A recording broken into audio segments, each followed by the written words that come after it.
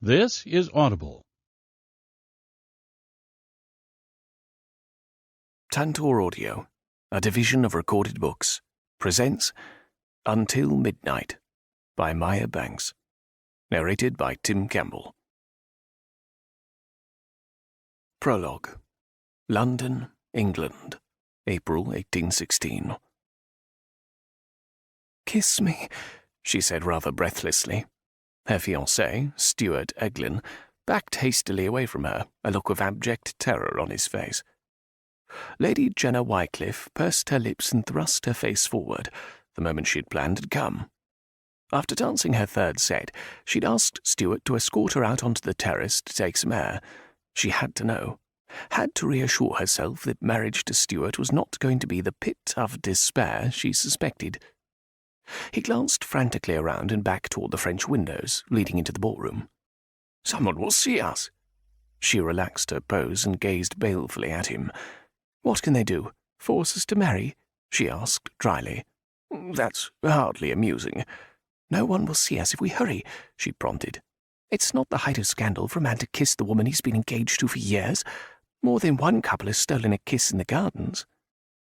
Glancing quickly back toward the ballroom, she stepped forward again, closing the distance between her and Stuart. She could forget the hopeless vanity he displayed, the ridiculous clothing, the exaggerated airs.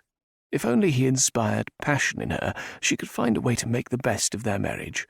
And she would only find out if he kissed her. "Please," she said softly. He sighed deeply, a pained look crossing his face. "Very well, but just this once." She nearly laughed. Surely he didn't plan for this to be their only kiss. Perhaps he meant before their marriage. Clenching her fists at her side, she waited. He pinched his lips together in a remarkable likeness to the trout her father so loved to catch. Then, squinching his eyes closed, he lowered his head to hers.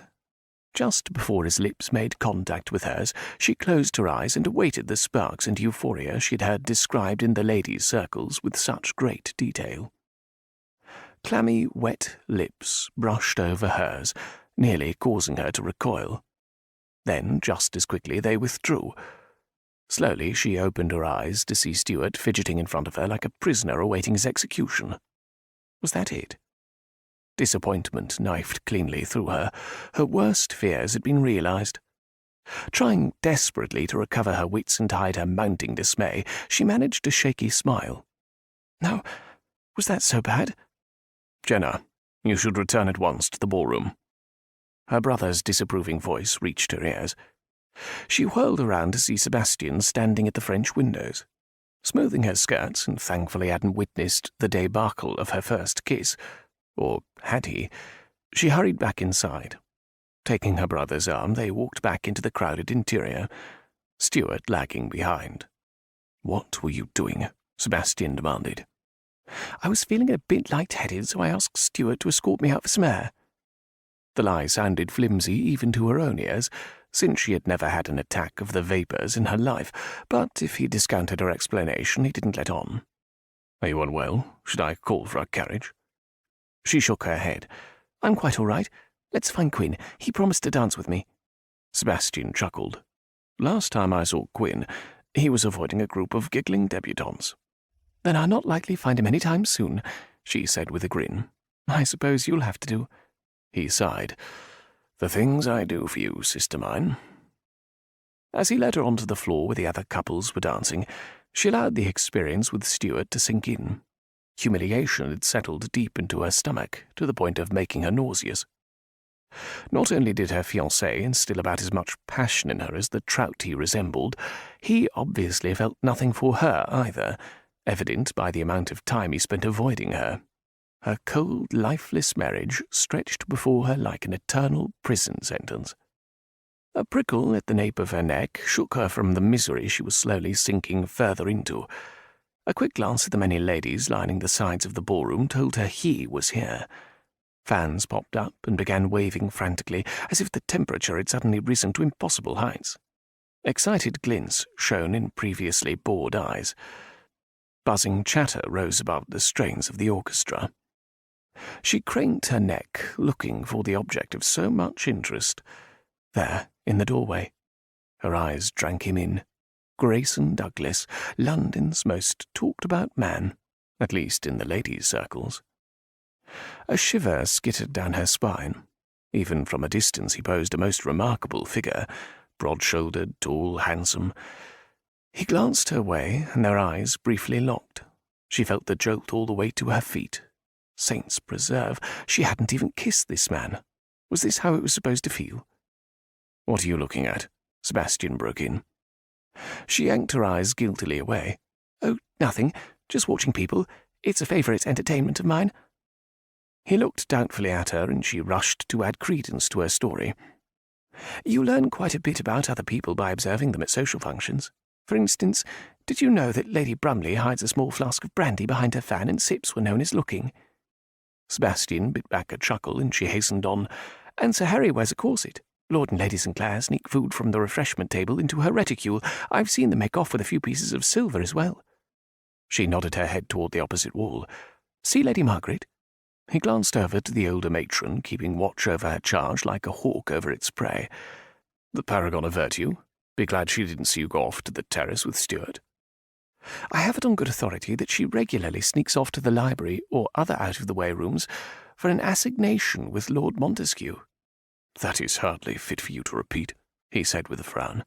Then he glanced back at Lady Margaret. "Does she really?" Jenna stifled a giggle. "I've witnessed her with my own eyes. Well," she added hastily, "not in the act, but I've heard some rather interesting noises in passing. Then saw them both sneak out of the library separately." "Remind me to keep a better watch on your comings and goings," he murmured.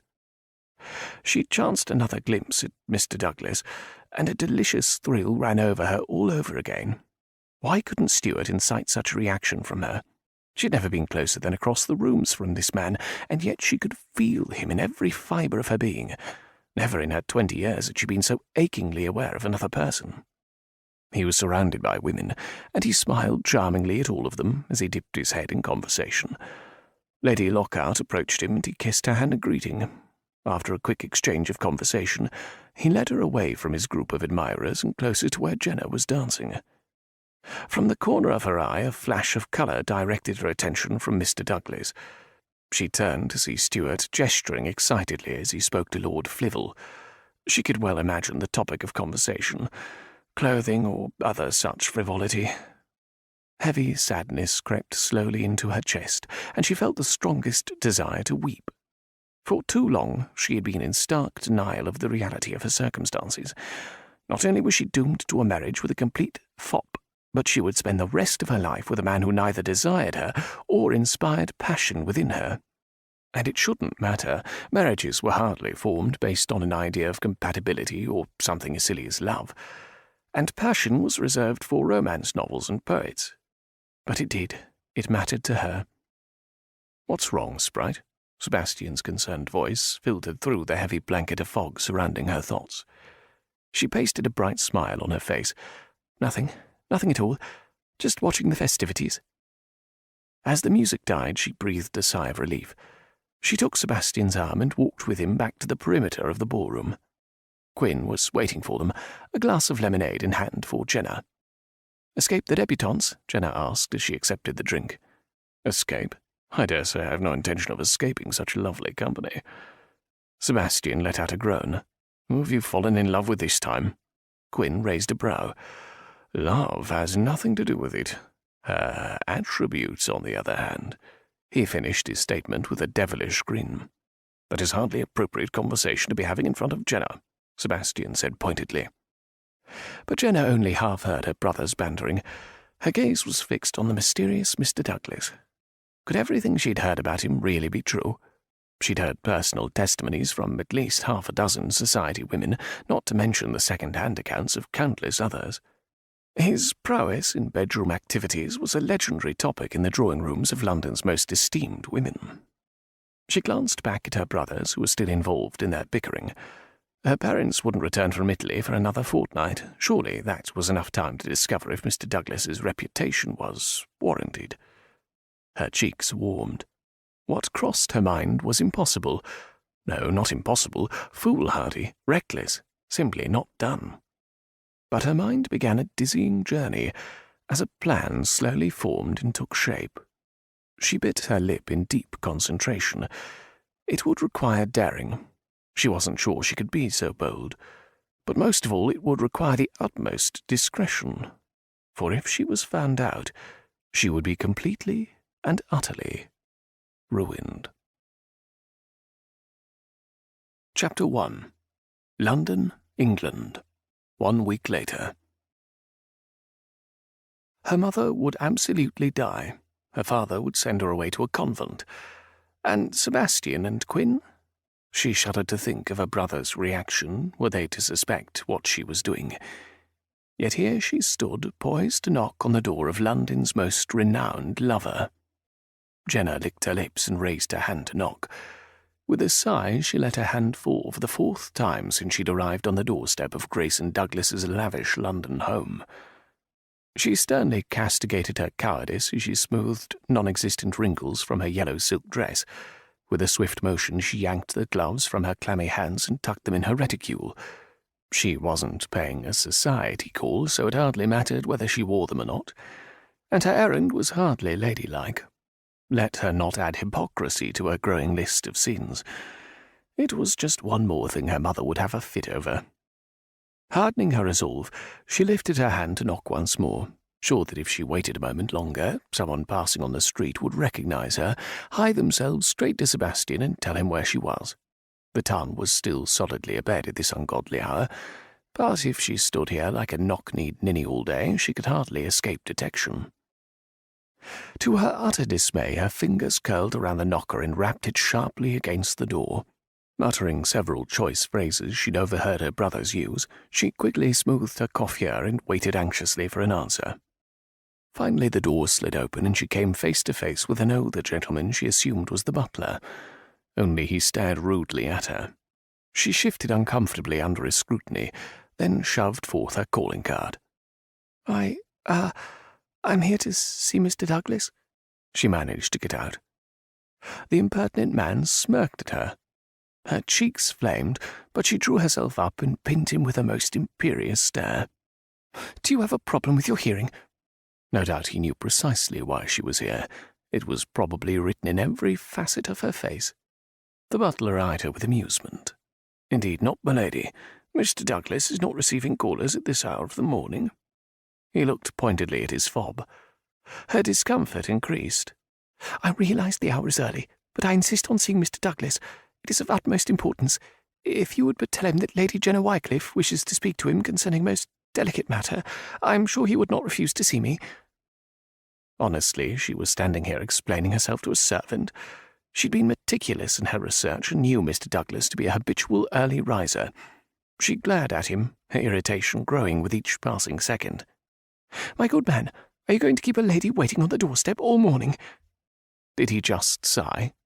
If ever she got to see Mr. Douglas, she was going to inform him of his butler's impertinence.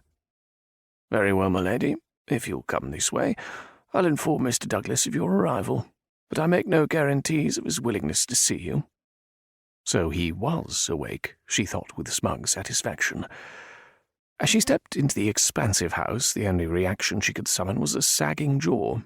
It was as if she had stepped into another world, or country at least. Though she'd only seen pictures, she was sure this was an exact replica of a sultan's palace. Of course, Mr. Douglas would choose such a theme to accommodate his sizable harem. A giggle escaped her, and the butler stared inquiringly at her. Summoning a more stoic expression, she pressed her lips together and continued on behind the man. But her eyes were still drawn to the exotic pieces of art dotting the hallways, the Persian rugs, the dark, rich colours of the walls, and the deeply burnished furniture. It all exuded masculinity, and a tickle of anticipation fluttered deep in her stomach. She was shown into the sitting-room, and the butler took his leave. She walked over to the settee, covered in red and gold brocade, and gingerly sat on the edge. All around her, ornamental pieces were strategically placed in the room, and though this April morning was quite warm, a fire blazed in the hearth. An earthy scent she couldn't quite identify drifted lazily throughout the room, but it fit well with the atmosphere.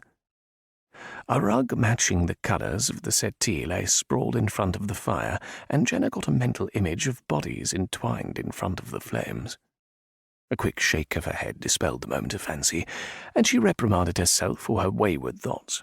Surely everything she'd heard about Mr. Douglas wasn't true. A tiny smile curled the corners of her mouth, but she certainly hoped so. She looked up as the butler returned to the room, and her heart sank when she saw he was alone. "Mr. Douglas will receive you in the library." She sighed in relief and hurried after the butler. Up the winding staircase they climbed until they reached the second-story landing. The butler then ushered her down a long hallway lit by ornate wall sconces. Obviously red was a favourite colour of Mr. Douglas, as the walls were covered in decorative red and gold paper.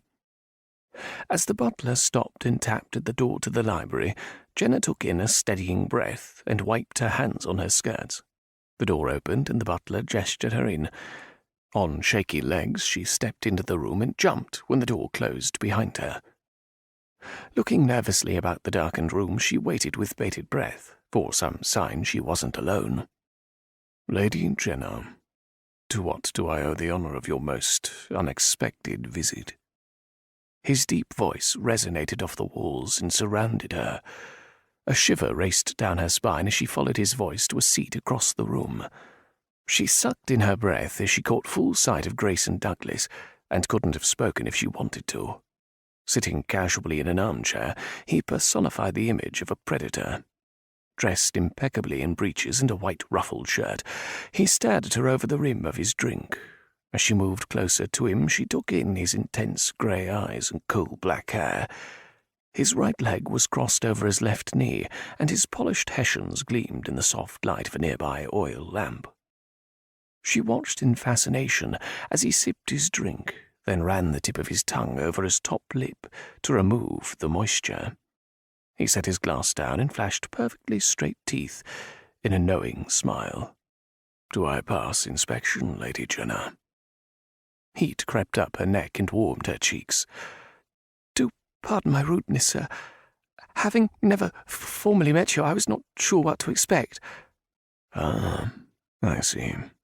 So you expected me to spirit you away to my bedchamber?" "Oh, drat the man! How could someone sound so positively sinful?" She gulped back her nervousness and summoned her courage. "Well, you see, Mr. Douglas, that is precisely why I came." He arched an eyebrow in surprise. "You came because you wanted me to spirit you away to my bedchamber?" "Well, not exactly," she stammered out. "Oh, do pour me a drink." She needed something to bolster her flagging confidence. This was a bad idea, perhaps the worst idea she'd ever had. With a low chuckle, he handed her a glass. She gulped at the liquid, and fire poured down her throat. She coughed desperately, her eyes watered, and she gasped for air. Offering a lady such a strong spirit at this hour of the morning?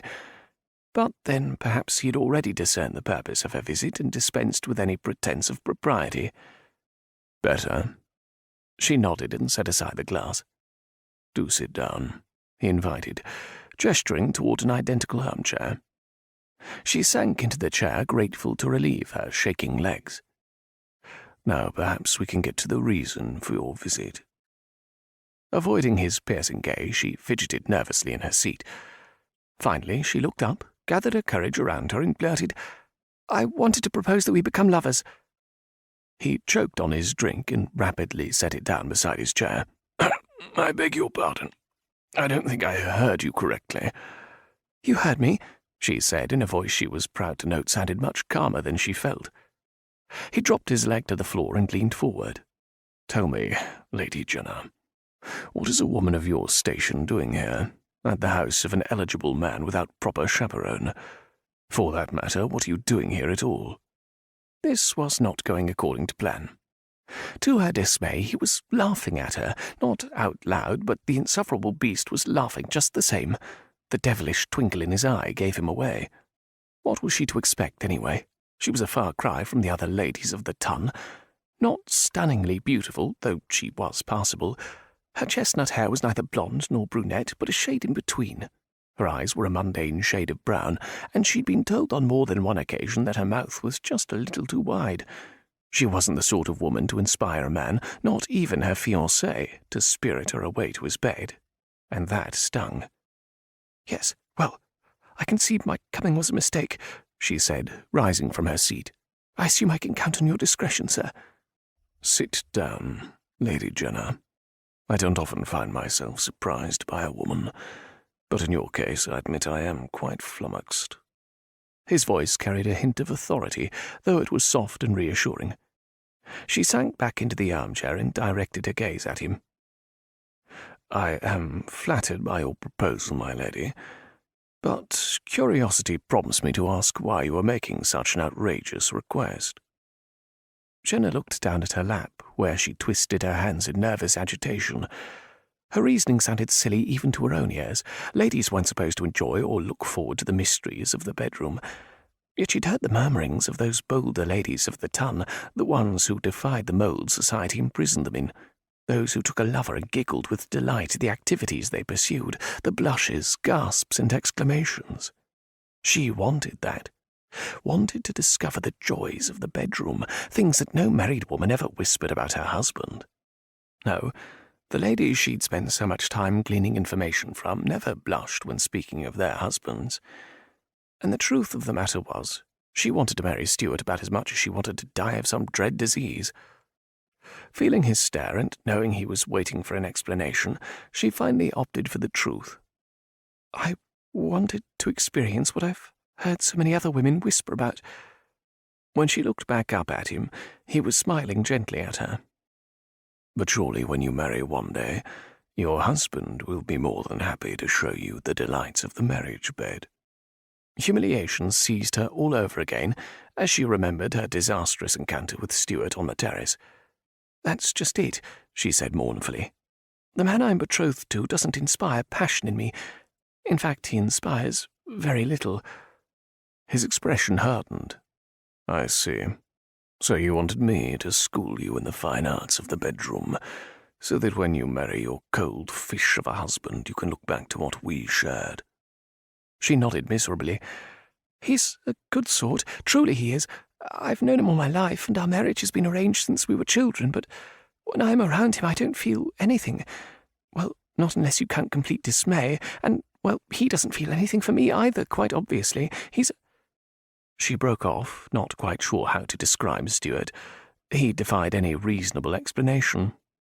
Suddenly Mr. Douglas was in front of her, pulling her to her feet.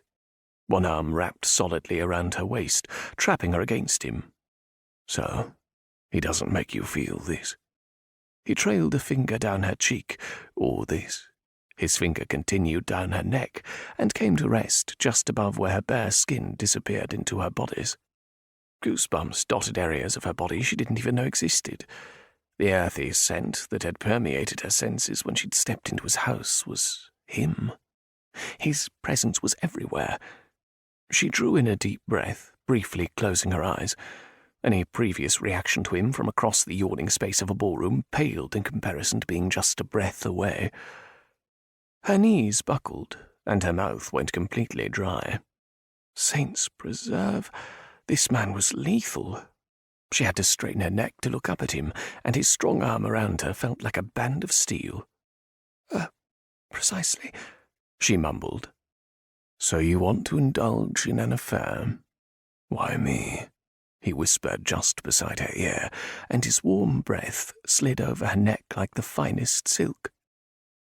"You have a reputation for being competent in such matters," she said primly. He threw back his head and laughed, and she watched in fascination. His grey eyes twinkled, and a broad smile curved his handsome features. Where before he'd appeared mysterious, fearsome even, he now looked almost boyish. But his lips, they still looked like they were made for sin. He released her and stepped back, studying her with those dark eyes. "So tell me, what happens when on your wedding night your new husband discovers you are no longer a virgin?" She averted her eyes, feeling embarrassment at how much thought she'd given the matter. "I planned to tell him I had a childhood riding accident. I rather think he might be relieved for all the interest he shows in such matters." "It would appear you've thought of everything," he said dryly. So how are we to conduct this affair, Lady Jenna? I assume you don't want such a matter to be public knowledge. Of course not, she gasped in horror. Mamma and Papa would die, just die. I could never show my face in society again if such a thing got out. I couldn't bear their disappointment. Then why are you willing to take such a risk? He asked softly. She briefly closed her eyes and twisted her fingers in the folds of her skirts. She didn't know how to answer without sounding spoiled, willful. How could anyone understand the shameful longings that curled within her? She opened her eyes again and decided to go with some semblance of the truth. Because I want to experience passion. I want to know what it's like to throw caution to the wind and take on utter bliss. For a few stolen moments, I want to forget about my future. She finished her declaration in a ragged whisper as the agony of her reality crashed in on her once more. I know I cannot escape the reality of my life, my duty. I only want a brief respite. You have much confidence in my abilities. Are you so sure I can give you what you desire? I think you can do much more than that, sir, she whispered. His grey eyes darkened to the colour of a stormy sky.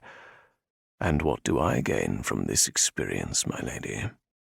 She chewed her lip in consternation. I know I am not at all like the women you're used to. I'm not beautiful or seductive. You obviously have no need for money, so I will not offer you compensation. Not beautiful? I beg to differ, Lady Jenna. Indeed, you are enchanting. What sort of man is your intended husband? Not only does he not inspire passion within you, but he doesn't think you beautiful. He fingered an errant curl that fell down her neck. He doesn't deserve such a woman. You were right to come to me. She sucked in her breath. Suddenly Stuart's rejection didn't sting quite so badly. Does this mean you agree to my proposal? Yes, my lady. I think it does. She opened her mouth, but the only sound that came forth was a squeak. He eyed her with a grin. Have I struck you speechless? We must agree on the terms, she stammered. What terms? We are to become lovers. Surely you understand the necessity for me to be discreet, so we must agree to times when I can come and go undetected. He nodded. Go on. My parents are away on a trip to Italy, otherwise I would not have attempted this. I'm staying in town with my brothers, but I've never done an outrageous thing in my life, so I know they would never suspect I would act this rashly. They let me come and go as I please, as long as I take my maid with me. And where is your maid today? He asked with a smile. I left before she awoke. I'm usually a late sleeper, and I intend to return before my absence is noticed. So, you wish to have our meetings early in the mornings?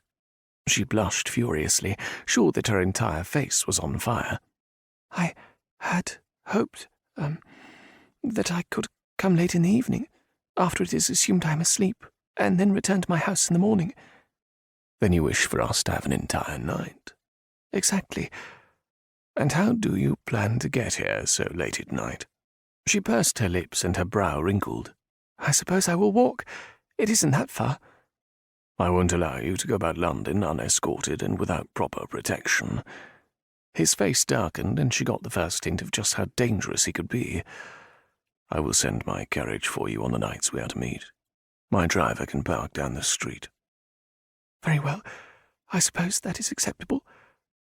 She shifted nervously and fixed him with a stare. How many nights are you available from now to the end of the month? For you, I can clear any engagements I had. I will expect you each night, and if you are unable to come, all I ask is that you send me word. She nodded. Very well then, sir. We have an agreement. We do. And if we are to have such an agreement, I must insist you call me Grayson.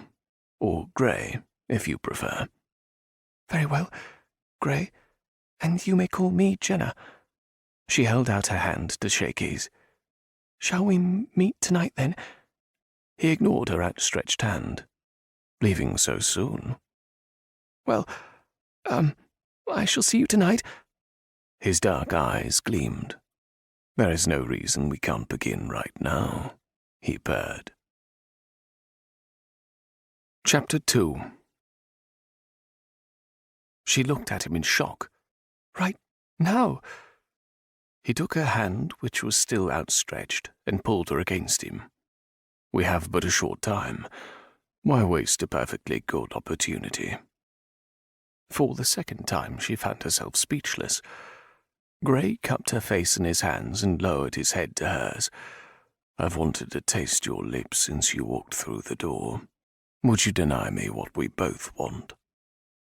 Mutely she shook her head, and he pressed his lips to hers. Sensation flooded her entire body, and she began a slow downward spiral. His effect on her was dizzying. Never before had she experienced such a mind-shattering event. She sighed against the gentle pressure of his lips and felt his tongue begin to explore the contours of her mouth. Soon her lips opened under his persistence, and his tongue began to duel with hers. If he wasn't holding her so tightly against him, she would have collapsed on the floor.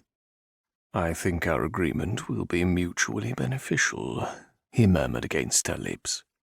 She pulled away and looked into the stormy depths of his eyes. "I think, sir, that I greatly underestimated your skills." "Or perhaps you overestimated them, my lady." Her brow furrowed, and she studied his expression.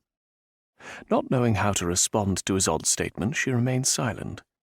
"Tell me, Jenna, do you think you are a woman of passion?" Again she felt her cheeks grow warm. "I have always felt guilt over my desires," she admitted. "I've always longed for passion and excitement, but have never had the courage to reach out and take it." "Until now," he said, idly caressing her cheek.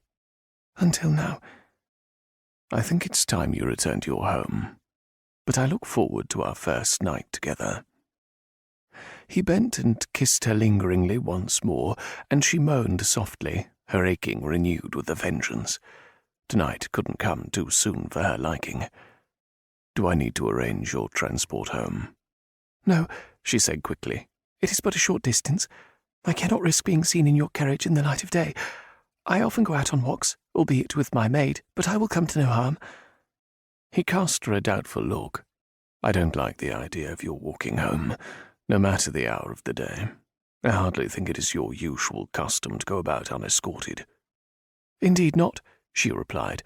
"But then it isn't my usual custom to go to the home of an eligible man, any man, and make such an outrageous suggestion." "Touché. Until tonight, then, my lady." "Good day, sir," she said, as though she hadn't just asked a complete stranger to become her lover. She turned and exited the library. Once outside, she hurried to the street. Snapping up her parasol and yanking her gloves back on, she did her best to look like she was doing nothing more than taking a morning stroll. But underneath, she was a raging sea. She'd actually gone through with it. Never would she have imagined that she would carry out what she'd only fantasized about in her wildest dreams. But she had. She'd have to be the soul of discretion if she wanted to remain undetected. To say that it would be disastrous were she discovered was a vast understatement. When she reached her house, she briefly entertained the idea of entering through the servants' entrance, but decided to go through the front. If her brothers were awake, she didn't want to appear as if she was sneaking about. They would lecture her for going out alone, but they would hardly suspect the reason behind her outing. She laid her parasol inside the door and headed to the kitchens. After requesting a tray to be brought up to her room, she retreated to her bedchamber. Once upstairs, she slipped inside her room and began loosening the buttons on her dress. Not wanting to summon her maid, she performed the arduous task alone, and soon found herself clad only in her chemise and corset. Padding over to her window, she opened it to let in the light spring breeze. As it washed over her, her nipples puckered beneath the thin undergarments and hardened to pebbles. A delicious thrill tantalized her as she remembered the same response when Grayson had kissed her, touched her, and teased her. She rubbed the chill bumps from her arms and moved back to her bed, sliding between the covers and closing her eyes. The rugged, handsome face of Grayson Douglas floated temptingly through her thoughts, and she felt her body quicken in response. Somehow she'd always known she was a person of great passion. She'd longed to unleash the power she felt beneath her prim and proper surface, and now that she had, she wasn't entirely sure she could restrain herself. She would spend these few weeks with Gray and then resign herself to a passionless life with Stuart. No matter her feelings for her fiancé, or the fact that he wasn't remotely attracted to her, she would never take a lover once she was married. She couldn't do that to her children, couldn't be the woman everyone whispered about. She wasn't completely without honor. She'd marry Stuart and be the perfect wife and mother, but she'd always remember the few weeks she spent loving with reckless abandon. Gray sat down behind his desk and leaned back in his chair, expelling a long breath. Lady Jenna Wycliffe, beautiful, impetuous, trouble.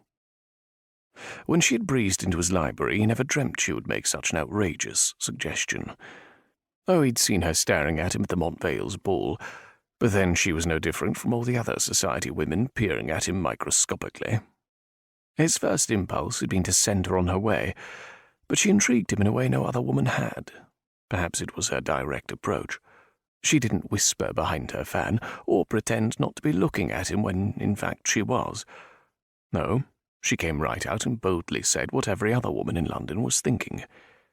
There was plenty of time to cancel their rendezvous before tonight. If she wasn't thinking rationally, perhaps it was up to him to halt her reckless behavior. A scowl crossed his face, wrinkling his eyes. He was tired of fending off unwanted advances from scores of women. They all viewed him like a piece of meat at the market. If a spoiled society darling wanted to experiment with the lower class, who was he to dissuade her? It wasn't as if he sought her out. On the contrary, she had come to him. But he would not be used in such a fashion. If he was going to proceed with this affair, it would be on his own terms. A slow smile replaced the frown. Lady Jenna Wycliffe was by far the most fascinating specimen of a woman he'd come across in many years. She may not know it yet, but their nightly visits would be interesting indeed. That is, if she even came. She had scurried from the library like a scared rabbit after he had kissed her. Chances were she had gotten far more than she had bargained for. He chuckled softly, remembering the way she melted against him, her soft curves moulding to his body. Even now his body simmered in reaction. Yes, she hadn't expected that. And if she carried through with their agreement, he would be very surprised indeed. But if she did, she would have her passion. He would see to it. She never forgot the nights they spent together.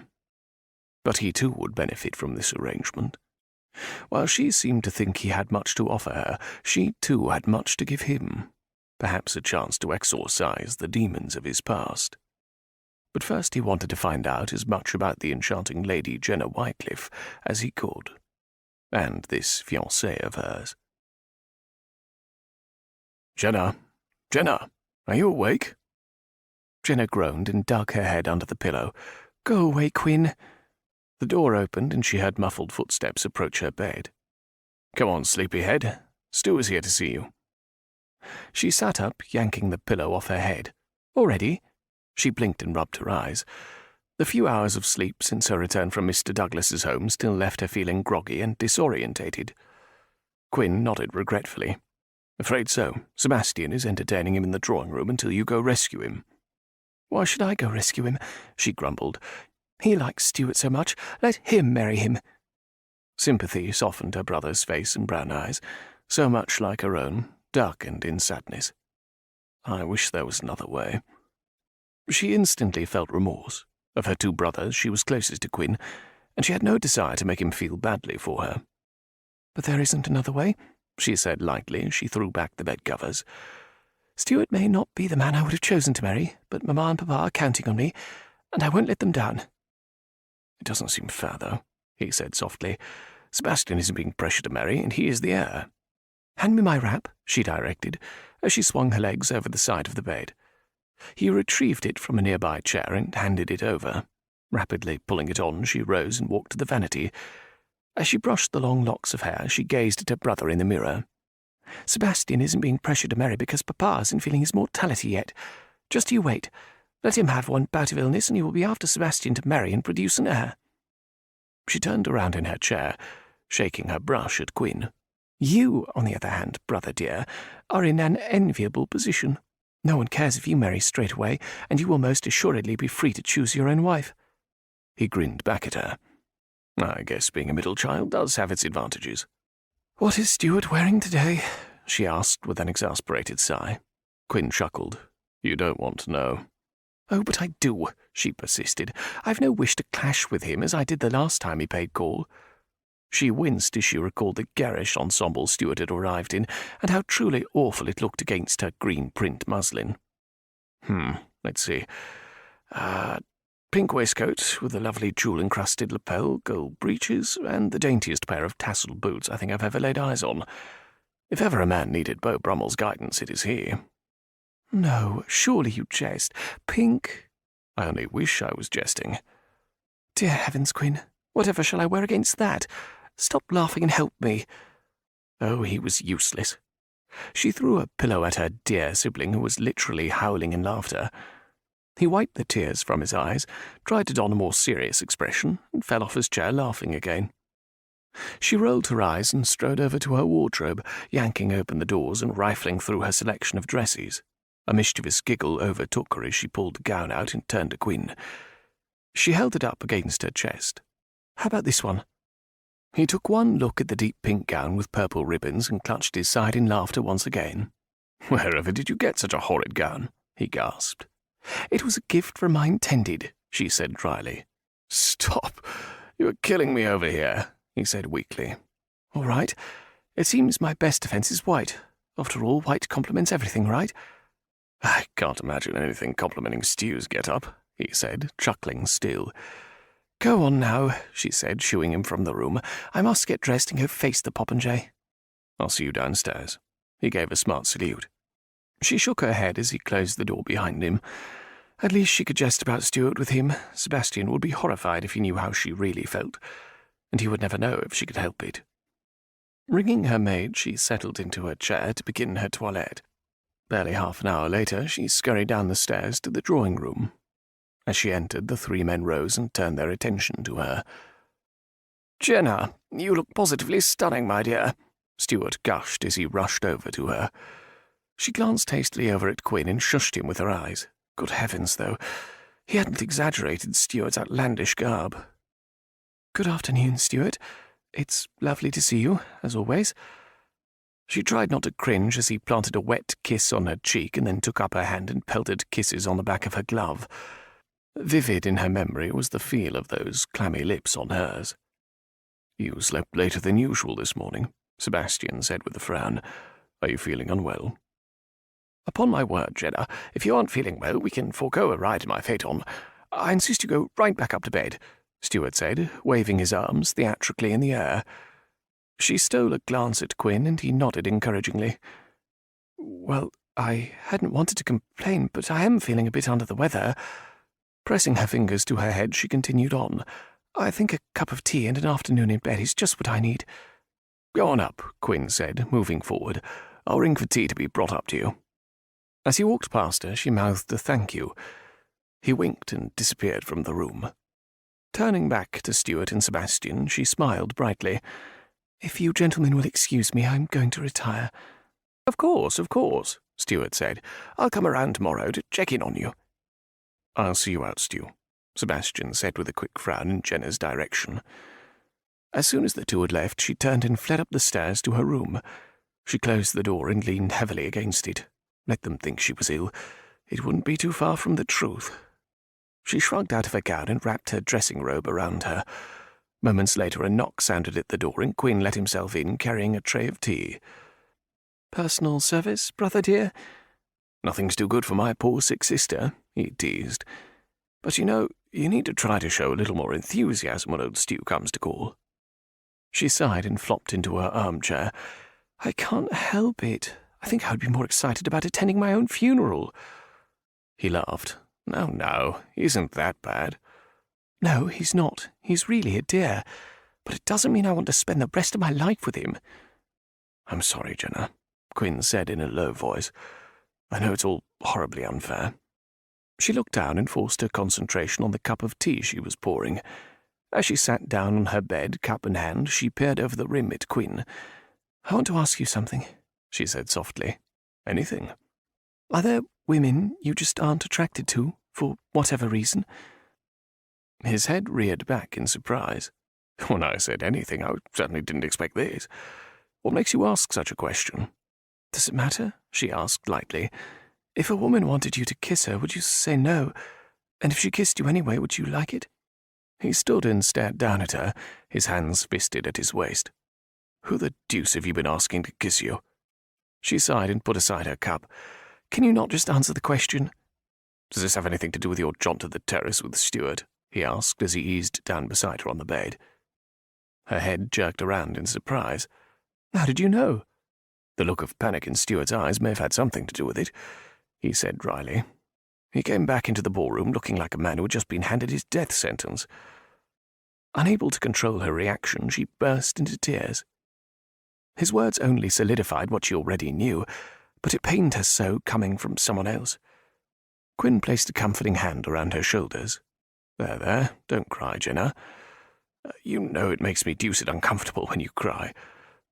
The note of pleading in his voice nearly made her smile. Tell me what happened. Only if you promise not to tell Sebastian, she said with a sniffle. He nodded, so she recounted the events of that night, Stuart's reaction to her request, and the disappointment she felt. When she was through, he sat back with a grim look on his face. I don't know what to say, Jenna. At least not what will make you feel better. Is there nothing else out there? She asked in a small voice. Is this as good as it will ever be? If she could gain some reassurance from Quinn, some small boon of hope, she could forget about her crazy agreement with Grayson Douglas and resign herself to a future with Stuart. But the look of sympathy ringing her brother's eyes merely drove home the hopelessness of the entire situation. If she didn't follow through, she may well never have such an opportunity again. Her mind fully made up, she reined in her melancholy and quickly steered their topic of conversation in another direction. It would be risky, she could very well be found out, but if she didn't seize the chance, she knew she would regret it for the rest of her life. I won't attend with him, Jenna said stubbornly. Sebastian ran a hand through his hair, a sure sign of his agitation. Jenna, you are betrothed to him. It only makes sense that he would escort you to social events. She set her lips in a firm line. Mamma and Papa agreed to let me spend the season in London before I married. That does not mean I must have Stuart hanging after me at every function. Besides, I thought you and Quinn were escorting me. She's right, you know, Quinn spoke up. This was supposed to be her time to enjoy London before she married in the fall. Sebastian rounded on his younger brother.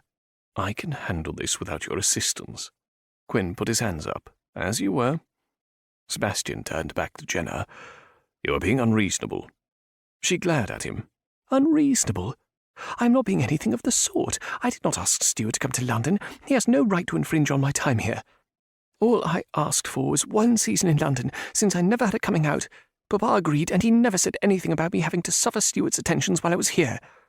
There's no way to speak of a family friend, Sebastian reproached.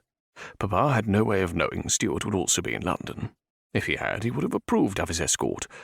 He is the man you are going to marry, remember? Jenna sighed and slumped down on the couch. As soon as she'd come down from her time in her room, Sebastian had mentioned Stuart's desire to escort her to Lady Lockhart's ball that evening. She could hardly tell him she had no wish to ever spend time with Stuart, but she'd hoped he would understand her need for a modicum of freedom before she returned to the country and married.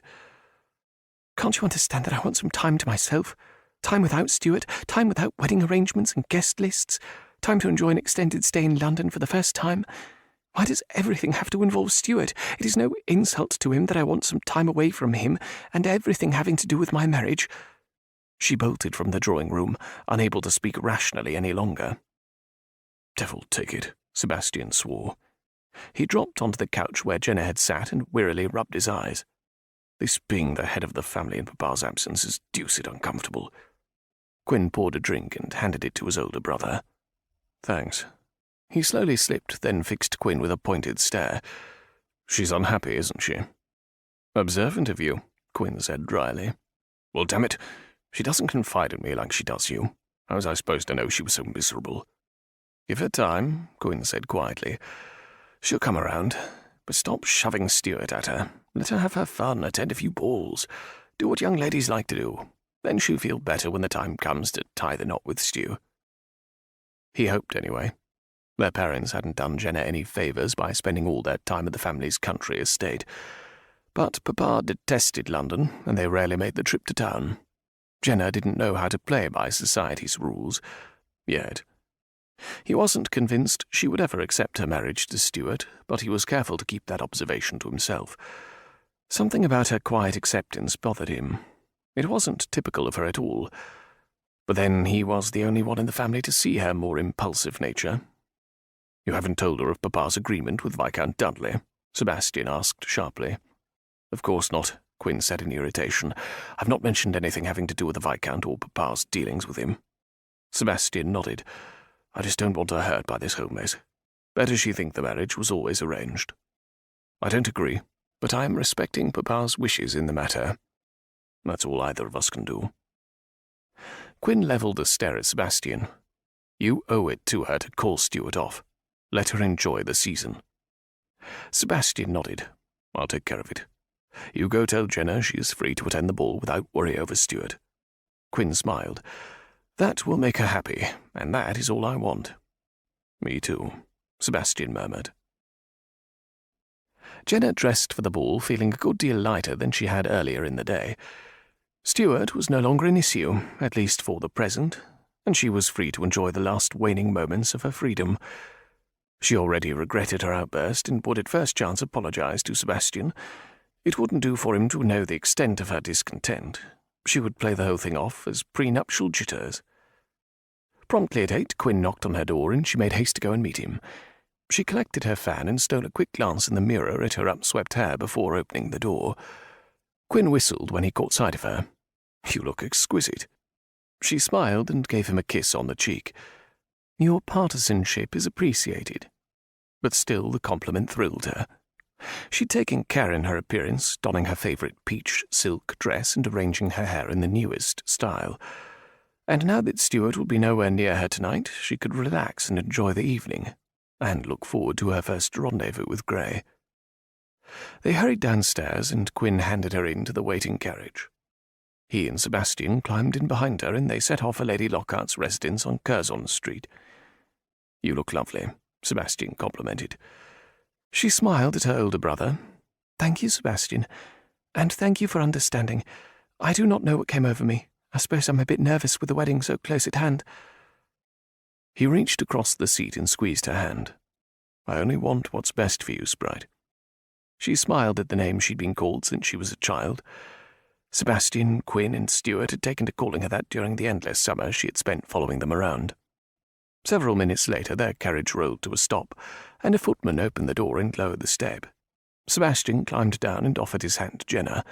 He escorted her in and through the receiving line before stopping in the ballroom for Quinn to catch up. "I will relinquish you now," Sebastian said to Jenna, "but I won't ever be very far." He kissed her hand and walked slowly away.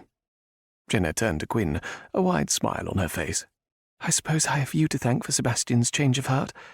"He wants your happiness every bit as much as I do." "Well, come then. Escort me across the room. I want a spot where I can see the entrance." He took her arm and they made their way through the crowd. They paused to converse with acquaintances along the way before ending up across the floor from the entryway. When they stopped, several gentlemen immediately came over to reserve a dance with Jenna. She smiled welcomingly at them and accommodated each of their requests. As she looked beyond their heads to the entrance, her smile froze, and her gaze riveted on the man greeting Lady Lockheart. Dear heavens, it was Gray, and he was coming in her direction. Their eyes locked across the crowded ballroom, and the rest of the room disappeared for Jenna. "I say, Lady Jenna, are you ailing?" She turned hastily to the gentleman who was speaking to her. Offering him a bright smile, she said, "I'm fine. Do be a dear and fetch me some lemonade." Then to Quinn she murmured, "I have need of the retiring room. I shall be but a moment."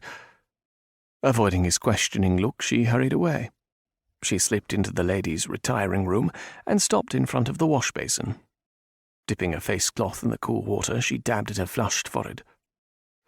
She checked her appearance in the mirror, willing the high colour in her cheeks to return to normal. He was here. The man she'd asked to become her lover was here. She tried to put her scheduled meeting with him tonight to the back of her mind, though she had thought of little else. but now it was shoved to the forefront in one startling moment. With shaking hands, she smoothed her hair and patted her hot cheeks. She had to return, or Sebastian, who was most assuredly watching after her, would worry. Taking a deep breath, she marched back into the ballroom, hoping that her calm facade belied her inner turmoil. Scanning rapidly for any sign of Gray, she headed in the direction of Quinn. "Lady Jenna, I do hope you will reserve a dance for me." Gray stepped in front of her, his husky voice sending pinpricks over her entire body. "Preferably a waltz." Not trusting herself to speak, she nodded. He bowed and backed away into the crowd. On shaky legs, she moved toward where Quinn stood, the men vying for her attention gone now. "Is something amiss?" he asked. "No, not at all," she said, breathlessly. "Who was the man who stopped you on your way over?" "Oh, him. He asked for a dance, and I consented." "Then why are you biting your lip?" Her hand flew up to her lips. "Oh, you vile man, I was doing no such thing." He chuckled. "Whoever he is, he seems to have made quite an impression." She breathed a sigh of relief when Lord Malcolm returned bearing a glass of lemonade. Taking it from him, she placed the rim to her lips and surveyed the ballroom, looking for Gray. Given his reputation, she assumed he would be in the company of large crowds of women, but he was nowhere to be found. Then her eyes lighted on him, his dark head bent in conversation with Lady Lockheart. He looked up, and their eyes met. She shivered as a slow smile spread across his face. He inclined his head slightly in her direction. Butterflies danced in her stomach and threatened to swirl in her throat. Quickly, she turned away as her next dance partner claimed her attention. As she completed the turns of a quadrille, she felt Gray's eyes on her. It felt as if he were sliding her dress down her back with the sheer force of his gaze. His burning stare followed her into her next dance, and then the next. Every time she looked up, he was caressing her with his gaze, undressing her with the slow movement of his eyes. The ballroom warmed considerably, and she was forced to snap open her fan. When she broke away from her partner after the third dance, a warm hand curled around her elbow. "I believe this dance is mine." She turned to face Gray as the orchestra struck up the first chords of a waltz. He gathered her into his arms, and she placed one hand on his shoulder. His fingers curled around her free hand, his touch burning through the thin layer of her glove. "I didn't expect to see you here," she murmured, even as she recognized the silliness of her statement. He frequented society functions even if he wasn't a regular attendant, but still, seeing him had been a shock.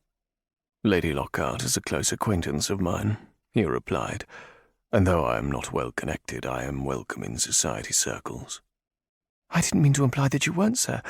I'm sure your wealth and your expertise makes you very popular with the ton." He quirked an eyebrow. "I'm not quite sure I want to know what you mean by that." A flush crept up her neck and threatened to take over her face. If he continued to look at her thus, she was going to go up in flames right here on the ballroom floor. "Shall I send my carriage for you at midnight, or is that too early?"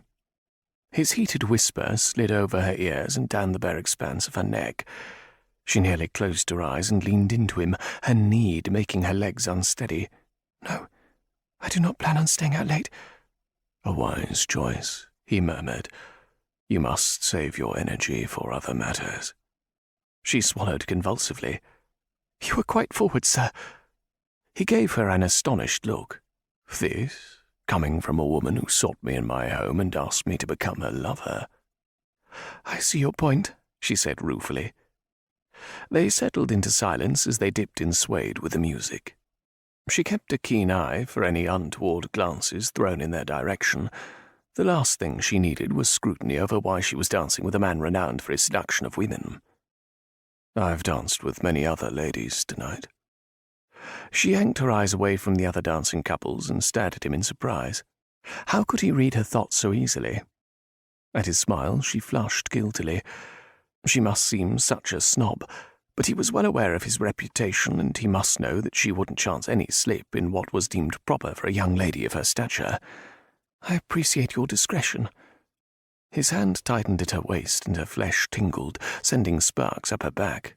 The fingers that held her hand loosened, and he slid his thumb over the thin material covering her palm. Her lips parted, and she immediately snapped her mouth shut again. She mustn't let her attraction for him become so evident. When she met his eyes, there was amusement reflected. He knew precisely what effect he was having on her. The last note of the waltz faded, and they stood in the middle of the floor, neither moving. Finally, he relinquished his hold on her and stepped slowly back. He bowed in front of her.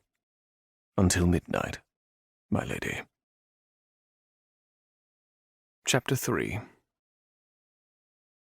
"Bloody fool!" Viscount Dudley rounded on his son with all the ferocity of a lion. "What do you mean you let her attend Lady Lockhart's ball without you?" Stuart flinched and curled his lips into a pout. "It's not as if I had a choice," he whined. "Imbecile! It's bad enough Penbury took off to Italy a mere months before the marriage, but he left Lady Jenna to her own devices. Silly chit has no business flitting about London. It's unseemly." He studied his son and thought for the 100th time since his birth what a complete waste of seed he was. But Stuart was the only heir he had, thanks to his incompetent wife. Now that she was dead, he could focus solely on the task at hand. He must get that locket back from Penbury's daughter. This task should have been taken care of years earlier, but the Earl had insisted that Jenna not wed before her 21st birthday. Ridiculous condition. The chit was beyond the normal marriageable age. But no amount of persuasion had swayed the Earl to let the marriage occur before now, and he'd feared if he had pressed further the Earl would have backed out of the contract. So he had watched and waited.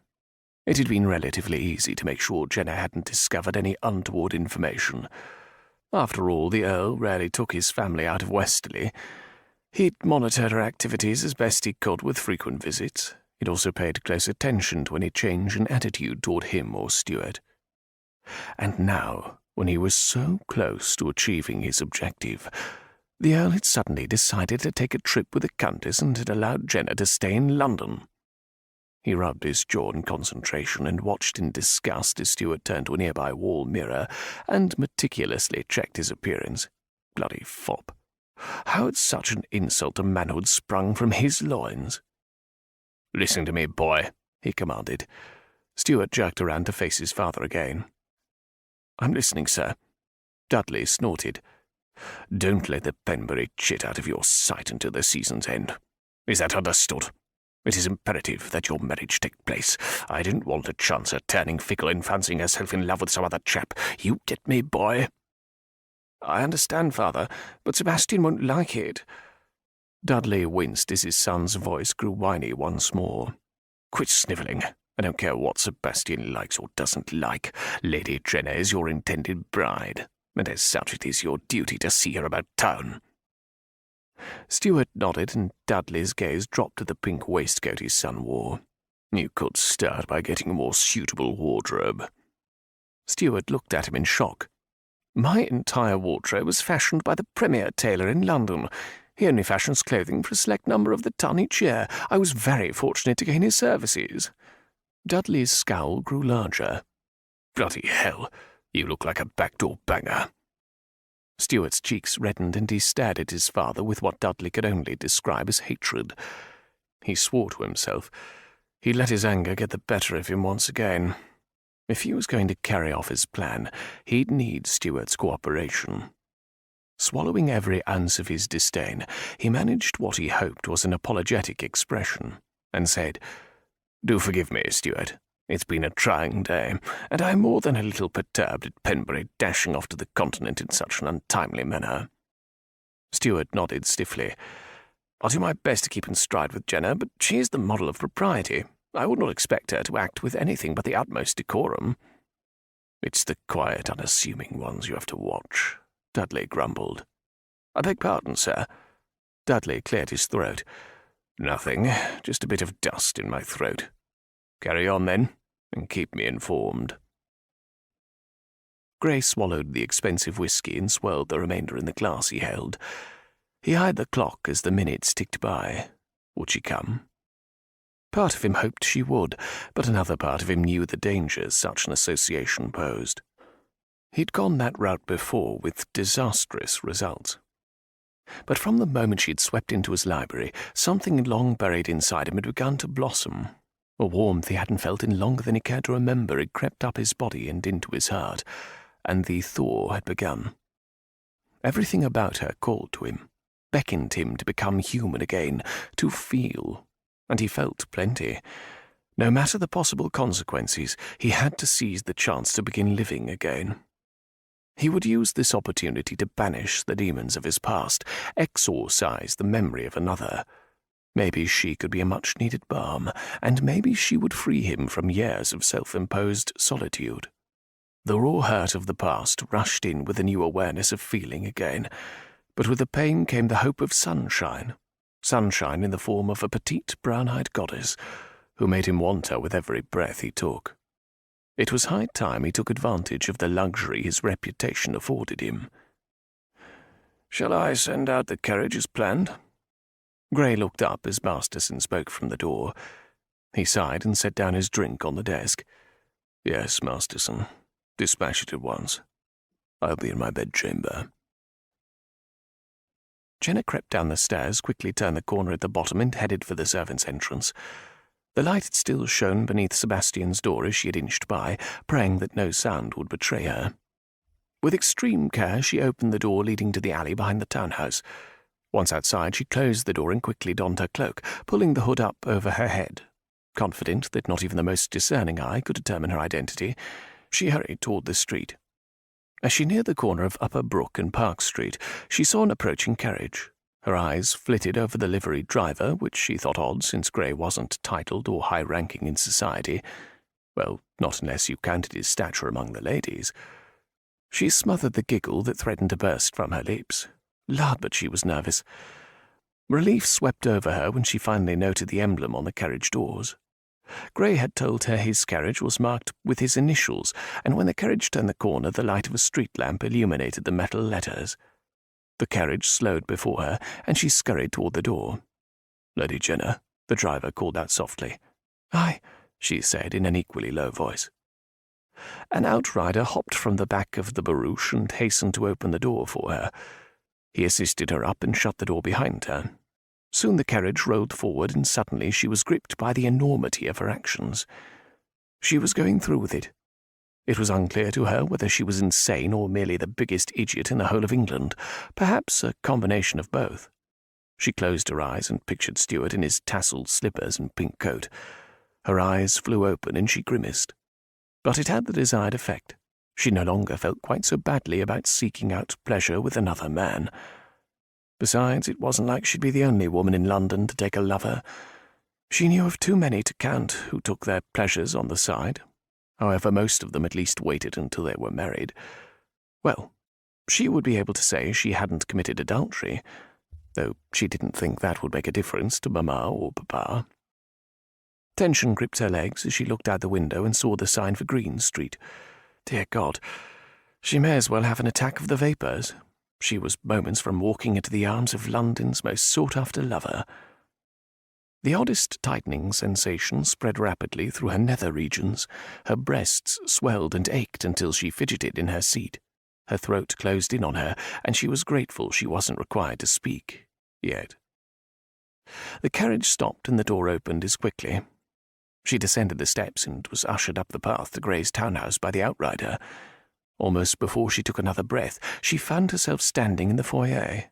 The door closed solidly behind her. No turning back now. She shrugged out of her cloak and handed it to a waiting maid. "Mr. Douglas awaits you in his bedchamber," the butler said. Too terrified to take stock of her surroundings, she mutely followed the infuriating butler up the stairs and down a long hallway. She refused to make eye contact with the impertinent servant, sure she would find something not to her liking in his expression. "Here you are, my lady," he said as they stopped outside a closed door. Before she could open her mouth to say anything, he turned and was gone. Curse the man. What was she to do now? She assumed Gray was waiting for her on the other side, but should she knock? Just go in? Would he be naked? Heavens, where did that come from? But she supposed it wasn't entirely impossible, given the nature of their rendezvous. She swallowed for the 100th time, certain that if she did so once more, her tongue would be forfeit. Deciding that she really didn't want to burst in unannounced on someone who could very well be unclothed, she opted to knock. His voice filtered through the solid oak door in one uttered word. "Come." On wobbling legs, she opened the door and eased inside. She nearly wilted in relief when she saw he was dressed. Not that being dressed detracted from his indomitable presence. No, he lounged in the window seat across the room with cat-like grace, but his lazy hair did nothing to disguise the fact that he looked ready to pounce. On her. She gulped and put an unsteady hand to her chest. When he rose and moved toward her, she stepped hastily back, bumping against the door she didn't remember closing. A wide grin flashed, and his eyes glinted in satisfaction as he closed the distance between them. Too quickly she found herself trapped against the door as his hand came to rest on the wood behind her. "You came." "How observant of you," she said, more sharply than she intended. He chuckled. "So, my lady, where would you begin? Would you like to undress me, or would you prefer I undress you?" She raised a hand to his chest as if to ward him off, but it remained against the solid wall of muscle and she could feel the heat radiating from him. Nervously, she sucked in her lower lip, and his eyes narrowed in reaction. "Yes, well, there's no need to rush things, is there?" Laughter glinted in his eyes, and he lowered his lips just above hers. His hot breath scorched her, and she sucked in air, feeling light-headed. "Indeed not. We have all night." His mouth was so close she could almost feel his lips on hers, and just as quickly he moved away, startling her with the abruptness of his action. "Come, Jenna, have a drink with me. It will help you to relax, and we can discover more about one another before we discover more about one another," he finished with a wicked grin. Unable to control herself, she burst into laughter, all the nervous tension escaping her in one fell swoop. "That's better," he said, handing her a glass. "Are you frightened?" She stared at him for a long moment. Certainly there was little point in lying to the man she intended to be intimate with.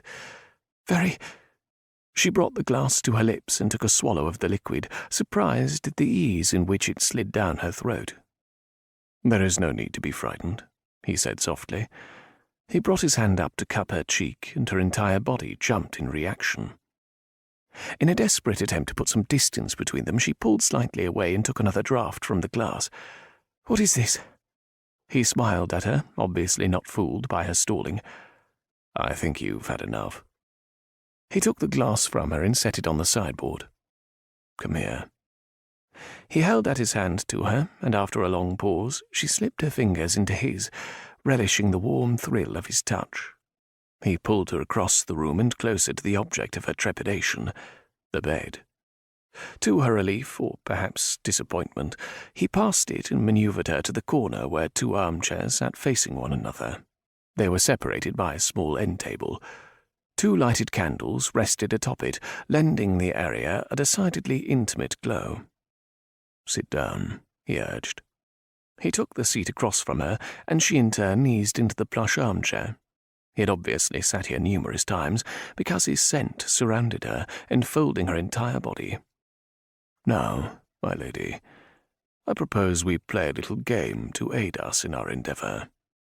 Surely it was a sin for a man to have a voice that would coax the clothes from a nun. His silky tone penetrated every layer of material she wore, making her achingly aware of her desire for him. She fixed her eyes on him, determined to act with some measure of calm. That was until he uttered his next words. "I propose we take turns asking questions of one another. Once we answer each question, we must remove an item of clothing." Her mouth flew open, and to her embarrassment her nipples hardened and thrust outward. Scorching heat suffused her cheeks, and vivid images of him, naked, burst through her thoughts like fireworks at Vauxhall Gardens. And what demon possessed her to nod her acceptance, she would never know. Chapter 4. Satisfaction gleamed in his eyes. "I, of course, will do the gentlemanly thing, and allow you to go first." You may ask me a question at your leisure." She stared at him dumbly, not at all sure what to ask him. The ability to process simple thought patterns fled whenever she was around him. His voice broke through the thick silence. "Perhaps you'd like me to ask you a question first." She nodded, certain that she could at least think of an answer even if she couldn't manage to form coherent thoughts. He studied her a moment, then cocked his head. "I'll begin with an easy one." He rested his forearm on the table between them and drummed his fingertips. "Tell me, Lady Jenna, are you having second thoughts about our arrangement?" What to say? Other than she was sorely tempted to rip the clothing right off his broad chest. But thanks to her timidity, she would now be first to forfeit an article of clothing. "No, I think I'm rather looking forward to our agreement." Was that surprise that flickered in his grey depths? But it was gone as quickly as it had flashed, and now his pupils widened, making his eyes more black than smoky. Though she had never viewed blatant desire in a man, she thought it was now reflected in every facet of his chiselled face. "What piece of clothing shall you remove first?" She looked down, stretched her legs out, and shook off her shoes. It was about now she regretted not dressing with more care for this evening. In her haste to leave, and since she knew she would eventually be divested of her clothing, she had forgone such essentials as pantaloons and a corset, opting instead for stockings, a chemise, and a very modest day dress. Tucking her stocking-clad feet under the hem of her dress, she peeked back up at Gray. "Now for my question, sir." He lifted an eyebrow expectantly. Doing her best to look him head-on, she said, "Why did you agree to become my lover?" A slow smile spread across his face, displaying perfectly straight teeth. What man wouldn't dream of being asked to pleasure a lady such as yourself? She frowned. That was hardly an answer. He ignored her, and reached for his cravat, loosening it and discarding it on the floor. "It is my turn again, I believe." She swallowed nervously, already wondering which piece she should take off next. "Why are you willing to risk your reputation, your standing in society, for what you could freely explore after you marry with only a little discretion?" She gnawed her bottom lip, not at all sure she could sum up all she'd been tormenting herself over for the last several days. Yes, the risk she was taking was enormous in magnitude. The repercussions could be lifelong and devastating not only to her but to her family as well. God, what was she doing here? The urge to flee had never been as strong as it was now. The idea of ruin had not in itself been enough of a deterrent, but the fact that her actions could jeopardize her entire family was sobering. Her circumstances and arranged marriage were not unique, nor was she unduly wronged.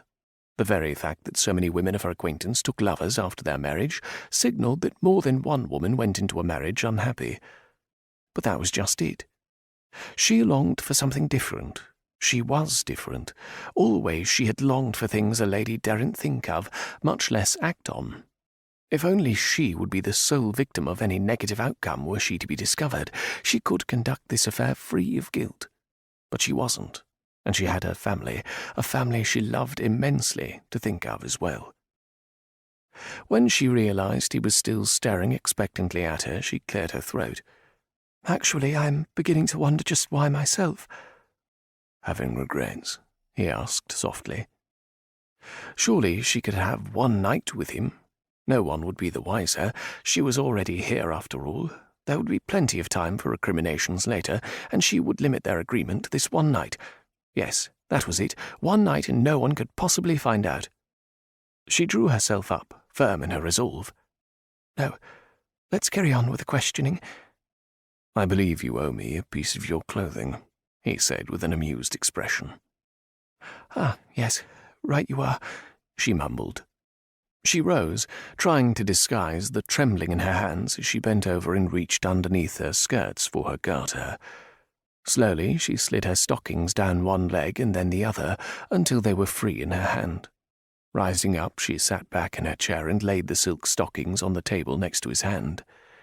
His pupils flared once more in the flickering candlelight, and he let out his breath in a long sigh. "My turn," she said, smiling at his reaction. "Are you very good at this sort of thing?" His eyes widened in surprise. "What sort of thing are you referring to?" "Being a lover, of course." Laughter rumbled from his chest. "Wouldn't it have been better to ascertain that before we came to an agreement?" "I demand you answer me and quit replying to my questions with a question," she huffed. "I think that is something you will learn soon enough." He stood and slowly began pulling his shirt from his breeches, then began to work it upward, bearing inch by inch his muscled chest as he pulled it over his head. She sucked in her breath and the room swirled around her. Her cheeks felt ready to explode, and a hot wave rushed from her feet upward, leaving her light-headed and precariously close to swooning. Dear heavens, she'd never even seen her brother's naked chests. If she didn't get air, and soon, she was going to burst into flames. "Can you open a window?" she squeaked. "I find it comfortable in here myself," he purred. She swallowed hard, her eyes still glued to the ridges of his taut abdomen and the smattering of fine hair that worked up from his navel and spread out at his chest. Her breasts swelled against her dress, and the aching began in earnest, in areas of her body she'd been taught never to mention. Yanking her gaze from more skin than she'd ever been witness to, she focused on the stockings that lay carelessly across the table in front of her. She had him sit once more, and she waited for what he would ask her next. "Look at me, Jenna." Slowly her eyes came up and rested on his broad shoulders, naked shoulders. His voice washed over her, barely a whisper, yet she heard every word. "Have you ever lain awake at night, longing for a man's touch, yearning for something that makes you complete?" Wordlessly she nodded, too entranced to break the mood by speaking. Then she looked down, realizing that her dress must come next. "Would you like me to help?" he asked, his husky voice catching just a bit on the last word. Trembling, she rose and turned around, inviting him by her action to unfasten the buttons down her back. She flinched and closed her eyes when his fingers made contact with the back of her neck. A tiny gasp escaped her lips, and chill bumps dotted every inch of her body. As he pulled the dress down her back with agonizing slowness, his fingers sent tiny shocks whenever they brushed against the thin material of her shift. Finally the gown fell to the floor in a heap around her feet, and he moved away from her. She glanced down, mortified to see the dark imprint of her straining nipples through the transparent silk. She couldn't turn around and face him. "Jenna." The one-word command sent shivers over her neck, and she didn't give thought to disobeying. Slowly she inched around, making sure her arms were crossed over her bosom. When she met his eyes, the raw need she saw made her take a step back. "Sit," he said quietly. "It's your turn to ask a question." She slid gratefully into the chair, hugging herself tightly. "If I ask a question, will you be completely honest with me?" "Yes, of course."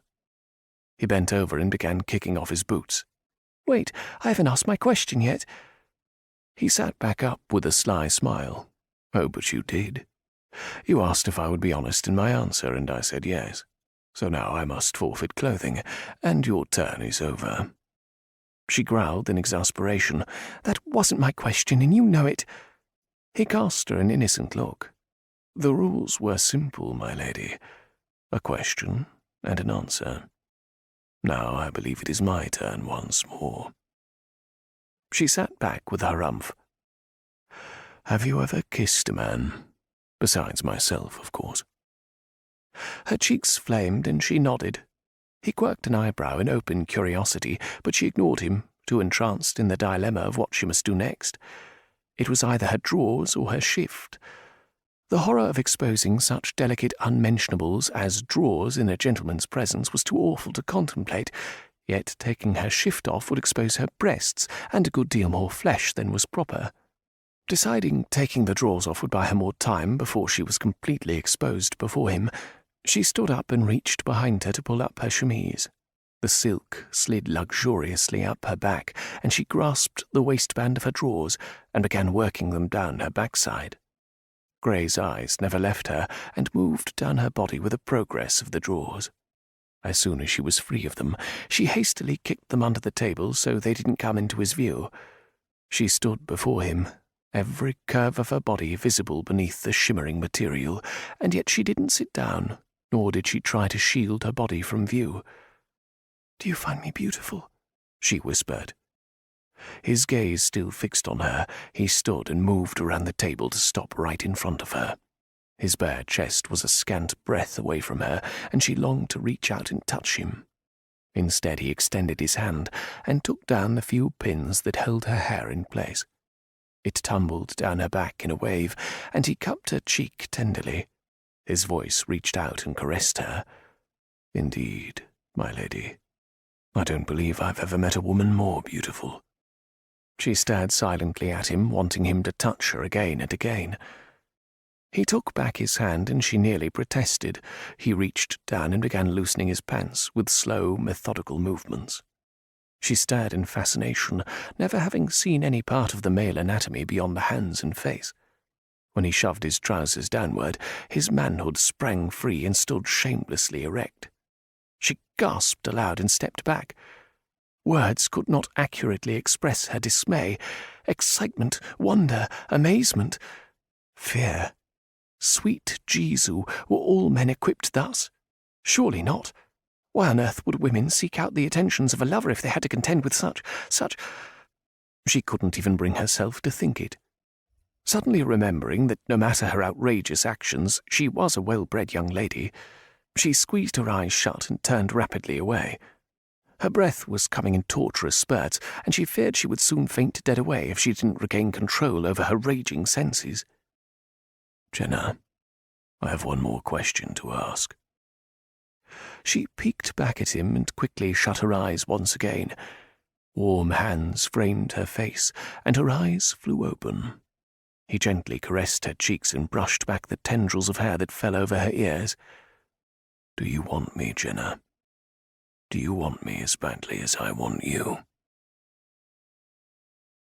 Chapter 5. Oh God, yes, she wanted him. She was consumed with want. She wasn't even sure what she wanted, but she knew he was the only man who could give it to her. Knowing her answer would relieve her of the last remaining barrier between them, she waited a moment, trying to muster the nerve to take the last step. His hands trailed down her face and into the hollow of her neck. He gathered the material of her chemise between his fingertips and drew it taut over her budding nipples. She held her breath as his head lowered, then she felt his warm, moist mouth close over her cloth-covered nipple. Her back arched spasmodically, and she cried out in shock. He tugged impatiently at her breast, his teeth grazing the sensitive bud. Her body exploded in sharp bursts of the most exquisite pleasure she'd ever experienced. Then his mouth was gone, and she moaned in protest. "Do you want me?" he asked again, his voice coming in rasps. "Yes," she said, throwing the last vestiges of caution to the wind.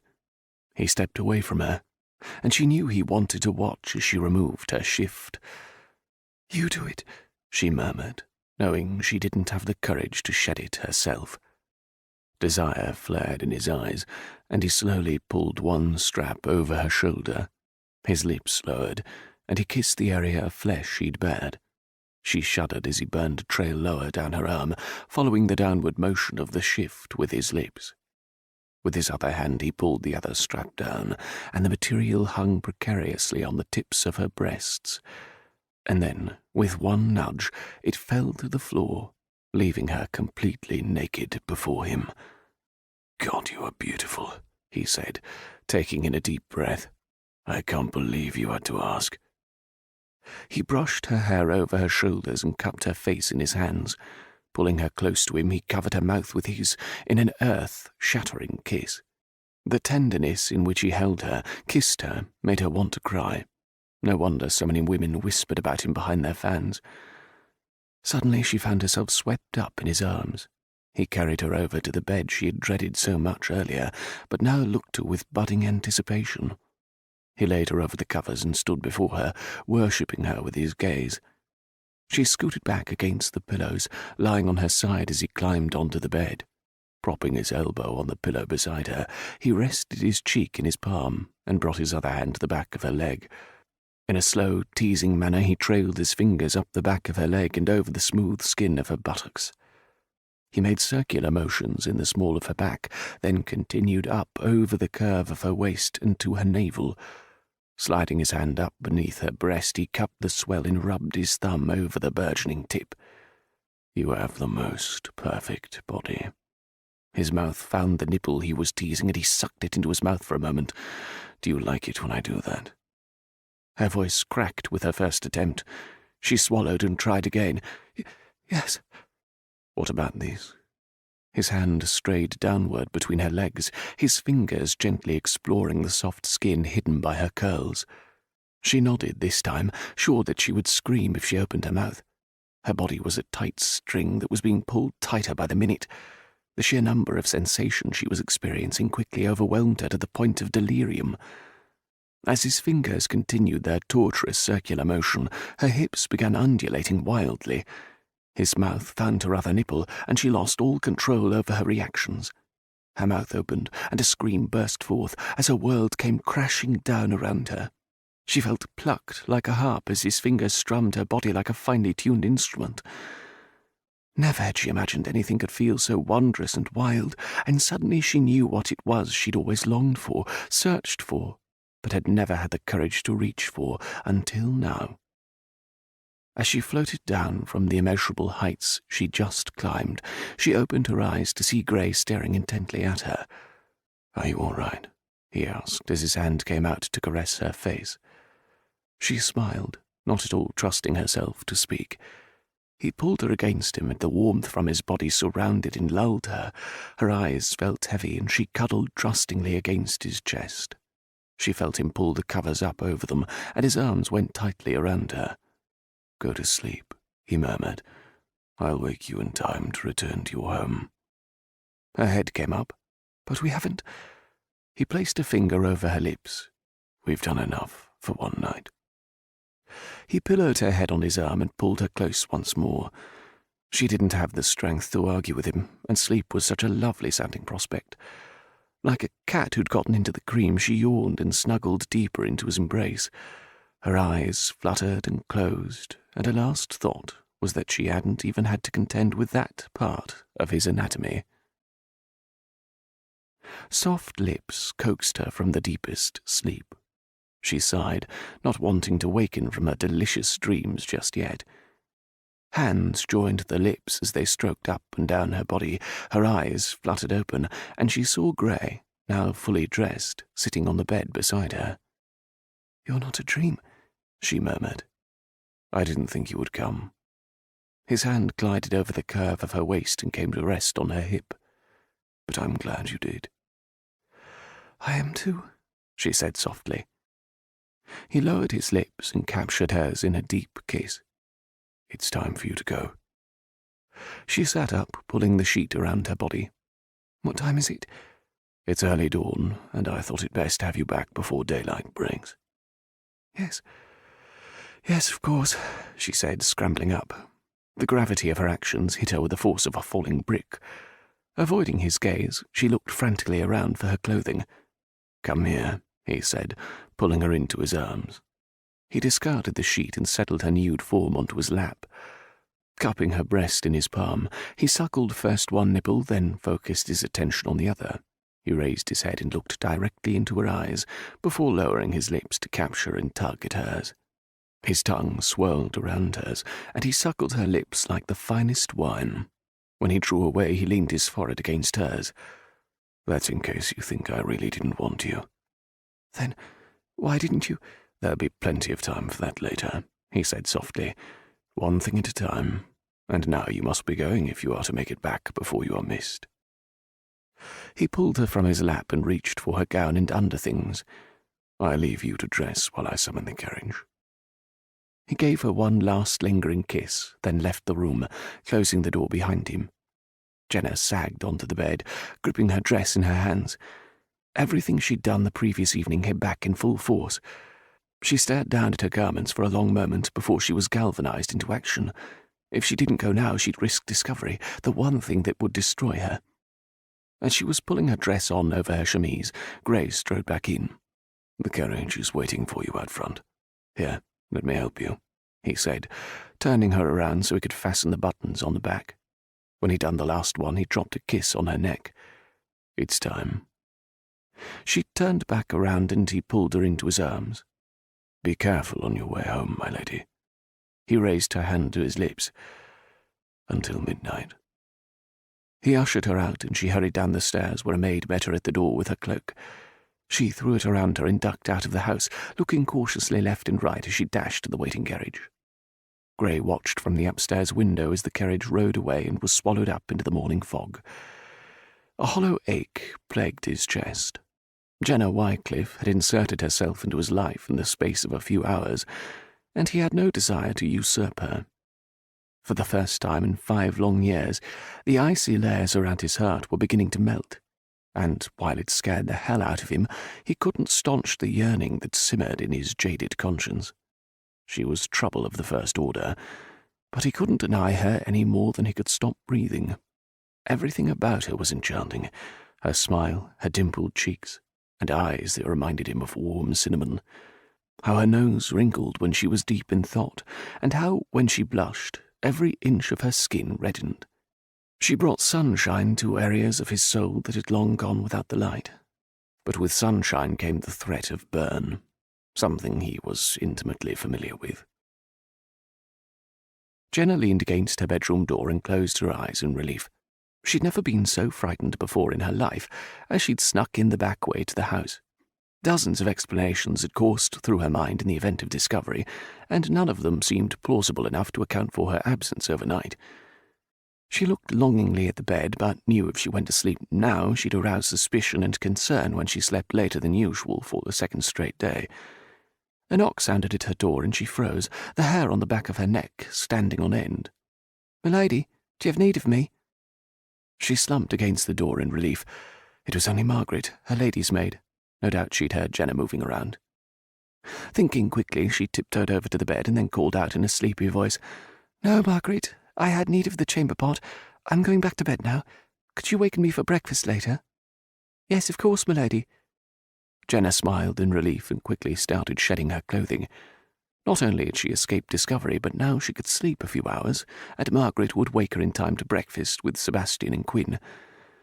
Burrowing into the lacy covers, she pulled them up to her chin and smiled dreamily as she relived her night with Gray. A more delicious man never lived. Of that she was positive. The reality of him far surpassed the idle gossip that had circulated the ladies' groups. He'd known exactly where to touch her, kiss her and caress her, though she was pretty sure there was a lot more they hadn't done yet. Far from a total green girl, she did know some of what went on behind the closed doors of the bedchamber, enough to know that his thing hadn't entered her body like it was supposed to, but maybe it was a good thing, judging by its size. A sudden thought hit her like a bolt of lightning. She hadn't told him she wasn't coming again. Though she had resolved that she would only spend one night with him, she had never given it a thought once he began touching her. In fact, she had left fully looking forward to their next meeting. How could she have forgotten what she'd so clearly decided? And did she send word to him that she wasn't coming again, or should she try and see him in person? No, that wouldn't do. She couldn't chance another trip to his house in daylight. She gnawed at her lower lip as she wrestled with her conscience. Truly, she hadn't had a full night with him. No, they hadn't completed the act at all. He'd said there was more to come. Devil probably knew she was planning to back out and purposely baited her into coming again. She squeezed her eyes shut and blew out her breath in exasperation. Why did this have to be so difficult? Why was she making it so difficult? How could she be found out if she were careful? Tonight's encounter had only whetted her appetite, and she wanted very much to experience the other pleasures he promised with those dark, brooding eyes of his, even if it meant risking everything. Chapter 6. Jenna bounded down the stairs, hoping to look more energetic than she felt.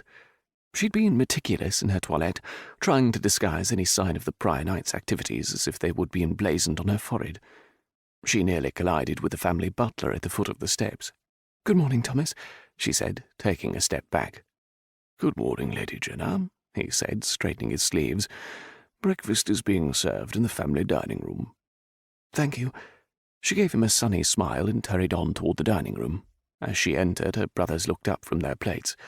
She nodded at them and went over to the sideboard to begin preparing her plate. After selecting eggs and sausages, she took her plate and slid into a chair beside Quinn. "Good morning, Sprite," Quinn said around a mouthful of food. "Good morning." "Are you feeling well?" Sebastian asked from his place at the head of the table. "Sebastian, I do wish you would sit over here with the rest of us," she said irritably. "It's wretched uncomfortable to crane my neck to see you, much less try to have a conversation." He chuckled and picked up his plate. He ambled down to a chair across from her and sat back down. "That better? You must be feeling well, since you've seen fit to order me about as usual." "Much better," she said, smiling at him. "I never liked you sitting at the head of the table anyway. I can't get used to anyone but Papa being there." "So, what do you plan to do today?" Quinn interrupted from her side. She turned to face him and pursed her lips in concentration. "I don't recollect any specific plans. I'll have to check with the family secretary to see if I have any engagements." "You don't?" Sebastian spoke up. At her inquisitive look, he added, "I already checked." "Well, then I suppose I'm free to go shopping," she said with a grin. "Don't forget Stuart is coming to call later on."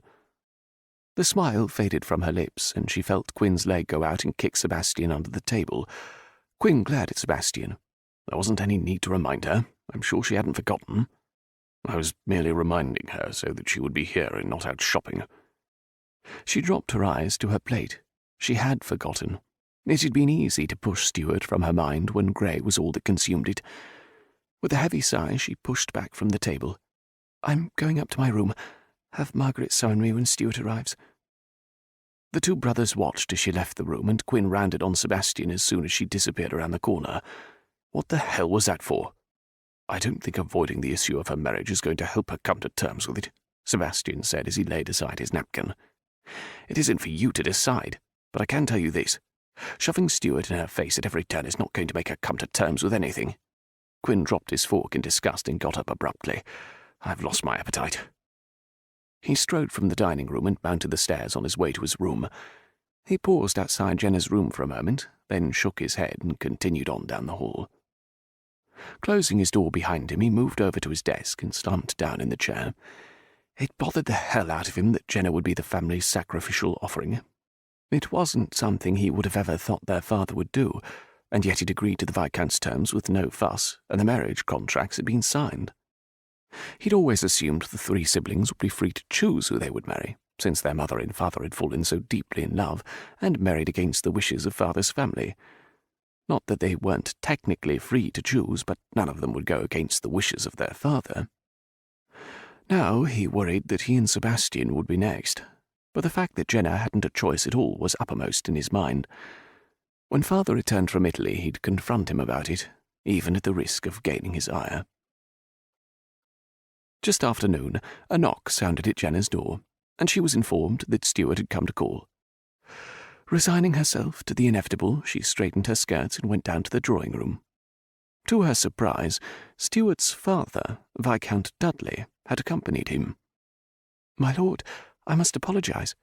She executed a sweeping curtsy. "We hadn't expected you." With expertise born of years of practice, she yanked the bell rope and immediately requested a tray of tea and cakes, all the while maintaining impeccable composure. She offered Stuart a curtsy only a little less grand than the one she'd performed for the Viscount, and smiled serenely as he kissed her hand. "It is I who must apologize for coming by unannounced," the Viscount said, offering a gracious smile. "I hadn't taken the opportunity to call on your family since you arrived in London, and thought to remedy that at once." "I'm only sorry Mamma and Papa aren't here to receive you." "Where is your locket, my dear?" She looked up in surprise at the abrupt change in topic. "What locket, my lord?" "Why, the one Viscountess Dudley gave you on your 16th birthday. I was under the impression you always wore it." She placed a hand over the hollow of her throat. "Well, yes, I do, most of the time. I must have forgotten it this morning." She mentally said a prayer that it was still locked safely away in her jewellery chest and not lost. "I am sure it would mean a lot to Stuart if you wore it from now on," he said in a voice that sounded very much like he was commanding her. "Yes, well, I'll certainly have to wear it from now on." She glanced over at Stuart, who looked sullen and pouty. If she had to guess, she'd wager her quarterly allowance his father had a hand in his wardrobe today. Gone were the frilly slippers and colourful waistcoat, and in their place were dull black boots and a sombre brown coat. She stifled a giggle at what must have been a horrifying experience for Stuart. Clearing her throat, she focused her attention back on the Viscount, who was looking at her rather oddly. He was a paunchy man, with greying, thinning hair and bulging cheeks. There were 2 chins to his credit, and perhaps a third hidden behind his cravat. Only a few inches taller than her own petite stature, he obviously tried to make up for his height deficit with his booming voice. There was something uneasy about his eyes, or perhaps her guilt was forging its way to the surface, because the Viscount seemed to stare right past her outer facade and delve deeply into her thoughts. Where were her no-account brothers? She was going to strangle Quinn for leaving her alone to entertain the Viscount, and Sebastian. He picked a fine time to relinquish his temporary position as head of the house. She breathed a sigh of relief when the maid came in with a tray of tea. As the maid set the tray down on the small table in front of the settee, Jenna whispered urgently in her ear, "Find my brothers and have them come at once." The maid nodded and exited the room, leaving Jenna to pour the tea for the gentleman. "I'd offer you something more substantial, my lord, but I'm afraid I'm ignorant of the stronger spirits." The Viscount nodded approvingly. "As well you should be, my dear. A lady has no business indulging in a man's drink." Jenna turned away and rolled her eyes. Where was Quinn? "My lord, it's a pleasure to see you again," Sebastian said as he strolled into the room. Quinn came close on his heels, and Jenna pinned him with a glare. He shrugged apologetically. The 2 men shook hands, and the Viscount nodded at Quinn. "When is your father due back?" he asked Sebastian. "Not until the end of the month," Sebastian replied. "Would you care for a drink?" "Don't mind if I do," the Viscount said, looking over at the cup of tea Jenna was approaching him with. "I'd love some tea," Stuart spoke up. Jenna smiled and handed him the cup. Good old Stuart had always looked out for her when they were children. "I'm sorry he came," Stuart whispered to Jenna. "I don't know why he felt it necessary." "No need to worry," she whispered. She eyed her fiancé over the rim of her cup, puzzled by how different he could appear at times. As children, she'd spent many hours tagging along behind Stuart, Quinn, and Sebastian. Stuart had never displayed any of the tendencies he did now. Indeed, he was no different than either of her brothers, until the year she turned 16. She turned and settled onto the settee, and the men followed suit, continuing in their conversation. Stuart sipped from his cup and looked off in the opposite direction of his father. Why had he changed so much? The year of her 16th birthday had been an eventful year in her life, perhaps the most eventful by far. First, for her birthday, the Viscountess had gifted her with a lovely locket and been most insistent that she never be without it. Then, when she met with an untimely death just a few weeks later, Stuart had suddenly adopted a completely new attitude. She hadn't seen him in several years, so she couldn't be sure just when the change had occurred, but she knew how close he was to his mother. He couldn't have been unaffected by her death. A month after the Viscountess's death, her father called her into his study and informed her that she was to marry Stuart, and that the marriage had long been arranged between himself and the Viscount. Stunned, she demanded to know why she'd never been told before, but her father didn't have an answer for her. He told her in a quiet voice that she would make a lovely Viscountess, and not to let him and her mother down. She'd stiffened her spine and resolved to be dutiful, though on the inside she was dying. In the years since, she'd spent far too much time dreaming of things she'd never have, or thought she wouldn't. The only favour her father had done her was prolonging the engagement until she turned 21. "Jenna, are you well?" Sebastian's voice filtered through her thoughts and brought her crashing back to the present. Yes, of course." "Lord Dudley was speaking to you," he said reproachfully. "My apologies, my lord," she murmured. "Stuart desired to escort you to the opera tonight, if that is agreeable," Lord Dudley said, his eyes narrowing. "That would be lovely," she said faintly. "I shall look forward to his escort." The Viscount nodded. "I shall take my leave. I merely wanted to pay my respects now that your family is in London, though I was a bit surprised at your arrival. Surely there isn't a need for a season, with a wedding to be held in a few months." Jenna gritted her teeth, but before she could respond, Quinn spoke up. "I believe our father and mother wanted Jenna to gain some experience with London society before she marries. It wouldn't do for the future Viscountess Dudley not to have all the necessary social graces." His answer seemed to appease the Viscount, and he turned to take his leave. As Stuart got up to follow, he turned back to Jenna. "I shall be around to collect you at 7, if that is acceptable." "Of course," she said, not at all able to show her irritation at Stuart. As Sebastian showed the gentleman out, Quinn dropped onto the couch beside her. "What the deuce was all that about?" "I have no idea," she admitted. "The Viscount seemed awfully interested in whether or not I wore the Viscountess's locket." "Perhaps you should make an effort to wear it from now on," Quinn suggested. Jenna nodded, still puzzled by the visit. The Viscount seemed to be making a point, though she wasn't sure what it was. Perhaps he was concerned about her being in London without her parents. Her cheeks warmed as she realised he had every right to be concerned. "Well, so much for not having Stuart dog my every step." "It won't be so bad," Quinn said in an effort to comfort her. "You don't have to attend every engagement with him. Just agree to 1 or 2 a week and everyone will be happy." She sighed, knowing he was right, but not happy about it nonetheless. "I'm going up to my room. Are you going to the opera tonight?" "I hadn't planned on it." She looked pleadingly at him. "I don't suppose you'd go with us? We could sit in Father's box." He smiled indulgently at her. "I suppose I can sacrifice an evening of debauchery for you, just this once." She raised an eyebrow. "Debauchery, eh? Sounds a lot more interesting than an evening at the opera. Perhaps I should accompany you and not the other way around." He burst into laughter. "Not only would Sebastian string me up by my heels, but Viscount Dudley would likely suffer apoplexy." She winked at him and headed for her bedroom.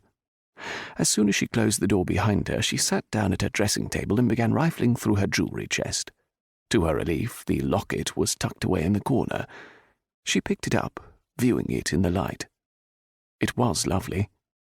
She frowned as she remembered the Viscountess's words to her as she opened the gift. "Always keep it safe with you, for locked within are things more important than you will ever dream." Jenna shrugged and clasped the necklace around her neck. She fingered the oval-shaped locket and slipped a fingernail under the clasp to open it. But just as it had been when she'd first received it, the inside was bare. Perhaps the Viscountess's advice was more figurative. Closing the locket back, she rose and padded over to the window to look out over the garden in the back of the house. Hopefully her evening with Stuart would pass quickly. She looked forward to another night with Gray. Her entire body lit up as she remembered with great detail every caress, every kiss.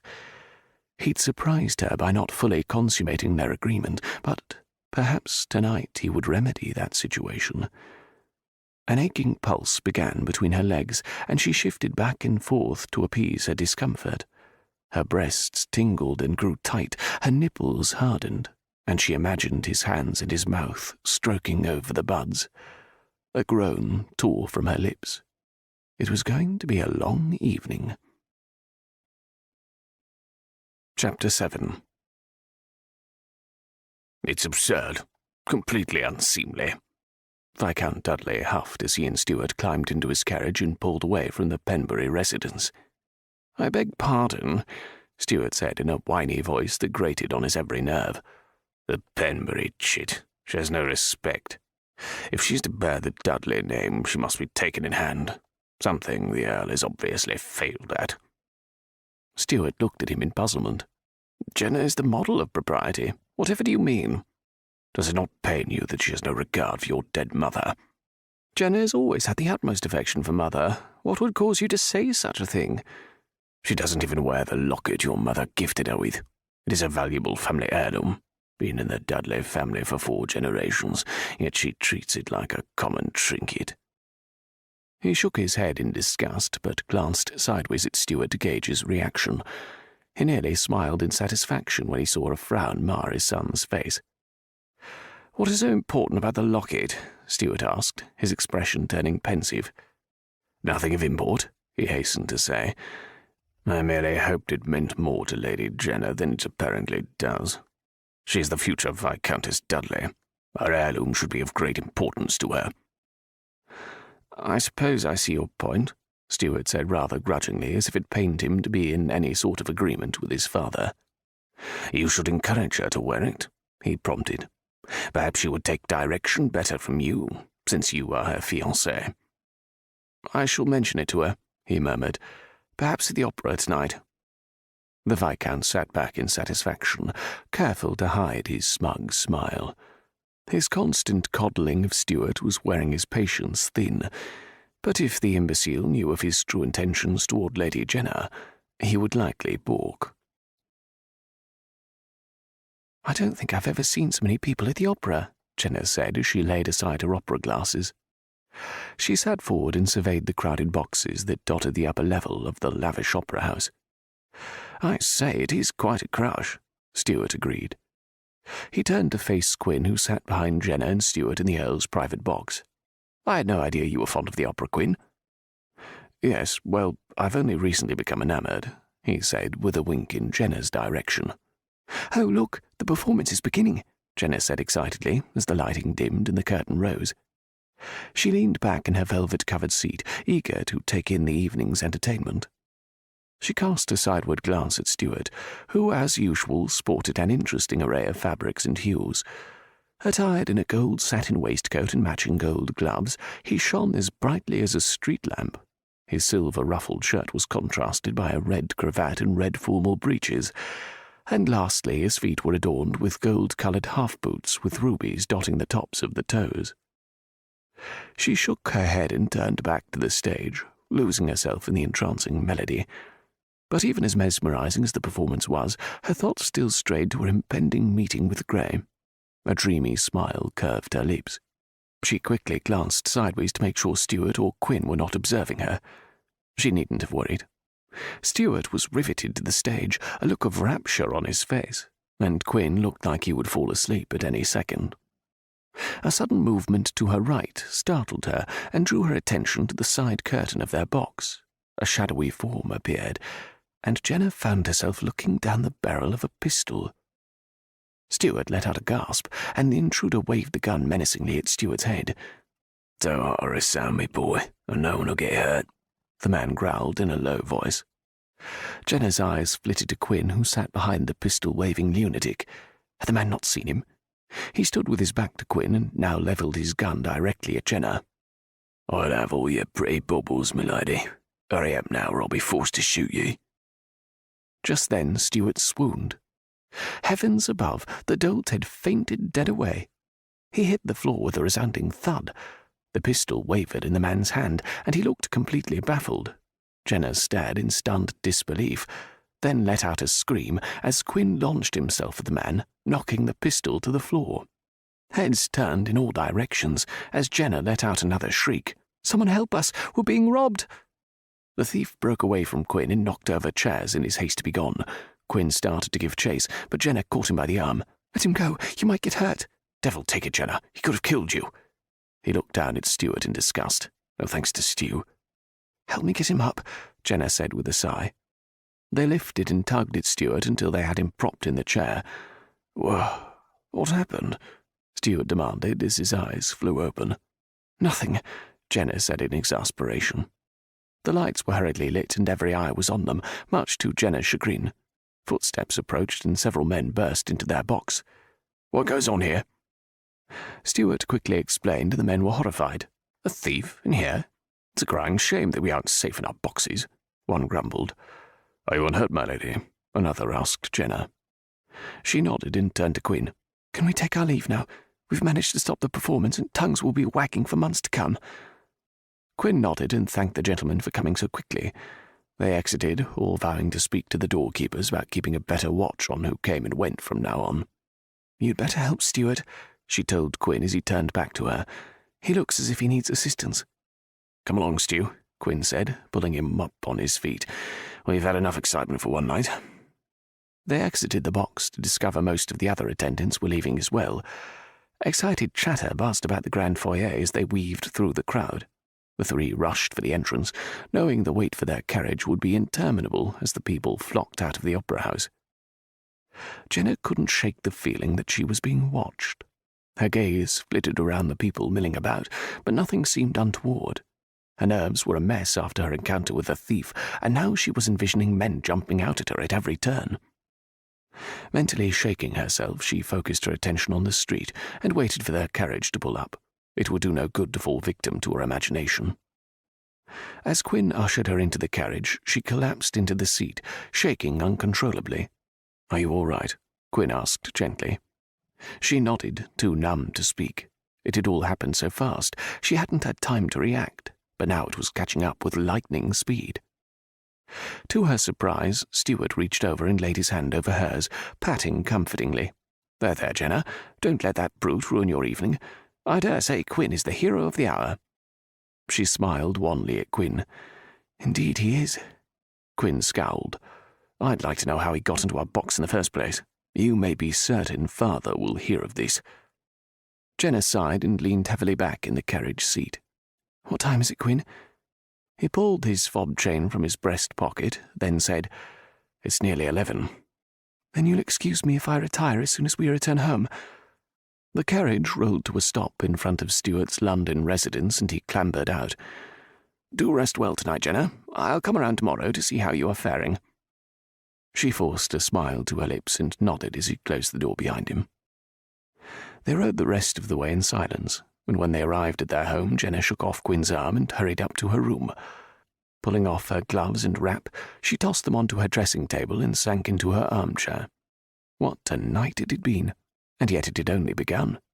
The flutter of anticipation warred with her desire to delve into her covers and close her eyes.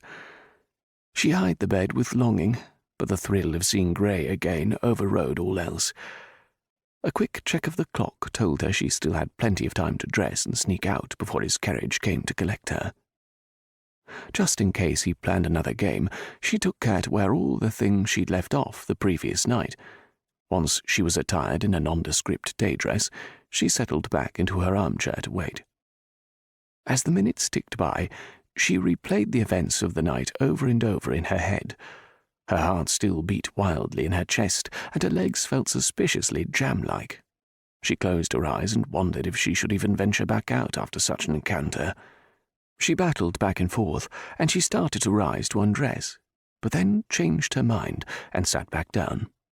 If Quinn hadn't accompanied her and Stuart to the opera, they might both be dead right now.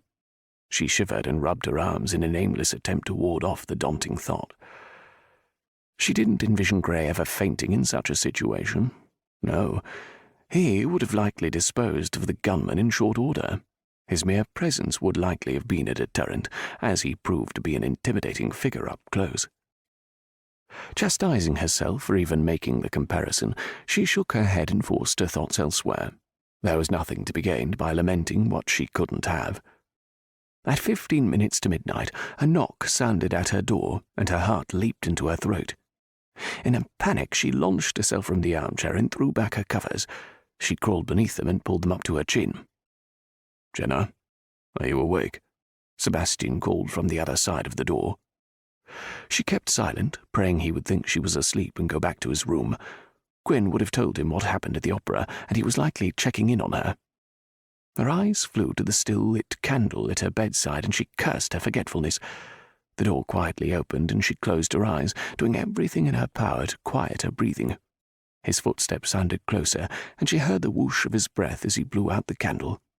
He paused a moment and dropped a hand to the top of her head before continuing out the door.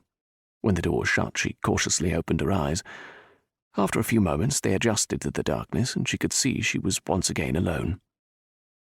A trembling hand went to her chest, and she took several calming breaths. Careful to make no noise, she eased from her bed and walked over to the door. She pressed her ear to the wood, straining to hear if anyone was in the hall. She paused for a long moment as she wrestled with indecision. Finally, she drew herself up and resolved that she would not be swayed from her appointment with the Grey.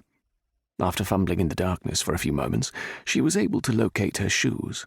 On tiptoe, she slipped out of the door and began the long venture down the darkened hall. She paused outside of Queen's door but saw no light shining underneath, nor heard any noise from within. When she came to Sebastian's room, however, the door was wide open and several candles were burning on his desk. She flattened herself against the wall, wondering how on earth she would get by undetected. "If you're looking for Lord Hembley, he is below stairs in the Earl's study." Jenna jumped and nearly cried out in her surprise as she looked up to see Thomas regarding her calmly. "Oh, Thomas, you startled me."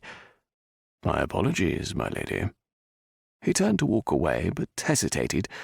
Turning back to face her, he said, "By the way, my lady, I would advise using the front entrance tonight, as Lord Hembley is sure to see you if you use the servants' entrance." He disappeared down the stairs, leaving Jenna with an open mouth. She should have known nothing would escape his notice, certainly not her sneaking out at odd times of the night and not returning until dawn. From his comments, she assumed he was going to keep quiet, but for how long?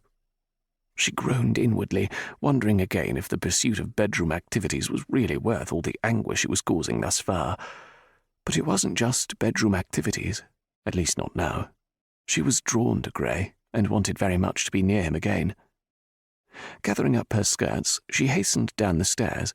At the bottom, she looked around the corner to see the light on in her father's study. Good, Sebastian was still there. She turned to head toward the front door when a cloak appeared in front of her. "You'll have need of this, my lady." She stared at Thomas in consternation, wondering if he was really that perceptive or if she was a terrible sneak. "Thank you," she murmured. "I trust there'll be no mention of this to my brothers." He raised an eyebrow. "Mention of what, my lady?"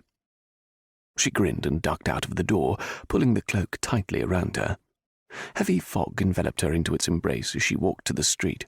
The glow of the street lamps was barely discernible through the heavy blanket. She looked anxiously around for Gray's carriage. The faint clip-clop of hooves alerted her to an oncoming vehicle, and she hurried in the direction of the sound. At the street corner, she climbed into the carriage and nervously looked out the window as they rolled away. Most of London was still quite active at this hour, and she scanned the streets for any carriages that could have seen her. Moments later, she arrived at Gray's townhouse and hurried to the door where Masterson ushered her in.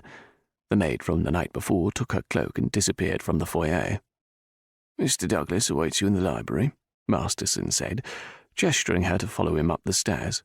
"I remember the way," she replied. He bowed and left her to ascend the stairs alone. She stood on the first step for a long moment, her hand resting on the polished railing. Finally, in irritation, she marched up the stairs. These nightly battles with her conscience were beginning to wear on her. She knocked lightly on the library door and heard a muffled "come" from inside. She eased the door open and entered, her eyes doing an immediate search for him. He was sitting at his desk holding a quill, but when he saw her he laid it aside and leaned back in his chair. "Good evening, Jenna." She crossed the room and walked around his desk to stand to the side of him.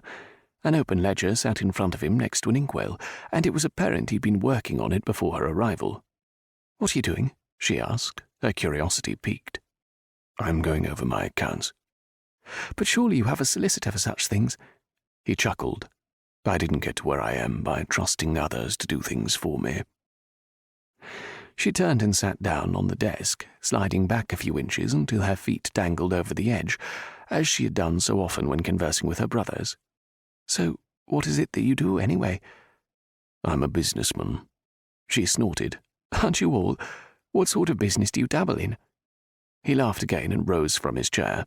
Spoken like a true aristocrat's daughter. "Come, let's adjourn by the fire. We'll talk more there." He helped her from the desk and guided her to the rug in front of the stone fireplace. Silk pillows almost as large as Jenna were arranged on the floor, and he settled down onto one of them. He motioned for her to follow suit, and she sank onto one, carefully arranging her skirts around her. "I don't dabble in business. I buy them or invest in them, but I take them all very seriously." "Were you always so enormously wealthy, or did you make your fortune in trade?" He raised an eyebrow. "Are you so certain I am enormously wealthy?"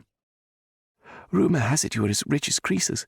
You aren't titled, so I assume you weren't born into wealth." He shifted and settled onto his side in front of her, raising up on his elbow to look at her. A glint of amusement sparkled in his eyes. Not everyone who is born to wealth is titled, Jenna. But no, I was hardly born to it. Quite the opposite, actually. She leaned forward in interest. Do go on. I wasn't a bastard, he said with a grin. I'm aware of that particular rumour circulating the town. My father was a Scot and my mother was English. I grew up close to the docks and learned early that the only way to assure myself a meal was to work for it. So, your parents were poor, she said softly. I don't think poor accurately describes our living conditions. We lived in squalor and often went days without eating. As soon as I was old enough to work, I did, and I've not stopped since. He glanced down at the floor, his dark hair falling over his forehead. I used to wonder what would become of me if something happened to my parents. I would have no place to live, nothing to eat. How awful, she murmured sympathetically. I fund an orphanage for that very reason, he said, looking back up at her. That's what I was going over when you came in, the ledgers for the children's home. She blinked in surprise, wondering if the depths to this man knew no bounds. He held her gaze as if searching for disdain or scorn in her face. Her cheeks warmed under his scrutiny. She'd only been in an orphanage once in her life, and it hadn't been one of her favourite experiences. But imagining him as a small boy, alone on the streets, tugged at her heart. How must these other children feel to be in the same position? Which orphanage do you fund? She asked lightly, in an attempt to cover her shame. The old Newton place, on Oxford. Do you know of it? She nodded, not about to admit she knew nothing of any orphanage, but she tucked the information away. So what did happen to your parents? She asked, diverting the conversation away from the orphanage. When I turned 15, I signed on with a ship carrying supplies to our troops. I made a good wage and arranged for my parents to return to Scotland to live near my father's family. I try and visit them as often as I can. She stared at him a long moment, mentally calculating his age. How old are you? She blurted. He smiled. I just celebrated my 28th birthday in March. And you, Jenna? How old are you? I'll soon be celebrating my 21st birthday. He looked at her in surprise. I would have thought you no more than 18. She made a face. I wasn't ever presented at court. This really isn't an official season for me at all. My parents saw no need, since I was already affianced to Stuart. Is that his name? Stuart? Yes, he's Viscount Dudley's son. Interesting fellow, your fiancé. You've met him? Not formally, of course. But I did see him at a few balls I attended. Jenna looked down at her hands. He didn't used to be so foppish. I don't know why he became such. Well, I can certainly understand why you came to me with your proposition. She looked up and he winked devilishly at her. Peals of laughter bubbled up in her chest, and she gasped for breath as she laughed even harder. She gazed down at the man lying in front of her and marvelled at how she'd come to this. She'd never spoken this frankly with anyone apart from Quinn, nor had she enjoyed herself as thoroughly in another's company. A completely different kind of ache assailed her as she took in his warm smile and casual air. If only she could look forward to such a relationship with Stuart. His voice broke through her thoughts, and she blinked rapidly. How was your evening? It was on the tip of her tongue to tell him of her brush with danger at the opera, but she had no desire to ruin the mood between them. I looked forward to seeing you the entire evening, she admitted. Gray smiled, then stretched out and turned away to look into the flames of the fireplace. Muscles rippled across his back, barely disguised by the thin dressing shirt he wore. His black curls lingered temptingly above his collar, and she wanted to run her fingertips through them. Propelled by something she couldn't explain, she moved forward, kneeling behind him. Immediately his scent surrounded her and beckoned her even closer. Her fingers came out and softly stroked the ebony strands of hair. He turned over and caught her hand in his, pulling her down to his chest. Their faces were just inches apart, and their eyes locked, neither looking away from the intense perusal. Finally, she lowered her lips and softly moved them over his. He groaned low in his throat and wrapped his arms around her waist, pulling her solidly against his chest. Encouraged by his response, she deepened her kiss, prodding his mouth open with her tongue. He tasted like wine and mint, and she couldn't get enough of him. When she finally drew away, their eyes met again, and she was lost in a swirl of smoke. "I think I just might like you, Grayson Douglas." His chest rumbled underneath her, and he rolled her over to rest beside him. And what prompted this most startling revelation?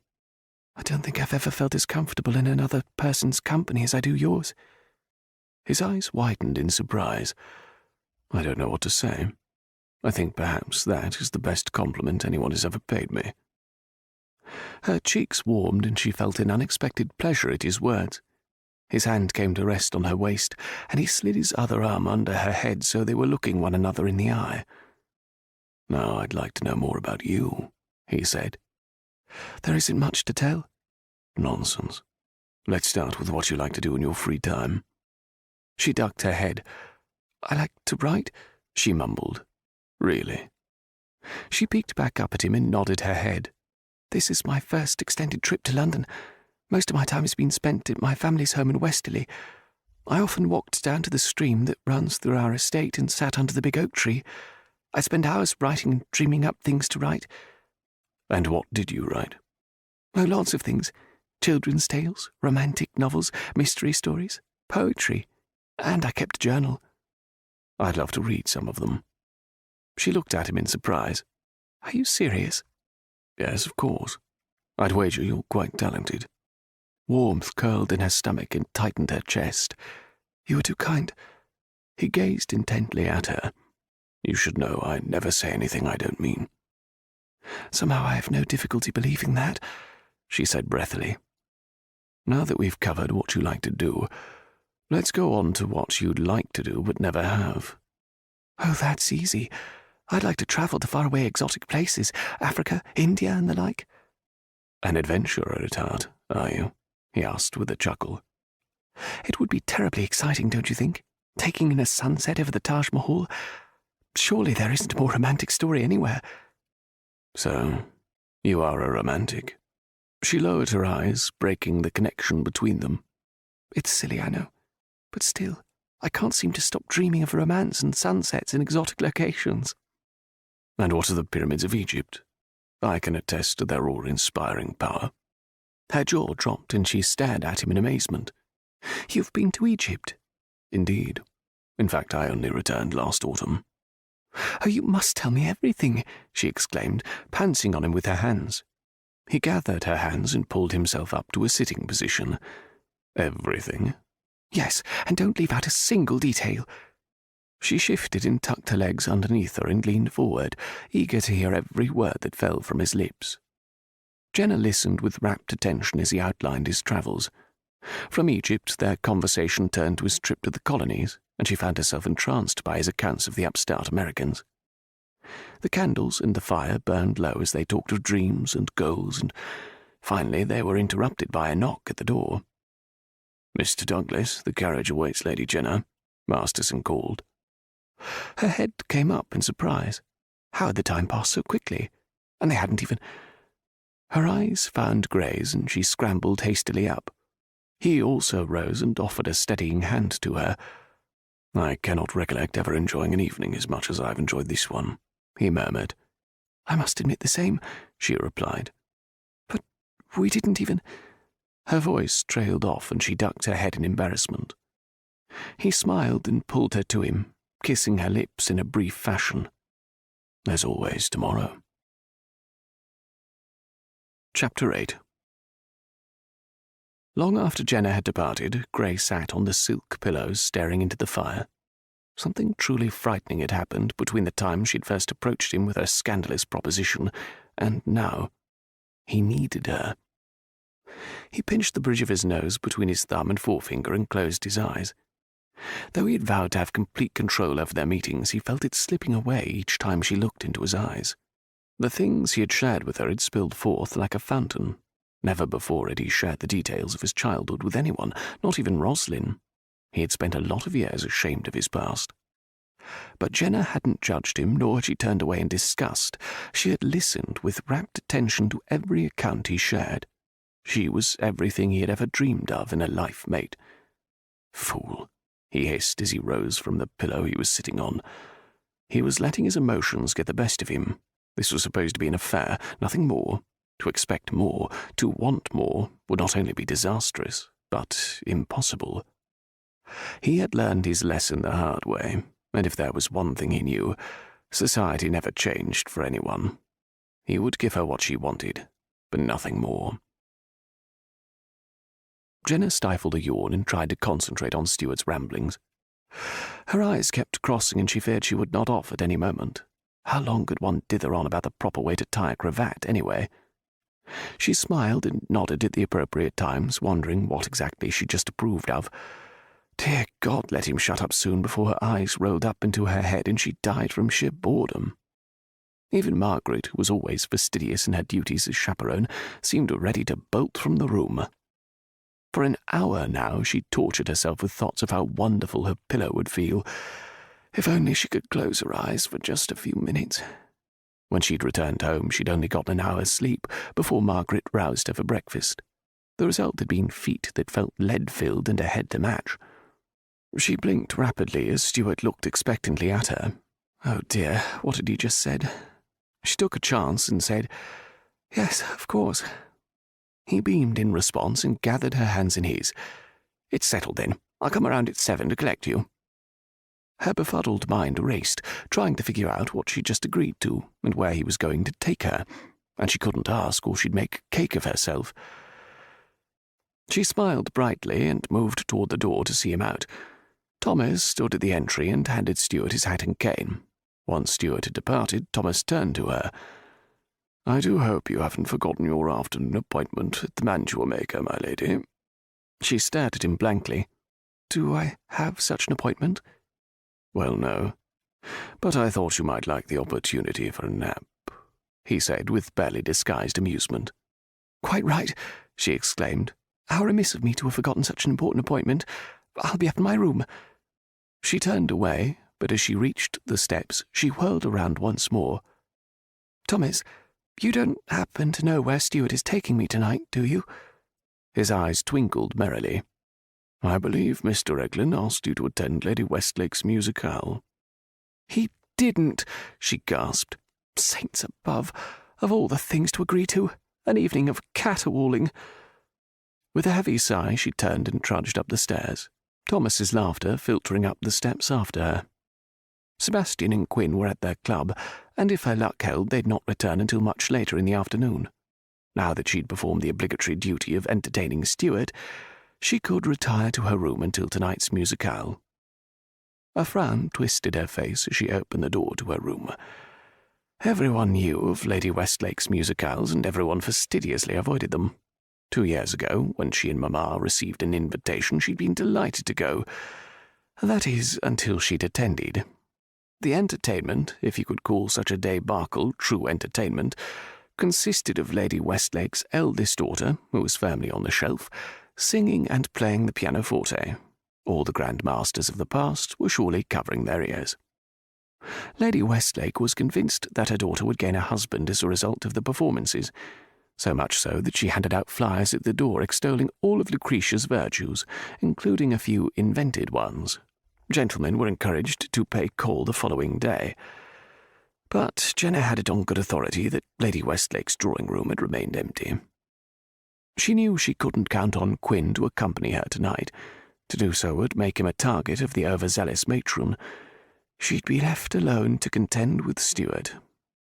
Unwilling to spend precious time lamenting the evening ahead, she shrugged out of her clothing and climbed nude between the covers. She closed her eyes, but sleep was elusive. Though her body was exhausted, her mind was alive and racing, images of her night with Gray replaying over and over. Never would she have imagined that they would have spent the evening in conversation, and yet she craved more. She couldn't wait to see him again, and she was already forming more questions to ask him. Now, not only did her body crave him, but her mind did as well. Their intimate conversation made her less nervous around him, much more at ease. But as much as she enjoyed their dialogue, she wanted more of the sensational bliss she'd experienced their first night together. Now that they had forged more of an emotional bond, she thought that their physical union would be truly extraordinary. No longer was she hesitant about consummating their affair. Indeed, she looked forward to it, wanted it, needed it like she'd never needed anything in her life. It would be so easy to become caught up in their newly formed relationship, but it wouldn't last long. She couldn't allow herself to get lost in her desire for Gray. The repercussions would be devastating. An uneasy sensation swept over her as she looked ahead to her parents' return and the subsequent end of her affair. Yawning broadly, Jenna descended the stairs and went into the drawing room to await Stuart's arrival. Taking care not to wrinkle the pale green silk gown, she settled onto the settee, sitting forward so her hair wouldn't be mussed. She fingered the locket she'd made a point to wear and settled it between her breasts. She glanced at the doorway as Sebastian and Quinn strode in. Sebastian stopped to pour himself a drink before continuing over to sit beside Jenna. "How are you faring today?" She smiled at him. "I'm well. A little too much excitement for one evening, but no one was harmed." His cobalt eyes stared penetratingly at her. "Are you sure?" Yes, of course. Though I dare say I have no desire to return to the opera any time soon." She patted his leg in a reassuring gesture and cast a glance over at Quinn. "I don't suppose you'd like to attend Lady Westlake's musicale with Stuart and I this evening?" His head shot up. "Egads, no." She chuckled at the panicked look on his face. "I was only jesting. Perhaps I could cajole Sebastian into attending in your stead." "Not bloody likely," Sebastian muttered, leaning back against the settee. "I've crossed paths with Lady Lucretia in the past, and have no desire to do so again." Jenna quirked an eyebrow. "When was this?" He ran a hand through his hair and grimaced. "I was unfortunate enough to be cornered by Lady Lucretia last season. She damn near talked my ears off." "And you didn't succumb to her considerable charms?" Quinn asked in mock disbelief. "I am shocked that you didn't immediately set out for Gretna Green. I hate to be the one to tell you this, brother dear, but you're not as amusing as you'd like to believe," Sebastian said dryly. "On the contrary, Jenna finds me quite amusing, don't you, Jenna?" She laughed. "Indeed, very much so." Sebastian rolled his eyes. "Well, you may give Lady Lucretia my regards, as I have no intention of walking into the lion's den." "Don't give her anything from me," Quinn quickly spoke up. "I'd hate to give her the wrong impression." "On second thought," Sebastian said with a grin. "Mr. Eklund," Thomas announced from the doorway. They all turned as Stuart swept into the room. Jenna's jaw dropped as she took in his attire. It was as if King Henry VIII had entered the drawing room. He was wearing an ornately decorated tunic, a sash cinching the waist. A heavy ruby jacket with a white fur-lined lapel hung loosely over his shoulders, falling evenly to his knees. His legs were encased in white stockings, and the edge of his breeches, which just covered his kneecaps, peeked from underneath the hem of the tunic. A large jewel-encrusted necklace lay over his shoulders like a mantle. Underneath, a heavy gold medallion, much too large for his bearing, hung down his chest. Dear heavens! It was on the tip of her tongue to ask him if he'd beheaded anyone of late. Her brothers were equally stunned. Sebastian cleared his throat repeatedly as if summoning just the right words to say. Quinn's lips twitched suspiciously as he worked to keep a straight face. Finally, Jenna drew in a deep breath and made her way over to Stuart, hands outstretched. "It is always lovely to see you, Stuart." He grasped her palms enthusiastically and proceeded to plant kisses on the lace overlay of her gloves. "Jenna, my dear, I do hope you have sufficiently recovered from your most trying experience last eve." "I have," she murmured, withdrawing her hands from his. "Do sit down." She looked up at Sebastian. "Would you be so kind as to pour Stuart a drink?" "Oh, nothing for me," Stuart said as he flounced over to take a seat. "I have no tolerance for spirits, I'm afraid. The last time had me a trifle disguised, and I only had a spot of father's port." He waved a hand in the air and sniffed daintily. "I vowed never to consume anything stronger than tea. I dare say even lemonade might drive me straight to my bed." Quinn regarded Stuart with ill-disguised disgust, then pinched his lips together. Jenna shot him a warning glance.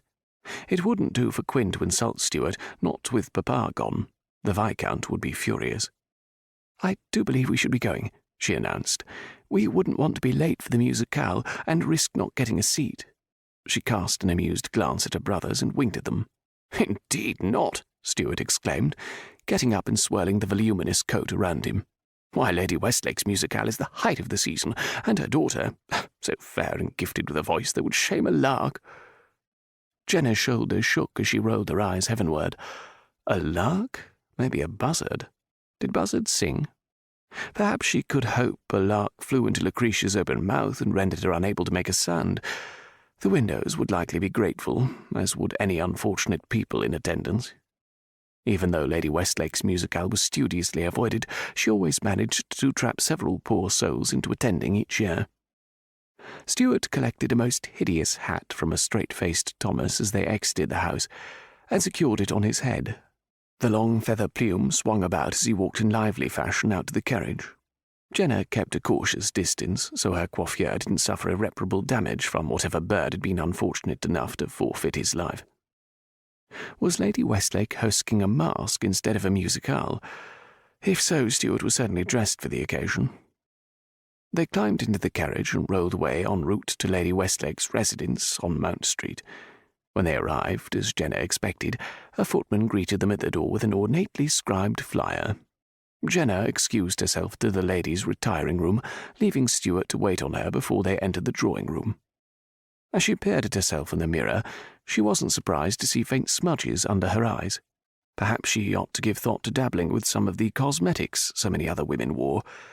It would certainly go a long way in disguising her evident fatigue. With a heavy sigh, she returned to the foyer and took the arm Stuart offered.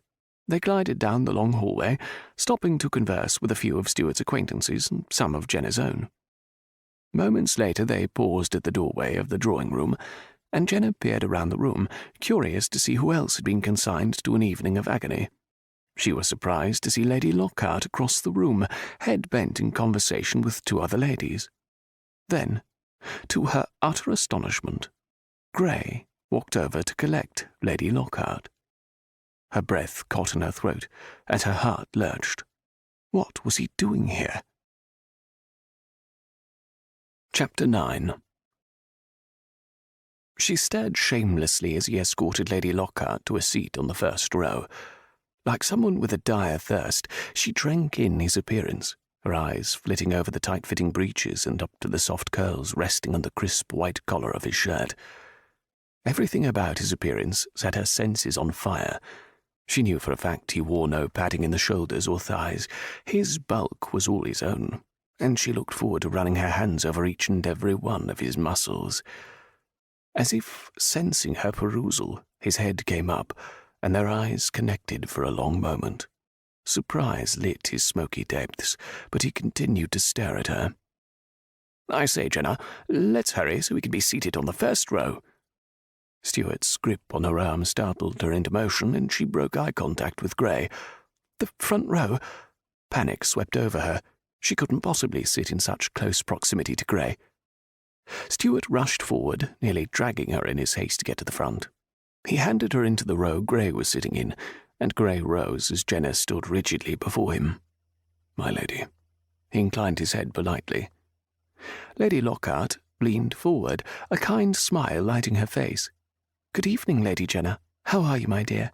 Have you recovered from your most trying experience?" She glanced quickly over at Gray, sure that he had heard by now what happened at the opera. His expression was unreadable. "Very well, my lady," Jenna said, dipping into a curtsy. "You are most kind to ask." She slid into her seat, careful to keep a respectable distance from Gray.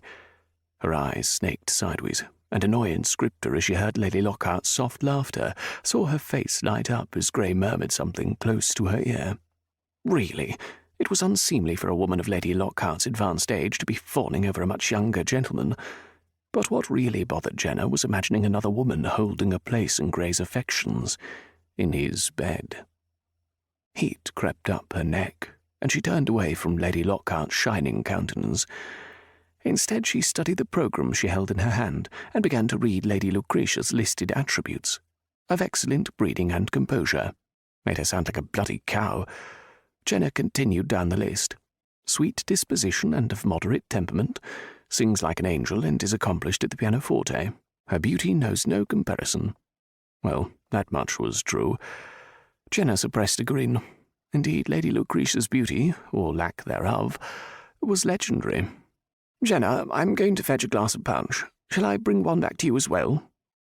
"Yes, that would be lovely, Stuart," she said, glancing up out of the corner of her eye. "Thank you." He beamed at her and hurried toward the back of the drawing-room. "Why didn't you tell me what happened at the opera?" Gray's voice sounded low in her ear.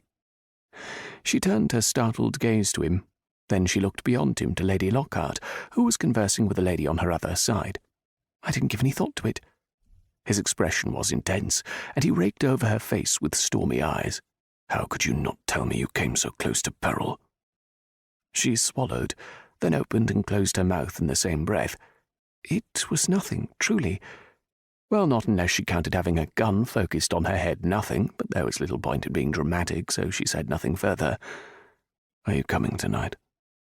His abrupt change in topic caught her off guard, and she paused a moment. "Why, yes. That is, if you still want me to," she stammered out. "We'll talk about it then," he murmured, raising his head as Stuart returned bearing 2 cups. "Here you are, Jenna," Stuart sang out as he plopped down beside her. She smiled tremulously and took the punch. Beside her, Gray shook with silent laughter, and she shot him a poisonous look. He flashed a wide grin and turned his attention back to Lady Lockheart. Jenna frowned and chewed absently on the inside of her cheek. She knew what he was. It was why she had come to him in the first place, but reality stung. In the space of a few stolen moments, she'd come to believe that she was special, something more than just another woman falling at the feet of the greatest lover to ever grace the London drawing-rooms. Well, maybe that was a slight exaggeration. Surely the history of London society was dotted with other debonair gentlemen, but it was generally agreed upon by the women of the ton that Grayson Douglas was a superb lover, which meant a lot of them had no doubt experienced his considerable charms. And how that irked her. She clenched her hands around the leaflet until it crumpled in her fist. It was irrational for her to be having these pangs of jealousy. She held no claim on Grayson Douglas. Her attention was drawn to the front, as Lady Westlake, beaming with pride, gestured for her daughter to come to the pianoforte. Then she clapped her hands for attention, and the caterwauling commenced. By evening's end, Jenna was convinced she'd been rendered deaf in both ears. Stuart stood enthusiastically when Lucretia took her final bow and began clapping like mad. With resigned expressions, the people in the rows behind Stuart also stood and offered polite applause. Lucretia blushed pink with pleasure, and her mamma nearly swooned in her excitement. Evident on her face was the certainty that this would be the year her daughter snagged a husband, and not a year too soon, as Lucretia was rumoured to be of the advanced age of 29. "I'll return in just a moment," Stuart said. "I want to congratulate Lady Lucretia on an excellent performance." Jenna nodded and watched as he approached Lady Westlake and Lady Lucretia with something akin to euphoria. It was going to take the majority of her married life to figure him out. A heavy sensation settled over her. While her marriage wouldn't be horrific, it wasn't going to be anything like she'd dreamed.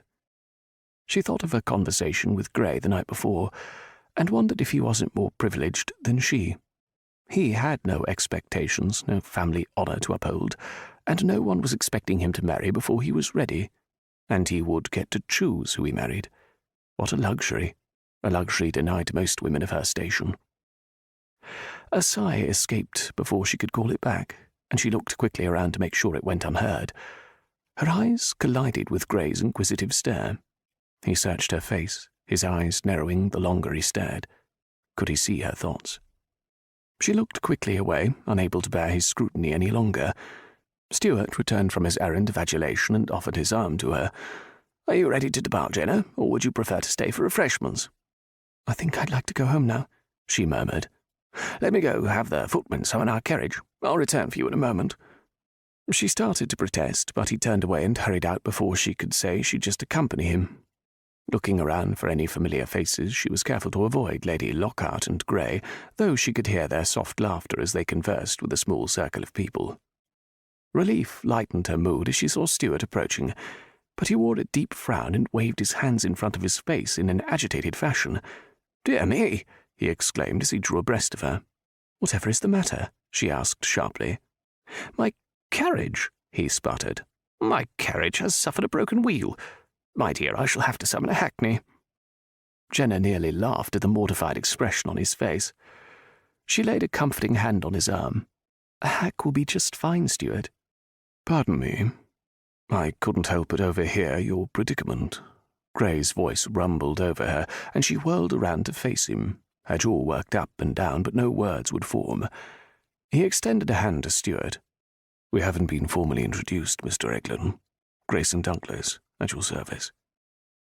"Charmed, I'm sure," Stuart said as he gingerly shook Gray's hand, his full sleeves billowing and falling down his arm. "I would be delighted to convey you home in my carriage," Gray offered. "What a dear, dear man you are, sir." Stuart beamed at him and turned to Jenna. "Do you hear that, my dear? This kind gentleman has agreed to show us home." "Shouldn't you see Lady Lockhart home?" she asked more sharply than she intended.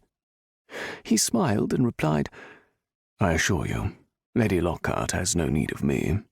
She has already departed." Jenna flushed and glanced away.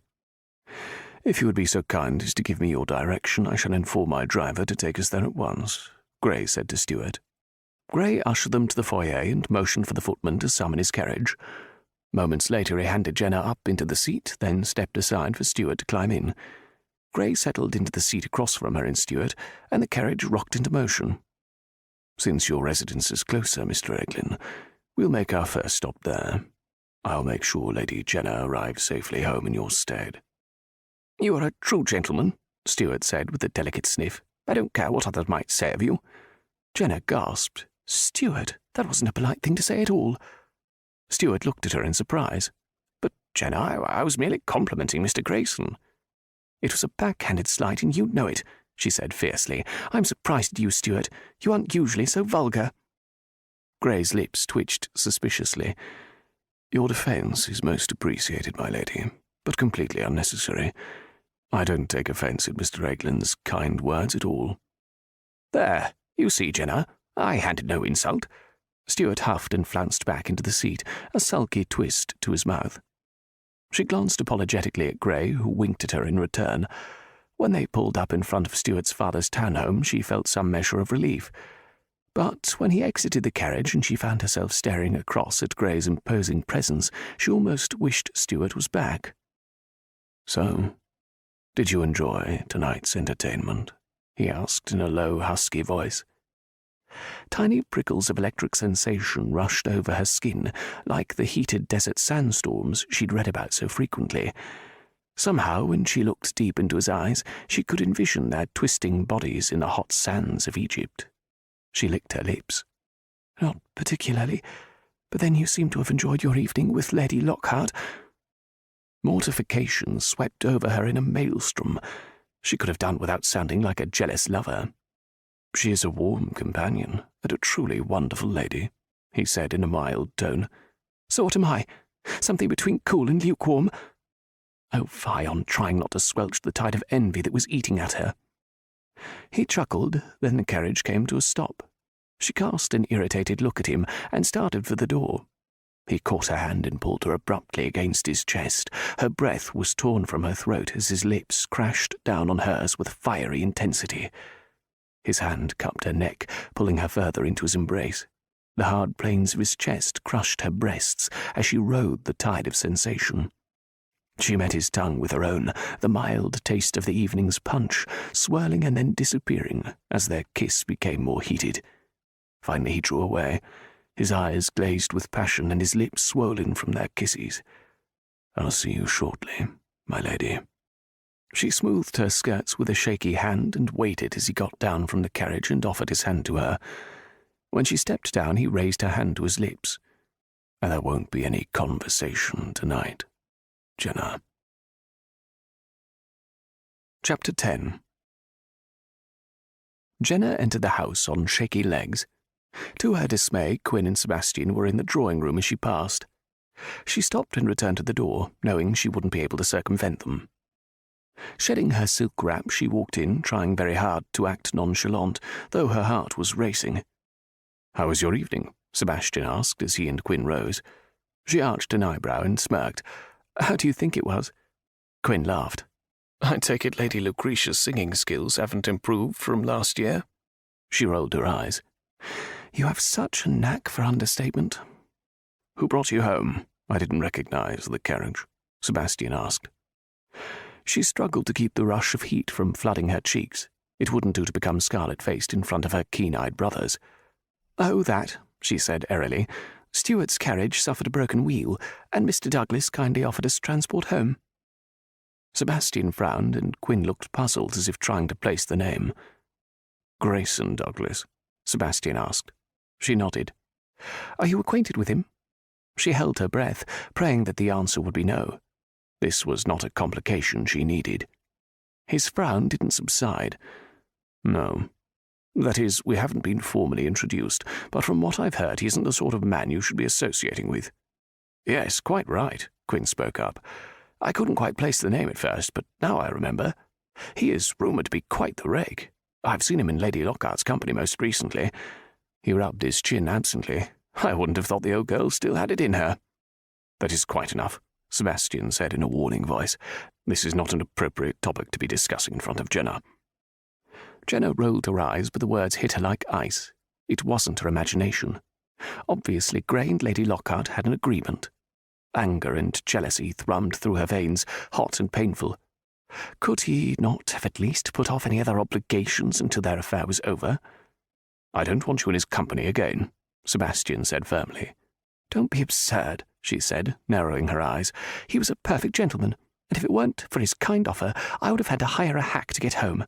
And frankly, after what happened last night at the opera, I was very grateful for his offer." "And for that he has my thanks," Sebastian said, "but in the future be careful to keep a respectable distance from him."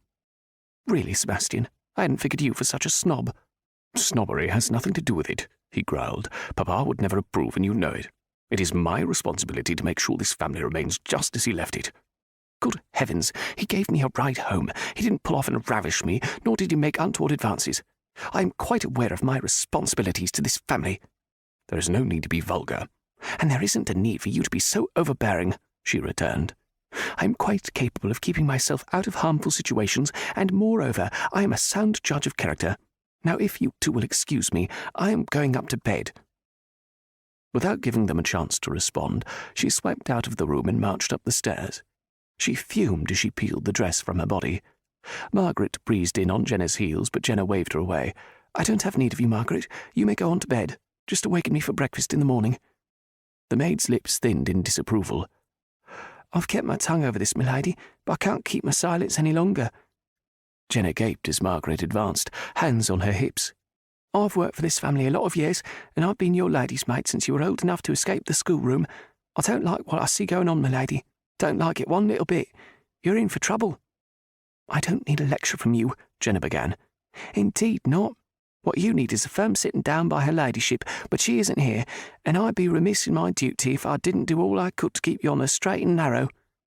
"Your duty is to attend my needs and stay out of my personal affairs," Jenna said angrily. She wished she could take the words back as soon as they left her mouth, but anger at her brothers had made her hasty. Pain flashed across Margaret's face, and she clamped her mouth closed. "Very well, my lady," she sniffed. "I'll leave you now. If you have need of me, I'll be in the servants' quarters." She turned and walked quietly from the room.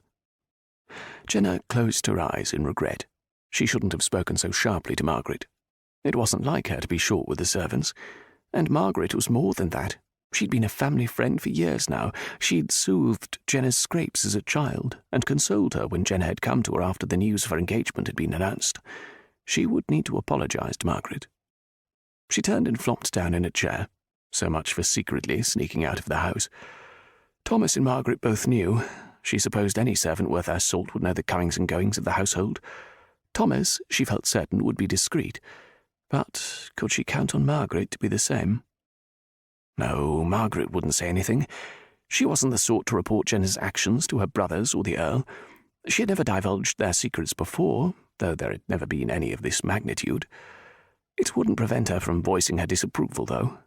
Well, Jenna could suffer through it.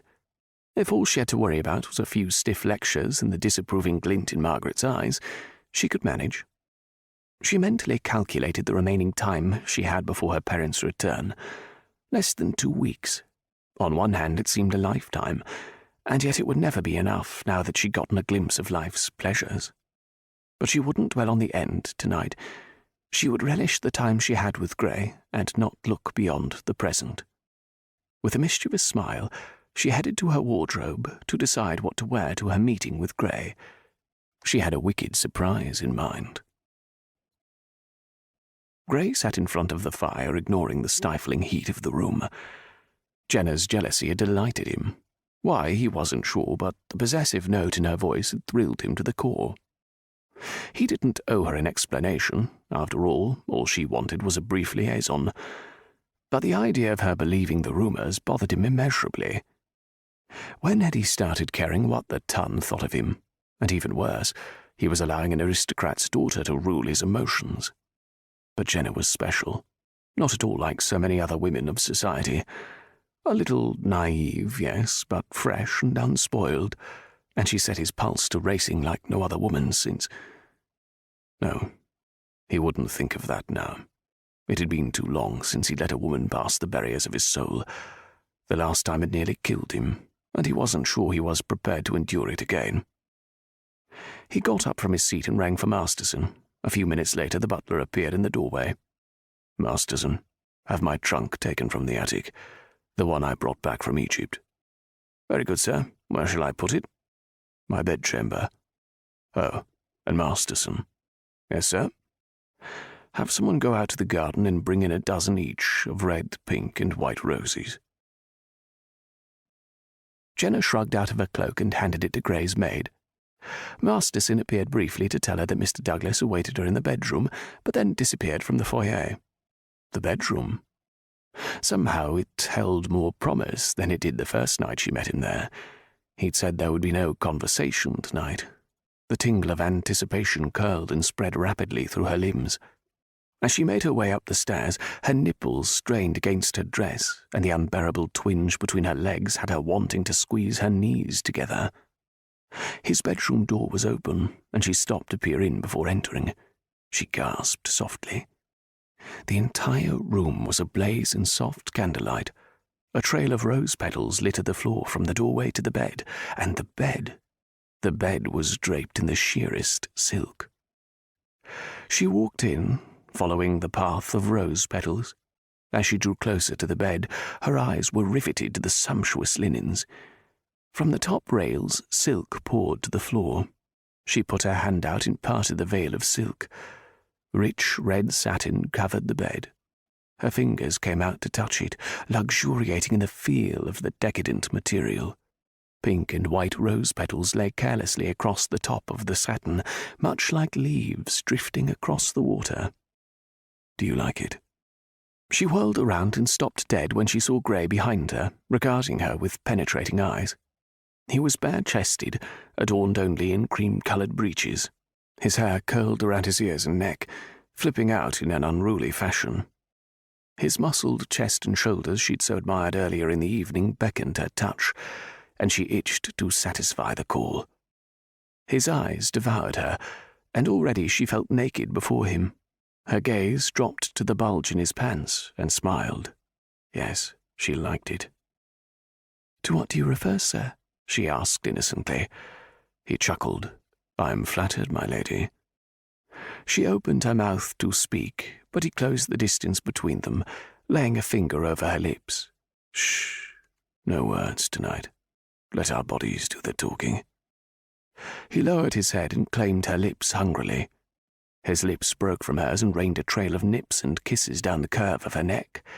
She moaned and arched her neck to give him clearer access. An impatient hand pushed down the sleeve of her dress, baring her shoulders. His mouth followed the downward path of her dress, then he knelt before her. Her hands tangled in his hair, pulling him even closer as he mouthed her nipples through her dress. Tight arms closed around her back, holding her tightly against him. The rending of material split the silence as her dress sprang open in the back. He pulled the remnants from her waist, then sat back on his heels in surprise. She smiled at his shock. Her surprise had indeed been quite a surprise. She hadn't worn anything beneath the dress. The astonishment in his eyes soon turned to blistering desire as he took in her naked form. He stood back up and swept her up in his arms, walking forward and depositing her on the petal-covered bed. He followed her down, kissing every exposed inch of her body, starting from her ankles and working up to the tips of her breasts. She was frantic for his touch, his caress, and his lips. Her breasts arched into him, begging him to take them in his mouth. He obliged her, sucking one taut nipple between his teeth and rolling it over his tongue. "Tell me how it feels," he rasped as he let go of one and took the other rosy tip in his mouth. "Like heaven," she whispered in a tortured voice. "The most exquisite pleasure I've ever experienced. Please don't stop." He raised his head up and gazed directly into her eyes. "There'll be no stopping tonight." Chapter 11. The scent of roses surrounded Jenna, and the satin coverlet slid sensuously over her skin as she writhed beneath him. Gray's hands slipped beneath her buttocks, then down her legs as he spread them. His tongue ran hot and wet down her stomach and toward the juncture of her legs. She arched her pelvis upward, wanting, needing his mouth. "Please," she begged. "Tell me what you want," he whispered. "I want your tongue down there." If he didn't comply, she was going to die with need. She didn't care that she was a wanton. She only cared about quenching her insatiable desire. Tension was building in every muscle in her body, and she desperately needed release. He parted the folds between her legs, and his warm breath blew over her quivering center. Then his tongue flicked out, and she lost all control of her senses. A cry escaped her lips as his tongue delved further, swirling around the sensitive nub and sliding down to her entrance. A rush of cool air washed over her exposed skin as he drew away. He stood in front of her and slowly started to remove his breeches. Her eyes widened as his manhood sprang free, and a fresh wave of desire rolled over her. Her breathing became more rapid as he advanced on the bed. She hoped her nervousness wasn't apparent to him, but her angst was increasing with each of his movements. "I won't hurt you," he whispered. Warmth flooded her again as his body covered hers. She wrapped her arms around him, tangling her fingers in his hair and pulling him down to her. "I trust you." With a low growl, he captured her lips with such ferocity she felt completely consumed. "Hold on to me," he said. "Don't let go." He parted her thighs. Her breath caught as she felt his probing shaft make contact with her flesh. An eternity passed as he raised his head and looked directly into her eyes. "Make sure this is what you want, Jenna. There is no turning back after tonight." She didn't respond. Instead, she wrapped her legs around him, instinctively arching her body into his, and then she felt him enter her. She closed her eyes in sheer bliss. The world around her stopped. Slowly, gently, he sank deeper into her. Then with one swift motion he was fully in her. Her eyes flew open at the slight twinge. It wasn't altogether unpleasant, but it broke the reverie for her. "It'll get better," he soothed. "Wait with me." His motion stilled, and he tenderly cupped her cheek in his hand. He kissed her nose, her eyes, and then each cheek, before tugging at her lips. He moved his hands between them and caressed her breasts, pulling at the nipples with his fingers. She moaned and began to move beneath him. He withdrew and eased his way forward, testing her reaction. Her hands gripped his shoulders and she squeezed his buttocks with her legs. With a groan, he surged forward again and let loose the tumultuous sea of pleasure within her. She rocked with him, riding each wave, ebbing and flowing with each thrust. Faster and faster they sailed, until the world exploded around her. She screamed out his name and dug her nails into his back. She gripped him with her legs as she shook in one continuous arc. She felt him surge forward, shouting hoarsely with her, and then every muscle in his body tightened until she feared he'd break. He gathered her tightly against him, holding onto her before jerking out of her. He rolled onto his side, carrying her with him, and she felt a flood of warm fluid against her belly. Too sluggish to care what had just transpired, she snuggled deeply into his embrace. "Are you all right?" he murmured against her cheek. "More than all right. Her arms crept around his neck. Not wanting to face him just yet and shatter the moment, she buried her face in his chest. His warm hands stroked up and down her back, caressing her, then delving into her hair. He kissed her softly on the cheek and tucked a strand of hair behind her ear. "You're beautiful." She smiled against his chest. "You make me feel beautiful." Her voice was muffled, but he made no move to pull her away. "Get some rest," he whispered. "We'll talk in the morning." When she opened her eyes, her first thought was that she'd never felt as deliciously warm and satiated in her life. Her second thought scorched her to the tips of her toes. Memories of her begging him to use his mouth in... She shuddered as she remembered just how specific she'd been in her directive. She closed her eyes, wishing she could disappear, but strong arms circled her waist, and there was no escaping his embrace. A quick glance at the window had her breathing a sigh of relief. It was still dark out, so at least she hadn't overslept. But what time was it? Gray stirred beside her, and she braced herself to face him. "Good morning," he said in a husky voice. His lips touched her cheek, and his hand came up to caress her hair. Then he turned her over to face him. "How are you feeling?" She couldn't help but smile at the warm concern on his face. "I am very well." "No regrets?" She shook her head, and she didn't have any.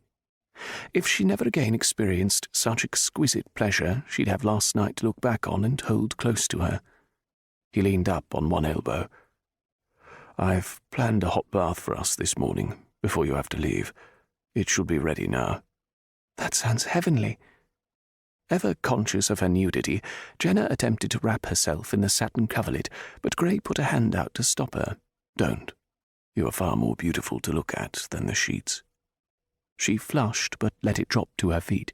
His eyes darkened as he took in her nudity, and she felt a thrill at his reaction. He led her across his bedroom and through the doorway into a smaller antechamber. In delight, she took in the large tub filled with steaming water. She didn't hesitate to climb in, settling down in the soothing water. Gray climbed in and sat opposite her, his long legs cradling her thighs. "Come here," he said, motioning for her to turn around. She turned her back to him and scooted between his legs. Her eyes closed, and she moaned in pleasure as he began washing her back, stroking over her shoulder blades and massaging her neck. She threw her head back when his fingers delved into her hair, and the fragrant scent of honeysuckle wafted through her nose as he worked the soap into her hair. "You indulge me way too much," she murmured. "You want me to stop, then?" She laughed. "No." He chuckled and resumed washing her hair. He massaged her scalp, digging his fingers into her thick mane of hair. "Why didn't you tell me of your mishap at the opera?" he murmured. Her eyes came open. His hands slowed in her hair. "I didn't want to spoil our evening." "You could have been hurt, or worse."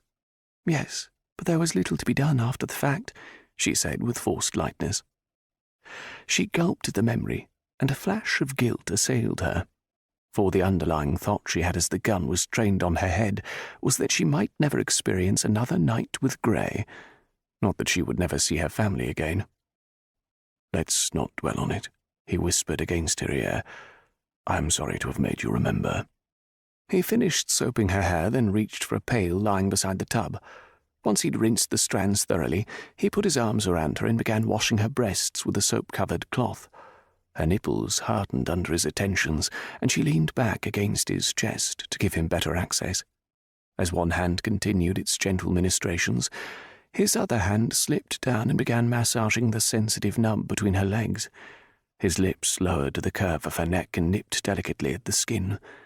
Her breathing accelerated, and her hips undulated in time with the motion of his hands. Just as she neared the peak of her release, his fingers pinched a nipple, and she catapulted over the cliff. She lay limply against his chest as he gently finished washing her. Then he stood behind her, the water cascading from his body in rivulets. He helped her from the tub and wrapped her in a large towel. Sweeping her up in his arms, he carried her back over to the bed and deposited her on the sheets. She couldn't have moved if she wanted, as he dried her limbs. He moved behind her and began toweling her hair. When he'd finished, she turned around to face him. "I wanted to ask—" "Yes." "That is, I wondered why you spent your seed on the sheets." Heat suffused her cheeks as she finally managed to get out her question. He looked at her oddly for a moment. "I don't foresee you becoming pregnant as a part of our agreement, nor do I have any wish to sire bastards." All the blood drained from her face in one swift intake of breath. Fool! And she'd always considered herself such a practical-minded girl. She hadn't given any thought to the possibility of her getting pregnant. None. Humiliation and shame rushed over her with speed to rival a runaway carriage. He must think her the biggest of dolts. "Don't feel badly," he said in a quiet voice. "I've made certain neither of us will be in a situation we don't desire." "You must think me so foolish," she said in a shaky voice. "I, of course, know how women become with child, but I never thought about our activities making me so. And of course you were right, that would never do." She paused and looked down at her hands. "Are you certain you can prevent such a thing?" He pulled her chin back up and smiled at her. "I won't allow it to happen, Jenna. You can trust me." She leaned forward into his chest, wrapping her arms around him and laying her cheek against his skin. "What is it?" he asked against her hair. "I don't want to leave," she admitted. "I don't want you to leave either, but you must. It is nearly time and you've yet to dress." "Not that I'm complaining, mind you," he said in a teasing tone, "but you must hurry, I'm afraid." Reluctantly, she pulled away from his embrace and sat up straight on the bed. A sudden realization hit her and she looked at him in alarm. "I don't have any clothing." She looked down at the tattered remnants of her gown lying on the floor. "Not to worry, sweetheart. I'll get some straight away." He turned and exited the room. A ridiculous smile attacked her face. Sweetheart. From him it sounded truly spectacular. Though she couldn't be certain, it didn't seem likely that he went about calling all his women sweetheart. Her smile disappeared. Lady Lockheart. She'd gotten too caught up to ask Gray about her, and now that she'd remembered, the question wouldn't die. She had to know. Gray returned a few moments later with a gown that looked like it had been popular in years past. Only slightly faded, the material was of good quality, and looked like it would fit her. She took it from him and hurriedly pulled it on. Without all the inner trappings, it looked, well, scandalous. Her nipples were visible beneath the white material, and if she had the nerve to look down, she was sure she would see the outline of other unmentionable areas. Thank God her cloak would cover it adequately. He fastened the back for her, then drew her into his arms. When she pulled away, she stared at him for a long moment, trying to muster the courage to ask him about Lady Lockheart. "Is something bothering you? You are staring holes through me." She glanced briefly away, biting her lip in consternation. Moving back so she could sit on the bed, she tucked her feet underneath her and settled down. "What is between you and Lady Lockheart?" Gray sat down beside her. "She is a dear friend of mine. Do you not think any better of me than to believe I would involve myself with another woman while conducting an affair with you?" "That isn't fair," Jenna countered. "I know nothing of your personal life. How am I supposed to know whether or not you were involved with someone else? For all I know, you could have already been conducting an affair with her when I approached you." "That wouldn't have been very fair to her, do you not agree?" "Can you not answer me directly?" She hated the pleading in her voice, but it had suddenly become paramount that she know she was the only one. "I believe I already have," he said. "Lady Lockheart is a friend, a very good friend. If you are asking if I am betting someone other than you, the answer is no." Satisfaction wrapped around her chest and squeezed every single inch of flesh. "Now, if that is all, you really should be going." A hint of regret tinged his voice, and his grey eyes reflected sadness. She felt little better herself. He pulled her up into his arms and gave her a deep kiss. "I'll see you downstairs." They descended the stairs and Gray helped her into her cloak. She pulled her still damp hair into the hood and pulled it tightly over her head. He pulled her hand to his lips and murmured, "Until midnight." She hurried out to the carriage and climbed in. Gray stood on the doorstep watching her, and she craned her neck in her seat to see him until he disappeared from her vision. "Well, well, well," Viscount Dudley murmured to himself as he watched the carriage pull away from Grayson Douglas's house. Who knew the chit possessed such daring? He leaned forward and ordered his driver to return to his house. Leaning back in his seat, he smiled in satisfaction. Jenna Wycliffe had just made his plan a great deal easier. It would seem that she wasn't always enveloped by her family. He contemplated the best use of this new information. It wouldn't do to tell her brothers. No, they'd just lock her in a room somewhere until the Earl and Countess returned. Then her parents would likely try and cry off her engagement. But this little rendezvous of hers could afford him the opportunity to retrieve the locket from her. If she'd gone to meet Douglas once, chances were she'd be back again. Such was the way with a bitch in heat. Now, to make sure she was wearing it the next time she snuck out to see her lover. Perhaps a talk with Viscount Hembley was in order.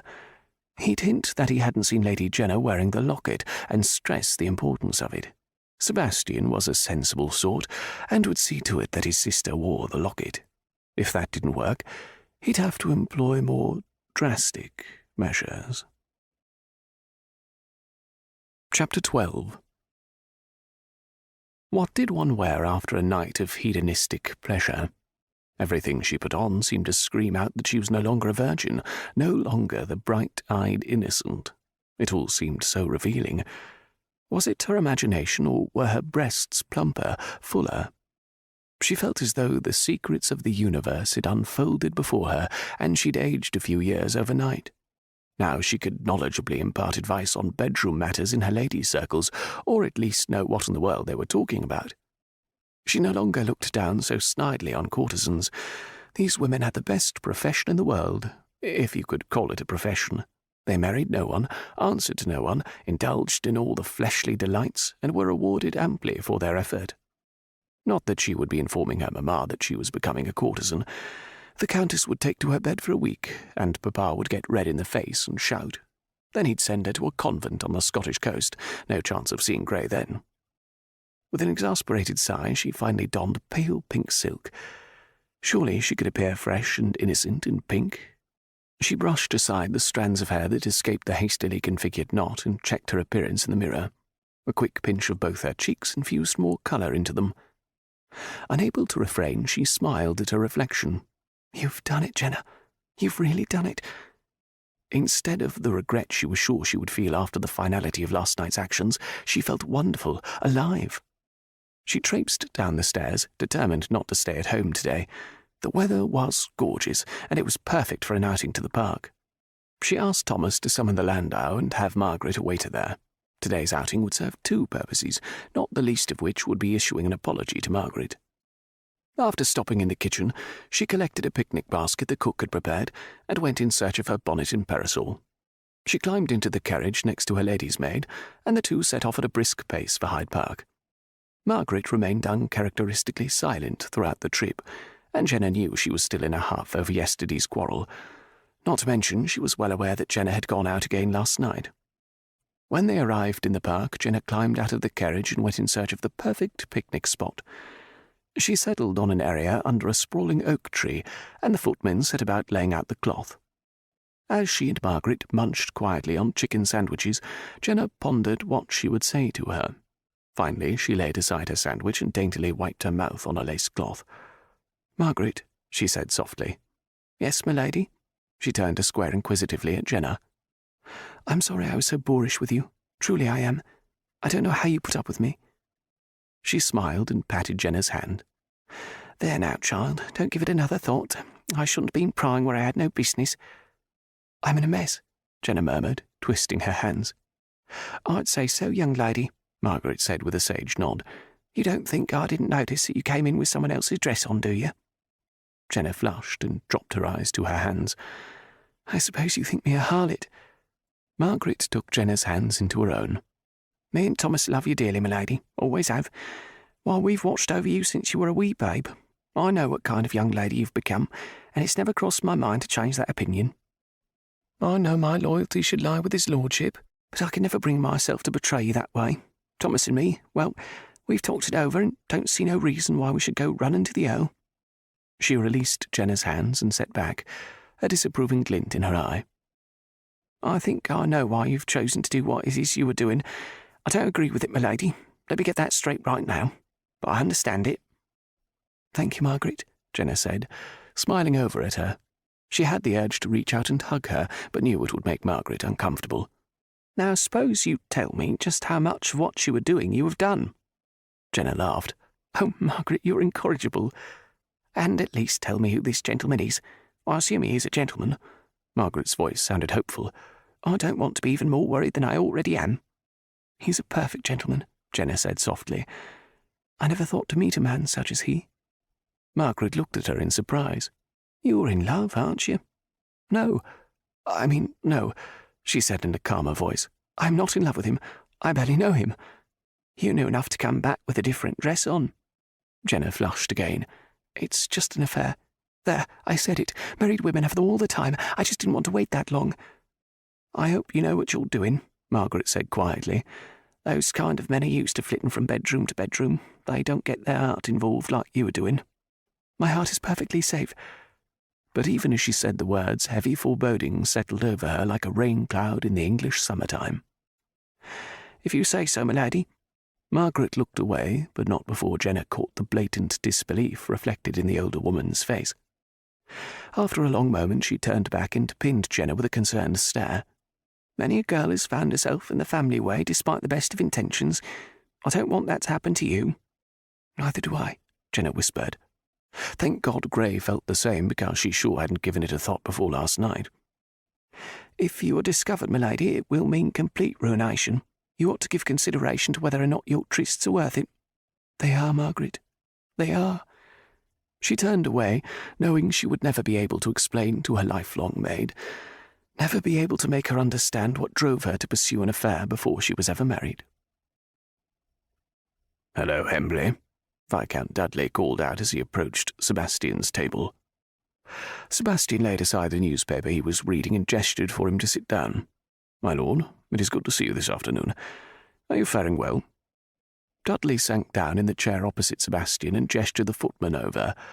After he'd asked for a drink, he fixed his gaze on Sebastian. Any word from your parents? No, but then I hadn't expected any. They aren't due to return for nearly a fortnight. Yes, well, there is a small matter occupying my mind. I wonder if I may speak freely with you, you being the head of the family in your father's stead. Sebastian cast him a curious look, but straightened in his chair and shoved the paper out of his way. Of course. What is it? Well, I hadn't wanted to say anything, not wanting to upset anyone. But Stuart is a little vexed that Lady Jenna hasn't taken to wearing the locket Viscountess Dudley gifted her with on her 16th birthday. He broke off as the footman returned with his drink. Sebastian frowned. I wasn't aware of the significance of any locket. No, and rightly so. Stuart is, well, he's a bit wedge-headed sometimes. But he was close to his mother, perhaps too close, but that is neither here nor there. He leaned forward and whispered conspiratorially, If you could just speak to your sister, have her pacify Stuart by wearing the bloody locket, it would mean the world to him. He stared hard at Sebastian and went for his trump card. I'd hate to see this put a strain on their engagement. Stuart is contrary about things he set his mind on, and really it is a simple enough request. Indeed it is, Sebastian replied, rubbing his chin in a thoughtful manner. Consider it done. I'll be sure to discuss it with Jenna at once. A sly grin curled his lips, making him feel ridiculously triumphant. My thanks, Emily. You're a good man. He made a show of checking his fob. Now, if you'll excuse me, I have an appointment in a few minutes. He stood and inclined his head in Sebastian's direction before turning and striding out. Now, to find just the right sort of man for the task he had in mind. Well, all bloody right then, Jenna exclaimed. I'll wear the locket if you'll just stop taxing me over Stuart. Jenna, Sebastian said in a strangled voice. His face was a mask of scandalized shock. If father were here, you'd have your mouth washed out with soap. Well, he isn't here, and I'm bloody tired of Stuart this, Stuart that, Stuart bloody Stuart. Sebastian's face whitened in anger. That is quite enough, young lady. You wouldn't speak like that if mother and father were here, and you won't do it in their absence. Do I make myself clear? Jenna shot daggers at him with her eyes, but stopped her tirade. Her mouth formed tight lines as she compressed them together, and she was sure they were bloodless. She wished Stuart and his whole bloody family would just bugger off. For that matter, he could take her family with him for the moment. She wanted to scream in frustration. All she wanted was a few weeks. Was that too much to ask? But no, Stuart was hanging about, her brothers were hanging about, and Stuart's bloody father was hanging about, making a complete ninny of himself. Perhaps it wasn't completely baffling that Stuart displayed the traits he did. His father was just as annoying. Her hands curled and uncurled at her side as she fought to contain her tide of anger.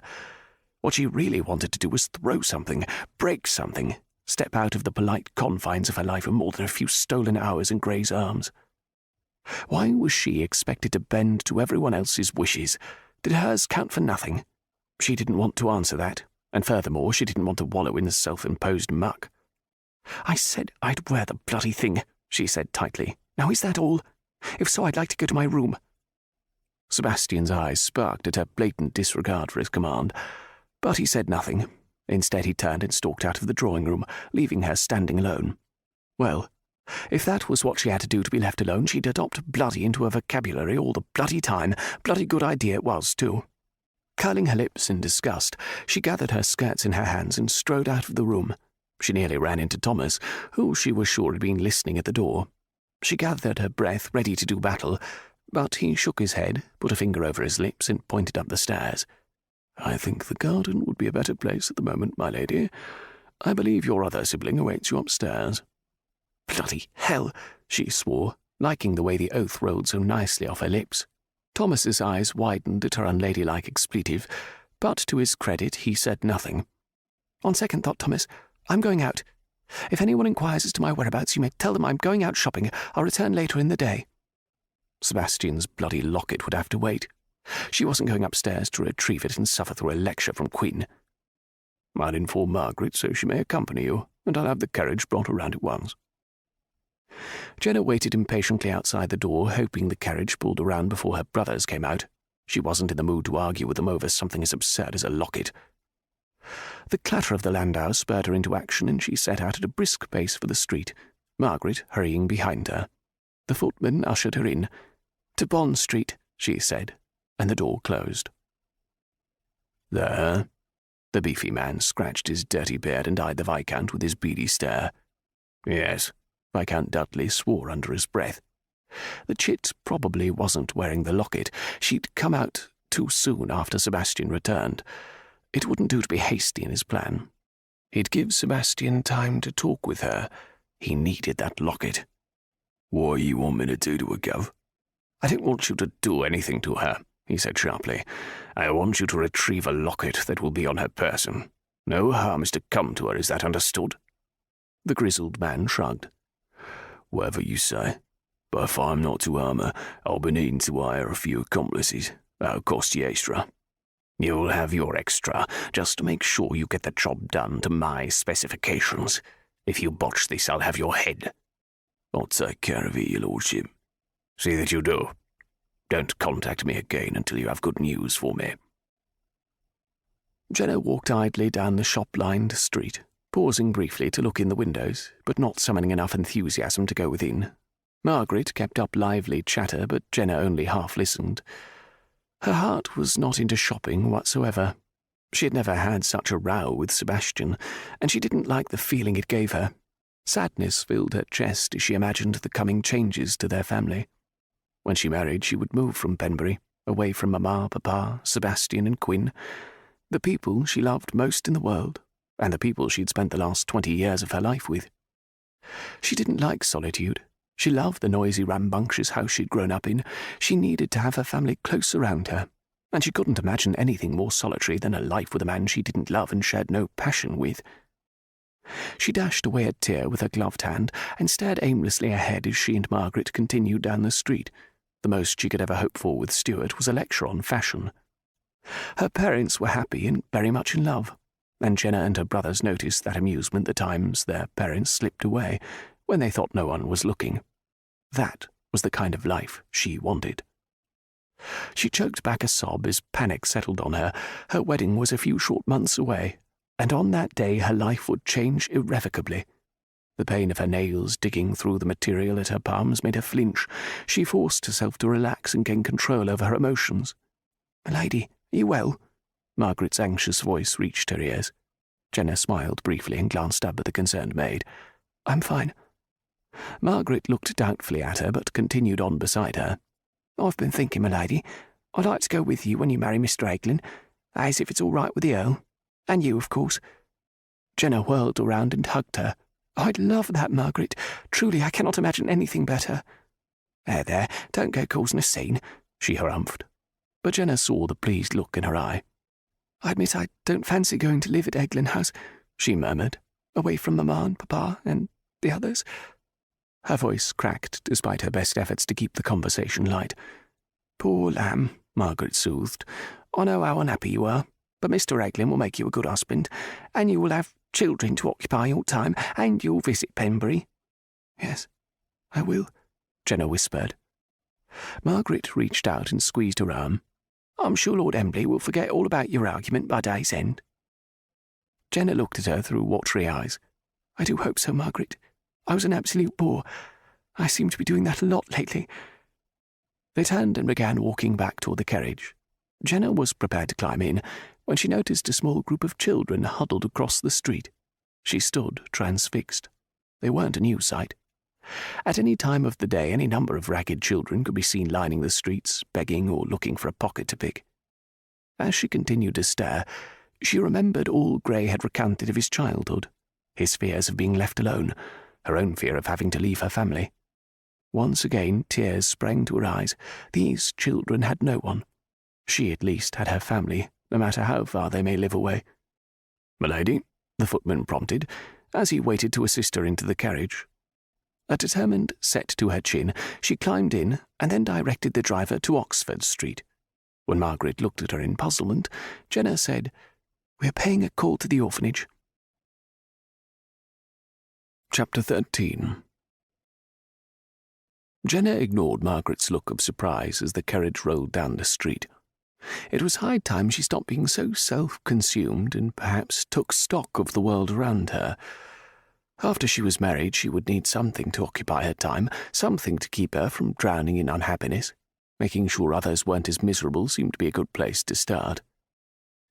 As the carriage ground to a halt several minutes later, Jenna peered out her curtained window. The children's home looked to be a stylish house just on the fringes of London's best residential areas. The sprawling home was red brick and sported green shutters. Above the double-panelled door hung a sign that said, "The Innocents."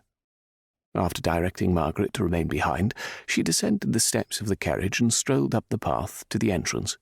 She knocked timidly on the door, and seconds later an austerely dressed older woman answered. Clearing her throat, Jenna addressed the woman. "I'm Lady Jenna Wycliffe. I'm here because I would like to help." Before she could continue the speech she had practiced all the way over, the woman gestured her in. "I'm Mrs. Drennan, the house ma'am. Mr. Grayson, the orphanage's benefactor, is in the back with the children. I'll present you to him." Jenna gulped at the mention of Gray's name. True, she had purposely come to his orphanage, but she did not want him thinking she was pursuing him. She truly wanted to help the children, and, well, she didn't know the location of another orphanage. Nodding, she followed the woman inside. Already she was impressed with the pristine condition of the house. Though she'd only ever been inside one orphanage, she'd heard plenty of horror stories about the living conditions. "This is where the children sleep," Mrs. Drennan said as they walked through a room filled with neatly made cots. They lined both sides of the walls, the covers turned back, and a pillow on each one. They continued into a brightly lit room situated at the back of the house. The entire back wall was glass, and sunlight shone in, bouncing off the polished floors and snow-white walls. "This is the children's playroom. Mr. Douglas is calling them in from outside now. They've been in the garden." Moments later, Gray strode in, a trail of giggling, shouting children on his heels. One rode atop his shoulders, and two more had their arms wrapped tightly around his legs, shrieking with laughter as he shuffled forward. When he looked up and saw her, he stopped short. Reaching up, he lowered the child from his shoulders and placed her gently on the floor. "Children, I've someone I want you to meet." "Who? Who?" they chorused. "Put on your best airs and say hello to Lady Jenna Wycliffe." "Blimey, a real lady!" a chubby-faced boy exclaimed. "Jack," Mrs. Drennan scolded. He looked abashed. "Sorry, Mum." Several of the girls dipped in awkward curtsies, and the boys shifted from foot to foot. clearly unsure of what they were supposed to do. "How do you do?" Jenna asked, curtsying grandly before them. They giggled once more. "Can we play now, Mr. Douglas?" He nodded, and they ran madcap over to their toy swords and dolls, leaving Jenna standing alone in front of Gray. "I didn't expect to see you here," he said, breaking the awkward silence between them. She flushed. "No, I suppose you didn't. But I'm here, and I'd like to help." He glanced doubtfully at her. "Despite what you may think, I'm not completely without a conscience. When you look at me, you see a spoiled, willful girl playing a game and gambling with her future." She took a deep breath and continued. "But that isn't me," she whispered. "I do care about other things beyond my own happiness." "Ah, Jenna." He gathered her in his arms and kissed her lingeringly. "I can always use help. It seems we get a new child here every day." "I can probably persuade Father to donate monies, and I know my mother's friends would be more than glad to raise funds for your orphanage." She smiled excitedly at him. "I don't need your money," he said quietly. "I've got more money than I'll ever use. If you truly want to help, then volunteer your time, your love. Get your hands dirty and open your heart." He turned away from her and gazed out over the small garden. "The problem with people of your station is that they think money cures all the evils of the world." He swiveled around and fixed her with his intense gaze. "While throwing money at a cause probably makes you feel better, it doesn't solve the root of the problem. Keep your money, Jenna. I don't want it. These children don't want it. What they want is someone to give a damn if they live or die, if they eat a good meal, or if they have a place to sleep at night. That's what you can do." Heat suffused her cheeks and embarrassment cut cleanly through her. "I wasn't suggesting any such thing. I want to help in any way I can. I merely thought that I could gain funding for you." He cupped her chin in his hand and rubbed his thumb gently over her cheek. "I know you do, Jenna. But I don't need the money.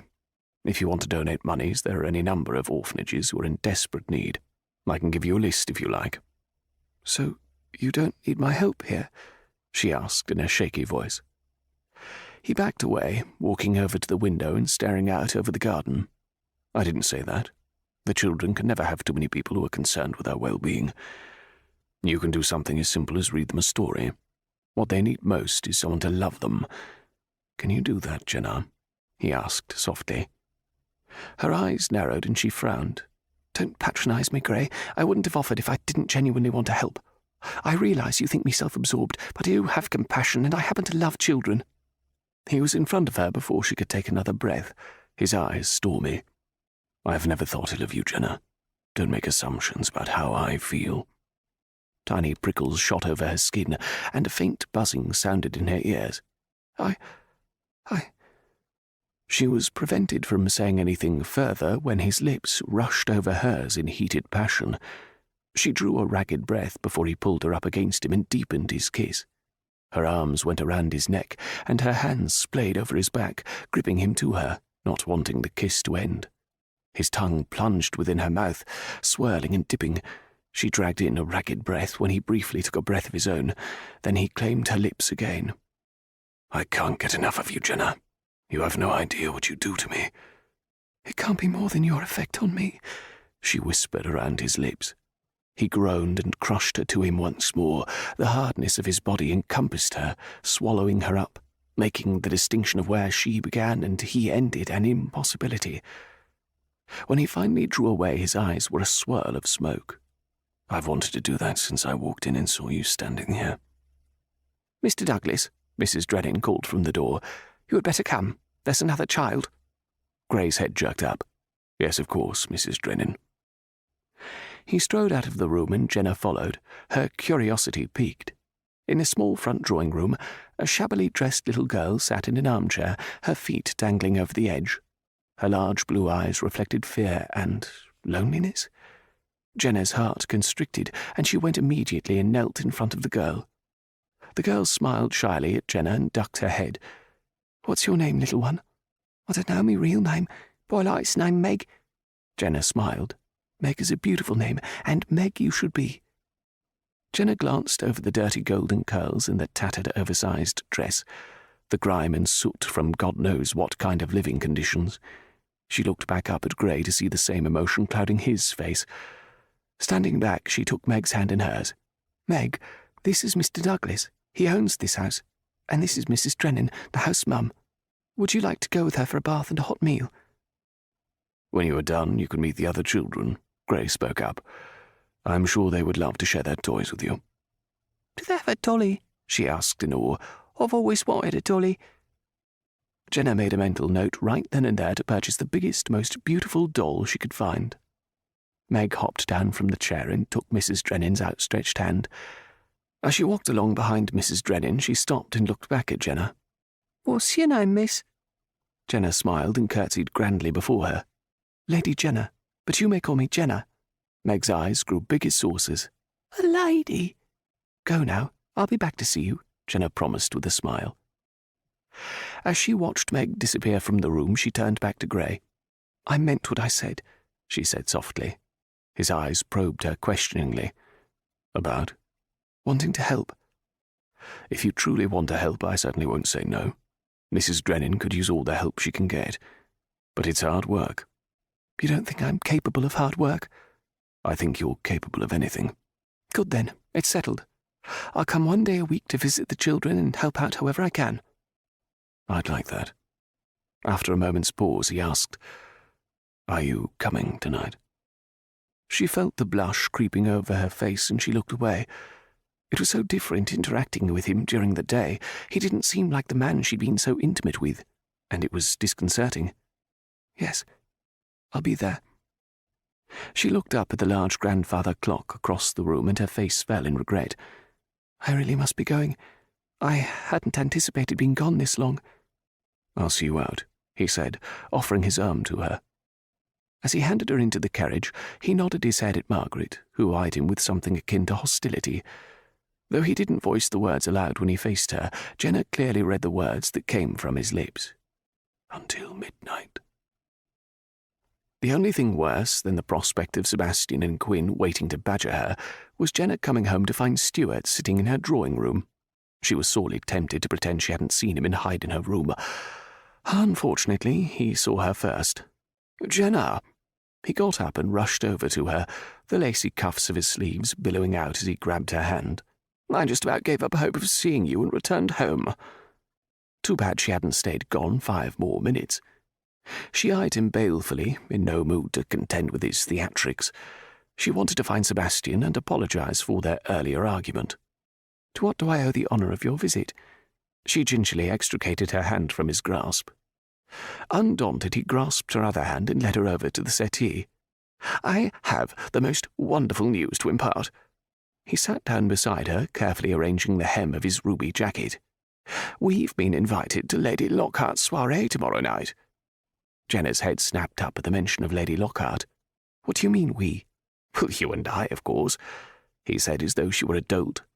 No, I meant, were we invited together, or were you invited and you wished me to come with you? I fail to see the difference, he sniffed. Really, Jenna, you've become so contrary of late. Just answer the bloody question, she snapped. Jenna! His face whitened in shock, and he began fanning his face in rapid motion with his hand. He grabbed convulsively at his neckline as if it were choking the life from him. Such language, so vulgar. Cease your yammering, Stuart. She looked at him in disgust, tired of suffering his eccentricities for the sake of an engagement she didn't even want. His mouth gaped open. Then, to her surprise, he burst into laughter. Jenna, my dear, you never cease to amuse me. Brilliant, just brilliant. Oh, for heaven's sake, she muttered. She got to her feet, smoothing her skirts in irritation. Stuart, I really am not in good spirits today. Perhaps we should reconvene at another time. Of course. Do accept my apologies. He walked to the door of the drawing room and turned back. In answer to your question, Lady Lockheart invited us. She sat on the settee long after Stuart departed. Had Gray prompted her to invite Jenna? If he had, he could very well be present. A smile spread across her face, until her cheeks strained from the effort. An evening with Stuart was bearable if she could see Gray at the same time, and since the ball would no doubt carry over beyond midnight, it would afford her the only chance she had of seeing him that night. She could not continue to leave early, or she would draw the suspicions of Stuart and her brothers. Finally she rose and went in search of Sebastian. She didn't like the gulf that was widening between them, and she was eager to make amends. She found him in their father's office, going over a stack of correspondence. She eased over to the desk and sat down on the edge, scooting back on the polished surface. He glanced up, laying a letter aside. Sadness shone in his eyes, and it was nearly her undoing. "I'm so sorry," she choked out. He stood up and enfolded her in his arms. "Don't cry, Sprite." "I was horrid to you, but I didn't mean any of it." "I know you didn't," he soothed. He drew away and placed his hands on her shoulders. "Let's forget about it, shall we?" She smiled and nodded. "I'd like that, and I promise to wear the locket from now on." Her heart lightened in relief. Things would be well between them again. She couldn't bear to drive a wedge any further between them. "Now, suppose you tell me where you picked up such deplorable language," he said with a raised brow. Chapter 14. "Mr. Douglas would like you to have this," Masterson said as Jenna shed her cloak. She took the large box from the butler, glancing at it in puzzlement. "You ought to await him in his bedchamber." "Where is he now?" she asked. But the butler had disappeared, as was his habit whenever she was around. Tucking the box under her arm, she mounted the stairs. When she reached his room, she eased the door open and stuck her head in. "Gray." Silence loomed. She closed the door behind her and walked over to the bed, setting the box on it. Curiosity overcame her, and she removed the lid. A folded note lay on top of filmy white lace. She quickly scanned the contents. "All day I've looked forward to seeing you in this, Gray." She removed the negligee and held it up in front of her. It was a daring confection, sheer and offering little in the way of modesty, but the idea of wearing it for Gray sent shivers of delight down her spine. As quickly as she could, she divested herself of her clothing and laid it in a neat stack on the table beside the bed. Then she pulled on the negligee. Lace fell to her feet, moulding all her contours on the way down. She hurried to the mirror, but when she caught sight of her reflection, she gasped in surprise. Staring back at her was a beautiful, sensual woman.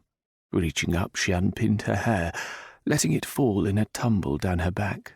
Her hands fell to her chest, and she let them drift down over her breasts, her nipples puckered and strained against the silky material. "You look even more beautiful than I imagined." She whirled around, startled to see Gray standing inside the door.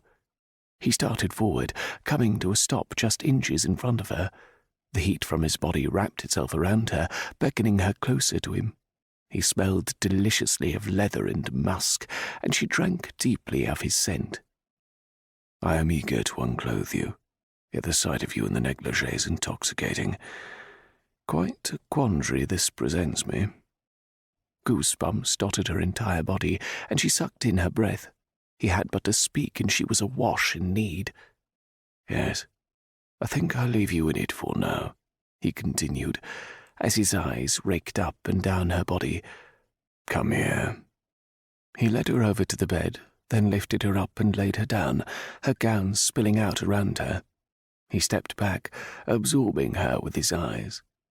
"You said you wanted to experience passion. Tonight, Jenna, I plan to give you much more." More? What more could there be? If the prior night wasn't passion, she wasn't sure she could withstand it. He began to pull his shirt from his trousers, tempting her with small glimpses of his flesh. When he'd removed his shirt, he leaned over her on the bed and ran his hand up her legs, knotting the lacy gown in his hands, and letting go once more as he progressed upward. He lowered his mouth to the taut skin of her belly and pressed his tongue against the material. She reacted as if she'd been burned, arching her back off the bed. Both his hands grasped the soft mounds of her breasts as he nipped the skin below them with his teeth. Caressing, rolling the tips of her nipples through the silk, the firm pressure of his hands was as constant as the slow, torturous roll of his tongue. Her hands tangled in his hair, pulling him closer, holding her to him. As her passion mounted, she forced his head up and melded her lips to his. Not wanting to be a passive participant, she met his caresses with her own. Do you trust me? He asked as he tore his lips from hers. You know I do. She gulped in air, trying to catch her breath. He pushed off her, rising from the bed. She stared up at him, searching his eyes for some sign of what he was thinking. He grasped her legs and pulled her to the edge of the bed. The friction of silk against her back heated her skin. Then she found herself face down on the bed as he gently turned her over. She blinked in surprise, then tried to turn herself back over, but his hand pressed against her back, preventing her movement. "Trust me," he murmured. She immediately stilled, though her senses were racing. Excitement, mixed with nervousness, curled in her stomach. But anticipation overcame all else as she heard him divest himself of his pants. His hands came around her waist and he hoisted her up to her knees. She braced her palms against the sheets to hold herself up. Cool air washed over her legs as she felt him push her gown up to her waist. Her cheeks warmed as she envisioned the sight she must present. "Beautiful," he murmured. "So beautiful, your hair streaming down your back, lace covering you." He walked around to the end of the bed so she was now sideways to him. She cocked her head so she could see him, and gulped as she saw he was naked. She moaned low in her throat, and threw back her head when he reached out to cup her breasts. He ran his hand up over her shoulder and over her back as he walked behind her, his hand smoothing over her silk-covered skin.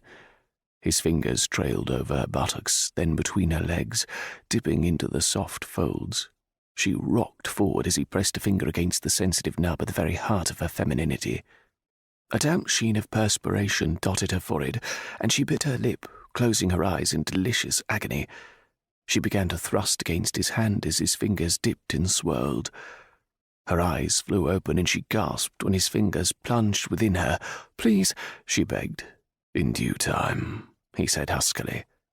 She moaned in protest when he stopped, but then his hands cupped her breasts from underneath, pinching her nipples between his thumb and forefinger. He stroked them until they were taut and stiff.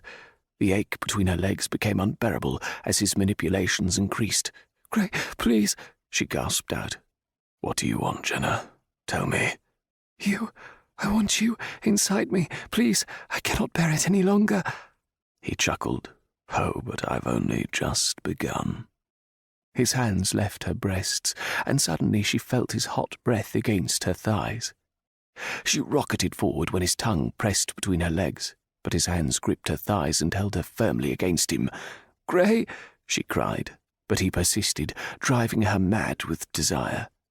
Her knees were shaking against the mattress, her hands gripping the sheets as his tongue flitted around her sensitive bud. He suckled it gently, sending sharp bursts of pleasure straight to her innermost depths. Then he was gone, and suddenly she found herself propelled backwards as he dragged her to the very edge of the bed. Her knees dug into the edge of the mattress and her legs dangled off. He grasped her hips and with his thumbs parted her legs and positioned himself behind her. "Gray," she said in a trembling voice. The force of her own desire had robbed her of breath. "I'm going to ride you," he said, his sensual words sliding over her, nearly catapulting her to release. Every muscle in her body tightened in anticipation. Images of him mounting her like a mare rolled in her mind, causing her nipples to tighten and the ache between her legs to become a force too great for her to bear. He slid into her, hot and rigid. She cried out as he went deeper than she thought possible, as he elicited feelings in her she had never imagined in her wildest fantasies. When he finally came to a stop, she felt full, stretched and wild in her need. "More," she whispered. "I want more." He strained forward, pressing his hard thighs against her buttocks, and she pushed against him, determined to give him as much as he was giving her. He reached around and pulled at her nipples as he withdrew and pushed forward again. "Ride me," she pleaded. And he did. Foregoing the slow pace he'd initiated, he began rocking against her, pulling her back to meet his thrusts. He gripped her hips, holding her firm as he rode her, hot and hard. Her gown worked higher up her back until her breasts were nearly free of the material. She was delirious in her ecstasy. Her head thrown back, she closed her eyes and let out a keening wail.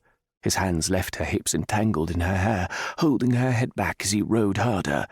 Faster and harder, the sound of his thighs slapping against her buttocks filled the room, mixing with her sighs and moans. "Harder," she urged. She was close to something extraordinary, yet she couldn't quite reach it, but she knew she needed more. "Jenna, my God," he panted. Spurred on by her directive, he renewed his efforts, thrusting into her until she knew he couldn't go any farther. Higher and higher she climbed, the intensity becoming unbearable. She couldn't take any more. And then her whole world shattered into a million pieces as Gray's hoarse cry reached her ears. Their movements were frantic, each trying to envelop the other. She bucked frantically against him as her release washed over her with such intensity she collapsed on the bed. He fell with her, still locked within her as they sprawled across the bed. He ripped himself from her, and she felt his warm seed spill onto her back as he held her close.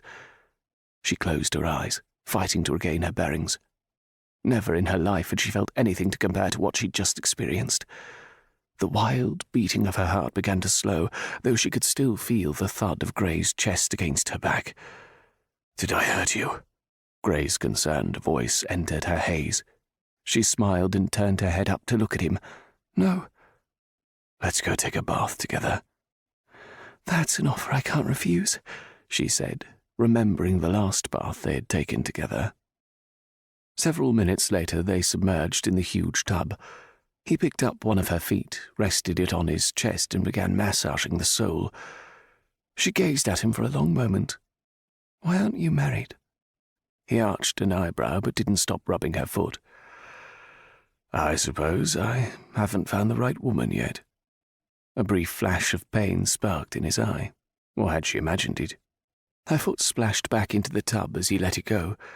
He picked up her other one and began massaging it. That feels so good." She sighed and closed her eyes for a moment, sinking deeper into the hot water.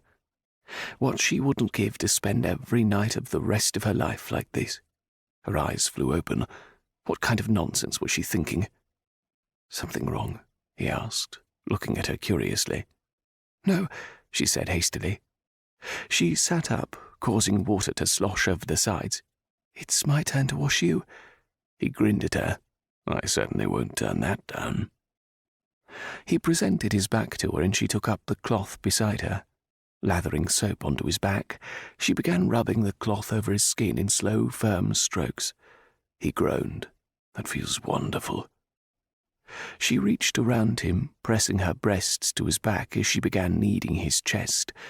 She flicked her tongue over his shoulder, then nipped it with her teeth. He jumped in reaction.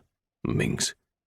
She grinned and lowered her hands in front, surprised to feel him hard and erect in her palm. "Oh, my." He turned and grabbed her, dragging her in front of him. He grinned down at her. "Oh, my, indeed, you little tease. Now it's time to pay." He stood up, holding her in his arms. Water ran off them in a rush, spilling over onto the floor. He stepped from the tub and carried her across the room. Setting her down in front of the fire, he got up and retrieved a towel. Seconds later, he bent back over her and began drying her off. When he stood up to dry himself, she snuggled into the pillows and gazed into the fire. She felt him settle down beside her, and he wrapped his arms around her, pulling her against his chest. "How long do we have?" she asked softly, afraid to find out it was almost time for her to go. "Hours yet." She relaxed in relief. She turned her head back to him and opened her mouth to ask him about the children's home, but he covered her mouth in a gentle kiss. "Shh, for now. We can talk later." He rolled her onto her back so that she was staring up at him. "I have other things in mind for that mouth of yours." She giggled, but his words set her blood racing. He lowered his head to the curve of her neck and lightly grazed her skin with his teeth. "Do you have any idea how crazy you make me?" he murmured in her ear. "Not any crazier than you make me," she whispered. "Then I propose we do something about it." She dragged his head down to hers. "I propose we dispense with the conversation." "I like the way you think," he said between kisses. She shoved him over and rolled on top of him. "I read an interesting book the other night.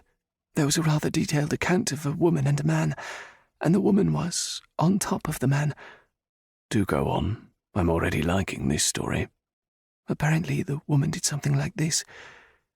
She lowered her hand and circled his shaft with her fingers. Moving her body down his so that her head was above his waist, she slowly took him in her mouth. He arched against her. Jenna. She raised her head to look at him. Then she did something like this. Throwing a leg over him, she held herself over his erection.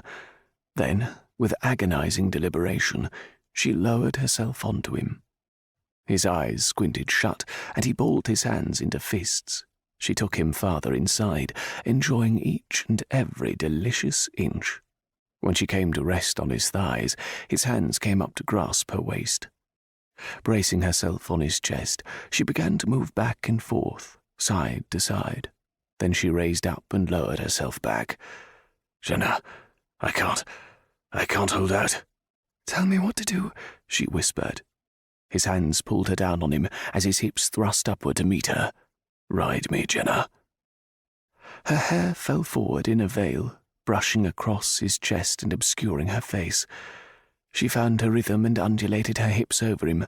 The tension was building in her as well, and she sped up her movements. His face was a portrait of passion. Sweat beaded his forehead, and his eyes glowed. Moans of pleasure spilled from his lips as she increased her pace. She was in control. Her power over him, her ability to make him want her as much as she wanted him, filled her with intense satisfaction. Never had she imagined herself in the role of a seductress. There's one other thing the woman in the book did, she said, slowing her movements. Sliding from him, she moved down his body. Taking him in her mouth once more, she began suckling him, letting him slide in and out of her mouth. She curled her hand around the base of his shaft and moved her hand up and down in time with her lips. Jenna, stop. I'm about to... She ignored him and increased her ministrations. He gave a shout and arched into her. She continued her gentle exploration with her mouth until he relaxed beneath her. His hand stroked her hair, then slid down her shoulder. Come here. She curled into his arms, laying her head on his chest. He continued to stroke her hair, smoothing it away from her face. A deep breath escaped him, almost as if he had been about to speak. Silence descended on them for a few long moments. As he held her close to him, rubbing her gently, he took in another breath. What would you say if I told you that you were only the second woman I've ever been intimate with? Chapter 15. What? She drew away and looked at him in shock. Her mind fought to analyze what he'd said, but it made no sense. She couldn't count on two hands the number of women who'd bragged about his prowess in bed. After all, it was the reason she'd sought him out in the first place. I don't understand. He sat up, crossing his ankles. Smoothing his unruly hair from his face, he let out a sigh. It's quite simple, actually. I've only been with one other woman. She scooted to a sitting position, wishing she had something to cover herself with. She drew her knees up to her chest and hugged her arms around her legs. But what of all the rumours? I've had women tell me. She broke off, embarrassed to admit she'd participated in gossip about him. All untrue. But why would they say such things if they weren't true? And why didn't you refute what they were saying? Because I don't care what polite society thinks of me. I can't be responsible for the untruths they circulate. She shook her head, becoming more confused by the moment. So, you were telling me that all these women arbitrarily made up false rumours about you? While she didn't refute the tendency to gossip within the ton, she found it hard to believe that so many women would make up something so absurdly untrue. He blew out a long breath. I suppose it began with my association with Lady Lockheart. As I told you, she is a dear friend. But the rumours began in earnest when one of Lady Lockhart's acquaintances, Lady Wortham, propositioned me, and I politely refused her advances. If I had to guess, Lady Wortham, feeling snubbed, regaled her friends with the details of her affair with me, an affair that never happened, and in an effort not to be one-upped, because we all know how society hates to be one-upped, more women claimed to have had an affair with me, and it spiraled out of control. Jenna looked at him, mouth open. But she could certainly envision it happening as he'd speculated. So she'd approached a man and asked him to become her lover, all on the basis of idle gossip. Mortification seized her, and she had the urge to flee the room. But another thought popped into her mind, and she whipped her head around to look at him. If none of the rumours were true, then why did you agree to become my lover? He looked away, his expression pained. When he looked back, she could see guilt reflected in his eyes. At first I was angry. Angry at your assumption, and angry because you were treating me no better than every other woman of society. Jenna had the grace to flush. She hadn't been any better than anyone else. Her pulse beat at her neck, though. Had he done all this out of some desire for revenge? She looked away, unable to meet his gaze any longer. "But you made me feel alive for the first time in many years," he said quietly. "I wanted to take you in my arms from the first moment you walked into the library." The silent pain in his voice caused her chest to tighten. She turned back to look at him. "Who is the other woman, Gray? Is she why I hear such sadness in your voice sometimes? See such pain in your eyes?" He gazed into the fire, and suddenly he looked vulnerable, sitting naked in front of her. He looked so open, as if all his defences had been breached. 5 years ago, I met a girl and fell in love with her. She was unattainable, but I loved her anyway, and she loved me. Her name was Roslyn, and all I could think about was making her mine. He turned back to her, and she saw the memories burning brightly in his eyes, almost mirroring the flames from the fireplace. Her father was livid that his daughter had condescended to my level, and swore that he'd never allow a man such as me to marry into his family. I begged Roslyn to elope with me, and she reluctantly agreed. You see, it wasn't that she didn't love me, or thought she was above me, but she knew that by marrying me she would be letting go of her family. It was a choice she should have never been forced to make. Jenna's heart ached for both Gray and Roslyn, for she knew well how familial duty went. "What happened?" she asked softly. Tears clouded his grey eyes. Her father followed us, and caught up to us before we could be married. In a rage, he confronted us and demanded Roslyn return with him. He told her that her mother had suffered a heart attack when she'd learned Roslyn had run away. Roslyn couldn't refuse to return with him. She promised me, as soon as she saw to her mother, she would marry me, no matter what her father said. On the way back, they had a carriage accident, and both were killed. "Oh, Gray, I'm so sorry." So you see, my love for Roslyn ruined an entire family. I went to see her mother, knowing I was at fault for her ill health, only to find her the pink of perfection. Roslyn's father had lied in order to get her to return with him. Only now they were both gone, and Roslyn's mother had no one. "Surely you don't blame yourself," Jenna said in disbelief. Who else would I blame? I should have never asked her to choose me over her family. If I hadn't, she'd still be alive. "Maybe her family shouldn't have made it a choice," she mused. "She could have had both if they had accepted her choice in you." But even as she said the words, she knew how ridiculous they sounded. Women weren't offered a choice. Wasn't that precisely why she was sitting here in front of her lover? Because she hadn't been offered a choice in whom she married or been given any say-so in her future? Resentment swelled her chest, and for the first time she felt truly angry at her parents, her father. How could they have saddled her with Stuart? Didn't they care anything for her happiness? If only she hadn't been born an earl's daughter, then perhaps she wouldn't be used as a pawn, wouldn't be offered up like a sacrificial lamb for the family honour. They didn't accept her choice because I was born on the docks and actually work for my living. The bitterness in his voice echoed through the room. "You must have loved her a great deal." He nodded, seemingly lost in the pain of his memories. Feeling awkward, she got up and went to put on her clothing. Gray followed her and buttoned the back of her dress. "I'm sorry, I didn't mean to make you feel badly." She turned around in his arms. "I'm the one who is sorry. I made such assumptions about you, treated you like every other person in society has. For that I am ashamed." "No," he said fiercely. "You aren't like the others. You actually talk to me, not down at me. I have not regretted our affair for a moment. I hope you haven't either." "No, but I am more ashamed that I haven't been able to conjure regret for acting in complete opposition to everything I've been brought up to believe." "You're an incredible woman, Jenna. I don't think I've ever met a woman equal to you." She smiled at him. "And I don't think there is another man like you in the world. Roslyn was lucky to have your love." "Thank you for saying that," he said quietly. Regret filled his face as he consulted the time. "We've but a few minutes before you must go."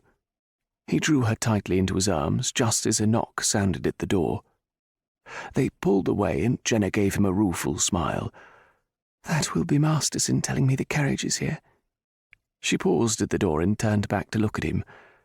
"You've said why you agreed to the affair, but is it also the only reason you have continued seeing me?" His face hardened and his eyes flashed. "If you have to ask that, then you've learned nothing about me." She stared at him for a long moment. "Goodbye, Gray. Until tomorrow." "Goodbye, Jenna. I'm counting the hours until midnight."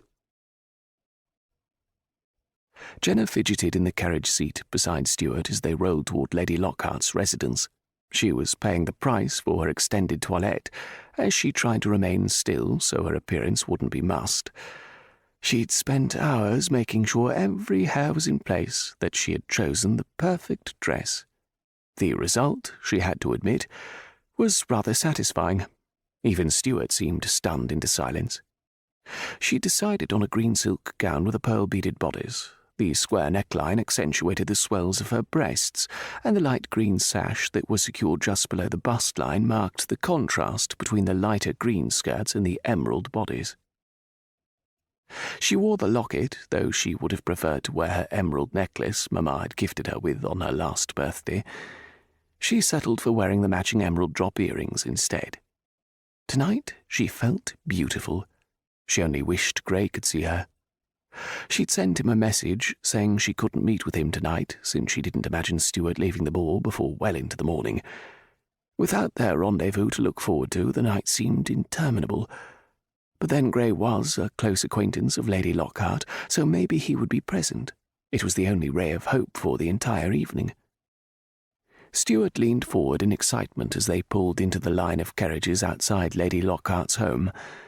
To her chagrin, he still appeared to be infatuated with Henry VIII period clothing. The only change from the last time she'd seen him was the colour of his costume. Instead of red, he wore royal blue, which she did have to admit matched emerald better than red. She chanced to glance at his hose-covered legs, surprised to note the muscles that were barely disguised by the stockings. Shaking her head, she turned her attention back to the moving carriage line. Stuart could be quite handsome if he weren't so devoted to looking like an idiot. When the door opened, she and Stuart descended and entered Lady Lockhart's home. They waited to greet their hostess in the receiving line, and Jenna scanned the crowd looking for Gray. Disappointment settled over her when she saw no sign of him. "Jenna," Stuart hissed beside her. He nudged her forward, and she offered Lady Lockhart a curtsy. "I'm so glad you came, Lady Jenna," Lady Lockhart said with a smile. "And of course you too, Mr. Eglin." "We're so honoured to be invited," Stuart gushed. They continued past Lady Lockhart as she greeted the person behind them. Beyond, the ballroom was ablaze with light and packed tight with people. Couples whirled by in flashes of colour and smiles. The atmosphere was festive, yet her mood was subdued. She stood with Stuart and smiled as they conversed with some of his acquaintances. She had a steady stream of dance partners, and she performed just as an earl's daughter was expected. But underneath the polished, practised exterior, she was picturing entwined, undulating bodies, hers and Gray's. After she was escorted back to Stuart by her dance partner, she excused herself to the ladies' retiring room. To her surprise, Lady Lockhart entered behind her. "My lady, the ball is lovely," Jenna said, feeling compelled to say something. "Thank you, my dear. It was good of you to come, and quite frankly, I looked forward to speaking with you." Jenna looked inquisitively at the older woman. Though not on the fringes of youth, she was still exceptionally lovely. Jenna was willing to wager she had been a diamond of the first water in her day. Not a single trace of silver dotted her blonde hair, and her face was smooth and unmarred by wrinkles. She led Jenna over to a rose-coloured settee and gestured for her to sit. "I won't keep you long, but I just wanted to tell you how grateful I am to you." "I don't understand," Jenna said, her confusion growing by the second. "I'm referring to Grayson, my dear. You've made him smile again." All the blood drained from Jenna's cheeks. Her face froze in a mask of horror. "What are you talking about?" "I've shocked you." Her voice was filled with regret, but did she honestly think Jenna wouldn't be shocked? Anger and humiliation tightened her stomach as she regarded Lady Lockheart. "Yes, I'd say you have." "Please accept my apologies," she said in earnest. "I only wanted to tell you what a wonderful influence you've been on Grayson. He's been so unhappy for so long.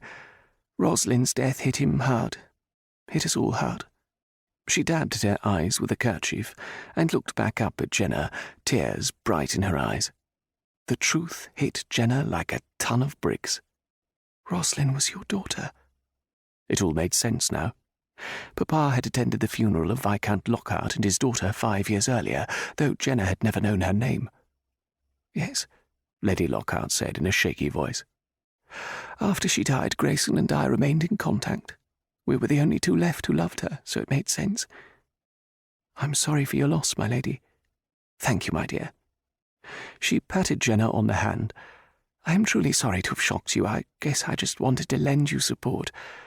Grayson is a wonderful man, and no matter what happens, I will be eternally grateful to you for putting a smile back on his face." Jenna offered a tight smile and nodded. Her back was rigid as she rose stiffly. "I best return to the ballroom before Stuart worries." "Yes, of course." Lady Lockheart rose and Jenna walked hurriedly out of the room. A headache formed at the base of her neck as Jenna threaded her way through the throng of people. Everything passed in a blur. She gulped back the knot in her throat as she neared Stuart. "Stuart, would you mind taking me home?" "But Jenna, we've only just arrived." "We've been here 4 hours already," she said behind clenched teeth. "If you've no wish to leave, I can hire a hack." "Indeed not," he gasped. "I'd be glad to convey you home. Have you taken ill?" She ignored the question, anxious to flee the ballroom and the cloud of anxiety that threatened to smother her. When she finally climbed into the carriage, she leaned back, closing her eyes in relief. "Jenna, I say, you look quite pale." She opened one eye and looked balefully at him. "And how did you ascertain my colour in the dark?" "Well, you must be pale," he huffed. "You were pale when we left." "You are quite welcome to return to the ball, Stuart. Just do so without me. I think I must have eaten something that disagreed with me." "Poor dear," he said with exaggerated sympathy. "You must go straight to bed." When the carriage pulled to a stop in front of Jenna's home, she was out before the footman could open the door for her. She nearly ran up the stone path in her haste to be inside. She burst into the foyer, pulling her gloves and tossing them aside. Thomas greeted her with surprise. "My lady, is something amiss?" "My brothers, Thomas. Have they returned home yet?" "No, my lady. I don't expect them until much later." "Good. If they should ask after me when they do return, tell them I am not to be disturbed." She paused at the foot of the stairs. "Can you summon a hack for me? I need it in 15 minutes. Chapter 16. Gray sat in the darkness of the library, staring into the dying embers of the fire. He felt alone. He looked down at the crumpled note in his hand, the one that Jenna had sent informing him she couldn't come that evening. He'd been tempted to attend Lady Lockhart's ball just so he could drink in the sight of her, but seeing her with her fiancé would have soured the experience. He formed a triangle with his fingers and pressed his thumbs to his chin. They couldn't continue as before. Though several days remained until Jenna's parents' return, he could ill afford to get more emotionally involved with her than he already had. With each night she spent in his arms, the more he wanted her there on a permanent basis. But even as he was preparing himself for the inevitable loss, he couldn't bring himself to regret the nights they'd spent together. Closing his eyes, he remembered with great detail every inch of her body, how her warm cinnamon eyes sparked when she smiled, how she ran her tongue over her upper lip when she was nervous, the glorious mane of chestnut hair that tumbled down her back when she unpinned it, how she spoke to him like he was the only person in the world. His body quickened in response, and he cursed his overactive imagination. Rising from his chair in order to ease the growing discomfort in his breeches, he went over to the fireplace and threw in the note from Jenna. He watched as it flared up, then shriveled to ashes, just like the hope of ever having her. The library door burst open, and he turned in surprise. Jenna stood in the doorway, her eyes blazing. "Jenna, I hadn't expected you. That is, I received your note saying you weren't coming." "How could you?" she raged as she stomped over to him. She presented a truly glorious sight, her face flushed in anger, her eyes shooting flames at him. "Whatever are you talking about?" he asked mildly. He worked to keep a smile from his lips, thinking it would only enrage her further. The anger in her eyes turned to hurt, and his chest lurched. "How could you tell Lady Lockheart about us? She pulled me aside at her ball to thank me for making you smile again." He groaned. She didn't. "Oh, yes, she did." She drew abreast of him and pounded her fist on his chest. "You know how important it is that we practiced extreme discretion. If this became common knowledge, I would be ruined." She cut him off. "No matter that she is a close acquaintance of yours. You of all people know how gossip circulates. She makes an innocent comment to a friend, who then makes another comment to her friend. Before you know it, our exploits are plastered all over the gossip rags, and it is over." Her bosom heaved from exertion. Her face was mottled and flushed. Her finger dug into his chest, punctuating each word she yelled out at him. She was glorious, absolutely magnificent, and she clearly planned to do him harm. "I didn't tell her," he said calmly. "And that's not all. What of Stuart? Granted, he is a complete nincompoop, but— What did you say?" She stopped and let her finger fall from his chest. "What do you mean you didn't tell her? That's worse. That means that someone else told her, which means that everyone will know." Unable to control his laughter any longer, he chuckled. He was immediately rewarded with another thump to his chest. "You were angry that I told her, and now you're angry because I wasn't the one who told her?" "Gray, this is no laughing matter." He took her hands in his before she did more damage to his entrails. "Jenna, she doesn't know." "But—" He laid a finger over her lips. "You've said enough. It's my turn to speak."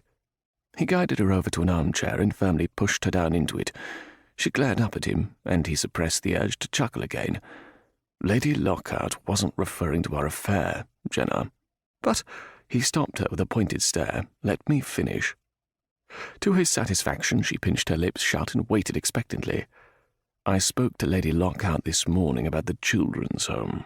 She's a frequent contributor, and I mentioned that you had visited and that you planned to volunteer some time as well.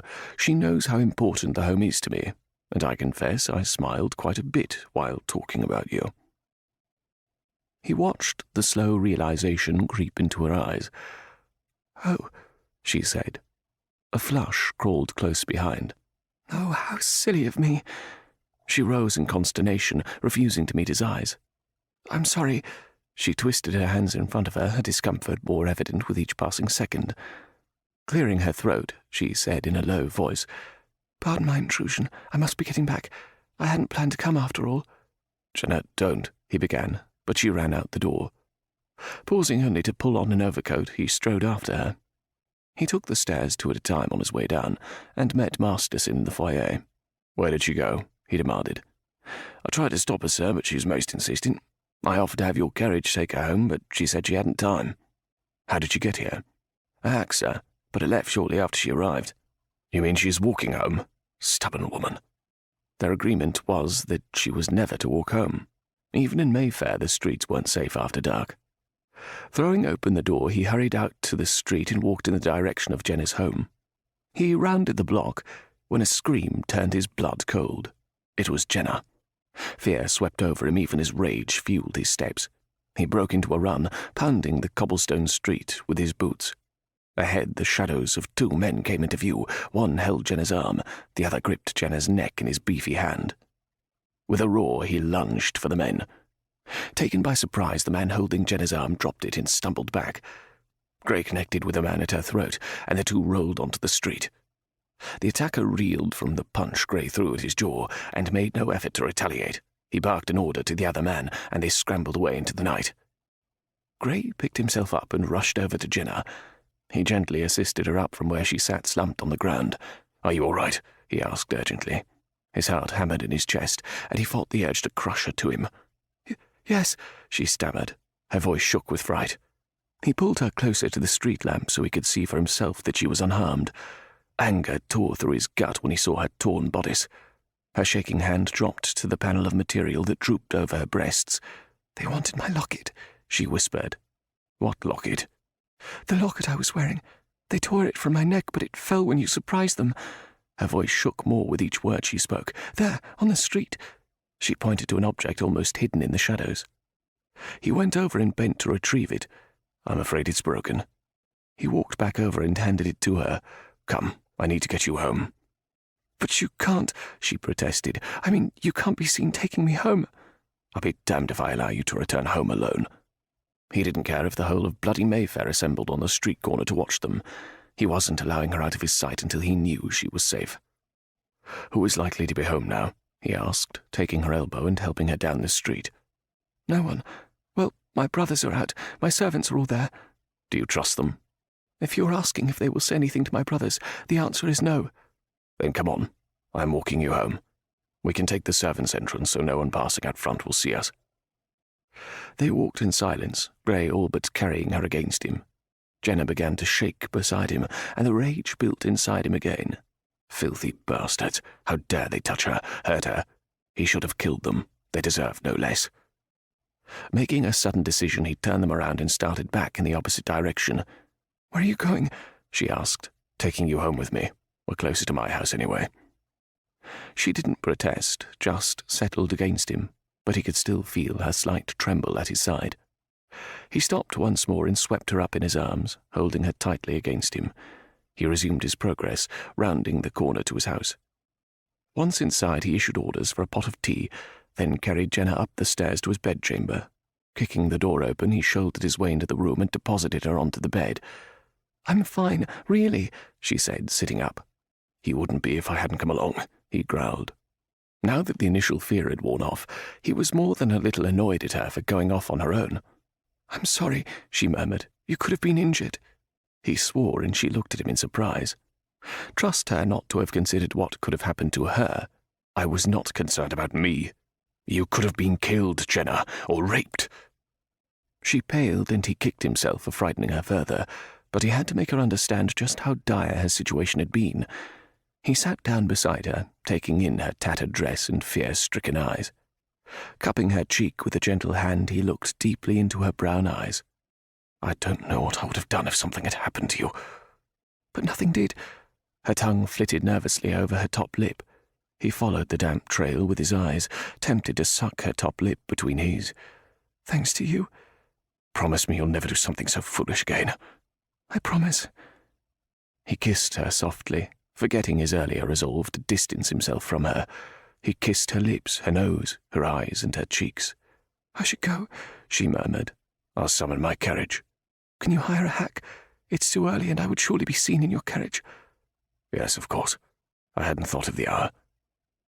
With regret, he got up and called for Masterson. It would take a half-hour for the hack to be summoned and arrive. Plenty of time to make sure Jenna had recovered from her fright. Masterson arrived with the tea and promptly left to summon the carriage. Gray returned to where she still sat on the bed and offered her a cup of the steaming brew. She shook her head and he set it aside. Then he bent to pick her up. "Gray, I'm fine," she protested. "Yes, I know." But he didn't relinquish her. Instead, he carried her to the large armchair in front of the fire. He settled down into the seat, holding her securely in his arms. He stroked her hair and ran a hand over her cheek. "Gray?" "Yes, Jenna?" "We need to talk," she said in a small voice. "Yes, I know. But not tonight. We'll talk later." Emotion knotted his chest, but he refused to give way to the heaviness in his heart. They sat in silence, Gray holding her closely to him. He stroked her hair and kissed the top of her head, wishing he could suspend time and remain in this moment forever. Several minutes later, Masterson knocked at the door and informed them the hack had arrived. Gray kissed the top of her head and helped her from his lap. "Come on, I'll walk you down." Before they left the room, he reached into his wardrobe for one of his dressing shirts. Carefully, he draped it around her, covering the torn bodice of her dress. She smiled up at him as he finished. Once outside, he helped her into the carriage. "Are you sure you're all right?" "I'm fine, Gray. Don't worry over me." "Good night, then, my lady." He kissed her lingeringly, wishing he could take her back to his bed and keep her there long after the sun came up. Drawing back, he closed the door and gestured the driver away. He watched as the carriage disappeared into the night, a hollow ache plaguing him. Jenna sat back in the seat after he closed the door. Only as she rolled away did she realize that he hadn't said until midnight. An odd squeezing constricted her throat, and a dull ache began in her head. She closed her eyes tiredly. The events of the night, as well as nearly a week without sleep, were catching up to her. She trudged into her house and up to her room. She waved Margaret away, not wanting any intrusion. As she sat down at her dressing table, tired eyes looked back at her in the mirror. Faint smudges marred the smooth skin underneath her eyes, and her cheeks were pale. She looked bloody awful. With a sigh, she dropped the locket onto the table. She'd be damned if she wore the thing again. Stuart and his father could go to the devil. As she rose to undress, something caught her eye. The locket was broken. Upon further examination, the back appeared to be cracked. Funny, she hadn't noticed the front and back were two separate pieces. She picked it up, and to her amazement, a tiny folded piece of paper slipped out and fell to the floor. She bent to pick it up and padded over to the bed. Kicking off her shoe, she sat down on the covers, pulling her feet up underneath her. She unfolded the paper and saw neat handwriting. It was signed by the Viscountess. "Such sadness I cannot bear, to know someone I loved beyond measure could betray me. What loyalty can exist if there is none between family members? Ah, Jenna, it is with heavy heart I burden you with my request. But you must make it right, my dear. For only you know of my pain. You are my only hope. I can trust no one. Go to my sister's home in London. She lives at number 12 Stanhope Street. Tell her I sent you. She will have a box for you. Tell no one, trust no one. I'm counting on you. Sophia Dudley." Jenna sat in stunned silence. Whatever could the Viscountess be talking about? The entire letter was puzzling. The aching in her head increased. She was too tired to decipher the cryptic note. Perhaps it would make more sense in the morning. But sleep eluded her. What could the Viscountess mean, no loyalty among family members? And why had the Viscount been so adamant about her wearing the locket? Was it a coincidence that someone had tried to steal it? Could they have known what was hidden in the locket? But who would know, and what did the letter mean? She tossed restlessly, staring at the ceiling. She could ask the Viscount, but she had never liked the man. He would likely think her forward for asking impertinent questions at any rate. Suddenly she sat straight up. The opera. She'd nearly been robbed at the opera. Could there be a connection between the two events? Surely no one else had such miserable luck. Her hand went to her throat, rubbing absently at the spot where the necklace had lain. Who could she trust? More than that, who could she confide in who wouldn't think she was a hysterical ninny? She was going to ignore it. Yes, that was it. She'd put it out of her mind. Her life was complicated enough without worrying over some box the Viscountess left for her. The last thing she needed was something else for a desperate attacker to try and wrest from her. Stuart was proof enough the entire family wasn't exactly normal. Maybe Lady Dudley wasn't in her right mind in the years leading up to her death. Either way, she'd be advised to put the entire matter out of her mind. No, she wasn't going anywhere near Stanhope Street. Chapter 17. Jenna paused outside the gate of number 12 Stanhope Street, debating whether or not to go in. Despite her determination not to go to Lady Dudley's sister's house, there she stood. It wouldn't hurt to see if there really was a box. Then she could satisfy her curiosity and forget about it. She glanced worriedly over her shoulder, fearful that someone was lurking, just waiting to apprehend her. Her anxiety was making her nauseous, but after last night's attack she could ill afford to be lax in her attention. Finally, convinced that no one was going to pounce, she opened the rusty gate, wincing when it protested with a loud creak. The overgrown walkway to the front door needed attention badly, and cracks dotted the faded stones. When she reached for the knocker, it nearly fell off in her hand. Easing it back into place, she opted to rap on the door with her hand. An aging butler opened the door and smiled at her. Jenna presented her calling card and said, "I'm here to see—" Oh dear, what was Lady Dudley's sister's name? But the butler stepped aside and gestured her in before she could decide upon the best way to explain her presence. "Come in, my lady. I'll summon Miss Somerset at once."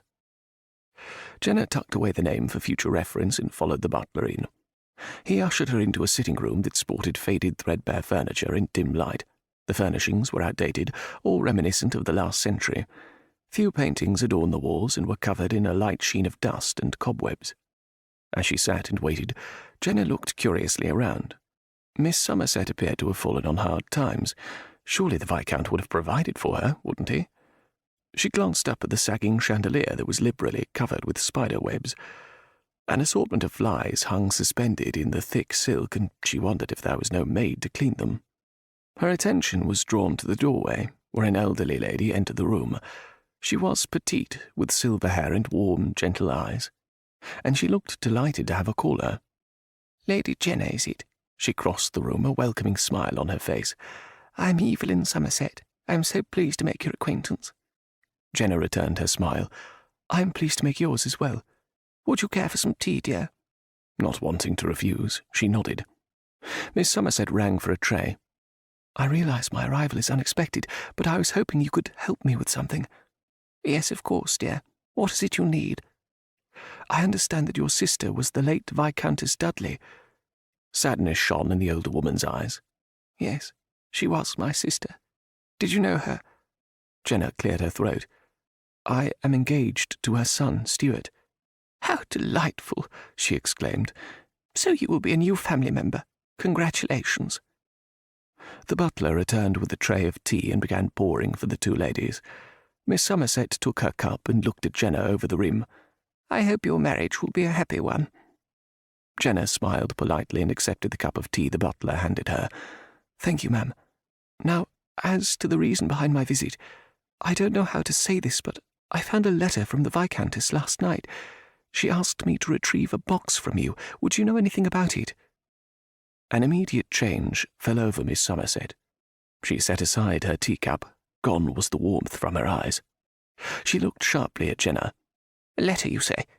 Where did you happen upon this letter?" "Tell no one. Trust no one."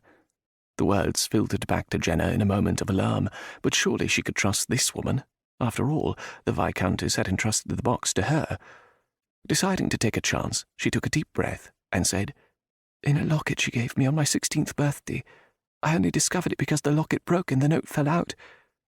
The woman seemed content with Jenna's explanation, but then a frown crossed her lips and she asked, "How did it break?"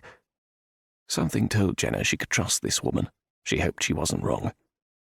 "I was set upon by two men last night. Their intention was to steal the necklace. It fell and broke." "Good heavens! Are you all right?" Jenna nodded. "Do you have the box?" she asked, bringing the focus back to the matter at hand. Miss Somerset studied her for a long moment, as if trying to decide if she could be trusted. Finally she rose from her seat. "Yes, I have a box for you. I'll be back in a moment." Tension settled into her stomach as she watched the woman glide from the room. What could be so important about this box that the Viscountess had gone to such lengths to hide it? A prickle of apprehension trickled down her spine. More importantly, someone was going to great lengths to find it, if, as she suspected, the two attacks on her were related to the locket. Miss Somerset returned a moment later carrying a small wooden box. It looked large enough to house a few jewels or letters, but was otherwise unremarkable. She pressed the box into Jenna's hands. "Guard this with your life. There are those who would go to great lengths to get their hands on it." Jenna stared at her questioningly, but the woman's lips were drawn tight. She wasn't going to offer any further information. "Thank you," she said. "I must be going now." She rose and smiled at the elderly woman. "I do hope you will call on me again sometime," Miss Somerset said, as Jenna made for the door. Jenna climbed into the carriage and placed the box on her lap. She fidgeted with the clasp, tempted to open it, but Miss Somerset's words came floating back to her. Maybe she would be better served to wait until she got home and could open it behind the locked door of her bedroom. But a quick peek couldn't hurt, could it? She held her breath and slipped a fingernail under the small latch. The carriage ground to a halt, and she looked out to see they had arrived at the orphanage. What rotten timing. The box would have to wait for later. Thinking quickly, she fumbled under the seat for the latch to the secret compartment her father often used to hide valuables when they travelled. She shoved the box in and slammed the small door shut, just as the footman opened the carriage door and let down the step. She descended the carriage and directed the driver to carry in a bundle of packages. Gathering the remaining parcels, she followed him up the walk to the front door. Mrs. Drennan opened the door for them and ushered them inside. "The children are in the sunroom," she told Jenna. "They'll be happy to see you." "How is Meg faring?" "She's a dear little thing," Mrs. Drennan clicked. "So happy to be here. The other children love her already, and she loves them." Jenna smiled. She couldn't wait to present the children with the gifts she'd brought for them, and she'd made a special point of picking out a doll for Meg. "Lady Jenna!" the children chorused as she entered the room. They ran to her, swarming over her. She laughed as they pulled at her skirts, their faces shining up at her. "I've brought you presents. What do you think of that?" Squeals of delight resonated throughout the room. She began passing out the brightly wrapped packages, and they wasted no time tearing into them. She paid special attention as Meg began delicately unfolding her present.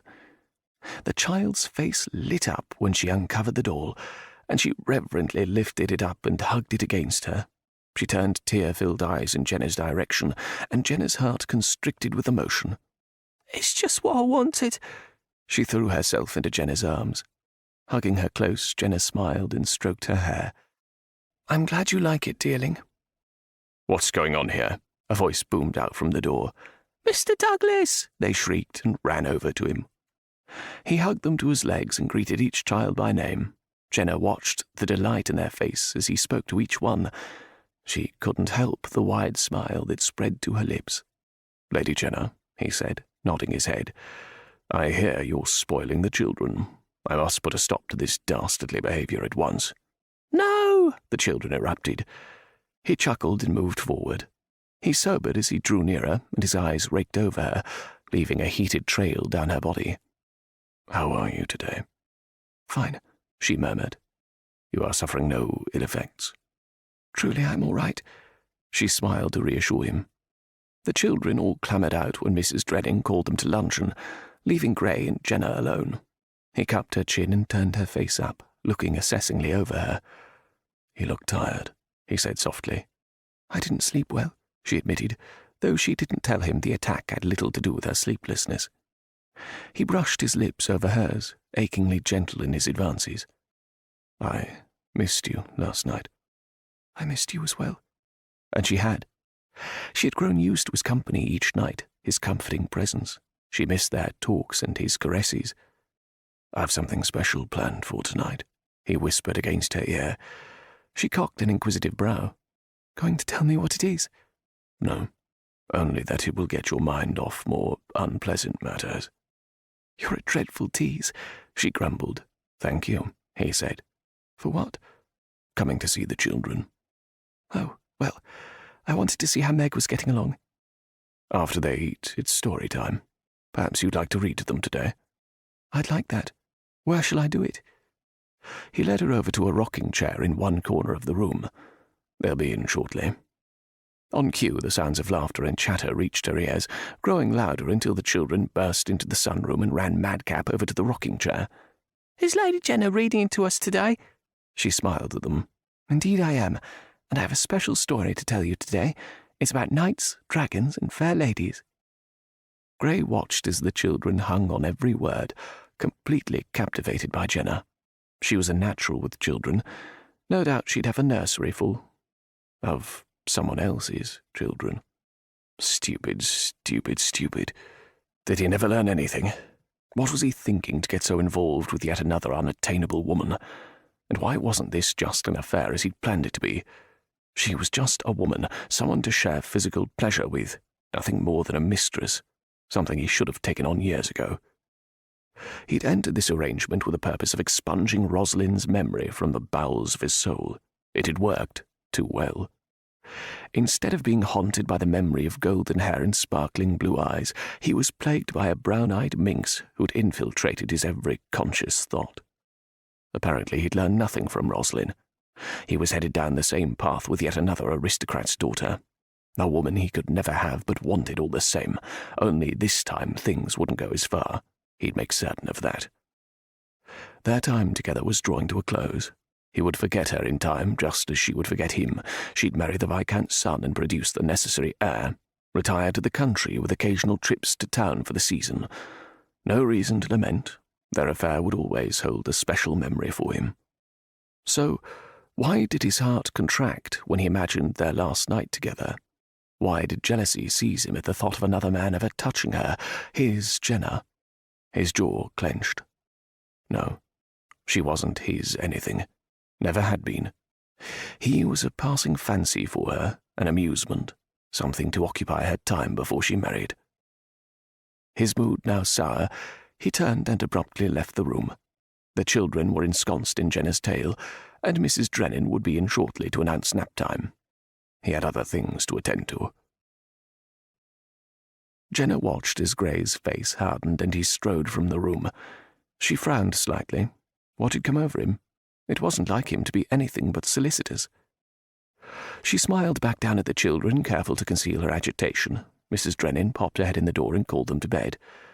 They clambered around her, hugging her and thanking her for the presents. She kissed each one on the cheek and shooed them toward the waiting house-mum. When they'd gone, she put away the book and walked out to her carriage. Her earlier excitement of the surprise Gray planned had diminished in the face of his peculiar behaviour. Perhaps it was nothing more than a pressing engagement. He was a businessman, after all. Perhaps he had forgotten an important appointment. But still, could he not at least have said goodbye? Until midnight. The words curled around her like a warm cup of chocolate, but he hadn't said it. As the carriage pulled to a stop, she reached under the seat for the wooden box and carried it with her. She walked into the house to find her brothers in the drawing-room. "Hello, Jenna," Quinn called out. "Come sit a while." She handed the box to Thomas, who was standing by the door. "Have Margaret take this up to my room," she whispered, chagrined that she wouldn't get the chance to go over the contents immediately. He nodded and backed away. She entered the drawing-room, a bright smile on her face. "Good morning." "It's afternoon," Sebastian said after a quick check of his fob. "So it is," she said, plopping down beside Quinn. "So where have you been all morning? It's not like you to be up so early," Quinn remarked with a grin. She elbowed him in the ribs. "I paid a call to Stuart's aunt, then I went to the children's home in Oxford." Sebastian's eyebrow came up. "Children's home? Why did you go there?" "Shopping, of course," she said dryly. "Sarcastic this morning, are we?" "Well, why do you think I went to a children's home? To see the children." "Of course." "What?" she asked, looking over at him. "What's so strange about that?" "I didn't say it was strange." She narrowed her eyes at him, shooting daggers. Quinn chuckled beside her. "Will you two stop? Sebastian, as soon as I discover what happened to our real sister, I'll let you know. In the meantime, we best humour her replacement." She rounded on Quinn. "What is that supposed to mean? Do you really think me so self-absorbed? I can't pay a charitable call without you two making snide remarks. I'll have you know, while you two are off gambling, wenching, and swilling ale, Mamma and I do quite a bit of charity work." "Uh-huh," Sebastian said, returning to his paper. "What was it Mamma had to threaten you with the last time you refused to go?" "People can change," she said quietly. Yes, they can, Jenna. But in a week, something is going on with you. I don't know what, but something is decidedly different." Guilt infused a rush of heat to her cheeks. "I have no idea what you mean," she sniffed. "As a future Viscountess, it is important that I do a certain amount of charity work, and I happen to love children. You both know that." "So, you've accepted the fact that you are marrying Stuart?" "Like I ever had a bloody choice." "I'll take that as a no." He laid aside his paper and fixed his eyes on her. "I think Papa and Mamma made a mistake letting you come to London before you married. I don't know what's come over you, but they wouldn't like it, and neither do I." "Lucky for me it wasn't up to you," she said through gritted teeth. She felt Quinn's hand on her arm, a warning not to go too far. Good advice. She was on the verge of losing her temper completely, and the last thing she wanted was another fight with Sebastian. She took a deep breath and smiled at Quinn. He removed his hand. You're not wearing your locket, Sebastian noted. The bloody locket again. If he said another thing about it, she would scream. It broke. Broke? How? Does it matter how? She demanded. It fell off my neck and broke. Leave it with me and I'll have it repaired. Very well. She scooted to the edge of the settee and stood up. I'm going to my room now. She stalked from the room and up the stairs. She entered her room and shut the door firmly behind her. She was miserable. No, miserable didn't quite describe the degree of her unhappiness. She had less than a week left with Gray. Sebastian was being overbearing. She wanted to marry Stuart about as much as she wanted to have a tooth removed. And damn it, she just wanted to be left alone. Wanted to make her own decisions for once. In a perfect world, she'd have as much leave as her brothers. Maybe she ought to give thought to joining one of those blue-stocking groups devoted to women's causes.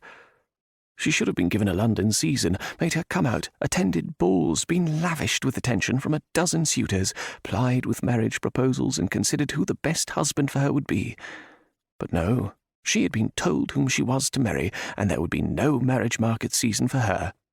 The wooden box beckoned her from her dressing table, and she turned away in irritation.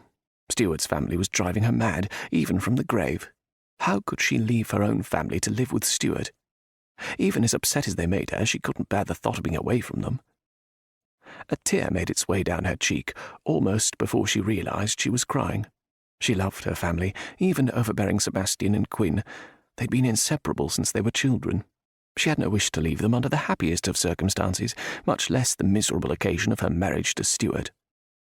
Gentle hands turned her around and pulled her to a firm chest. How had Quinn come in without her hearing him? Oh, Quinn, what am I to do? Her voice was muffled by his chest, and more tears seeped out the corners of her eyes. I hate to see you so unhappy, he said quietly.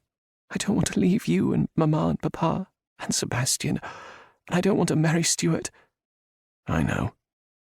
She pulled slightly away from him, placing her hands on his forearms. Why is Sebastian being such a bore? I've never seen him act this way toward me. He's just doing what he thinks Papa would want. He loves you, Jenna. I know he's taking a hard line about Stuart, but he's having to take the brunt of Viscount Dudley's displeasure in Papa's absence. Displeasure? Ha! What does he have to be displeased over? It is I who should be displeased. Why did he and Stuart even come to London? They never travel out of Westerly. Quinn sighed, his eyes reflecting true sadness over his sister's plight. I don't know. I gather the impression the Viscount wasn't too pleased that Mamma and Papa left you to your own devices while they travelled to Italy. Yes, of course, she said bitterly. They should have locked me away at home and taken me out in time for the wedding, brushed me off a bit and sent me on my way. Jenna, I can understand your anger, truly I can, but what does it gain you? Wouldn't it be better to make the best of your circumstances? It's not as if you can change them. And therein lay the crux of the matter. She couldn't change them. Maybe by embarking on an affair with Gray, she'd hoped that somehow she could. But in the end, she would marry Stuart, only she would do so with a broken heart. Twisting away from him, she dropped to the bed, sitting on her hands. I didn't intend for you to know. Like I wouldn't see how desperately unhappy you've been. I doubt Sebastian has missed it either. The light is gone from your eyes, Jenna, and I don't like it. You look tired and blasted unhappy. He ran a hand through his hair and frowned. He was so excited about coming to London, he bounced around the house for weeks after Papa gave his permission. I don't suppose it's been the best time for you. Oh, let's do stop talking about it, she said bleakly. I'm growing more depressed by the minute. If only he hadn't written the bloody letter to the Viscount telling him of our plans. Jenna, he said reproachfully at her language. But his admonishment was half-hearted, and he chuckled. You're going to give Sebastian a stomach malady if you keep that up. She grinned. Bloody, bloody, bloody. That's better, he announced. I like the smiling, laughing Jenna much better than the sad girl I've seen moping around the house. Have I been so terribly pathetic? Well, let's just say you haven't won any awards for congeniality. She tossed her pillow at him and he quickly dodged. Promise me something, Quinn. Anything for you, dear sister. Within reason, he hastily added. Promise me you'll visit me often. You know I will, he said, his eyes growing serious. It won't be that bad, Jenna. You'll have children to keep you busy, and Stuart isn't a bad sort. He'll treat you well. Yes, I know. The image of her children flitted through her mind, but they all had smoky grey eyes and ebony hair. She shook her head, dispelling the insane notion. The sooner she got over her infatuation with Gray and resigned herself to her circumstances, the less miserable she would be. It could certainly be worse. She had no fears of Stuart ever beating her or mistreating her. He was pleasant, even if a little annoying. All right, very annoying, but she could do worse in a husband. "Jenna, is there something else? Something you want to talk about?" Quinn asked in a soft voice. Her stomach clenched, and it was all she could do to meet his gaze without looking guiltily away. She'd never lied to him, but now she was living a lie. "What makes you ask?" Her voice was shaky even to her own ears. "Nothing. You've just been... Well, Sebastian was right. You haven't been yourself lately." "I'm sorry. I know I've been completely intolerable." He smiled indulgently at her. "It's understandable, but remember, you can talk to me about anything." Tears pricked her eyelids, and she stood rigid, trying not to succumb to emotion. "I'll leave you to rest," he said, turning to the door. "I'll see you at dinner." "Not going out tonight?" she asked in surprise. "Oh, yes," he said with a wicked grin. "I've convinced Sebastian to go to a new gaming hell that's opened on St. James, but we wanted to eat with you before leaving." She smiled, feeling oddly grateful for the gesture. "I'll see you at dinner, then." He left the room, and she stood, trying valiantly to stem the tide of tears welling in her eyes. How devastated he would be if he knew all she was hiding from him. How disappointed he and Sebastian would both be, but especially Quinn. For the first time, she gave serious consideration to ending her assignation with Gray. She had already experienced far more than she had ever hoped to, and with each night she snuck out, she ran a greater risk of discovery. But the idea of not seeing Gray again weighed as heavily on her as her family's disappointment in her. She was inextricably torn between the two, with no way to ever get over separation from either. She wasn't prepared to say goodbye to Gray, not yet. With a heavy heart she turned to her bed and to the box that had taunted her all day. She flipped the clasp up and opened the box. To her disappointment, all that was inside was a small packet of letters, neatly tied together with a ribbon. She carried it over to her bed and started to untie the letters when a knock sounded at her door. Nearly growling with frustration, she shoved the letters back inside the box and slipped it under her bed. She obviously wasn't going to be able to read them today. Chapter 18. "Here, put these on," Gray said, handing Jenna an ornately decorated half-mask and a full-length cloak. She glanced between him and the items in her hand. They were standing in his bedroom, her having just arrived. "Not what we are doing, but where are we going?" he asked with a twinkle in his eye. "Going? What are you talking about?" "Put them on. We'll talk later. Trust me." He smiled encouragingly at her and dropped a kiss on her lips. She donned the mask and cloak, then twirled in front of him. "How do I look?" "Perfect. Your own mother wouldn't recognize you." She rushed over to the mirror and peered at her reflection. The sequined mask winked at her, the feathers around the edges fluttering softly as she moved her head. Only her lips and chin were exposed. He was right. No one could possibly recognize her. "Are you ready?" he asked behind her. She turned and took his arm. They walked downstairs and out to the street, where the carriage awaited them. As was her habit of late, she glanced furtively around, examining the shadows. "I won't allow any harm to come to you," he whispered, wrapping an arm tightly around her. She smiled up at him, chagrined that he had witnessed her fear. He handed her in and climbed in behind her. Even before the carriage began moving, he pulled her into his arms, pushed up her mask, and kissed her hotly. She returned his kisses, melding her body to his hard chest. Her hands curled around his neck, then delved into his hair. He smelled warm and comforting, like summer breezes and days by the stream. Forgotten was Stuart, the Viscountess, and her family. The hours belonged to her. Slowly he pulled away, pushing her mask down to cover her face. "I could just as easily be persuaded to stay in tonight," he murmured. "Where are we going?" she asked again. "Vauxhall Gardens." "Really?" Excitement built within her.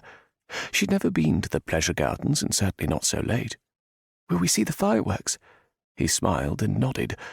"I have a whole evening planned." When the carriage stopped, he helped her down, and she looked eagerly around. Several people were making their way to the banks of the Thames, to the steps leading down to where the boats were launched. He urged her forward, and they too hurried to the steps. "We could take the bridge, but I thought you might like a boat ride." "I like the boats," she said, taking in the people gliding across the river toward the entrance to the gardens. After Gray paid the fee, they were ushered into a waiting boat. The twinkling lights of London looked brighter from the water.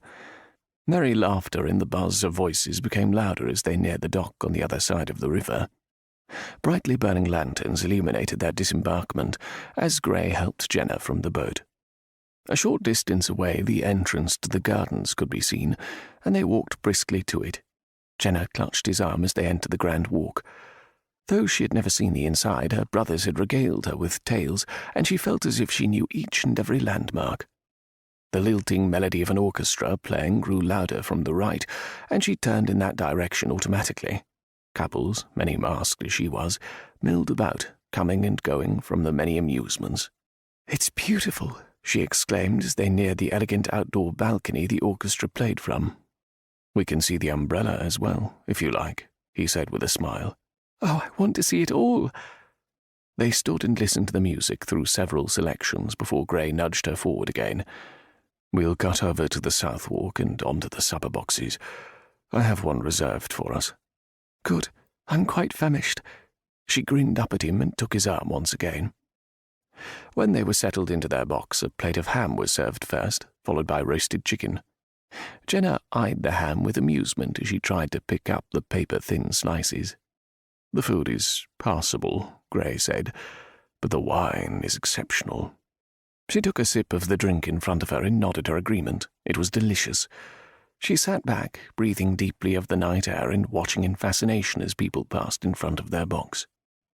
"There seem an inordinate amount of people heading in that direction," she said, pointing behind them. He gave her a wicked grin. "Lovers' Walk is just beyond us." "You're not serious?"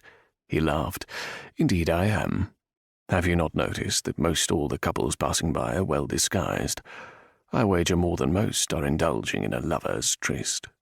Her cheeks flamed, but excitement tumbled through her. "Do we have plans to take such a walk?" "Most certainly," he said in a husky voice. "But we must have a care. Lover's Walk is a popular place for footpads. You see, most couples aren't paying too much attention to their surroundings." His eyes twinkled with devilish amusement. "I promise not to get too swept away by your attentions," she said, swatting him on the arm. They finished their meal and exited the box, falling in with the steady stream of couples heading down Lover's Walk. Giddiness gripped her, and she felt, well, rather silly, like a schoolgirl with her first infatuation. She slid her hand down his arm and entwined her fingers in his. He squeezed her hand in return, leaving their fingers locked together. It grew darker as they moved farther away from the supper boxes. Faint giggles and murmuring sounded just off the paths in darkened places where couples had stopped to enjoy a bit of privacy. Would he pull her off into the shadows for a tryst? Part of her wanted him to, but the other part gulped at the notion. He must have read her thoughts, because he looked down at her and shook his head. "Not here. I'd never treat you like a common doxy. But later." He trailed off suggestively. Chill bumps raced down her spine at his whispered promise. Moments later, he directed them to the left. "We'll take the crosswalk back to the Grand Walk. It's almost time for the fireworks." They hurried along the path until they reached the larger Grand Walk, lined with elms on either side. They began a slow procession, observing the supper boxes on this side of the gardens. They were nearly back to where the orchestra was playing in the centre when Jenna caught sight of a group of men heading in their direction. "Kiss me," she hissed. "What?" She jerked him around so that his back was to the approaching men. "Kiss me." She pulled him down to her lips, her heart racing madly in her chest. He readily complied, flicking his tongue out to tease the corners of her mouth and delving within. "Ho!" one of the men called out as they passed. "Save a bit for us, old chap. I'll pay double what he's paying." They laughed uproariously and continued on. Jenna sighed in relief and pulled away from Gray. "What was that all about?" he asked, glancing at the men's retreating backs. Quinn was with them," she said in a shaky voice. He was supposed to be with Sebastian tonight, said they were going to a gaming hell on St. James. Above them, the sky lit up as the fireworks began, but she ignored them, too absorbed in her fright. If Sebastian wasn't with Quinn, where was he? Had he gone home early? What if he looked in on her? It would be just like him to offer an apology for their earlier quarrel. They never remained angry at each other for long. Jenna, are you all right? His concern filtered through her thoughts. He didn't see you. Wouldn't have recognized you anyway. Would you like to leave now? Yes, please. The night was ruined for her anyway. She couldn't very well remain to watch the fireworks with Quinn wandering around. Come then, we'll go get a boat. They hurried down the walk and out of the gardens.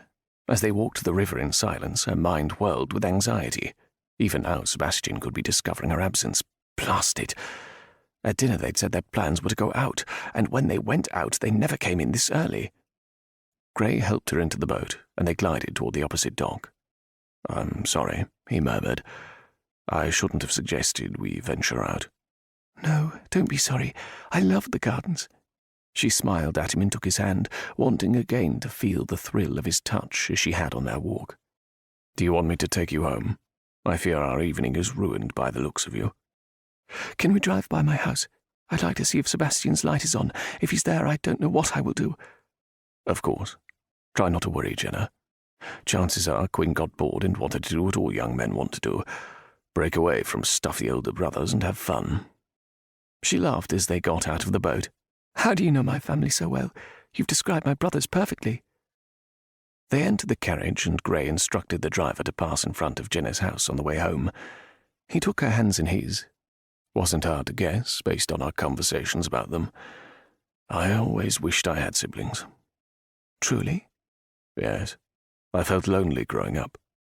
My father was always working, trying to provide food for us, and my mother had to take me along to her odd jobs. I used to dream of having an older brother to take me with him wherever he went. It's not nearly as fun in reality, she said sourly. But they're your brothers, annoying as they may be, and will always be a part of who you are. His voice sounded almost wistful, and she felt a pang of sympathy for the way he had grown up. True, her brothers were annoying, but she loved them fiercely and couldn't imagine her life without them. The carriage slowed and Gray pulled the curtain back from the window. Jenna peered out, trying to ascertain how many lights were burning in the house. Of course, she had no way of knowing if Sebastian was in Father's study, since it was in the back of the house, but the rest of the rooms looked dark.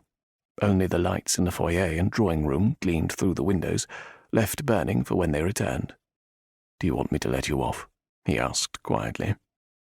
Indecision flickered through her mind, but finally she shook her head. No, I don't. Can we return to your home? If she was caught, so be it, but she would have one last time with him before she faced Sebastian. Chances were he hadn't even returned home, and if he had, it was doubtful he'd gone to her room. Feeling better, she turned back to Gray as the carriage picked up speed. Now, where were we? I think, right. He kissed her neck. About. His lips moved up her jawline. Yeah. He captured her lips, tugging at her bottom lip with his teeth. How long do we have? She asked between kisses. It's only 2. Plenty of time, then, she said, flashing a wicked smile. Bumbling fool, Viscount Dudley snarled. He stared malevolently at the hired thug. You let her get away, and you don't even have the locker to show for it. They were lost on the street, Gov. How do you know that? How do you know she didn't pick it up after you ran like a scared rabbit? The man scowled. You said you didn't want anyone hurt. The locket is gone. She doesn't have it. Are you willing to stake your life on that fact? The Viscount snarled. Because if she still has it, I'll have you killed. Don't threaten me, Gov. I did my job. You didn't say nothing about no lover coming to save her. I'd watch me back if I were you. I don't take kindly to threats. Dudley drew a pistol from his pocket and had the satisfaction of seeing the glimmer of surprise in the man's face before he fired point-blank into his chest. The man crumpled to the darkened street, lost in a swirl of fog. Dudley shoved the pistol back into his pocket and hurried off into the shadows before the gunfire drew unwanted attention.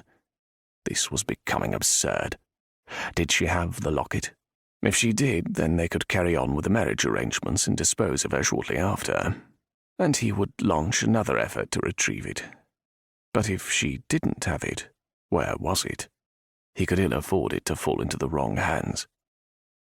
A curse exploded from his lips as he climbed into his carriage and strode away. Short of breaking into the chit's room, he didn't see another way of finding out if she still had the locket, and that's precisely what he would do. Only he wouldn't leave this one to chance. He'd do it himself. The chit was off seeing her lover every night, so he'd make sure her brothers were going out for the evening, then sneak in and have a look. Jenna slipped from the carriage and hurried up the path to her house. Gray had assigned 2 extra men to escort her home, and she felt a great deal safer with them watching over her. But still she could not shake the fear that she had stumbled into some twisted plot she didn't belong in. On tiptoe she eased past the drawing-room and to the stairs. With agonizing slowness she took each step, fearing the creak would give her away. Was Sebastian home? Had she been discovered? At the top of the stairs her eyes darted down the hall, looking for light underneath Sebastian's door. But both his and Quinn's rooms were dark. She'd opted to come home earlier than normal, fearing a meeting in the foyer if her brothers had indeed stayed out late. They were either still gone, or had already come in and were asleep. She darted past their rooms and to her own, opening the door and easing it shut behind her. Thank God. She undressed and sank into bed, grateful to have escaped discovery. Her eyes fluttered closed, then opened wide when she remembered the bloody box under her bed. She rolled over and dangled her head over the side, reaching blindly under the bed for the box. Finally her hand touched it and she grabbed hold of it. Swinging back up to her bed, she stared at the box as if it were a cursed idol. What was it that was so damned special about a bunch of letters? With a muffled curse, she flipped open the box and took out the letters, ripping off the ribbon and picking up the first piece of paper. She laid back in her bed and held the letter up to the dim candlelight. Today was near perfection, she read aloud. The family gathered for an outing to the river. Her arm fell to her chest in exasperation. It was a bloody diary entry. What a complete waste of her time. With a disgusted grunt, she put the letters back in the box and shoved it back under her bed. Chapter 19. Jenna rose early, despite knowing her brothers wouldn't be up for some time. Any other morning she would have taken advantage of the opportunity to catch up on much-needed sleep. But she couldn't sleep when her mind was churning in constant rhythm. She couldn't go on like this. Last night's scare had rendered her unable to relax. She took breakfast in the garden, determined to calm her nerves and enjoy the morning sun and the multitude of fragrant blossoms her mother had lovingly planted. Unlike many, they owned their London townhouse. Most of the town rented a house for the season, but Penbury, too, as the family liked to call it, had been in the family for over 100 years. After she ate, she opened the book she'd chosen and began reading, losing herself in pages devoted to the Egyptian pyramids and the ancient pharaohs, imagining her and Gray experiencing them together. A few hours later, Quinn and Sebastian ambled out into the garden and sat down across from her at the small breakfast table. "Good morning," she greeted, looking up from her book. "Good morning," they returned. "How was the gaming hell?" she asked innocently. Sebastian arched an eyebrow. "What do you know about a gaming hell?" "Quinn told me you were going last night." "Quinn needs to be more discreet in the future," Sebastian said dryly. "Gaming hell's not proper conversation for a lady." Jenna rolled her eyes. "You've become such a bore, Sebastian.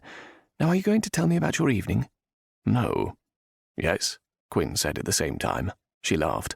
"Well, which is it?" "I went to Vauxhall with friends," Quinn said. "Vauxhall? And here I thought you were going wenching and gaming." "Jenna," Sebastian said in a warning voice. She and Quinn ignored him. "Ah, yes. Well, Sebastian decided against such noble pursuits. He went to see his mistress instead." "Bloody hell, Quinn, mind your tongue." Jenna dissolved into giggles. "Mistress? Oh, my. And here I thought you stuffy. And watch your tongue, brother dear. You're a bad influence on me." "The two of you are insufferable," Sebastian growled. "So tell me about this mistress of yours," Jenna cajoled. "When the Thames freezes over again, and we all know that isn't going to happen." "Is she very beautiful?" she asked Quinn, blithely ignoring the scowl on Sebastian's face. "If you say a word, I'll stuff your tongue down your throat," Sebastian threatened. "Never mind," she said with a wink. "You can tell me later." She sat back, fighting a smile. So, stuffy Sebastian had a mistress. Suddenly she didn't feel so guilty for her nightly excursions. If he could take a mistress, there was certainly no reason she couldn't take a lover. In theory, anyway.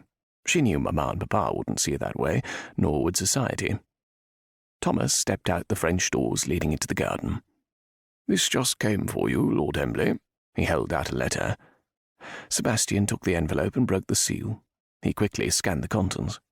"Mamma and Papa will be returning early," he announced. Jenna sat forward. "What? Let me see that." She snatched it from his hand and read the short letter. It was true. In Mamma's flowery handwriting she informed her children that she and the Earl would be returning earlier than expected. That meant they could return at any time. No date was given. She let the letter fall and tried to compose her raging emotions. "How wonderful," she said faintly. "I've missed them." "Yes, it will be wonderful to have them home," Sebastian said, relief evident on his face. No doubt he looked forward to relinquishing his responsibilities as the head of the family. Jenna sank back into a chair, her mind a whirl of conflicting thoughts. She had to think, alone. Pasting a bright smile on her face, she stood up. "If you'll excuse me, I'm going to speak to Cook about a special menu for Mamma and Papa's return." "Excellent idea," Sebastian spoke up. But Quinn regarded her in silence, his brow furrowed. She hurried away, anxious to be free from his scrutiny. So her excuse wasn't a complete lie. She stopped off in the kitchens and informed the cook that the Earl and Countess would be arriving early, and to please have on hand the necessary ingredients for the Earl's favourite meal and the Countess's favourite dessert. As she exited, she nearly ran into Quinn. He caught her arm, searching her face intently. "What's wrong, Jenna? You don't seem overly happy that Mamma and Papa are returning." Her breath caught in her throat. "No, I've missed them both."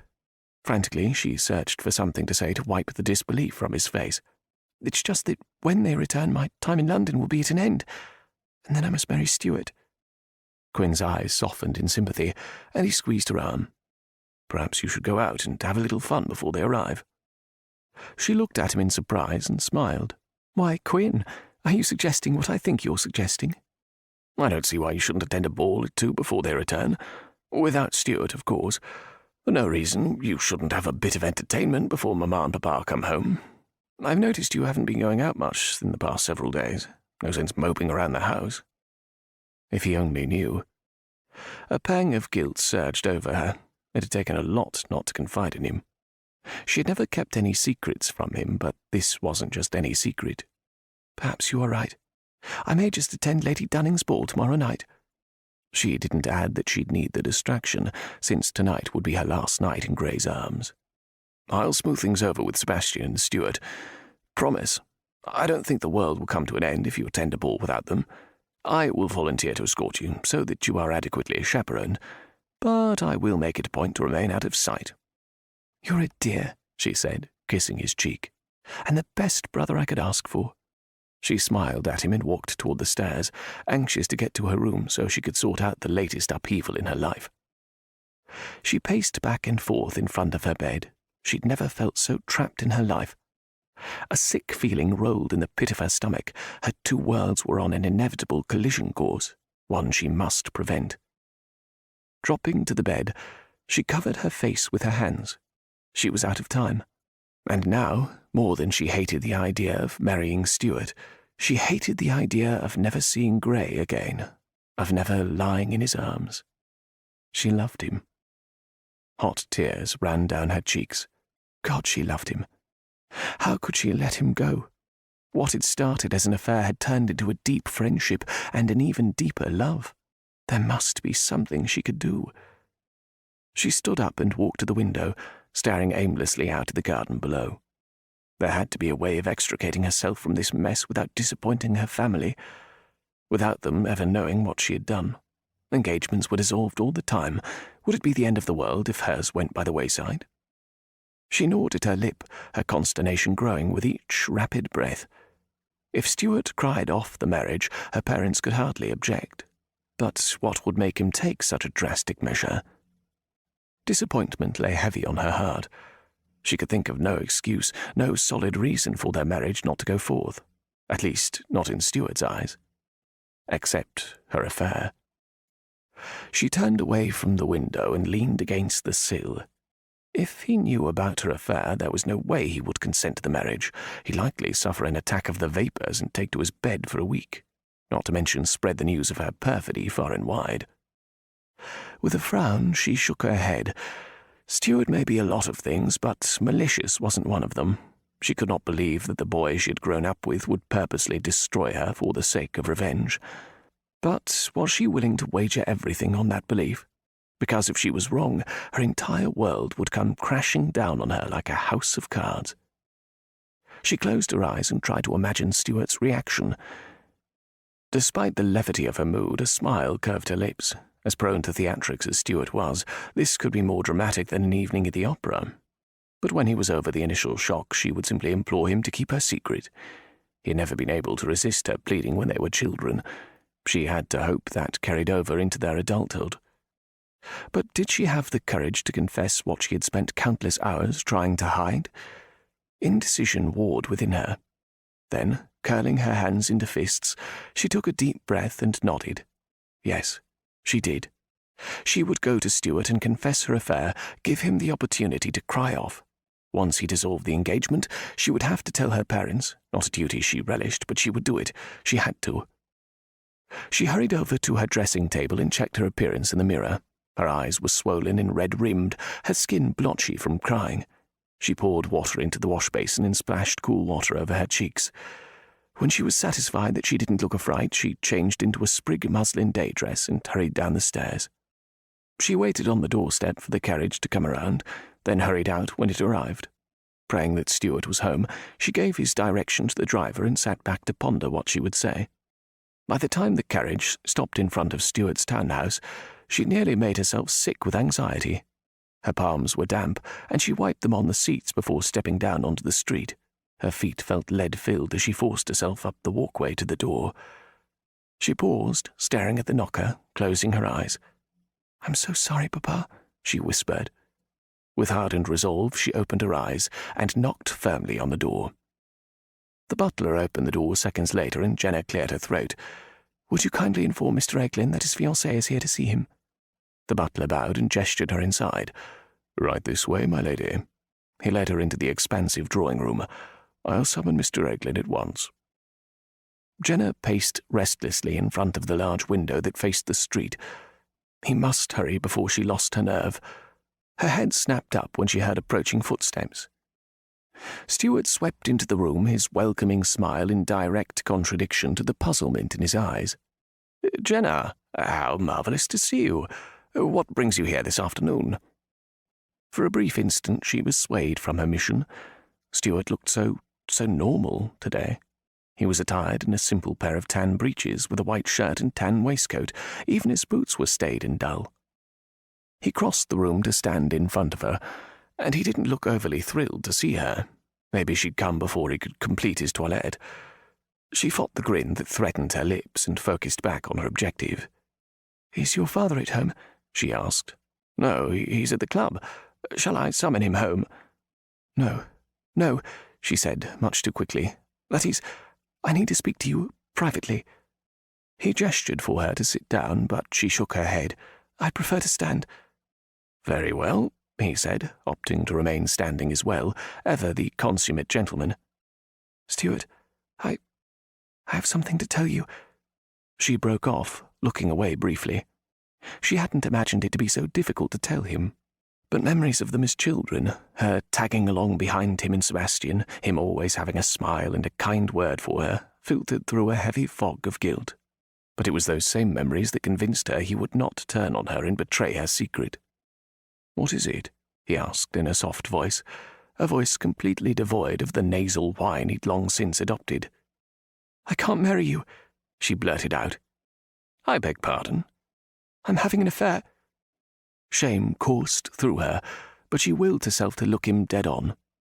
To his credit, he didn't so much as flinch. "I see." He turned away from her and walked to the liquor cabinet. She rushed on before he could respond further. I understand if you no longer wish to marry me, I will accept full responsibility. There was a long pause as he poured brandy from the decanter. Grasping the glass in his hand, he turned back around to face her and raised the drink to his lips. He drained the glass, then pinned her with a stare, one that made her uncomfortable. Why? Heat crept up her neck and infused her cheeks. She hadn't counted on him asking why. Clearing her throat, she twisted her hands nervously, wondering what exactly to tell him. Deciding the best approach would be one that made him more than willing to dissolve their engagement, she opted for complete honesty. I wanted to experience what I thought to never experience with you. She watched him closely for his reaction to her blunt statement, but he remained silent. A slight flicker sparked his eyes, but was gone in a flash. She pressed the issue again. I'm sure you have no wish to continue with our engagement. He was close to acquiescing. She could sense it. Uncertainty reflected in his face, and she silently said a prayer that he'd say the words she most wanted to hear. But her prayer went unheeded as he spoke next. Don't be silly, my dear. The affectation was back. I can only imagine the stress you've been under. He clucked in sympathy. I forgive you, Jenna. What? No, this was not supposed to happen. But Stuart, I've been unfaithful. I don't deserve your forgiveness. Surely you have no wish to marry someone who's betrayed you in such a fashion. She was pleading, but she didn't care. This was too important to conserve her pride over. She'd beg if she had to. Nonsense. That is completely unnecessary. I've no doubt you are truly regretful, and you'll make a fine viscountess. I can see no reason to dissolve the arrangement our fathers made. I have no regrets. She struggled to keep the anger from her voice, from her face. Had she done this for naught? He acted as if she'd just told him she spent too much money, not that she'd had an affair. What was wrong with him? Did he really not care? Or was he trying to drive her mad? He rushed over and took up her hand, holding it over his chest. We are all weak. Don't feel badly because you succumb to pleasures of the flesh. I don't think any less of you. In fact, I admire you for being so honest. You are truly an exceptional woman. She was speechless. Nothing could have prepared her for this most unexpected reaction. Was he a complete idiot? I don't believe this, she muttered.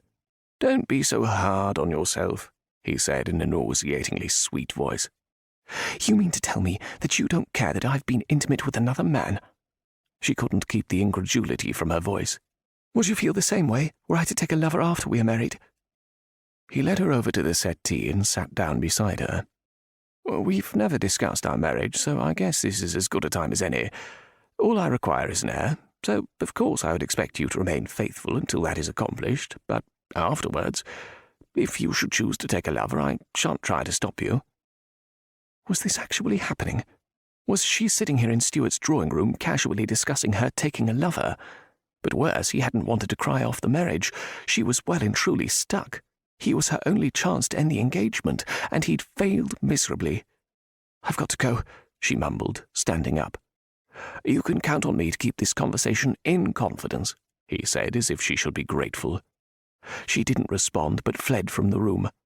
Launching herself into the carriage, she called out, "Home!"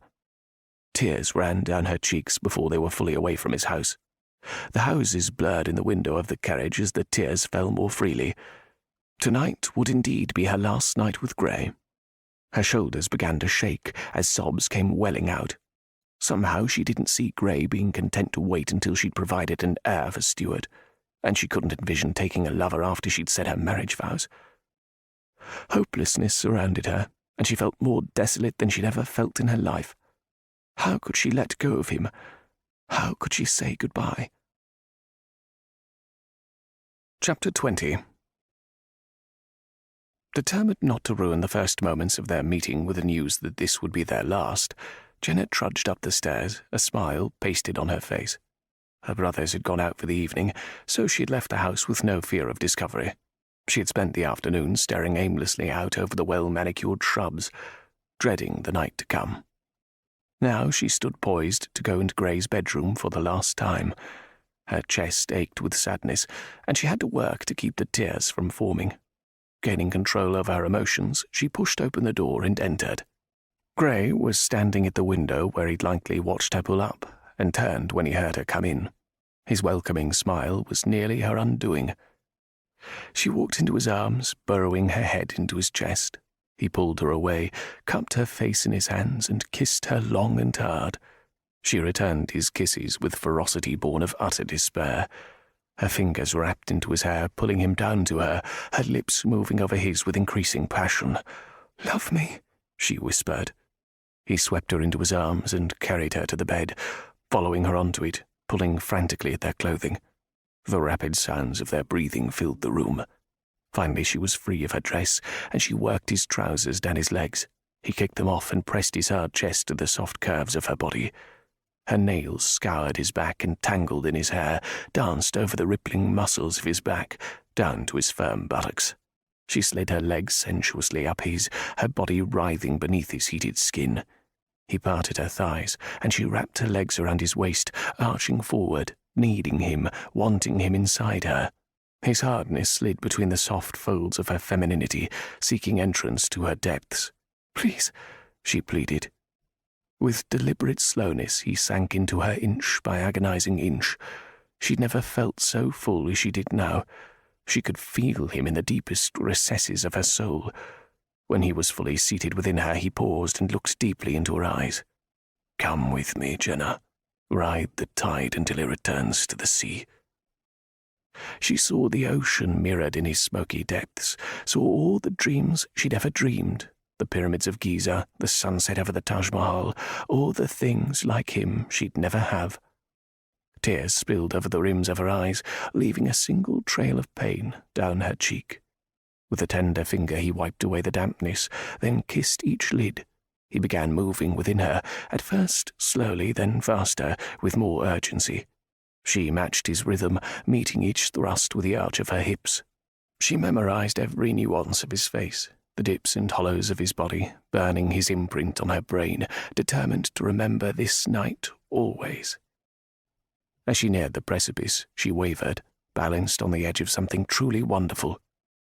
She imagined she heard him say, "I love you," and catapulted into oblivion. Her tears mixed with her cries of joy. Softly she floated down from the heights they'd climbed, back to reality. She cuddled against his broad chest, and he tucked her head under his chin. A long moment of silence settled over them. Then Gray whispered against the top of her head, "It's time, isn't it?" She nodded, the knot in her throat too large for her to speak. He stroked her hair and kissed her forehead. "Tonight is ours, then." How she loved him. Her heart ached with the depth of her feelings for him. If only telling him would dissolve all the obstacles standing before them. But it wouldn't. It would only further complicate an already emotional farewell. It wouldn't be fair to burden him with her heartache. "Tell me more of your travels," she murmured against his chest. If she couldn't visit any of the places she loved to read about so much, she'd let him take her there with the soothing timbre of his voice. 4 years ago, I booked passage aboard a ship bearing supplies to the soldiers in the colonies. I was restless, wanted something, though I had little idea what it was at the time. He shifted beside her, turning over onto his back and pulling her into the crook of his arm. Our ship overtook an Italian vessel that was suspected of being an American spy ship. Of course, it turned out to be nothing more than an explorer on his way to chart unexplored islands in the Pacific. The captain was English, and offered to let me go with him after I had expressed interest. We spent a year navigating around small, uninhabited islands. Well, at least some of them were. We met up with some rather interesting native life on a few. "How exciting," she exclaimed. "Were you ever in any danger?" Other than a preliminary fear of running across a tribe of cannibals, we were more eager than afraid. The islands were more beautiful than I had imagined a place could be, and for the most part the natives were friendly and welcoming. "It must have been such an exciting adventure," she said wistfully. "I've always wanted to go swimming in the ocean." She finished with a laugh. "I suppose the first order of business would be to learn to swim." "You don't know how to swim." "And where would I have learned this most important ability?" "Sarcastic wench," he said with a chuckle. "I can well imagine the need for ladies to learn to swim." "Some do. I have a friend back home in Westerly who sneaks out to the pond on her family's estate and swims when no one is around. I can only imagine the scandal were someone to discover her swimming in her unmentionables." "Surely the world would come to an end." She giggled, now who was being sarcastic. He smacked her lightly on her bare bottom. "Would you like something to eat? I can have a tray brought up, and we can eat in front of the fire." "Sounds lovely. I didn't eat dinner," she admitted. "Why not?" "Too many other things on my mind." He nodded in understanding. "Well, we can't have you starve." He swung his legs over the side of the bed and walked nude over to the bell rope. When Masterson appeared at the door moments later, Gray requested a tray of food be brought up immediately. While they waited, he arranged pillows in front of the fire and beckoned her over. She slid from the covers and padded over to sit beside him. Moments later, a knock sounded at the door, and Gray walked over to retrieve the tray of food. He set it in front of them and settled back down beside her. They sat cross-legged, eating in silence. Jenna stared into the fire, unable to think beyond the fact that this would be the last time she enjoyed his companionship. She looked down at the tart in her hand, tears splashing onto her wrist. His hand cupped the side of her head and pulled her to his chest. She dropped the tart onto the platter and wrapped her arms around him. "I don't want to go," she whispered. "And I don't want you to go." "Ask me to stay," she silently pleaded. But he didn't. She knew he wouldn't, and she couldn't even if he did. "How much longer do we have?" "A few hours yet," he replied. "Don't worry about the time. Let's enjoy the present. I won't let you leave late." She snuggled further into his arms, forgetting about the food in front of them. "I want you to know something, Gray." "What's that?" he asked softly. "You're the dearest friend I ever hoped to have." She pulled away and sat up to look him in the eye. "I know that sounds so ridiculous, but it's true. I don't want you to think that I only came to you because of our original agreement." Her face grew hot as her awkwardness grew. "I know what you mean. You needn't explain yourself." He cupped her chin, rubbing his thumb over the curve of her cheek. "I, too, have enjoyed our companionship in a way I never dreamed possible. You're a very special woman, Jenna. I don't hold hope of ever meeting a woman of your equal." She got up on her knees so that she was on eye level with him. She placed her hands on either side of his face, her fingers splaying out over his cheekbones. Lowering her mouth to his, she kissed him. Tentatively at first, but with more demand as she gained confidence in what she had decided to do. This last time they would be together, she wanted to love him, to show him the depth of her feeling. Pressing on his chest, she pushed him down to the pillow. Her tongue tangled with his, and her hair fell over his chest in a silken curtain. She rained a trail of kisses from his neck over his chest, licking and nipping at the firm contours. Already he was hard against her belly, proof that he wanted her as badly as she wanted him. She kissed the skin just above the nest of curls at the base of his manhood, and he arched convulsively against her. The tips of her breasts brushed against his thighs as she raised her head over his erection. Slowly, gently, she took him in her mouth, loving him, caressing him with her tongue. Her need was fast overcoming her. She raised her head and looked into Gray's smouldering eyes. "I want you inside me." With a growl to rival any lion, he raised up and bore her to the floor. He parted her legs and was inside her in one hard thrust. She moaned and wrapped her legs around him, trapping him against her. "Tonight, my love, I'm going to teach you more about passion than you ever dreamed." She shivered, nearly sent straight over the edge by his whispered promise. Abruptly he withdrew, leaving her bereft.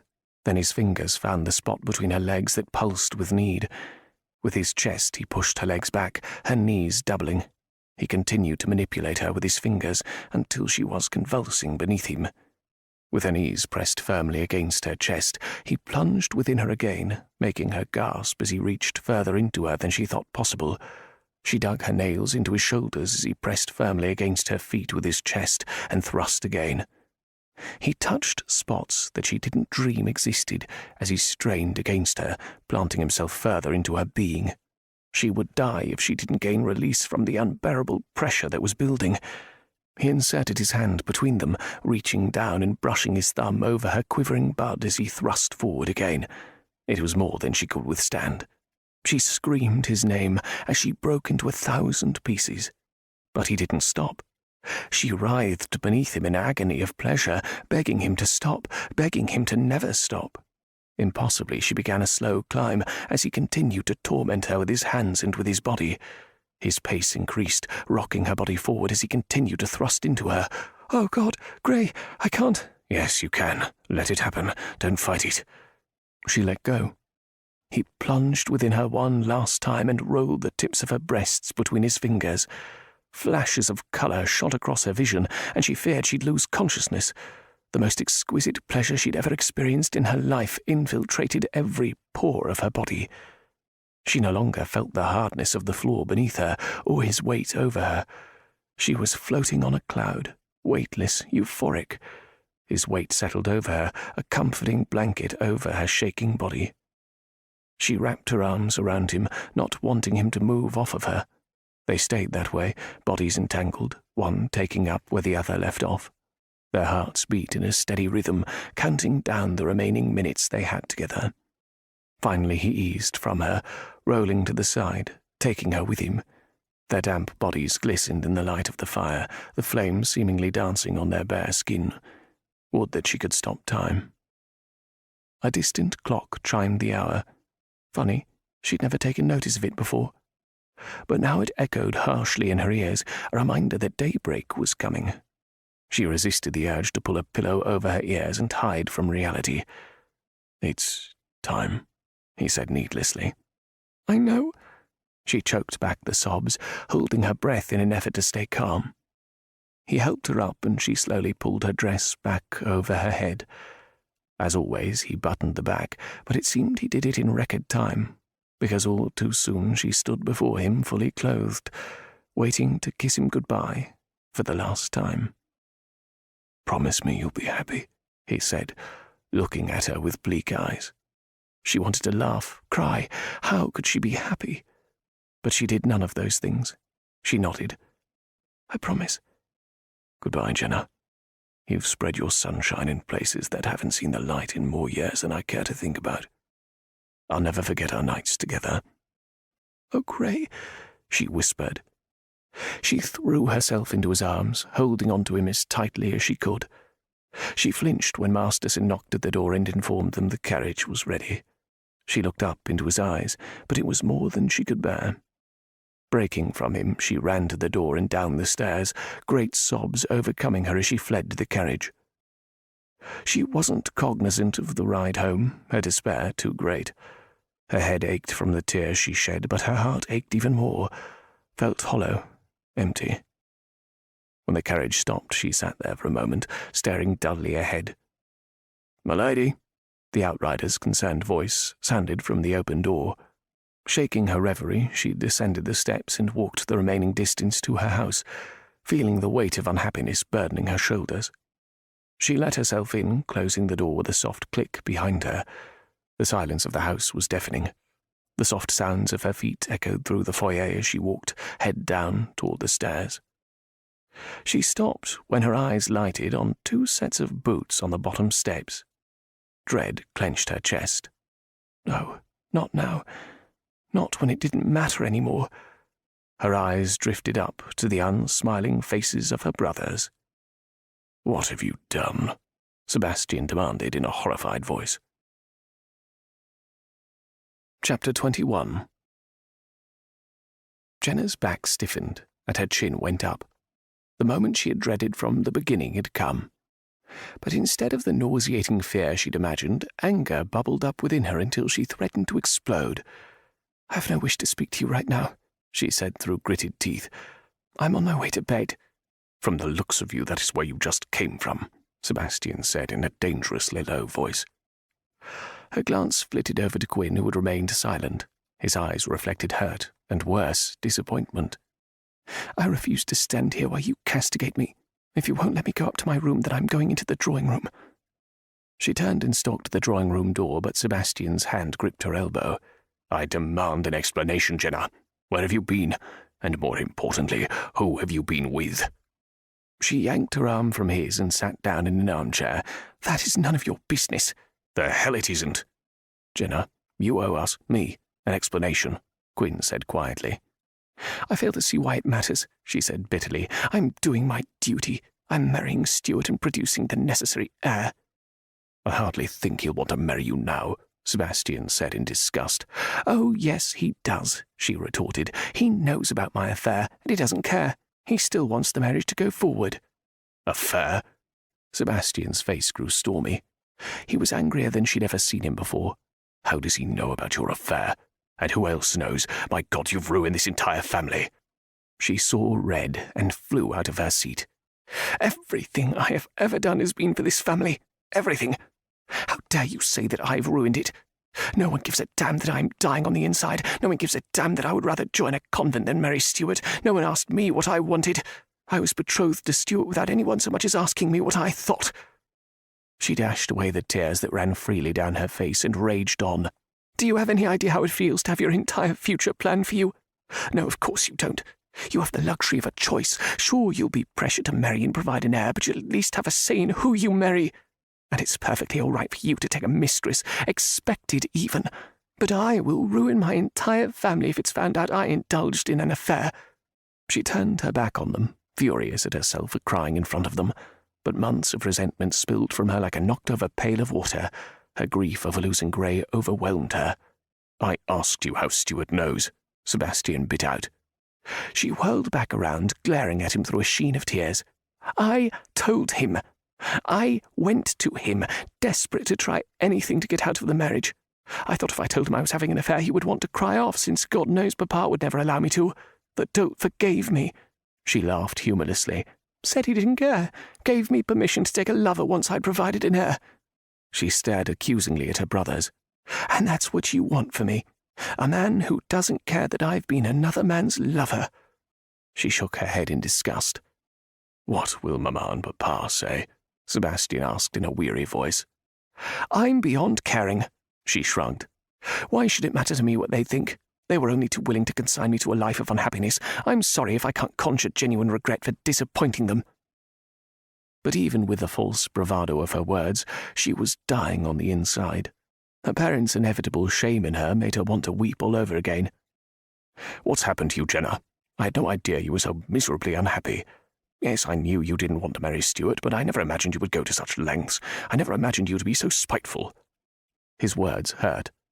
She looked over at Quinn, who stood watching her in silence. The hurt on his face was nearly as stabbing as the thought of Mamma and Papa's reaction. Then she turned back to Sebastian. "Spiteful? How have I acted spitefully? I've spent the last 2 weeks in agony over the possibility of discovery, of shaming Mamma and Papa, of letting you and Quinn down. All my life I've done everything for my family, wouldn't dream of doing anything to dishonour them. I did this for me, not to spite you or anyone else in this family. I wanted a few moments of happiness. Was that too much to ask? I made damn sure no one found out what I was doing, didn't flaunt my association to the ton, and all because I cared what everyone thought of my family." She was crying in earnest now, barely able to see her brothers through her cloud of tears. "It was all for naught. I wish to God I had never done it. All it's done is outline in stark detail what I can never have." "You're in love with him," Quinn said quietly. Sebastian jerked around. "Love? We don't even know who this fellow is. How could she be in love with him?" "I think I know," Quinn said, never taking his eyes from Jenna. "It's Grayson Douglas, isn't it?" She saw no need to deny it and nodded, a new round of tears welling in her eyes. "How did you know?" "I saw the way you looked at him at Lady Lockhart's ball, and the way he looked at you." "Why didn't you tell me of this?" Sebastian demanded. "No man should have been looking at her that way. Damn it, I'm going to kill him." "He'll do nothing of the sort," Jenna retorted. "He's a bounder, a rake, a complete cad. He took advantage of you, Jenna. You couldn't possibly have been equipped to deal with a man of his caliber. It's time someone put a stop to his seducing innocent women." Sebastian's face was mottled in anger, his blue eyes sparking. "He didn't take advantage of me. I approached him." "What? You did what?" Sebastian stared at her, his jaw gaping. "I went to his house and asked him to become my lover." She rubbed her temples, willing the dull ache to go away. "I don't believe this," Sebastian said, shaking his head. He finally dropped onto the settee, raking both hands through his hair. "I don't care. He still took advantage of you. He should have turned you away and come straight to me." "Oh, yes, you men should rally together and make the female populace be more cooperative. I don't know what she would do without so many men to tell us how to live, act, dress. Tell me, Sebastian, would you turn away a woman who asked you to be her lover?" "I most certainly would," he protested. That is, if she were noble-born. She looked at him in disgust. So you'd accept an offer from an actress? I fail to see that this has any bearing on our current situation. You can't continue this, Jenna, Quinn finally spoke up. I've already ended it, she said bleakly. I think it best if you remain at home until Mamma and Papa have returned, Sebastian stated. I don't care what you deem best. I won't be a prisoner. You will stay here, if I have to lock you in your room. When Mamma and Papa return, I'll let them decide what to do with you. She looked at him accusingly. When did you stop being my protector, Sebastian? I hardly know you anymore. The Sebastian I grew up with wasn't so cold and uncaring, so wooden. Do you even care that I'm unhappy? That isn't fair, he said, his eyes full of regret. Isn't it? Too tired to continue arguing, she rubbed her head and turned to leave the room. We aren't finished, Jenna, Sebastian called after her. She ignored him and increased her pace, mounting the steps and all but running up to her room. Not bothering to undress, she curled up on her bed and buried her face in her pillow. Pain like she had never felt before assailed her. She missed Gray already, and never would she feel any regret for the small amount of time she had spent with him. What the deuce are we going to do? Quinn demanded as Jenna left the room. I tell you what I'm going to do. I'm going to go beat Grayson Douglas until he's insensible. I meant, what are we going to do about Jenna? Damned if I know. He blew out his breath in a long puff. Did you know anything about this? Anger gripped him. Of course I didn't. Do you think I would have let her run off in the night alone to meet a man I know nothing about? Any man, for that matter. Sebastian held up his hands. Just asking. She usually confides in you. Yes, she does, he said quietly. Or did until now. He couldn't totally fault her for not telling him, but it still hurt to know she didn't think she could confide in him. They'd always shared everything. Are you going to tell Father? I don't know, Sebastian sighed. She said Stuart knows, but I wonder if his father does. I have to think he doesn't, or we would have heard from him by now. Christ, Quinn, what if she's pregnant? Quinn felt the blood drained from his face. He hadn't given thought to that complication. What a mess that would be. What do you think about what she said about Stuart? Bloody fop, Sebastian muttered. He doesn't deserve her. I don't know what the hell happened to him in the last few years, but he is not the Stuart we grew up with. Do you think we've been too hard on her? Sebastian sighed and closed his eyes. God knows I hate to see her so unhappy, but I can't condone her running off and bedding the first rake that obliges her. His face twisted in anger. I can't believe we are sitting here talking about our little sister bedding anyone. She's not a child anymore. Perhaps it's time we stopped treating her like one. Sebastian stared straight ahead. This is a disaster. I don't care if she loves him or not. I am going over there to beat him senseless. I ought to call him out. No, you won't do that. It would kill Jenna. Damn it, Quinn, I love her. Doesn't she know that? I'm about to go take apart a man because he dared touch her. She knows, Sebastian. She's had a difficult time of late. You mustn't judge her by her recent actions. What was Papa thinking? To betroth her to that fribble?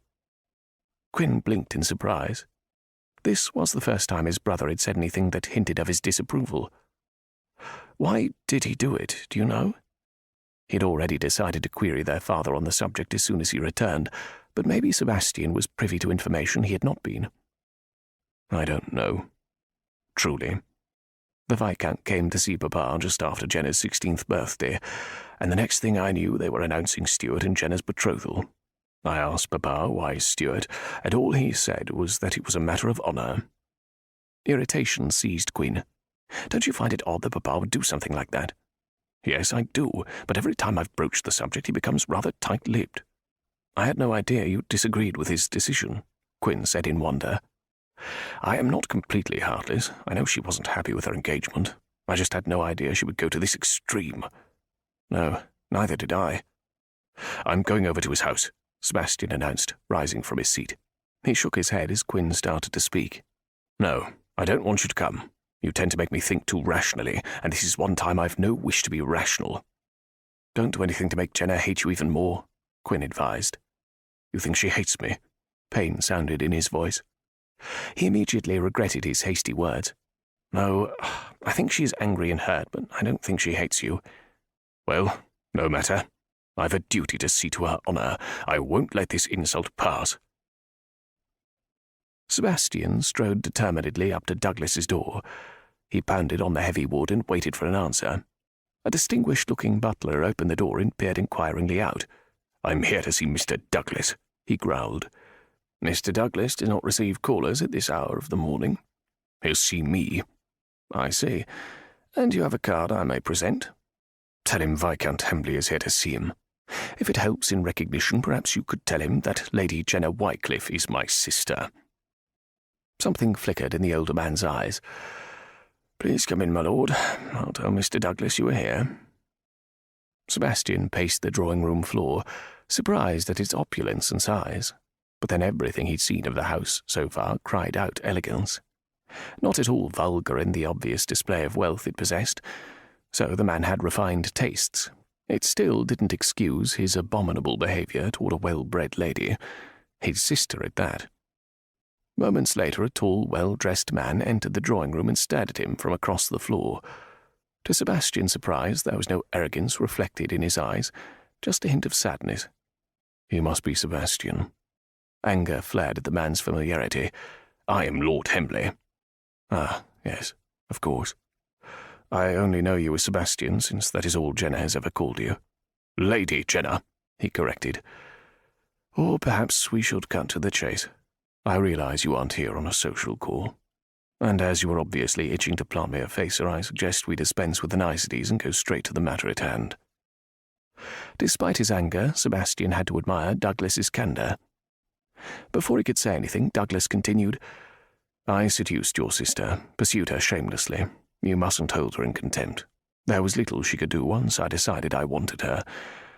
I'm sorry to say, should you call me out, I would have to respectfully decline, as Jenna would never forgive me for killing her brother." Sebastian eyed him with suspicion. "You say you pursued her?" "Yes, quite unashamedly at that. I saw her at Lady Lockhart's ball nearly a fortnight ago, and confess I thought of little else but having her in my bed." With a snarl of rage, he punched Douglas in the chin, watching in satisfaction as he reeled to the floor.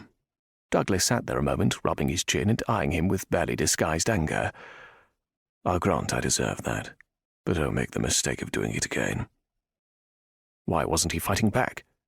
Sebastian was itching for a good brawl, yet Douglas quietly got back up and resumed his stance in front of him.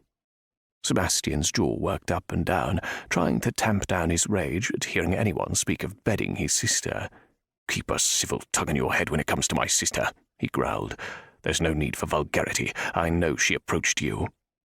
"I beg pardon?" Douglas's brow lifted in surprise. "She told me what happened, that she approached you." Douglas shook his head. So typical. Honest to a fault. Would have been easier on her if she had just said I seduced her.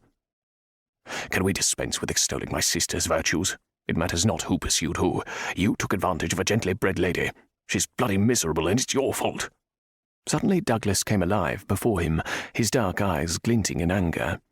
"She may well be miserable, but it's hardly my doing.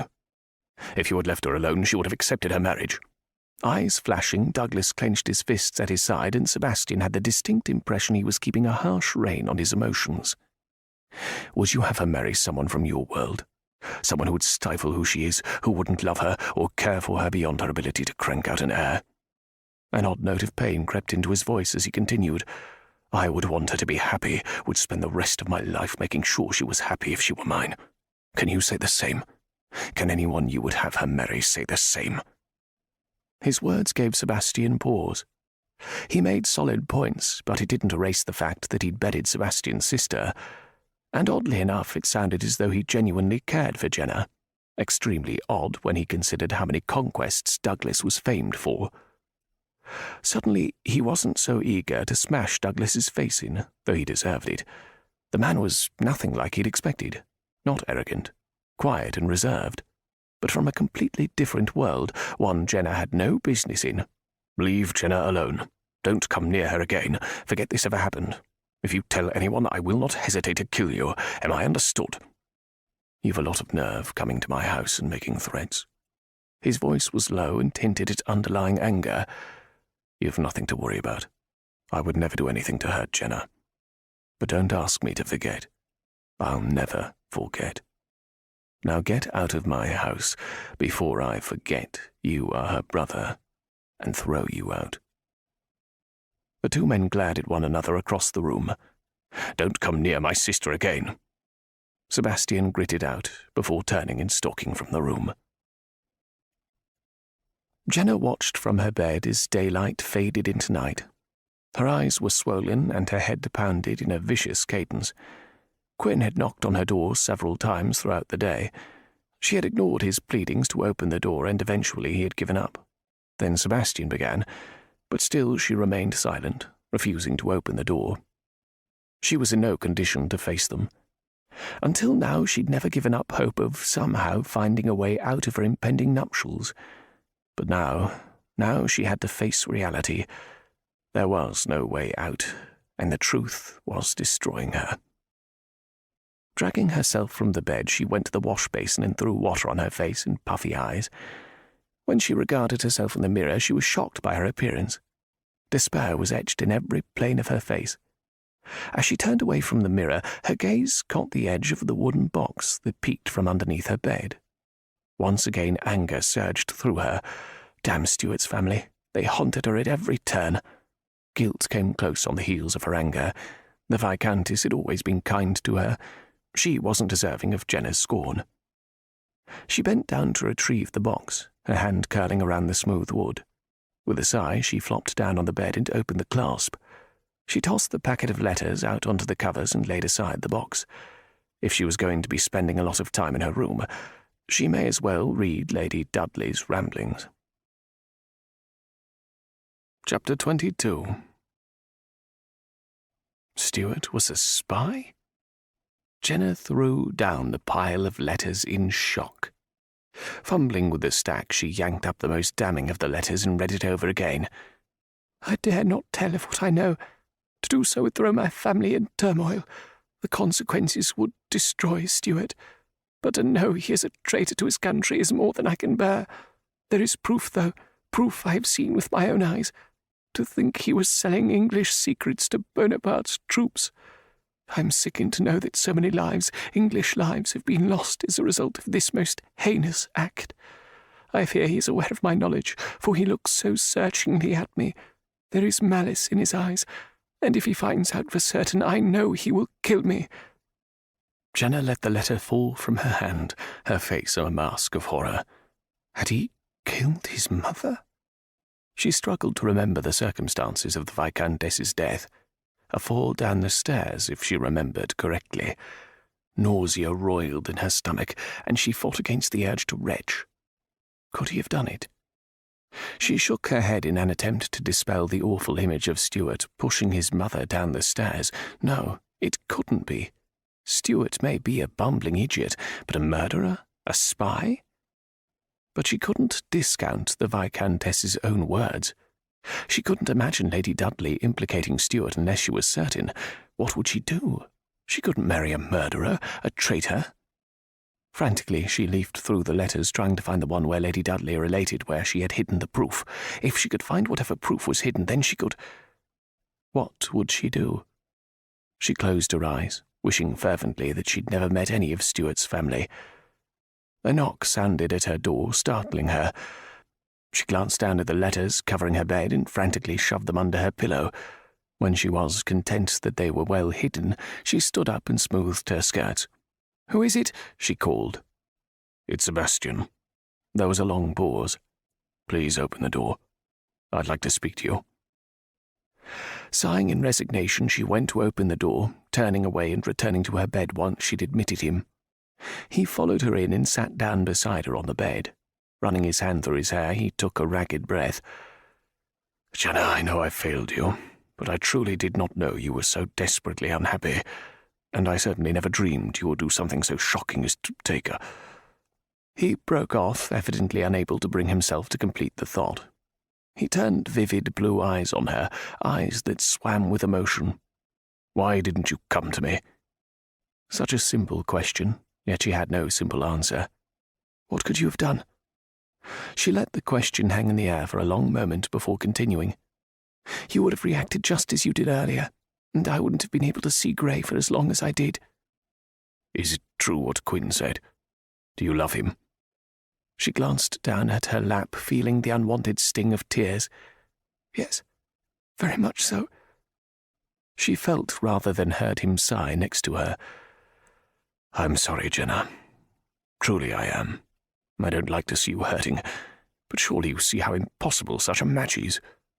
She refused to answer, refused to admit that her happiness was an impossibility. He put his hand over hers and gently squeezed. I'm sorry. Unable to muster a smile, she merely squeezed back. She longed to confide in him what she had just discovered about Stuart, but she couldn't, not yet. She didn't even know what it was she had found, and she didn't want him to think she was just trying to get out of her betrothal. Is there anything I can do to make you feel better? He asked. Short of stuffing Stuart in a trunk and shipping him to India? No. But thank you. He laughed.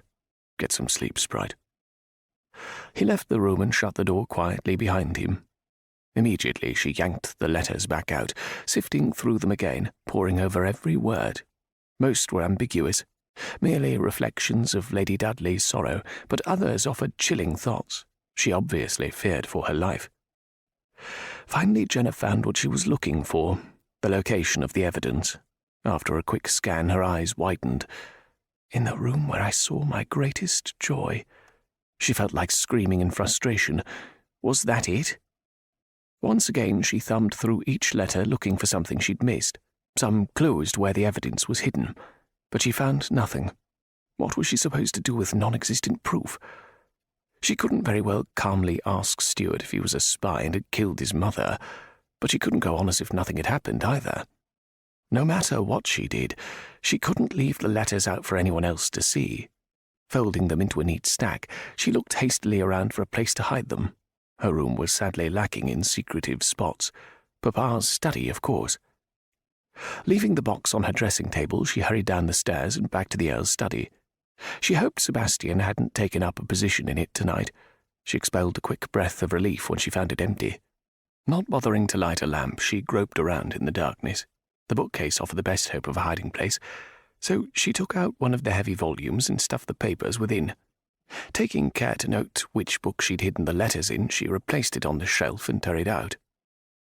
On her way back to her room, she passed Quinn's open door and paused. With a heavy sigh, she backed up and peered in to see him sitting at his desk, a frown on his face. Knocking softly, she called out, "Can I come in?" He turned, surprise lighting his face. "Yes, of course." He pushed back from his desk and gestured at a chair to his left. She sat down and glanced nervously at him. "Are you angry with me?" "No, not angry." A slight smile curved the corners of his mouth. "Disappointed, a little hurt, but not angry. I'm used to you confiding in me, us against Sebastian, that sort of thing. Now I feel like it's you against me and Sebastian." "Oh, Quinn, that's not what I meant at all. I just couldn't tell you. It was too personal." "Yes, I understand that. I'm not angry, truly. Well, at least not very angry," he said with a rueful smile. "I just don't know how to make it better for you." "You can't. No one can," she said matter-of-factly. "I have to accept that, and I suppose the sooner I do, the less miserable I will be." "Do you really believe that?" he asked, a note of disbelief hanging in the air. She sighed. "No, but it sounds good to say." Several times she tried to form the words to tell him about the letters, but they stuck in her throat. What was happening to her? Quinn was right. She wasn't confiding in him anymore. In the past, she wouldn't have hesitated to go to him with such a problem, but now she felt further away from him than she ever had in her life. She felt truly alone. "Is something wrong?" "No.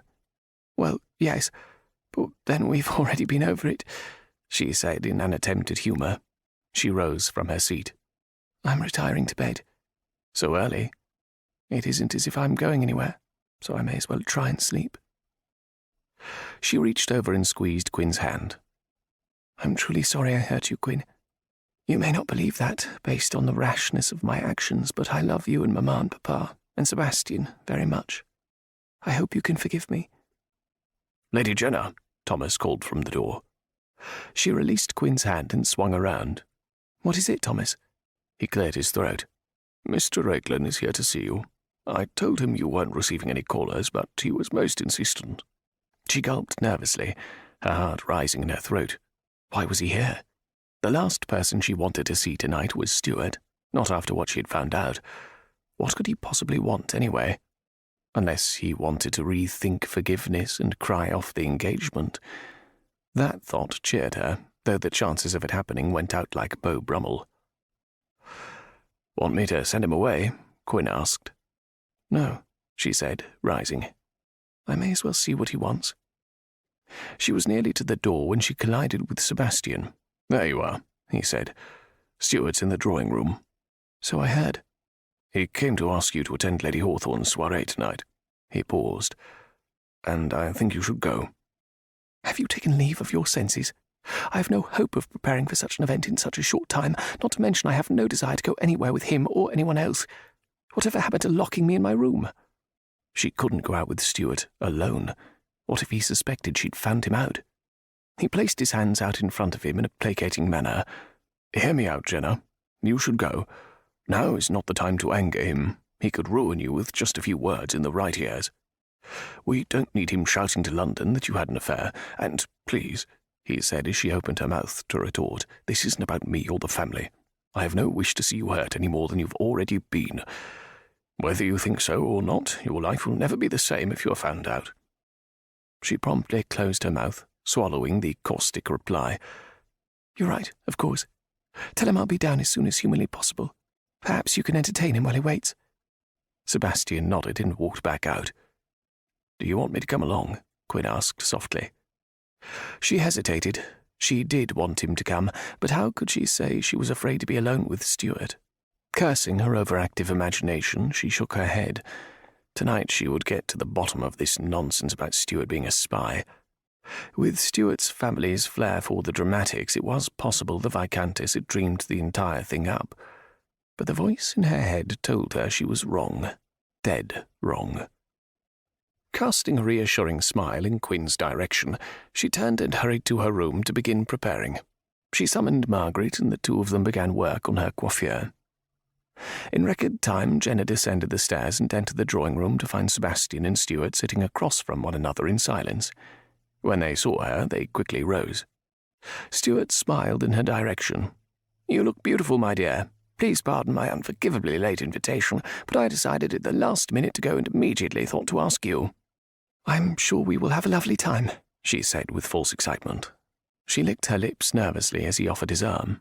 She searched his face for some sign of menace, some hint that he meant to throw her out of the moving carriage, but all she saw reflected in his pale green eyes was sincerity. They rode to the Hawthorns in awkward silence. Jenna's heart was in her throat. Several times she tried to form a question, something to find out what she needed to know. But what? She couldn't very well just come out and ask him if he was a spy or if he had killed his mother. Think, Jenna, think. She turned to him and finally asked, "Have you ever been to France?" He looked at her strangely. "Yes, many times. Why do you ask?" Her breathing accelerated. "I see. When did you go last, and why did you go? I have a fascination with France. I'd love to visit some day." Lud, but she was babbling. "Perhaps we can go for our wedding trip," he said with a smile. Ha! He hadn't answered her. But which question? She'd asked a dozen. "Will you remain in town to celebrate the 1-year anniversary of Wellington's victory?" Let him get out of that one, she thought with triumph. "I suppose it will depend on whether your parents decide to stay on." Another non-answer. Her suspicion was growing with each vague response he generated. "Have there been many French spies discovered in England since the war?" She stared hard at him, gauging his response. Why the sudden interest in the war? Anxiety had her stomach in turmoil. "Oh, no reason," she said airily. "I've been reading an account of the war with France. My curiosity was piqued." "We will have to make it a point to visit, then." He beamed at her across the carriage. "Not if I can bloody help it." Jenna fidgeted through dinner, forced to keep up polite conversation with 2 gentlemen she was seated between. She picked at her food, grateful that ladies weren't expected to eat much anyway. Her gaze was repeatedly drawn to where Stuart sat several seats away. He kept up animated conversation with the ladies at his side, waving his hands theatrically as he gasped and exclaimed. But then he caught her eye, and the act stopped. His gaze seemed to pierce her, and a chill snaked down her spine. She dropped her eyes and took another bite of her entree. What was she going to do? It mattered not at this point whether she had proof. The seed of doubt had been planted, and she'd never be able to trust him. When the last course had been served, the guests filtered back to the parlour where tables were set up for gaming. Stuart asked her to partner him in a game of whist, but she hadn't the concentration for cards tonight. She agreed to watch as he partnered with Madame de Vere against Lord and Lady Alban. Toujours très bien, monsieur, Madame de Vere said to Stuart. Merci bien, madame. Vous êtes un joueur accompli vous-même. He spoke French, but then so did she, and so did most of the ton, but he spoke it well. His accent was perfect, not a butchery like most of the English's attempt. She'd never really studied him. Most of her time was spent avoiding anything to do with him, but she took the opportunity to do so now. His movements looked too practiced, not at all natural. Blast her wretched, wayward thoughts. She was making far too much of Lady Dudley's ramblings. Or was she? No, she was not imagining this. Far too many coincidences had piled up for her liking. Lady Dudley must have known something, and evidently someone else knew she did, and now suspected Jenna did. What else could explain 2 attacks in such a short time? Fear began to eat at her as she acknowledged the full force of Lady Dudley's allegations. She wasn't equipped to deal with a murderer. There was something about Stuart that wasn't quite right. She'd felt it all along, but had been too absorbed in her own misery to consider his oddities. And now it was up to her to figure a way out of the mess she'd gotten herself into. Finally the game was over, and Stuart excused himself from the table. He took her elbow and escorted her to the refreshment table. "I thought you might like some punch." She nodded and took the cup he offered. Her hands shook slightly as she sipped the watered-down concoction. "Is there something wrong, Jenna? You seem distracted tonight." She managed a weak smile. "No, of course not." Her heart beat thunderously in her chest as her nervousness increased. "Perhaps we should take our leave." Relief washed over her, and she nodded her agreement. Stuart left her long enough to give Lady Hawthorne their regrets and summon the carriage. A few minutes later they were on their way. The ride home seemed interminable. She was fully prepared to launch herself out the door if he made an untoward advance. Several times she watched him out of the corner of her eye, gauging his mood, watching his eyes for any sign of ill intent. When he spoke, she nearly jumped out of her seat. "Jenna, I hope our conversation of the other night hasn't affected our rapport." What rapport? Unless you counted her strict avoidance of having a rapport. How did one maintain a rapport with a suspected murderer, anyway? So she lied. "No, not at all. I'm glad we got it out in the open." "And the man the person He broke off, apparently flustered. "There is no longer any man," she said quietly, trying to calm her raging nerves. She had no wish to anger him. "I broke it off. I have no intention of carrying on an affair once we are married, and certainly not under Mamma's and Papa's noses. They are returning any time from their trip." He looked relieved by her announcement, and oddly enough she detected a fleeting moment of regret in his eyes. "I am sorry if it made you unhappy to do so, but it's good that no one discovered what you were about. I have no wish for you to be flayed by vicious tongues." She could almost forget that he might be a spy or a murderer. For the space of a few moments he was the Stuart she'd grown up with, always looking out for her. Another brother like Sebastian and Quinn. What had happened to him? "I appreciate your concern," she said quietly. "I have no desire to embarrass you, Stuart, no matter how it may appear." He patted her hand. "I know, Sprite, I know." She looked at him in surprise. He hadn't called her Sprite in years, not since the last summer they'd all spent together, her, Sebastian, Quinn, and Stuart. Even when her brothers had adopted the name into adulthood, he had ceased to use it. She had the sudden urge to throw herself in his arms, just as she had done as a small girl. Only her new-found fear of him prevented it. Countless times he had consoled her when Sebastian or Quinn had tormented her endlessly. stroked her tousled hair, flicked her nose, and told her to kick them in the shin if they got too overbearing. It was on the tip of her tongue to ask him what happened, but she didn't want to make him feel awkward. Besides, she wasn't sure if she wanted to know the answer to that question. "Jenna, there is something I've been meaning to ask you," he began. Her breath caught in her throat.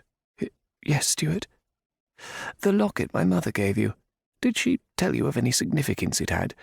Some meaning, perhaps?" He was looking intently at her, and her blood was racing. What should she say? She shook her head. "No, I mean she said it was special to her, and that is why she gave it to me on the occasion of my birthday. Why do you ask?" She twisted her hands nervously in front of her, sure he could see the sweat running down her neck. "No reason," he murmured. He turned back to look out the window. As they pulled up to her house, her mind was whirling. She opened her mouth to ask the one question she wanted to ask above all, but closed it just as quickly. But she had to know. She turned so that she was looking directly into his eyes. "Stuart, exactly how did your mother die?" Something flickered in his eyes, something cold and formidable. She shivered even before he replied. "She had a rather unfortunate fall down the stairs." She bolted from the carriage, only too anxious to be away from him and safely within the house. His promise to call on her again rang like a threat in her ears. She was breathing heavily when she slammed the door behind her. A quick glance told her Sebastian and Quinn were likely out or upstairs. Drawn to her father's study and to the letter she'd hidden earlier, she hurried to the back of the house, making sure the study was empty before she entered. She took the volume from the shelf and retrieved the missives. She read them through again, making sure she'd not made a mistake. But no, it was as before, no mistake. She crammed the letters back into the book, replaced it on the shelf, then hurried up to her room. A prickling sensation tickled the back of her neck as she entered. A nagging worry assailed her as she looked around the room. Someone had been in here. She searched frantically for the locket she'd left on the dressing table. Both it and the box she'd put it in were gone. Thank God she'd hidden the letters. But who would have taken them? Surely not Sebastian or Quinn. What point would it have served? Maybe Sebastian had taken it to be repaired, as he'd mentioned. But why take the box, and why not just ask her for it? A chill descended on her. The coincidences continued to mount. The fact that she'd been invited out so unexpectedly, then her locket disappearing from her room. She turned and left her room, walking across the hall to Sebastian's door. Before her fears spiraled out of control, she wanted to make sure she wasn't wrong. She knocked and heard his call to come in. "Ah, you're home," he said as she walked in. "Sebastian, did you take my locket to be repaired?" He frowned. "No, I hadn't the opportunity yet. Why do you ask?" "No reason. It wasn't on my dressing table, but I'm sure Margaret picked it up for me." "Is it missing?" he asked in a concerned voice. No, I told Margaret to make sure it was safe. I just thought you might have taken it to the jeweller." "Very well then, I'll take it tomorrow if you like." "No hurry. Stuart knows it was broken," she lied. She turned to leave. "Good night." "Good night, Jenna." She returned to her room, her nerves a jumbled mess. Was she being overly dramatic? She walked to the window and looked out, then down. Her window was open a crack. Throwing it open, she looked down at the trellis leading up to her window. A piece was broken from the top. Someone had been here. Fear gripped her insides. Had Stuart purposely invited her on an evening out so that someone could rifle through her room? Had he hired the man at the opera to rob her? Had he hired the two men that Gray had rescued her from? Why else would he suddenly ask her about the locket's significance? Bile rose in her throat, burning a trail down to her stomach as she fought to keep control. Did he plan to kill her as well? God, if he had killed his mother because she knew, then the Viscountess had consigned her to death as well by telling her the truth. She couldn't marry him. For one thing, she loved another, and secondly, she would not go meekly to her death. Honour be damned, nothing would persuade her to go through with this marriage. It was time she stopped being so meek and took an active stance in her future. No more would she depend on someone else for her happiness. Her parents loved her, and she could not believe they would consign her to a life with a murderer. Furthermore, she was perfectly capable of making her own decisions. She felt free, truly free, for the first time since her engagement had been announced. The decision not to marry Stuart, no matter the consequences, released the heavy burden she'd borne for far too long. And in the back of her mind, she was already plotting her future with Gray. Chapter 23. After a restless night, Jenna woke with new resolve. She intended to take the reins of her future, and wasn't about to relinquish them to anyone. She hummed a melody as Margaret styled her hair. After Margaret helped her into the cream silk gown and fastened the bag, Jenna waved her away and finished her toilette. A quick rehearsal of her excuse for going out, and she headed down the stairs. In a calculated measure, she'd sent Margaret ahead to summon the carriage. As luck would have it, when she stepped into the foyer, Thomas came around the corner to announce the carriage's arrival. "Inform my brothers, should they inquire, that I am going out shopping." "Yes, of course, my lady." She strode purposefully out to the carriage, her determination fueling her steps. After giving Stuart's direction to the driver, she settled back in her seat, a satisfied smile relaxing her face. When she arrived at Stuart's, she descended the steps of the carriage and squared her shoulders. Firming her lips into a determined line, she walked briskly up to the door and knocked. If the butler was surprised to see her again, he didn't show it. He took her bonnet and led her into the drawing-room. "I'll summon Mr. Eglin at once." She nodded and once again waited, but this time anticipation, not dread, filled her chest. "Jenna, this is becoming a pleasant surprise," Stuart said as he ambled into the room, though his expression didn't quite agree with his words. "I will come straight to the point of my visit," she said with no preamble. There was little point in delaying the announcement. "Would you care for some tea?" She shook her head and willed him to be silent and listen. "Stuart, I cannot marry you." He lifted a brow. "I thought we'd been over this already." "You don't understand. I will not marry you. I am calling off our engagement. It was wrong of me to try and get you to do the deed. I'm taking full responsibility." He sank down into an armchair and stared at her. "Is it the other man?" She met his gaze without blinking. "I would be lying if I told you no. However, he has nothing to do with my decision not to marry you. I do not even know if I have a future with this man, though I certainly wish it." She moved closer to him, forgetting for a moment that she ought to retain her distance. Kneeling in front of him, she laid a gloved hand on his arm. "We would not be happy, Stuart. Though I have a certain fondness for you, I do not love you. I do not think we would suit well at all." Searching his eyes for anger, danger, malice, or ill intent, she rocked back on her heels and slowly rose before him. All she saw was puzzlement. "Very well. I see in your demeanour that nothing I can say can sway you. I wish you happiness, Jenna. I do not think our fathers will be very happy with our decision at all, but perhaps that is of less consequence." He rose and stood before her, then he leaned forward and kissed her cheek. "I do hope you can still regard me in a kindly light." She blinked in surprise and could only nod. "Thank you for understanding," she whispered. "I must be going now." She turned and hurried from the room, confusion radiating from her in droves. Just when she thought she knew exactly who and what Stuart was, he managed to give her pause. She glanced back to see him watching her from the window. A shiver seized her spine at the intensity of his stare. Perhaps she was justified in her suspicions after all. As she climbed into the carriage, she felt her anxiety evaporate like water on a hot day. She was free, completely and utterly free. She had done it. No deception, no attempt to make herself the victim. She had taken full responsibility for the broken engagement, and now she was free. Her euphoria growing by the minute, she gave the driver Gray's direction, nearly shouting in her excitement. She had the driver pull directly in front of Gray's gate. There was no need to hide her visits any longer. She was free to see him and cared little who saw her. She danced out of the carriage, her feet barely touching the cobblestone street. Hurrying to the door, she knocked and waited for Masterson to open the door. Moments later, she breezed by his startled countenance, not giving him an opportunity to say whether Gray was receiving callers or not. It didn't matter. He would see her. "Is Mr. Douglas up in his room?" "Yes, but—" "Very well. I'll see myself up," she said, gliding toward the stair. "But, my lady—" She ignored him and hurried up to Gray's room.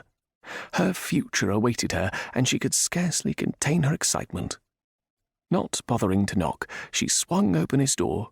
He was standing over by his wardrobe, fastening his breeches. His head came around when he heard her enter, and shock filled his face. Jenna, what are you doing here? She smiled and launched herself into his arms. He caught her and pulled her away from his chest. Why are you here? Do your brothers know you are here? Aren't you glad to see me? Yes, of course, but you shouldn't be here. His body was stiff, and he held her at arm's length. The welcoming light she'd always seen in his eyes had been extinguished. She blinked in surprise. This wasn't going at all like she'd planned. I had to see you, had to speak to you. Well, you are here now, so I suppose it won't hurt anything. Her tongue felt thick in her mouth, but her joy overrode all else. I'm free, Gray. We can be together now. I've broken my engagement to Stuart. He arched an eyebrow in surprise and pulled away from her. I think you know that isn't possible. But it is, she said with a smile. I love you, and I only want to be with you. Nothing else matters. His eyes darkened at her admission, but his expression remained unreadable. Did her words mean nothing? He opened his mouth to speak, but she interrupted what could only be an objection. We don't have to hide any longer. We can be together. We can elope to Gretna Green before my parents return, or we can wait and marry her in London. Either way, it is my decision, one no one can make for me. She grasped his hands in hers and squeezed. Didn't you hear me? We can be together. His face softened. He released her hands and cupped her cheek gently in his palm. It won't work. Fear shook her. Fingers of dread curled around her heart. He looked like he pitied her. She hadn't imagined the possibility of him not being willing. Why won't it work? She had to ask, though she knew she didn't want to hear his reply. He closed his eyes and raked a hand through his hair. When he opened them again, his expression was bleak. The answer is no. Her mouth opened in shock, and tears welled in her eyes. Why? I won't be party to alienating you from your family. Sebastian was here, and I know that neither he nor your father would ever grant their blessing for such a match. But that blessing doesn't matter. His finger shushed her. It does matter, Jenna. I won't ever again make the mistake I made with Rosalind. You love your family. She loved her family, and I took her away from them. The results were disastrous. But let me finish. He turned away from her and rested his palms on the sill of the window, looking down on the street below. I pressured Rosalind into eloping with me. Told her if she loved me that she'd choose me over her family. It was despicable of me. She was reluctant to marry me without her parents' blessing, but I told her once we were married they would come around, that our love was all that mattered. He turned to her again, his face a mask of pain. I killed her as sure as if I'd driven the carriage she died in. I can't do that to you, Jenna. You love your family and they love you. I can't let you throw that away, certainly not for me. Don't you think I should be the one who decides what I throw away? She asked challengingly. You aren't thinking straight right now. You're upset. When you've had time to think about this properly, you will thank me. I will never thank you for this. Jenna, please. Don't do this to yourself. I don't want us to part this way. I don't want us to part at all. But we must. I'm not the man for you. I don't deserve you. Sooner or later you would grow despondent over your lost relationship with your family. Then you would blame me, resent me. I couldn't bear it. Don't tell me what I would feel, she said forcefully. You can't possibly know how I would feel. I love you, Gray. Does that mean nothing to you? It means more to me than you will ever know, he said quietly. But it doesn't change the fact that we cannot have a life together, no matter how much you may wish it. So you're going to turn me away because of something that happened over 5 years ago? I'm not Rosalind. Her chest felt like it was in the grip of a vice. This couldn't be happening. This wasn't the way it was supposed to be. Jenna, please, don't make this harder than it has to be. His voice pleaded with her, but she couldn't see past her pain at his rejection. She was such a fool. He hadn't even professed to love her as he did Rosalind. She felt old, completely and utterly old, lifeless. She had made a complete fool of herself. At no time had he expressed more than an interest in bedding her. I see. How silly of me. Do pardon my intrusion. I am sorry to have bothered you." She turned and walked stiffly to the door. "Jenna, don't," he pleaded. She didn't turn back. Couldn't show him how destroyed she was. Her heart breaking into 1,000 tiny pieces, she walked away from the only man she would ever love, a man who didn't want her, a man who had never said he loved her. Gray watched her spine stiffen as she walked out of his room and out of his life. It was all he could do not to call her back, tell her they would work it out. But he couldn't. It was Rosalind all over again. His hands shook, and clawing panic gripped his throat. He turned to the window and watched as she walked slowly down the street to her waiting carriage. Cursing himself for his utter stupidity, he yanked his gaze from her and pounded his fist against the wall beside the paned glass. How could he have let this happen? Allowed himself to fall in love with yet another woman he could never have. Oh yes, he loved her with every breath he took. But love wasn't enough. Love was for fools who didn't know better. It would kill him to see her love turn to hatred, resentment, and finally despair. They didn't have a future, no matter how much they wanted one. He shuffled to the library, feeling older than his years, broken and alone. He poured himself a drink and sat down behind his desk, staring moodily into the fire he always had burning in the hearth. Perhaps it was time he took his leave from England, did some more travelling, run, just like he did after Rosalind died. Coward. He took a long draught from his glass, wishing for something to numb the gut-wrenching pain he felt. Travelling wouldn't help, he knew that. He couldn't think of one place he could go where thoughts of Jenna wouldn't assail him. Her excitement for exotic locales, grand adventures, and beautiful scenery would follow him to the ends of the earth. How could he possibly enjoy them without her? He should never have accepted her proposal. Not only was he devastated by the impossibility of them being together, but he'd taken her innocence, used her. He'd recognized from the beginning that his actions certainly weren't honorable, but he'd had to have her. In the short time they were together, they loved with abandon, formed a deep bond, but it wasn't enough to give them a life together. It never would be. Jenna stumbled blindly up to her room, her heart aching with grief. He didn't want her, didn't feel the same about her. How stupid could she be? She'd gone to him in the beginning and asked him to become her lover, not her future husband. Of course, he hadn't wanted to marry her. Why should he? She'd been more than willing to give him the benefits of the marriage bed without the sanctity of the ritual. What must he think of her? She'd never felt so betrayed in her life. He was obviously still in love with Rosalind. Rosalind. Would she never hear the end of her? She couldn't compete with a ghost, and moreover she had no wish to share his affections with a dead woman. She trudged over to her bed and curled into a tight ball underneath the covers. Now she was looking at a future alone. She didn't regret breaking off her engagement. She could never marry anyone after her time with Gray, and certainly not someone capable of murder. After the scandal of her broken engagement surfaced, the only man who'd be willing to marry her would be a fortune hunter, willing to overlook anything for the sake of her dowry. She had only herself to blame. She'd known the risks from the beginning, embraced them. Throwing caution to the wind, she had gone after what she wanted. The outcome should have satisfied her. She'd enjoyed a glorious 2 weeks in the arms of a man like no other, and her marriage to Stuart wouldn't go forth. Yet her victory felt hollow. What would her future ever be like, now that she'd tasted true happiness, and lost it almost as quickly? Numbness took over, giving her blessed relief from the pain that racked her body and mind. "Jenna?" Quinn called from the door. His voice grew closer, but she didn't move from underneath the covers. "Thomas said you'd gone out earlier. I was just checking in on you." He was now at the edge of her bed. She squeezed her eyes shut, but a tear escaped down her cheek. "What's wrong?" he asked in a concerned voice.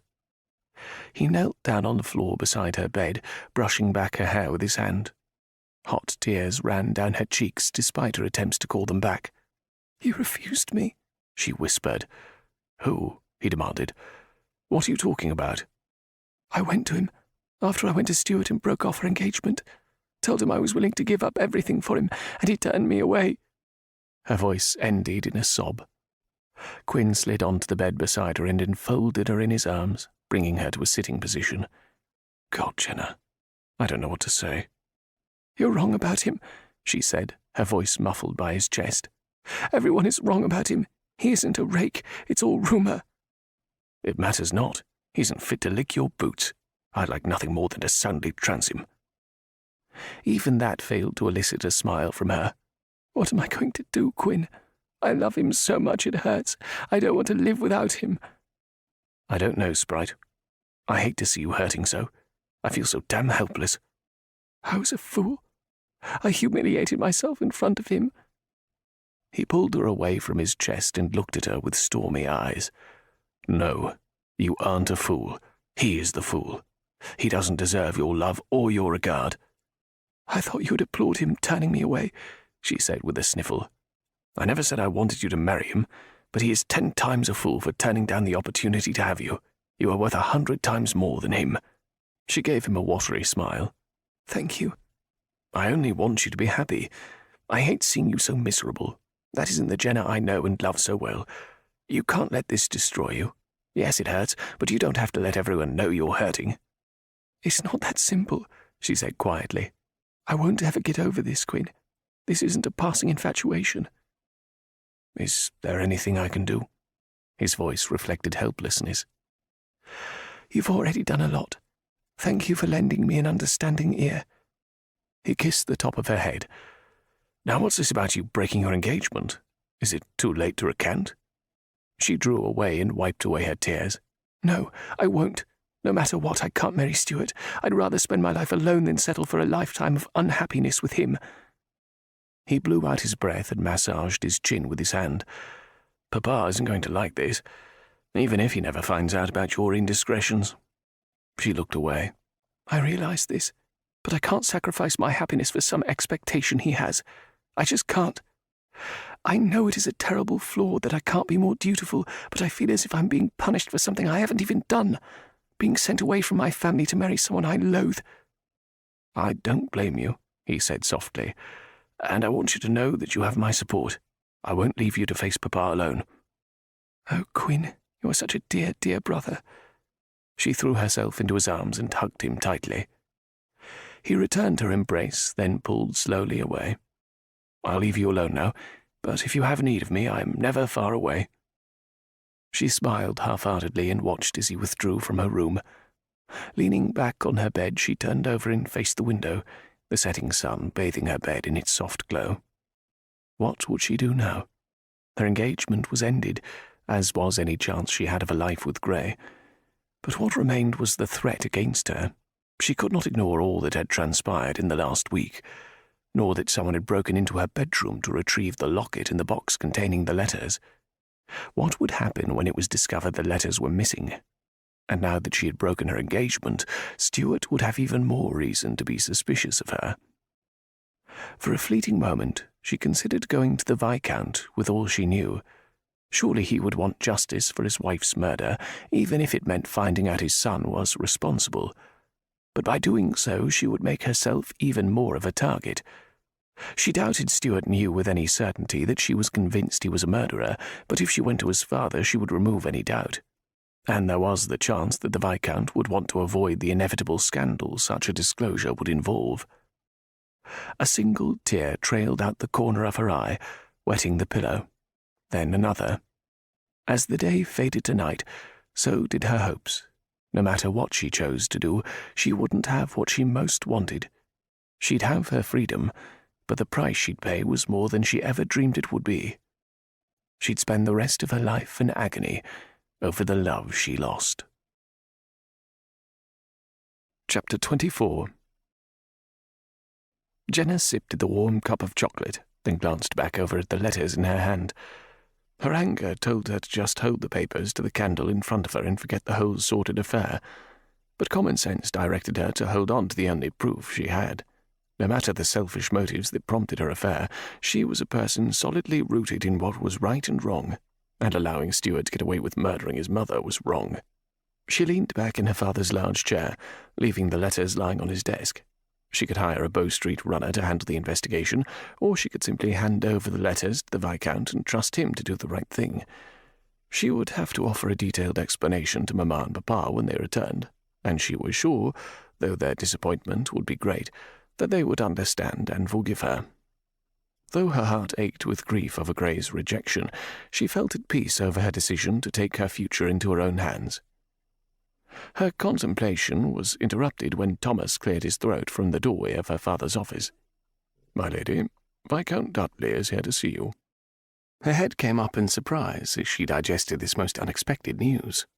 Glancing down at the letters and then back up at Thomas, she managed to stammer out, "Tell the Viscount I will receive him shortly. And Thomas, see that we are not disturbed." Thomas nodded and retreated from the study. She stuffed the letters into her father's desk and hurried for the door. She would see the purpose in his visit before deciding what to do about her newfound knowledge. Not bothering to check her appearance, she walked gracefully into the drawing-room where the Viscount waited. To her relief, he was alone. Disregarding any notion of propriety, she shut the door behind her. She then turned to face the Viscount, who had risen upon her entrance. "My lord," she said, executing a polite curtsy. "Lady Jenna," he returned with a perfunctory nod of his head. "May I offer you refreshment?" "No need, my lady. I am sure you know well the purpose of my visit. I see no need to bandy words, so I'll get directly to my point." "Your directness is appreciated, my lord," Jenna said as she came to a stop by the window. She refused to sit and offer him the advantage, so she stood, staring unblinkingly at him. "Stuart has informed me that you've been to see him and have broken off the engagement." Jenna nodded. "I want this nonsense dispensed with at once. The marriage will take place. You can be assured your father will hear from me when he has returned." A dark scowl marred his beefy jowls, and his face reddened as his words became more and more pronounced. His fists were clenched in agitation, and Jenna noted the perspiration that dotted his forehead. What made this marriage so important? The Viscount's stature ensured Stuart would be well received by any number of prestigious families. There were certainly more notable families than hers. A perplexed frown wrinkled her brow even as she prepared a response. "I will not reconsider my decision," she said softly. "No matter what you or my father may say otherwise, I will not marry Stuart." "Don't be a nitwit, girl," the Viscount seethed. "You'll do as you are told. I don't know what silly notions you've gotten into your head, but you will honour the agreement between your father and me." "I have said all I intend to say on the matter." The anger disappeared from the Viscount's face, and in its place a slow, oily smile spread across his plump cheeks.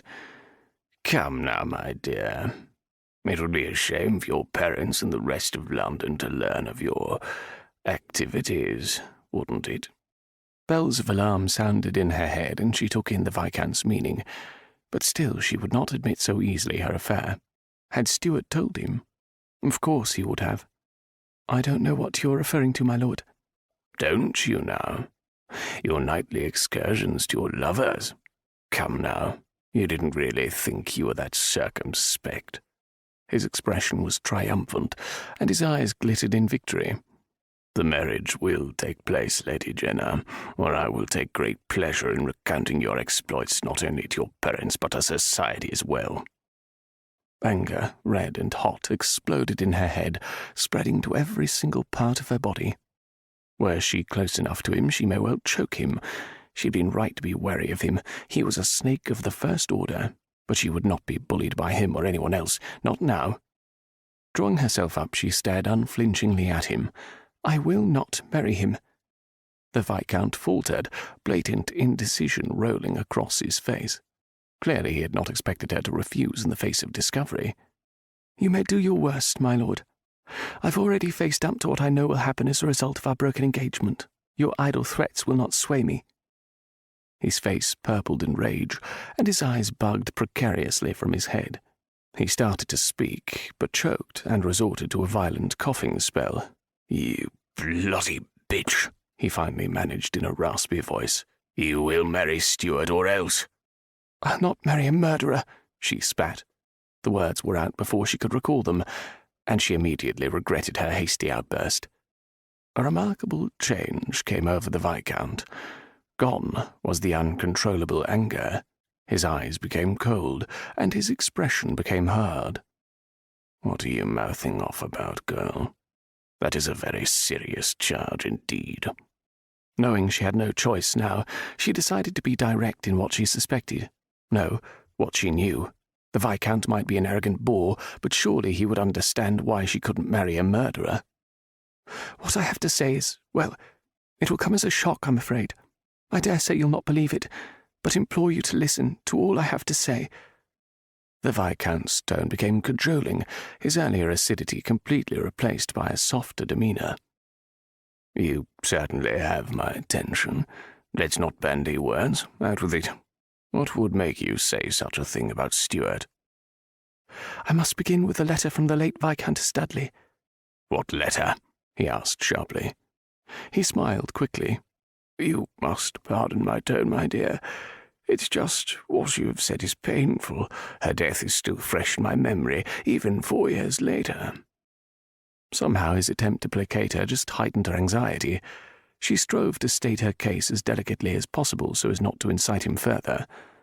"My apologies, then, my lord, for what I have to say will bring you even more pain."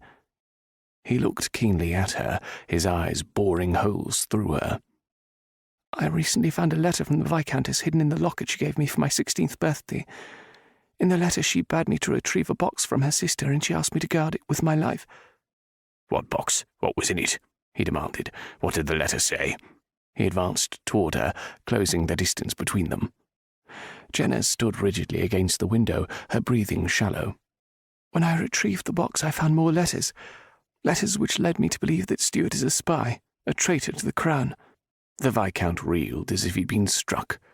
"Watch your tongue, girl," he puffed. "You obviously do not comprehend the ramifications of such a charge." "Indeed I do, my lord. Furthermore, I have reason to believe that Lady Dudley was murdered." "Murdered? By whom?" His face swelled with anger once more, his skin mottled and blotchy. She took a deep, steadying breath. "I believe Stuart pushed her down the stairs when he discovered she knew of his treachery." "A ridiculous, absurd notion. The boy loved his mother. What kind of trick are you playing at?" "I would not make such a claim if I did not have convincing proof," she said quietly. "And where is this proof?" he demanded. "Show me this evidence you speak of." "I have not been able to locate the final piece," she admitted. "Her letters hint at its location, but as of yet I have been unable to decipher her meaning.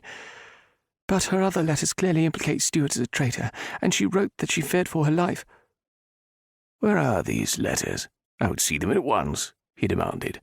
He advanced menacingly toward her, and she shrank away in a fright. Something about his demeanour had completely changed. A new sense of urgency marked his every movement. "I don't think that is a good idea, my lord," she said in a voice she hoped didn't betray her stark fear. "I would wait until my father returns." "I think I underestimated you, my dear." His face took on a sinister glint. His eyes reflected malice. The room swirled dizzyingly before her. Fear rolled in her stomach until she feared she would cast up her accounts right on the drawing-room floor. "There is malice in his eyes." The words, the Viscountess's words, drifted back to her in a moment of alarm. How stupid she'd been. It wasn't Stuart at all. The Viscountess had only said it would destroy Stuart, and what could be more destroying than to find out your father was a traitor and a murderer? The pieces to the puzzle came flying together in her mind. His obsession with the locket, him prompting her to wear it all the time. He'd done so because he'd hired the men to steal it from her. How stupid and blind she'd been. In panic, she backed frantically away. "Mr. Grayson, there is a woman to see you." Masterson's face twisted in disapproval. "I told her you weren't receiving callers, but she was most insistent." "Who is it?" Gray demanded. "She says she's Lady Jenna's maid. Shall I send her away?" Alarm gripped him, and he sat up straight in his desk chair. "Send her in at once." "Very well, sir." A few moments later, a distraught-looking older woman swept in, her face riddled with fear. Gray crossed the room to help her into a nearby chair, his stomach clenched with worry. "My butler said you are Lady Jenna's maid." "Yes, sir, I am," she said in a shaky voice. "Pardon my intrusion, but I didn't know who else to go to." "What's happened? Has something happened to Jenna?" Concern made his voice sharper than he intended. I don't know, sir. Viscount Dudley came to call on Lady Jenna. I knew something wasn't right. I listened at the door. She's been acting so strangely lately. Thomas saw her hide some letters in her father's desk, so I pulled them out and read the one on top. They were from Viscountess Dudley, awful ramblings about traitors and her fearing for her life and what not. When I hurried back to the drawing room, I heard the Viscount threaten her if she didn't resume the engagement to Mr. Eglin. Gray's mind whirled with all the maid blurted out. She was clearly distraught and clearly afraid for Jenna.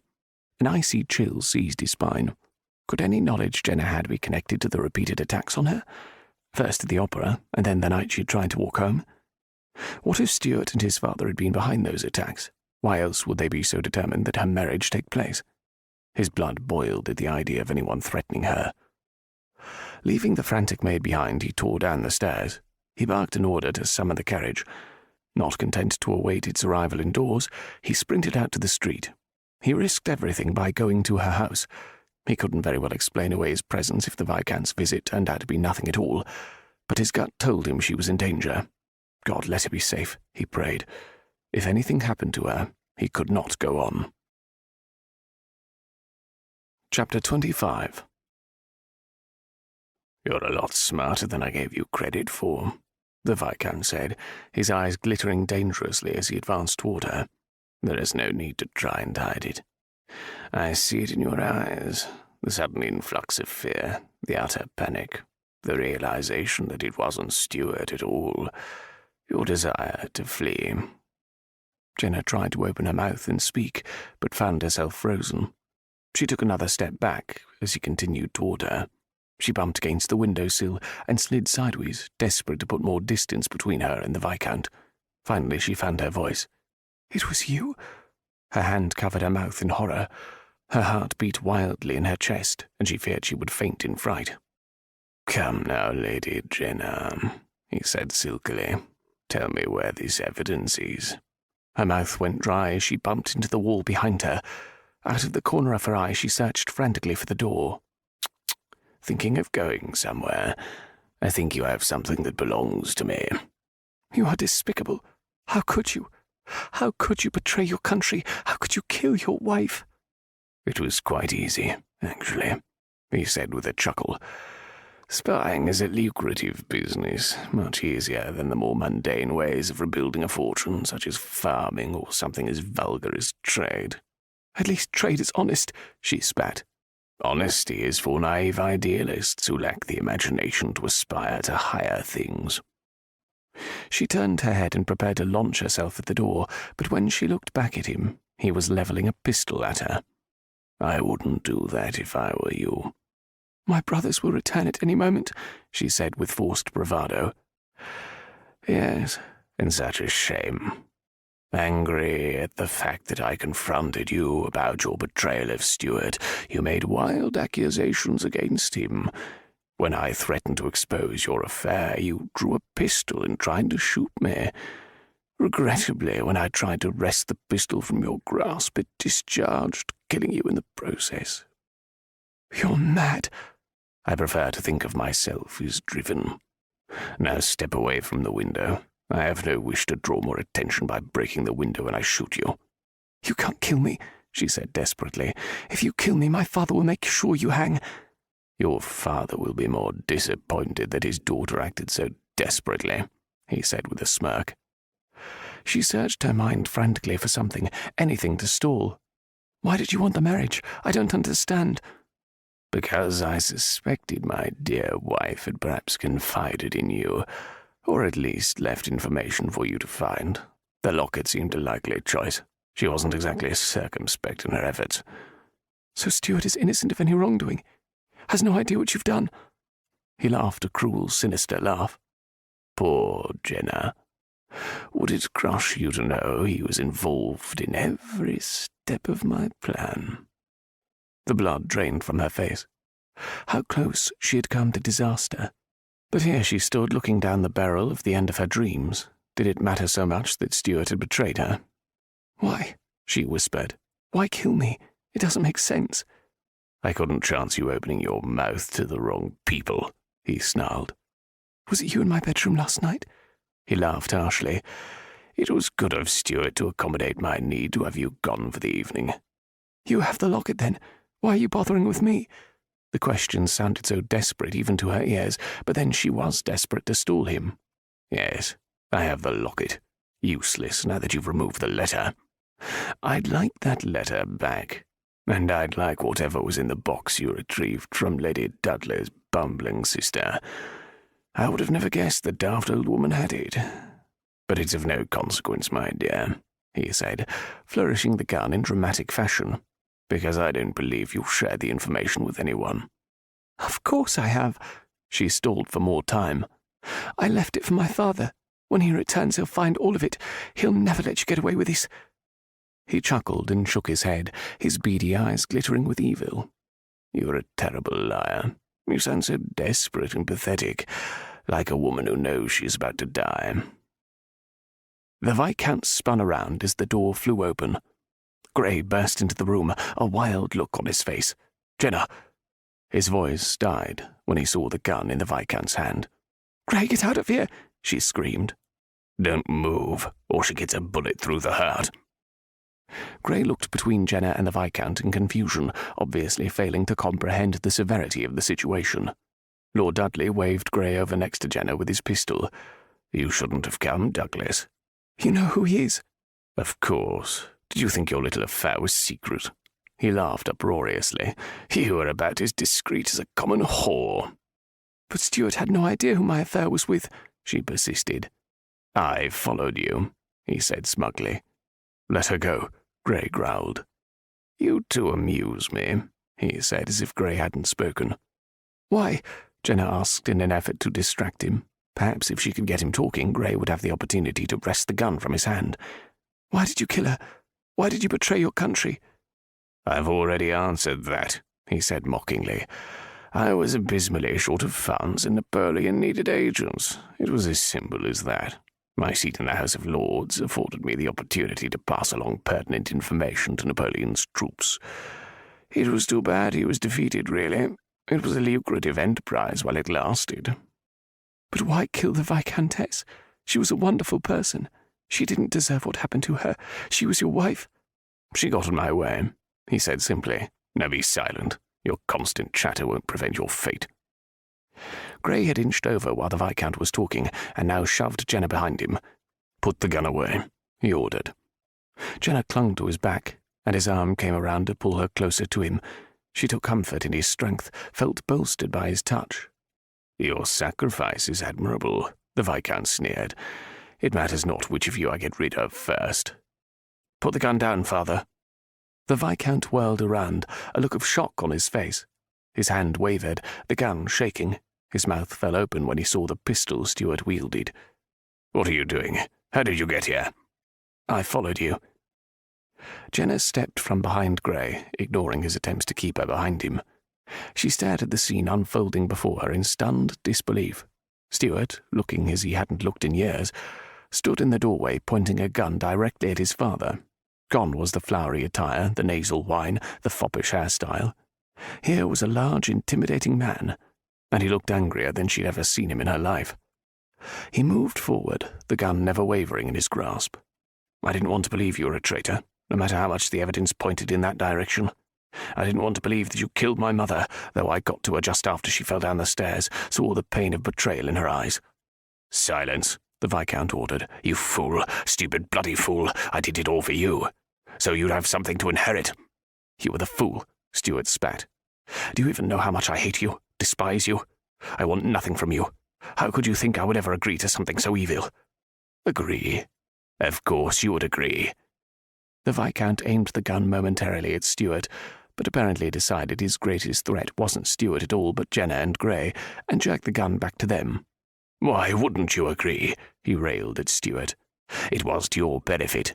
Do you honestly want to inherit a meaningless title, one that is bankrupt? Money is what matters, my boy. Not power, not prestige. Money! The game is up, Stuart said in a deadly cold voice.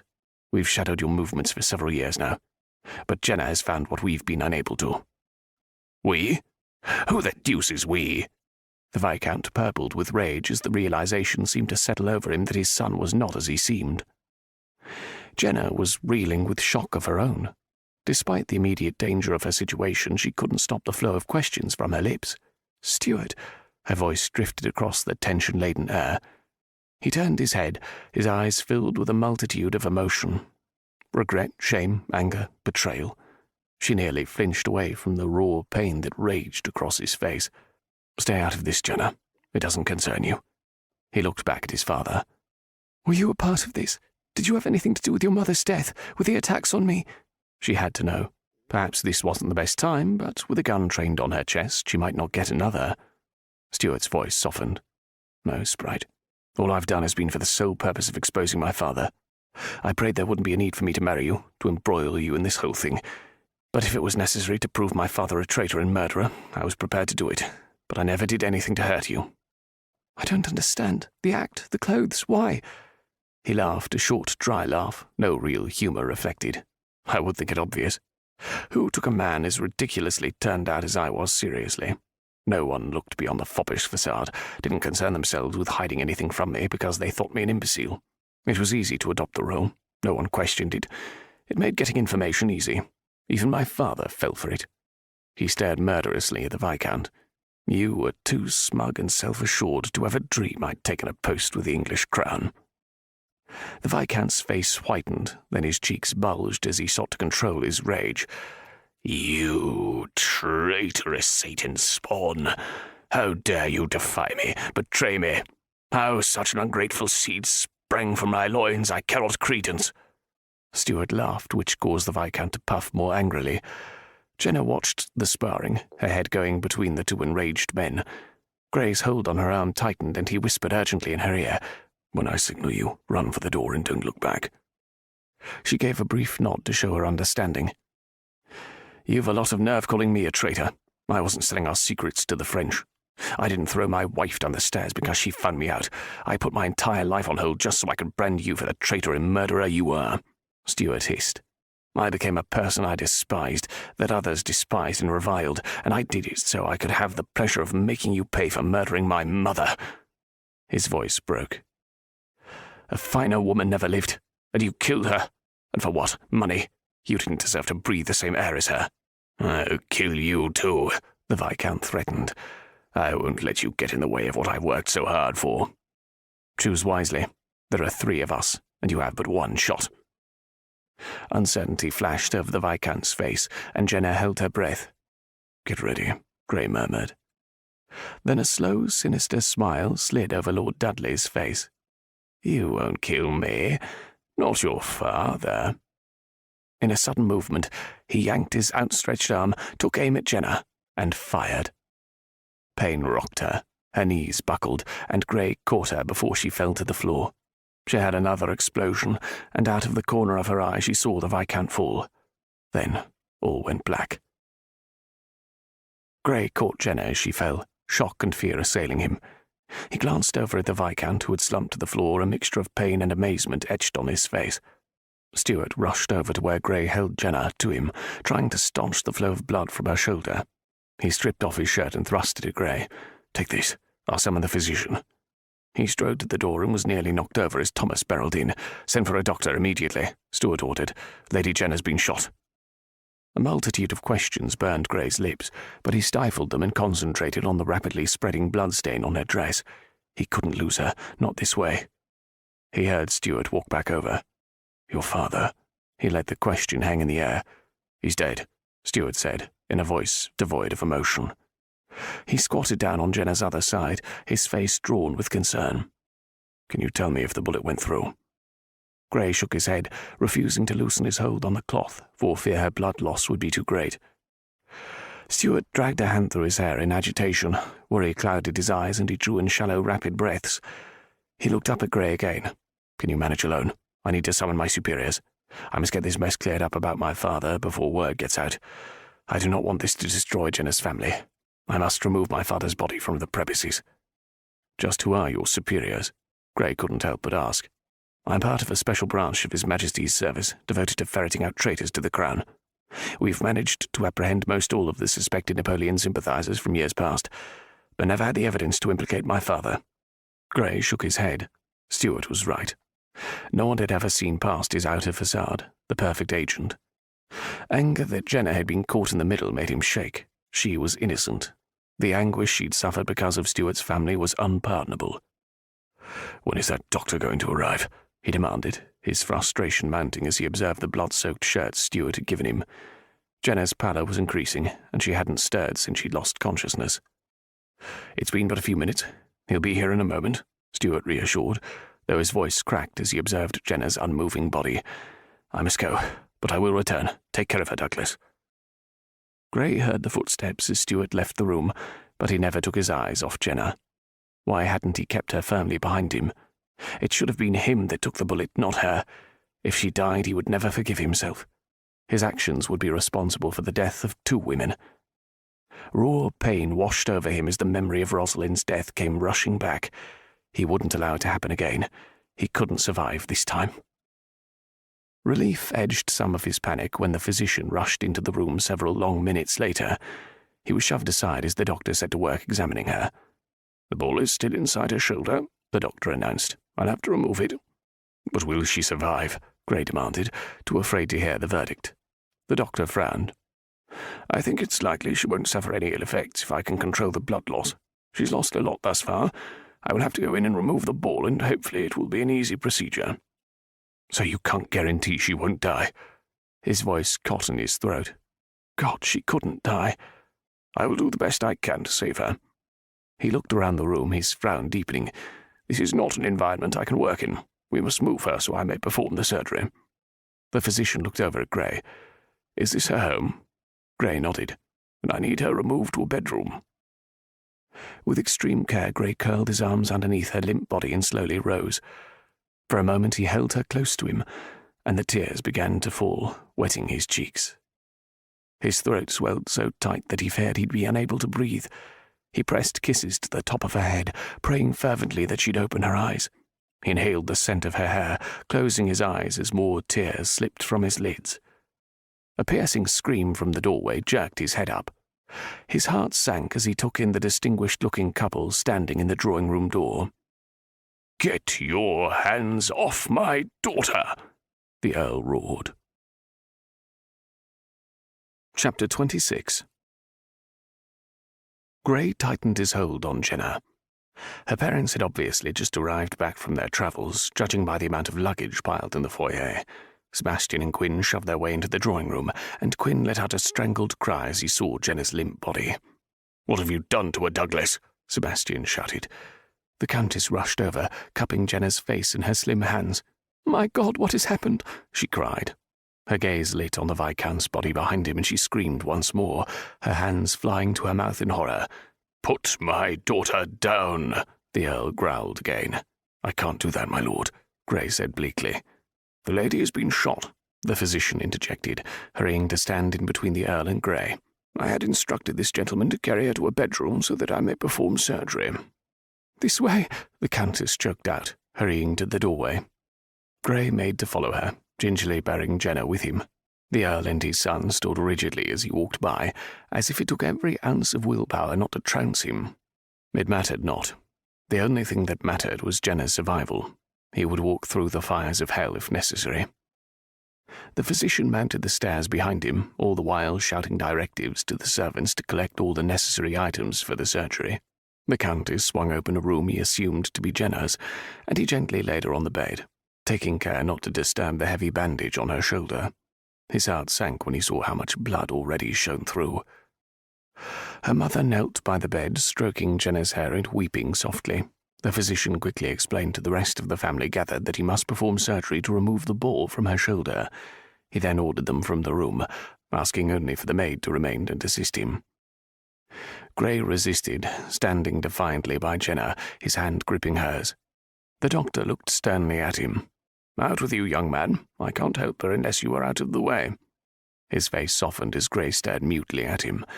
"I'll do everything in my power to save her." Gray stumbled out of the bedroom, flinching when the door shut behind him. He looked up to see 4 sets of eyes boring holes through him. "What have you done?" Quinn demanded, his eyes as red-rimmed as his mother's. The Earl raised a hand effectively, silencing his youngest son. He advanced menacingly toward Gray. "Who are you? And more importantly, what have you done to my daughter?" And why is Viscount Dudley's body lying on my drawing-room floor? Gray held his gaze unflinchingly. I didn't shoot her. But if it weren't for you, I rather doubt she would be in this position, Sebastian said accusingly.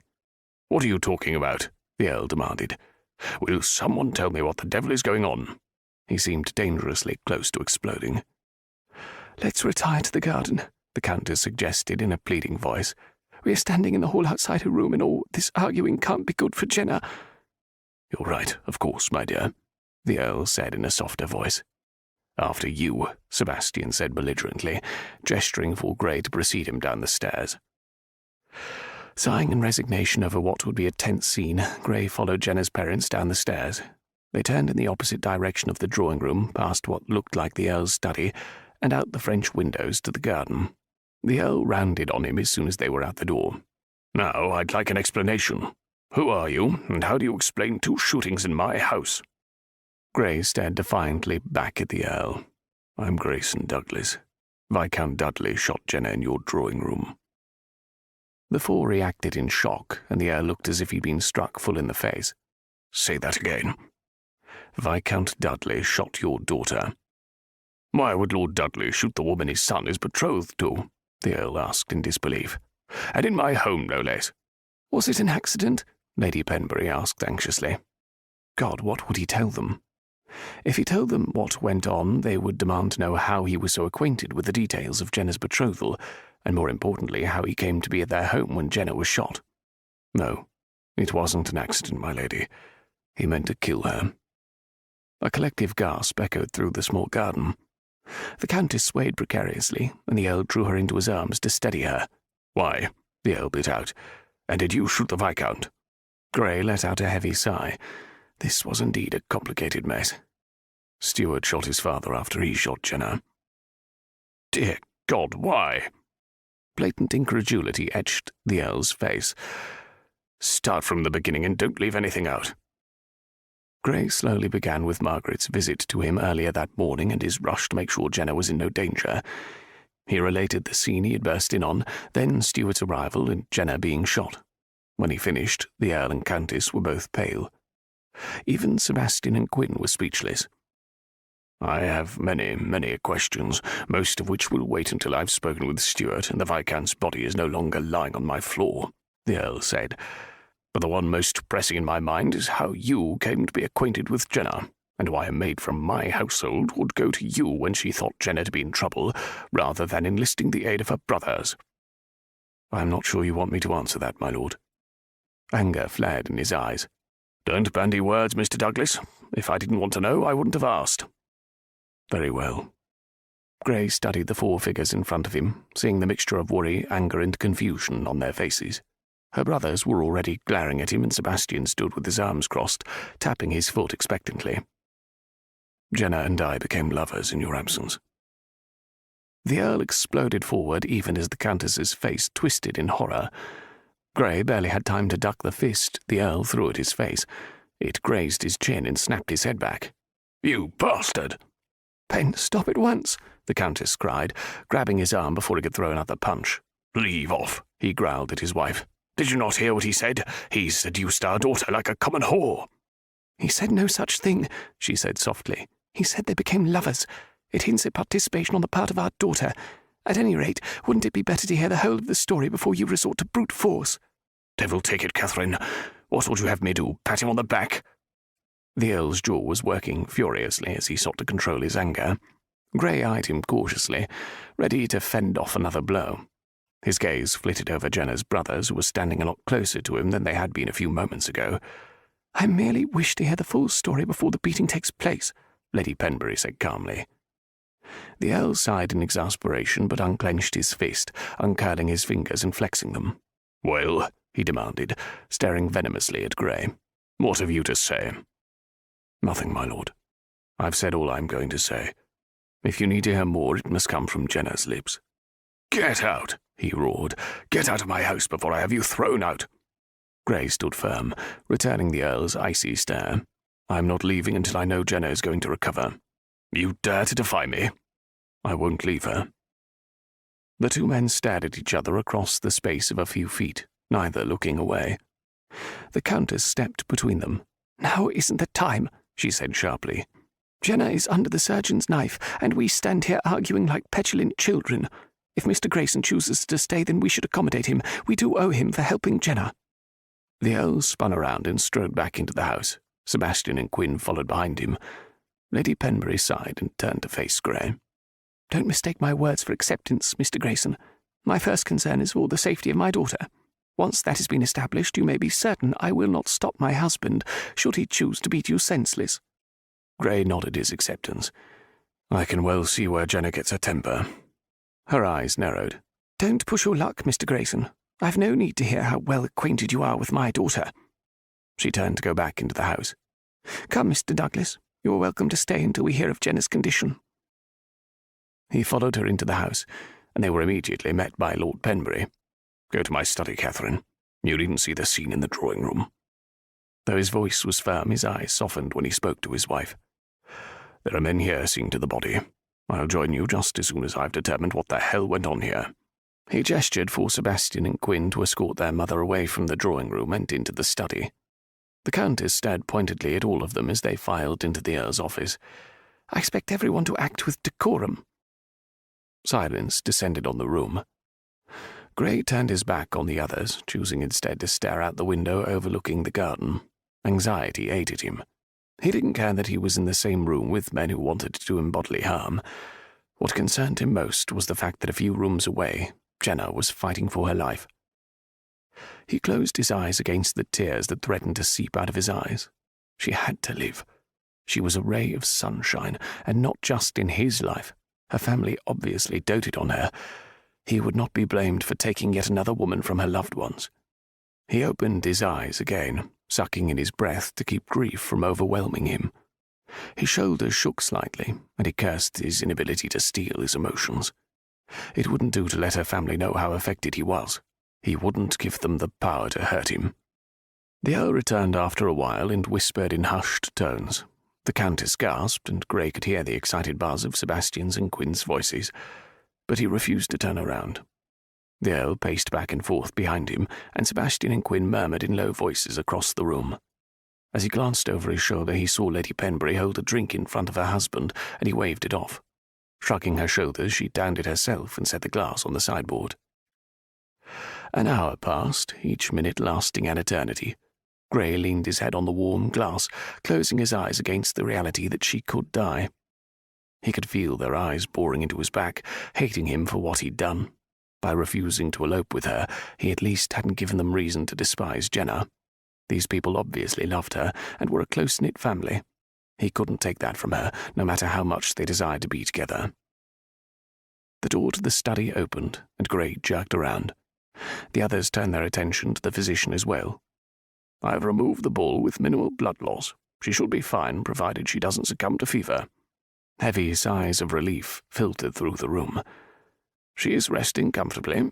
She regained consciousness briefly, but I gave her a dose of laudanum." "Can we see her?" the Countess asked. "Of course. Just don't overly tax her.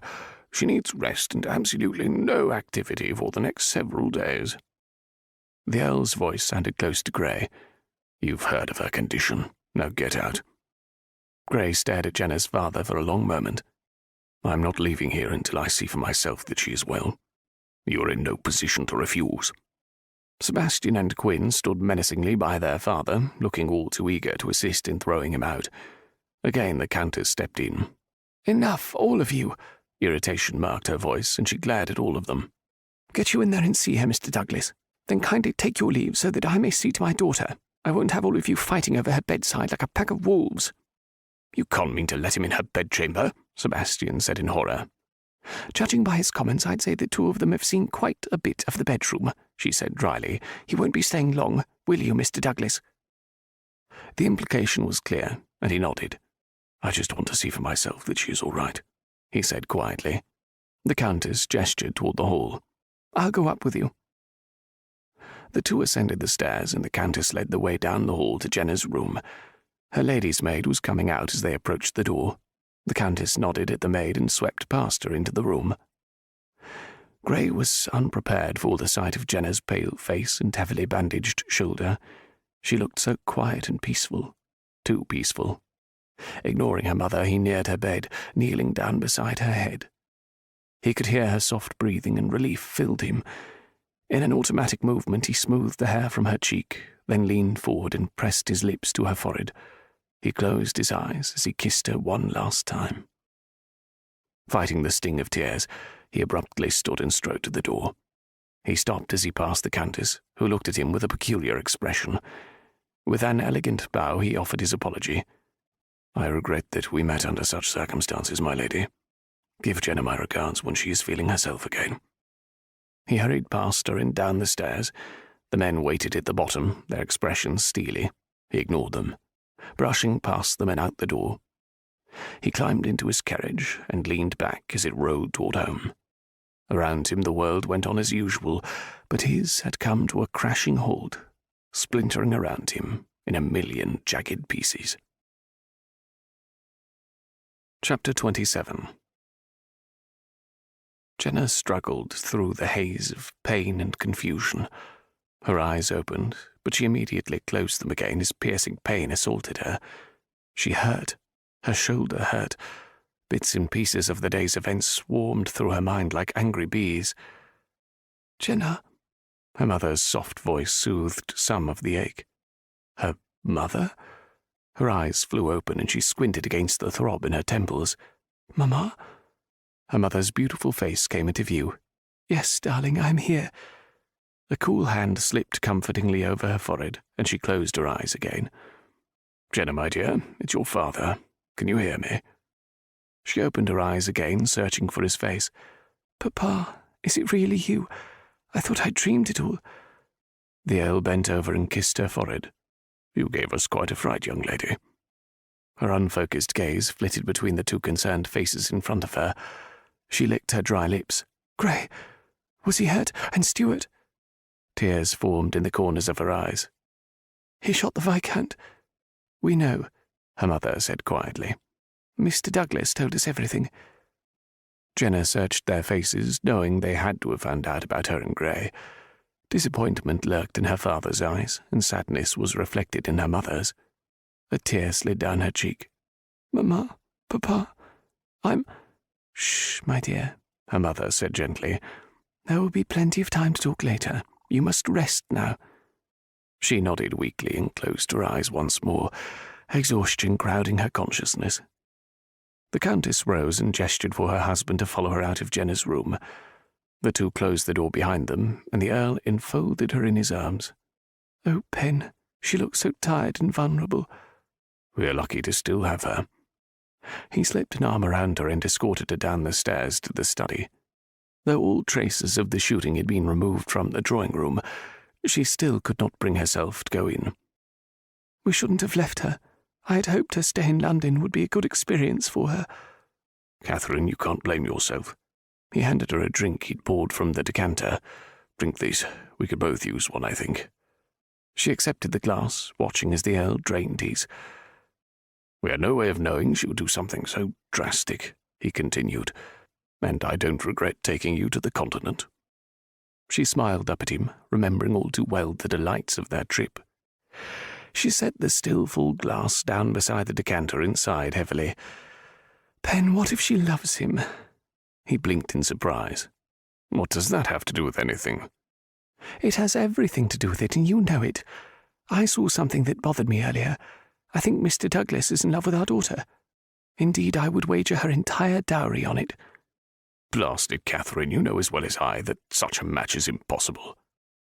"I never said anything about a match," she pointed out.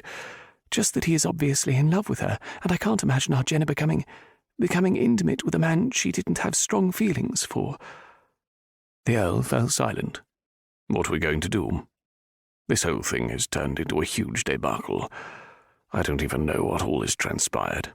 We come home to see our daughter in the arms of a strange man, a gaping wound in her shoulder, and learn our daughter's future husband has shot his father, who is believed to have murdered his wife and betrayed his country." He took a deep breath. "Does that cover it all?" "I think it time we had a lengthy conversation with our sons, don't you think?" "Yes," the Earl agreed. "I'll summon them at once." Minutes later, Quinn and Sebastian entered the study, their faces still drawn in concern. Has she awakened yet? Quinn asked. Yes, briefly, Catherine replied. She is resting now. I want to know what all has transpired in our absence, the Earl said, not mincing words. He looked expectantly at Sebastian. Sebastian ran a hand through his hair. I don't know anything about what happened today. This whole mess about Stuart and his father, well, I cannot even fathom it. Quinn stepped forward. I must know, Father. Why did you betroth Jenna to Stuart? The Earl's eyes narrowed. I fail to see what that has to do with the matter at hand. It has everything to do with it, Quinn burst out. His lips were firm, and even if he had qualms about questioning his father, his expression didn't betray him. She's been bloody miserable over the whole thing. Watch your tongue, Catherine said sharply. He flushed. Sorry, Mamma. He looked back at his father. She's been miserable ever since you announced her marriage to Stuart. It's been deuced wretched to watch. I had no idea she was so unhappy, the Earl murmured. Really, Pen? Did you expect she would be happy? Catherine muttered. He arched an eyebrow in surprise. Am I the only one who had no idea how Jenna feels? Why did you do it? Quinn asked again. I do not intend to explain myself to you, the Earl said through gritted teeth. No, Pen, I too want to know your reasoning, Catherine said quietly. The Earl swung around, his jaw dropping in surprise. Catherine, this isn't the time. And when is? Our daughter came within an inch of death, and now she lies in her bed desperately unhappy. I think you owe us, her, an explanation. The Earl stared incredulously at his wife, then back at his sons, who looked expectantly at him. He sat down in the armchair behind him, his face a mixture of anger and regret. The Viscount came to me to call in a favour. You see, he saved my family from ruin years before I met you, Catherine. My father, as you know, was an incompetent lackwit who spent all his time gaming and drinking. When he lost everything in a drunken stupor, Lord Dudley brought back his vow and presented it to me without fault. He never mentioned it, nor did he ever ask for repayment. His only statement was that one day he might need a favour from me. He stood and began pacing in front of Catherine. A week after Jenna's 16th birthday, he came to see me. He brought a marriage contract he'd drawn up between Stuart and Jenna. I was taken aback, but didn't see anything wrong with the match. Stuart was a fine young man, and seemed to get along well with her. It was only after this that Stuart started acting so strangely. I told him I would speak to Jenna about it, and he was most insistent that we seal the contract immediately. He then hinted that he was no longer as financially secure as he'd been in the past. I got the impression that Jenna's dowry would go a long way in replenishing his wealth. He didn't bring up the favour he'd done me all those years ago, but it hung between us. I couldn't refuse him, particularly when I thought Stuart would make Jenna a fine husband. I told Jenna that their marriage had always been arranged because I thought it would be easier for her to accept. I couldn't think of any other way to explain Dudley's sudden interest in marrying her to Stuart. I certainly didn't want her to think he was only after her dowry. Better that she thought it had always been planned. So you did think she wouldn't be very happy about it? Catherine pointed out. He sighed and stopped pacing long enough to look at her. Yes, I suppose I did. Why else do you think I insisted on such ridiculously long engagement? I hoped she would grow accustomed to the idea, and frankly, I hoped Stuart would get over whatever phase he was going through with the exaggerated airs and ridiculous clothing. I never dreamed it was all an act. It was a ruse, Sebastian muttered. The whole thing was nothing more than an attempt to wrest information from Jenna that the Viscountess passed along to her. Yes, I see that now. At least I suppose that was it. I would very much like to speak to Stuart about this whole matter. So far I've only Mr. Douglas's account of what happened. I am sure he will come to see about Jenna, Catherine spoke up. We can speak to him then. If he doesn't, I'll haul him over here myself, Quinn said in a steely voice. I won't have any more bloodshed, Catherine warned. The Earl pinned his sons with a stare. If we are finished scrutinizing my decision to wed Jenna to Stuart, perhaps one of you could explain exactly how Jenna came to take a lover while your mother and I were in Italy. When Gray arrived home, it was to find his drawing-room full of agents to the Crown. He wasn't in the mood to answer their questions and snarled at one who immediately set upon him. Demanding that they leave his house at once, he retreated to his library and nursed a glass of brandy. A knock sounded at his door, and his lip curled in disgust. "Masterson, if that is you, get the bloody hell away from my door." The door opened and Stuart Eglin, correction, the new Viscount Dudley, entered. "Oh, it's you," Gray muttered, taking another swallow of the brandy. "I'm sorry to burden you with my presence," Stuart began, "but it is imperative that you speak to me. I have questions. The Crown has questions that must be answered." "Sit down, Eglin. Or should I call you Dudley now?" He regretted the remark when pain flashed across Stuart's face. He settled into the chair in front of Gray's desk. "Please, call me Stuart."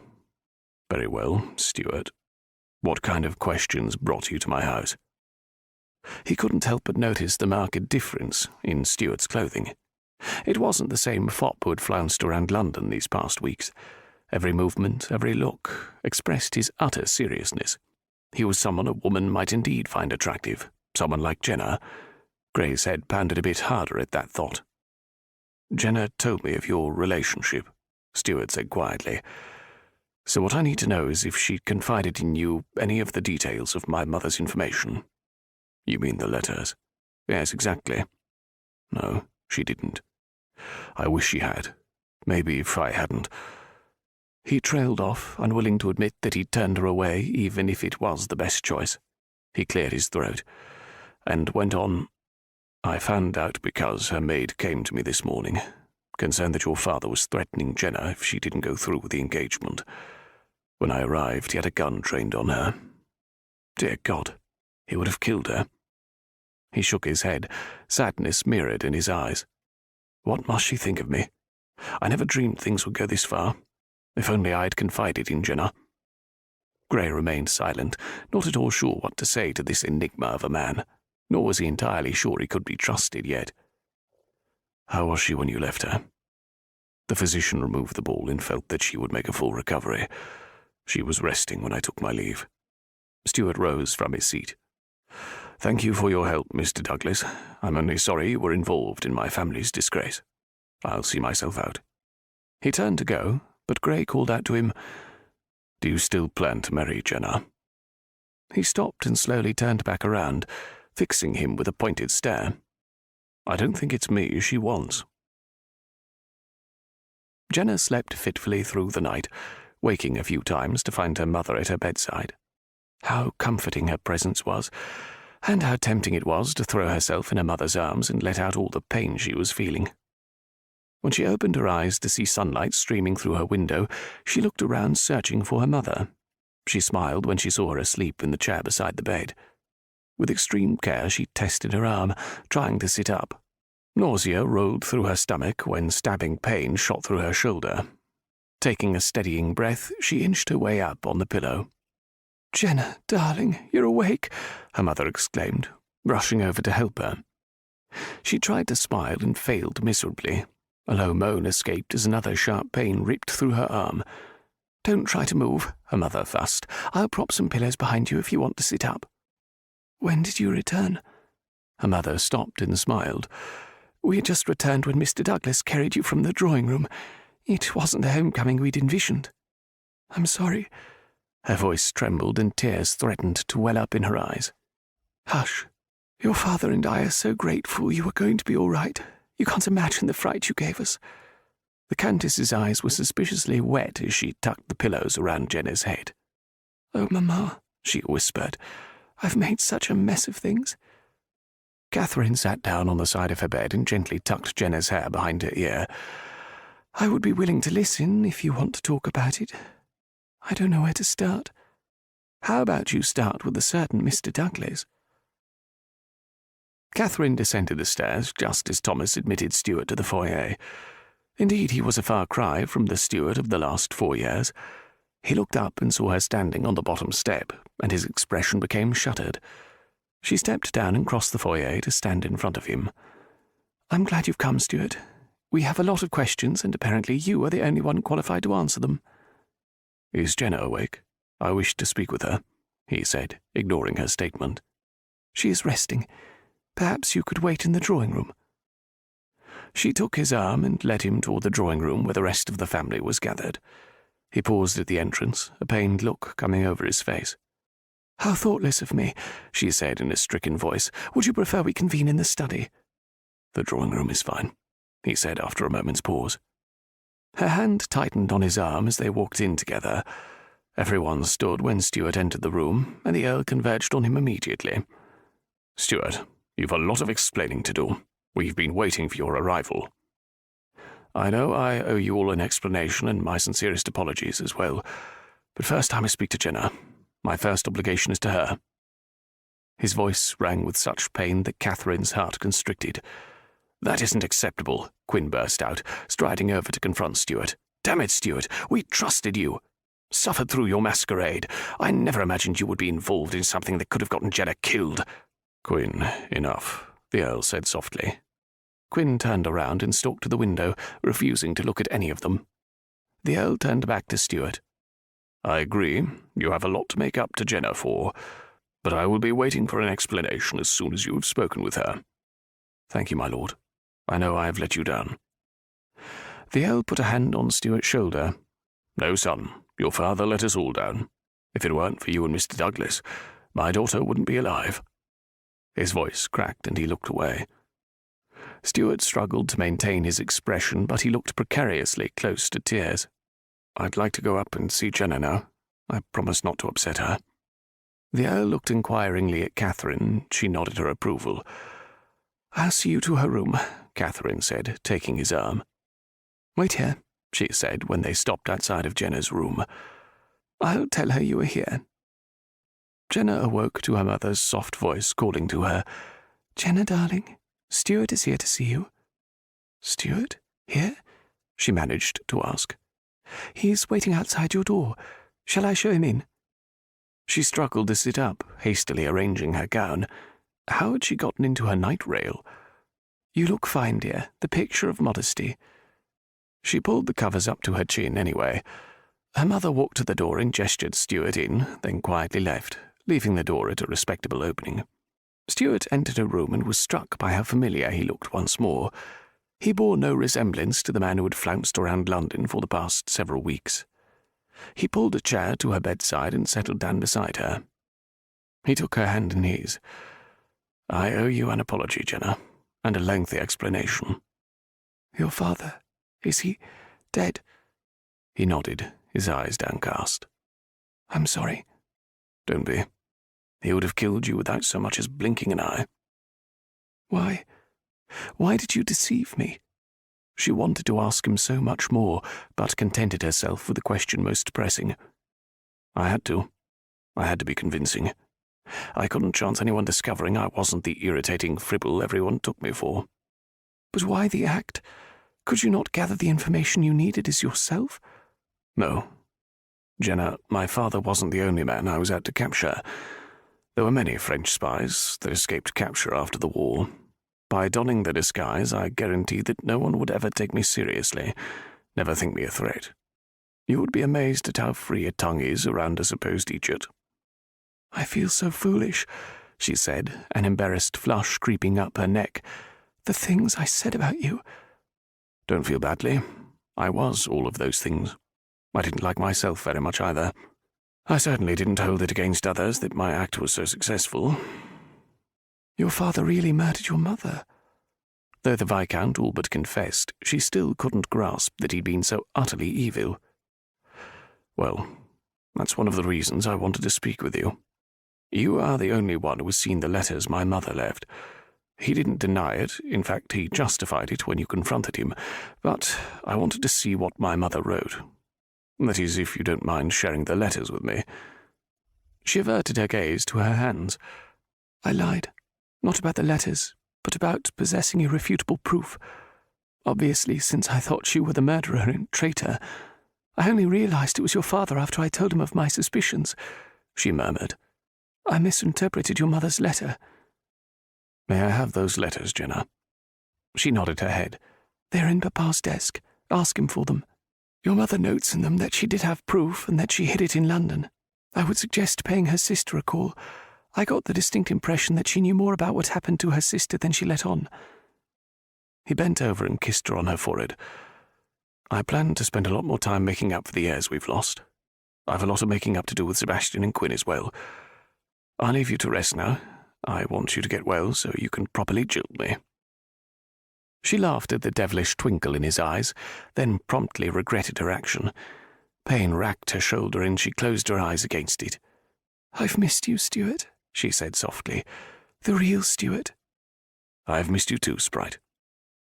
His green eyes were suspiciously bright as he rose to stand by her bed. "Sleep now," he said in a worried voice. "I have some explaining to do to your parents." He turned and walked toward the door. "Stuart," she called. He paused and turned back. "Yes, Jenna?" "In your mother's letter, she mentioned the room where I saw my greatest joy. I could not imagine what she was referring to. Does it mean anything to you?" A peculiar expression lit Stuart's face. "Yes. Yes, it does, Jenna. Thank you." He turned and slipped out, closing the door behind him. Chapter 28. "It's been a week, Pen, a week, and she's slipping further away from us all the time," Catherine cried. She paced back and forth in front of the desk where the Earl was going over correspondence. "Her shoulder is healing, but she grows more despondent with each passing day." "Come here, sweetheart," he said, pushing away from his desk. She threw up her hands and walked around to him. He rose and wrapped his arms around her and rested his chin on her head. "What are we going to do, Pen?" "I don't know. I suppose we have to give her time and some extra space. She's been through a lot these past weeks." "I don't know that she'll ever get over this. She's obviously in love with Mr. Douglas." "Well, he hasn't exactly been beating our door down to get to her," he pointed out. "Maybe he is doing what he thinks best for her." "I don't know, sweetheart. I hate to see her this way too, but in time she will get better. She'll put this all behind her." "You need to talk to her, Pen. The two of you haven't talked at length since all this happened." He let out a long sigh. "I suppose you won't let me have any peace until I do." She elbowed him in the ribs. "Ouch! I take that as an order. All right, I'll speak to Jenna the first opportunity I have." A noise from the door caused both their heads to turn. Jenna stood in the doorway, her arm securely fastened in a sling. "Jenna, darling," Catherine rushed over to her. "Is everything all right?" "Yes, Mamma. I'm going out and didn't want you to worry." Catherine shot her husband a concerned glance, then looked back at Jenna. "Out? Shouldn't you be resting?" "I've rested far too much. If I lie in bed a minute longer, I may well lose my mind," she said with a laugh. "I'm only going to the orphanage. I visited it while you were away, and I've grown quite attached to the children." "Would you like me to accompany you?" Catherine offered. Jenna smiled. "No, that isn't necessary, Mamma. I won't be gone long, I promise." Catherine paused and glanced back at the Earl. He shrugged slightly. With a sigh, she turned once more to Jenna. "Very well, darling. Don't overtire yourself." She watched as Jenna walked out of the study, then she turned and raised an eyebrow at her husband. Jenna going to an orphanage? I never recall that being a favourite of hers. "I think there is quite a lot we are just learning about our daughter," the Earl said softly. Jenna sat in the carriage for a long moment, staring at the walkway to the children's home. If truth be known, she prayed Gray would not be there today. It would kill her to see him again. The door opened and the footman carefully helped her down the steps. Though her arm still pained her, she had grown accustomed to the discomfort. With each passing day the hurt lessened, but the pain in her heart still burned with intensity. Slowly she walked to the door and knocked softly. Mrs. Drennan promptly answered, a look of delight on her face to see Jenna. Her expression darkened when she caught sight of the sling. "Are you well, my lady?" "Quite well," Jenna reassured. "Just a simple accident. I'd love to see the children if they are not sleeping." "Not at all. They will be delighted to see you as always." She gestured inside and Jenna followed her within. Soon Jenna found herself enfolded in the embrace of a dozen children, and her heart soared for the first time in over a week. Their cherubic smiles, hugs, and kisses warmed her all over. Meg sidled over to her and snuggled into her uninjured arm. She kissed Meg's golden curls and inhaled her sweet scent. "Would you all like a story?" The chorus of yeses was nearly deafening. She smiled as they clambered around. "I need someone to pick out a story, and then I need a special volunteer to hold the book and turn the pages for me. I've hurt my arm, as you can see, so I can't hold the book." A series of sympathetic ohs filled the room as they crowded in to examine her bandage. Finally, she coaxed them into taking seats in front of her, and she began the story. As she read the last page, she looked up to see Gray standing in the doorway. Her breath caught in her throat. He looked terrible and wonderful all at the same time. His hair was unkempt, the stubble of several days' worth of beard darkened his chin, and his eyes were bloodshot. Her voice faded on the last word, and she smiled brightly at the children. "Off to play now." They scrambled up and raced over to the toys across the room. Soon their delighted shrieks echoed through the house as they involved themselves in their play-acting. Jenna stood and slowly walked over to where Gray stood. "What are you doing here?" he asked in a gruff voice. Her eyes narrowed. Of all the questions he might ask, she hadn't imagined that one. "I'm here to see the children.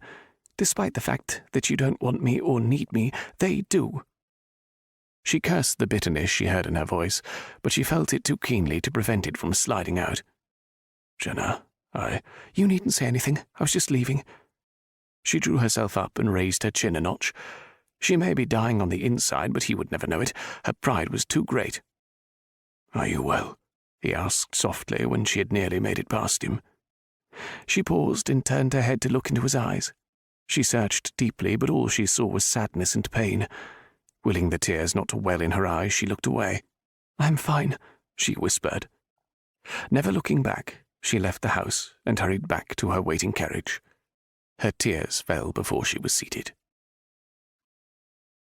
Jenna stared listlessly out her window, tears pricking her already swollen eyelids.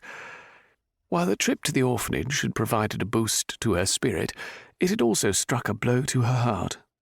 For the last week she had existed in a stupor. The news of her broken engagement had filtered through the ton, eliciting a mild curiosity but no real shock.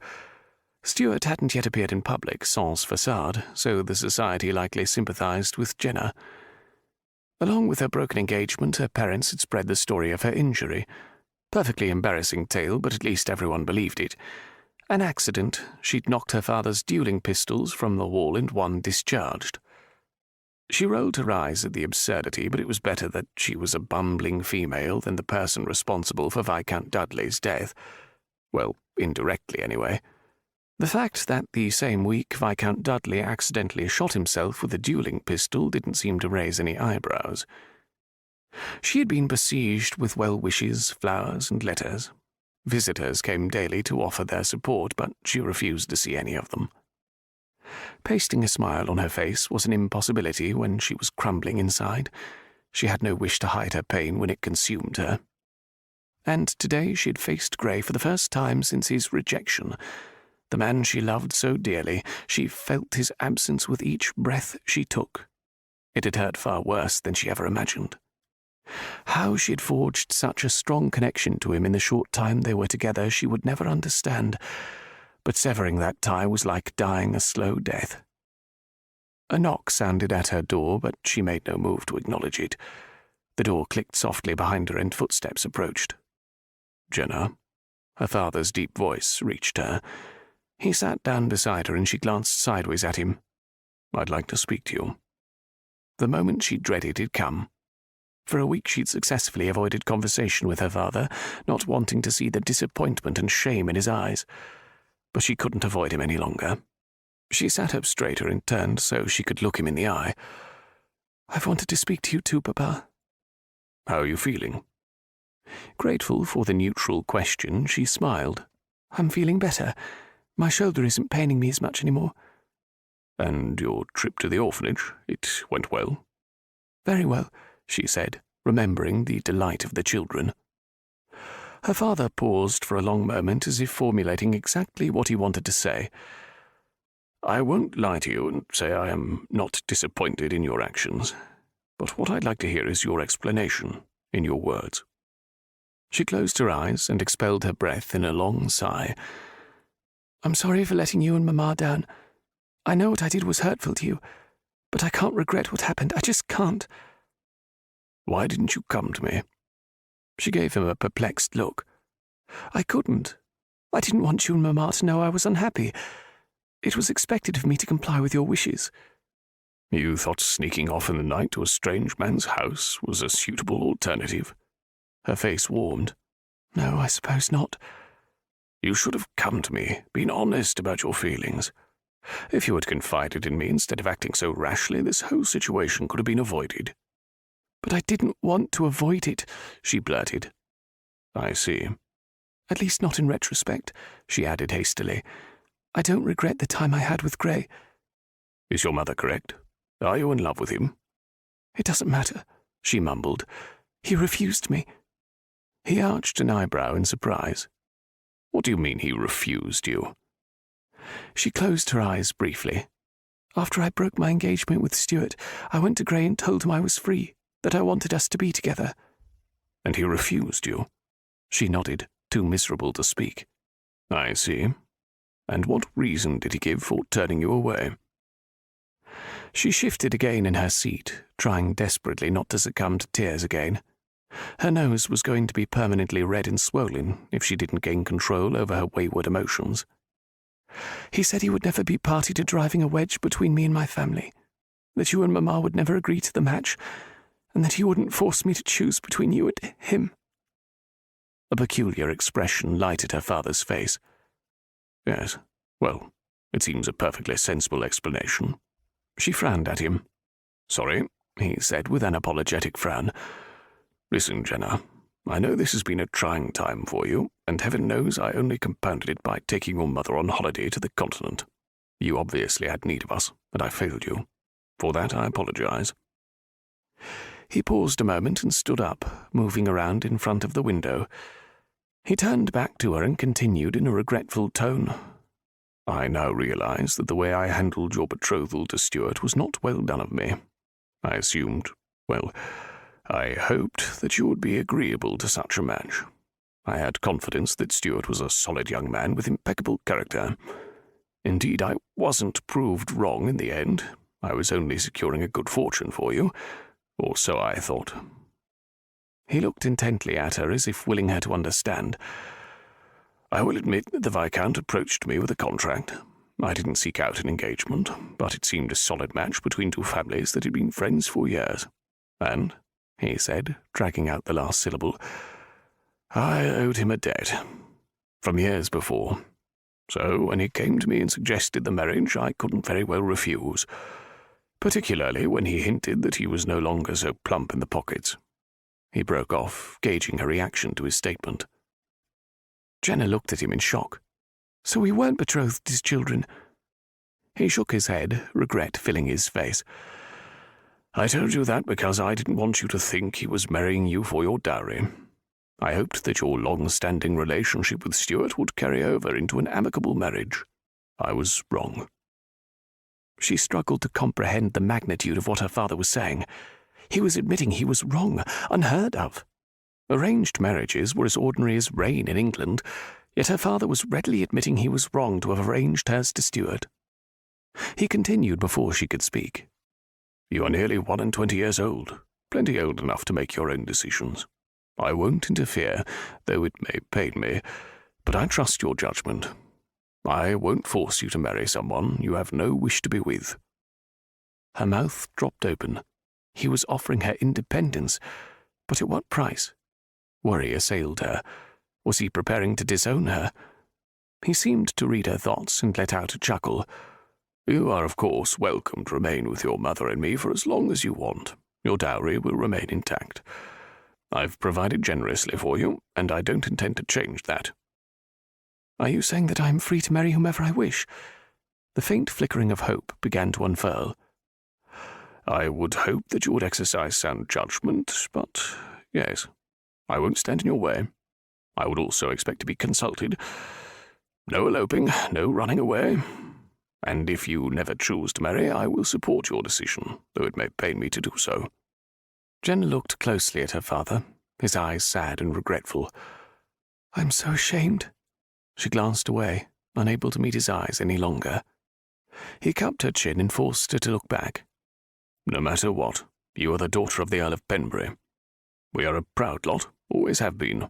There's no reason to hang your head. She smiled, realizing that there would be no further discussion of her transgressions. The subject was officially closed. "I love you," she said, rising awkwardly to embrace him. He caught her in his arms and tugged her tightly to his chest. "I love you, daughter. I only want what's best for you." She winced as he bumped her shoulder.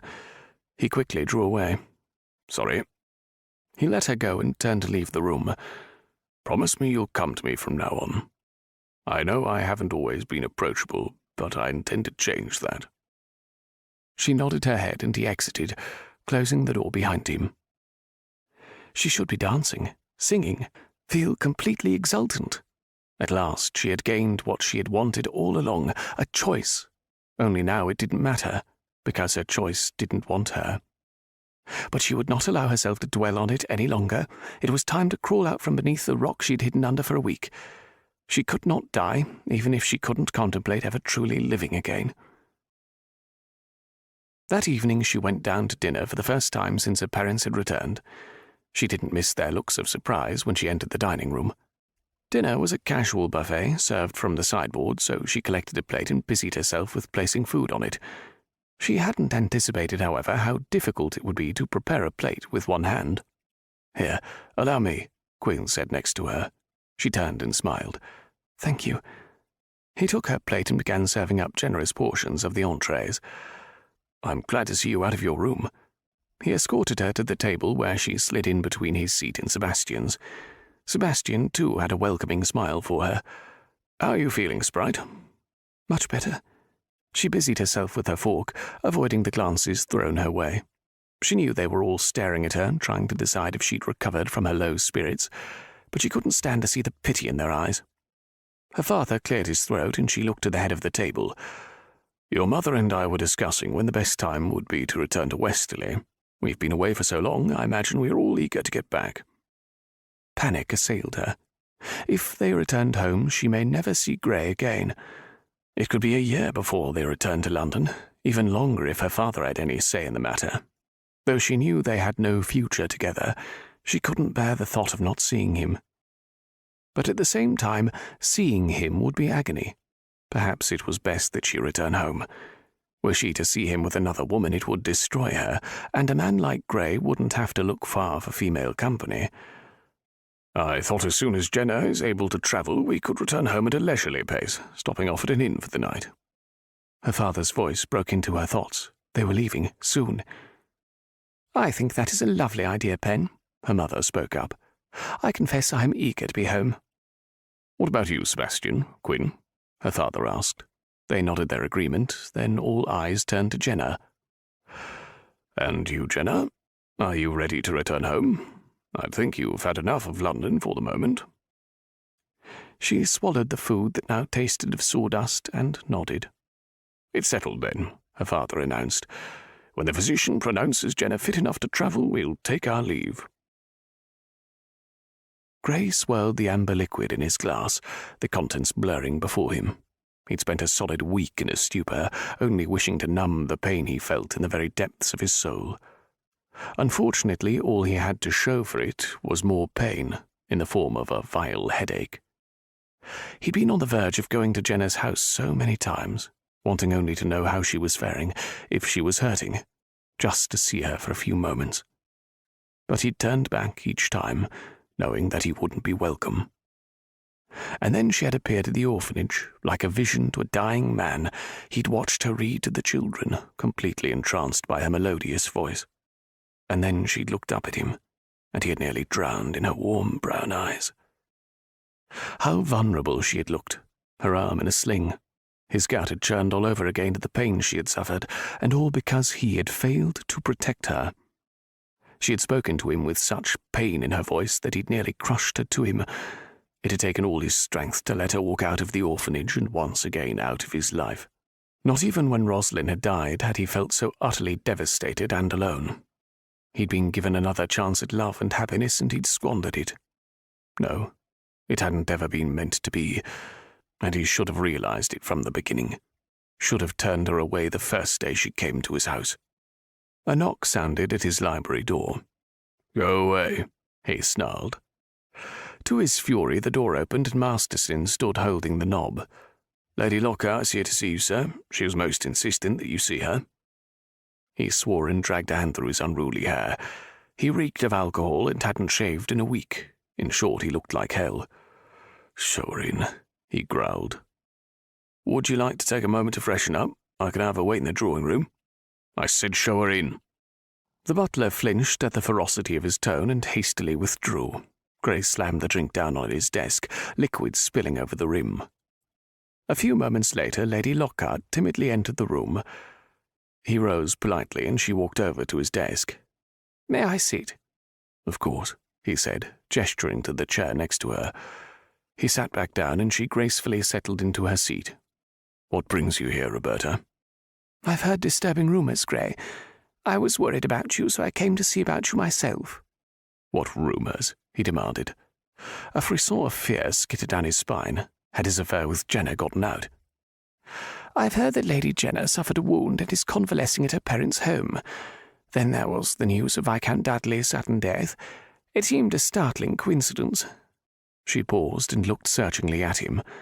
"I've long suspected there is something between you and Lady Jenna, so of course I was concerned about you when I heard of her injury."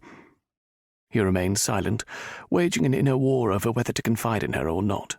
She was remarkably easy to talk to, as he'd found out in the days following Rosalind's death. "I've done it again, Roberta." "Done what?" "I've gotten involved with a woman I can't have," he murmured. Her face twisted in sympathy. "You love her?" He nodded, looking down at the glass on his desk and fingering the rim. "And she doesn't return the sentiment?" "She says she loves me. But you know as well as I do that changes nothing. We can't be together any more than Rosalind and I had a future." He longed to call back the bitterness in his voice, but it spilled out. "I'm very sorry." He sat back in his chair and threw his head back, staring at the ceiling. "I want to ask you something. Something I'd like an honest answer to." "Of course, anything." He sat forward again, pinning her with his stare. "If I had come to you and Rosalind's father and asked for Rosalind's hand, what would you have said?" Tears welled in her eyes, and she looked hastily away. She rummaged in her reticule for a kerchief and dabbed at her eyes. Sniffing delicately, she gripped her reticule with both hands. "I don't know, Gray. I just don't know. In my heart, I think he would have been turned away, though it shames me to admit. But I'd like to think that another alternative could have been reached, one that didn't have you and Rosalind racing to Gretna Green." He closed his eyes briefly. "I know I've said it, but I don't think I'll ever be able to convey just how sorry I am, and how much I regret what happened." "I know you are," she said softly. "I too am sorry for what was taken from you. I've always regretted that my husband told such a dastardly lie to lure Rosalind back home. He preyed on her devotion to me, and now because of him I will never see her again." She turned away, tears streaming down her cheeks. Collecting her reticule and putting away her kerchief, she rose on shaky feet. "I won't keep you.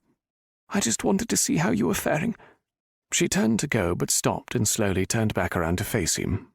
"You look terrible, Gray. If you love her, then fight for her. Don't give up so easily. Go to her and don't let anyone stop you. There are no guarantees in life. It may not work out for you, but can you live with yourself if you let her go so easily? Fight for her, Gray. If you want her, fight for her." She turned and hurried from the room, leaving him to stare after her. He glanced down at the glass in his hand and hurled it across the room, listening in satisfaction as it shattered against the wall. Coward. No, he hadn't fought for her. He'd been far too accepting of the fact he could never have her. Too accepting. He didn't feel badly for refusing to elope to Gretna Green, but he could have told her he loved her and that he wanted a life with her, could have told her that he'd do anything to be with her, even throw himself on the mercy of her father. But he'd done none of those things. He'd turned her away and broken her heart. He didn't deserve her. Things scattered over the floor as he angrily swept his arm across his desk. He buried his face in his hands and rubbed his eyes with his palms. He couldn't give her up, not without a fight. But could he live with the results if he couldn't convince her father to grant his blessing? One thing was certain. He could not continue living as he was now. He was dying a little more each day without her. Chapter 29. Gray squared his shoulders and knocked at the Penbury residence. Determination infused his every movement. He didn't relish the ensuing scene, but he wasn't leaving without Jenna. The butler opened the door and peered inquiringly out. "Grayson Douglas to see the Earl of Penbury," Gray bit out. The butler's eyes widened and the faintest smile flickered across his face. "Right this way, sir. The Earl has been expecting you." Expecting him? What the hell was this all about? He hadn't time to ponder the butler's odd statement before he hurried back into the house. Gray followed him in, stepping around the trunks and valises that littered the foyer. Maids and footmen scurried back and forth, bearing more luggage to the foyer. To his right, the furniture in the drawing-room was being covered by white linens. Dread settled in his stomach. It looked very much like Jenna's family was about to retire to the country. The butler stopped and knocked on the door of the Earl's study. The Earl's muffled call filtered through the door and the butler hastened inside. A moment later he returned. "The Earl will see you now." Gray strode into the library, only to be confronted with the sight of Jenna's two brothers seated in front of the Earl's desk. He groaned inwardly. This could be a long, drawn-out affair. The Earl leaned back in his chair, his hands behind his neck. "Mr. Douglas, to what do I owe the honour of your visit?" "I've come to speak to you about your daughter." "I like a man who gets to the point." "Then I'll get to mine," Gray said evenly. "Would you like a drink?" the Earl asked, rising from his seat. He began to pour from the decanter. Gray's gaze flitted to Jenna's brothers, who had remained remarkably silent thus far.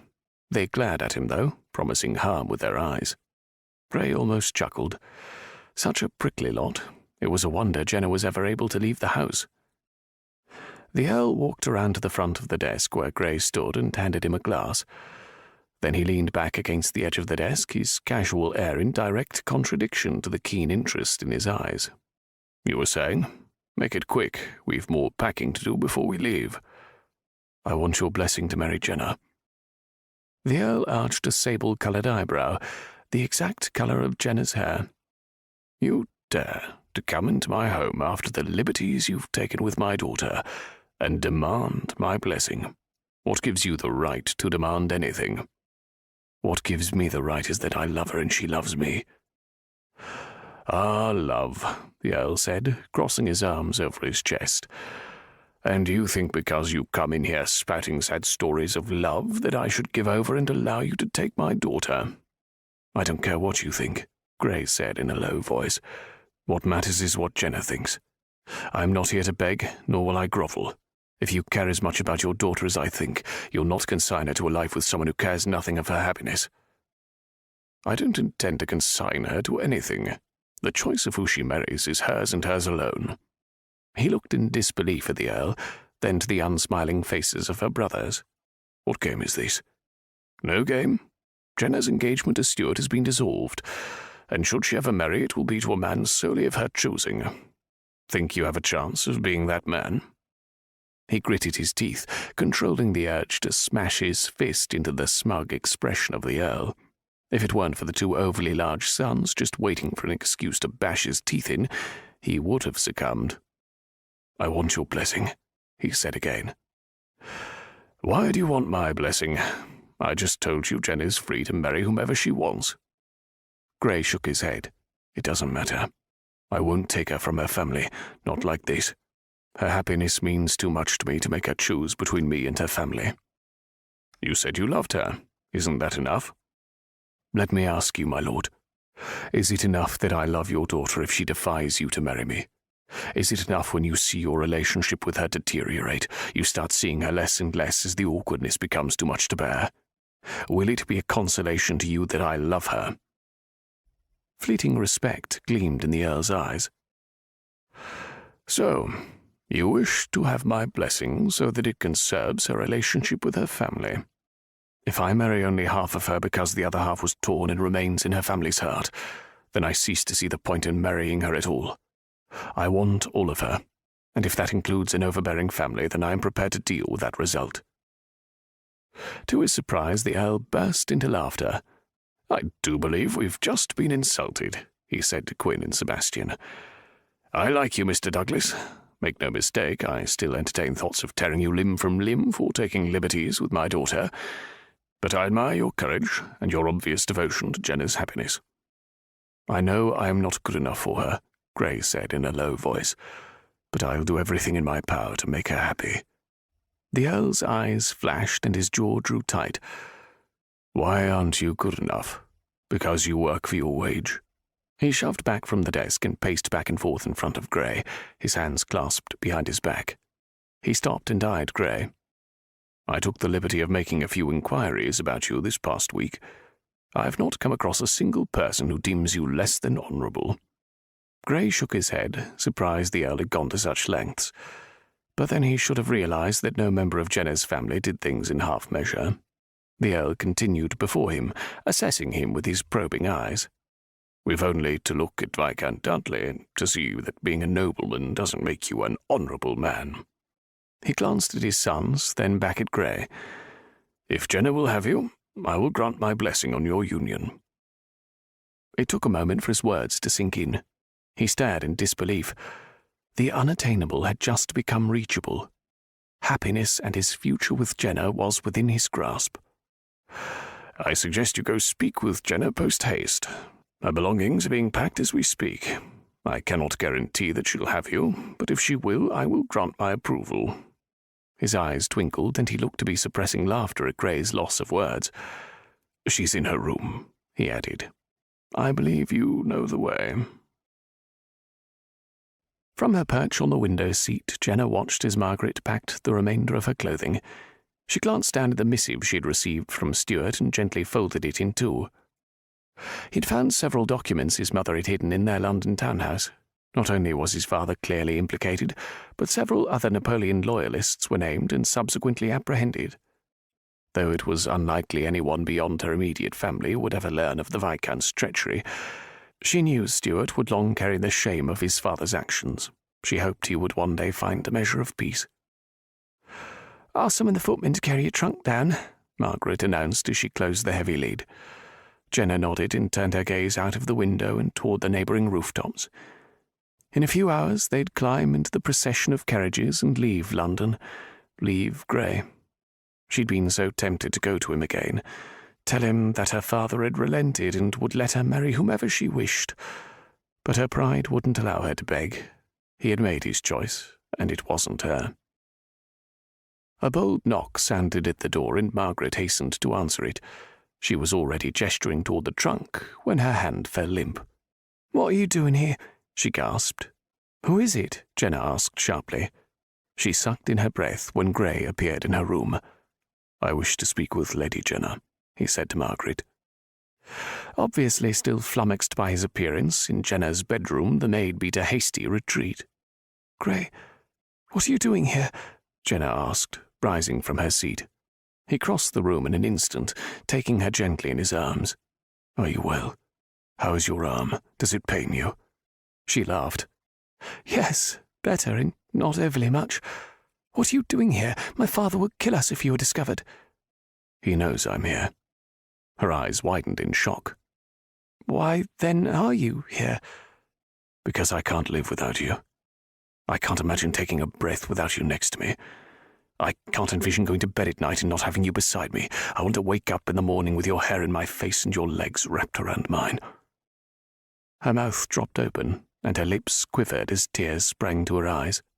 "Gray," he placed a finger over her lips, his other arm still wrapped securely around her waist. "Shh, I'm not done yet." He kissed the tip of her nose, then kissed away the single tear that trailed down her cheek. "I love you, Jenna. I love you more than I ever imagined loving another human being.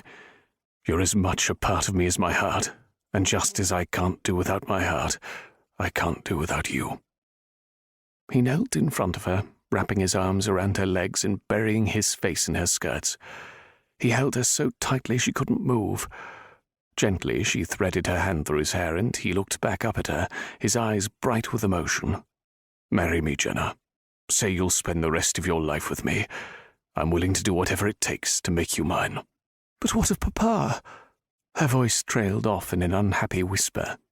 Would he agree to a match with Gray?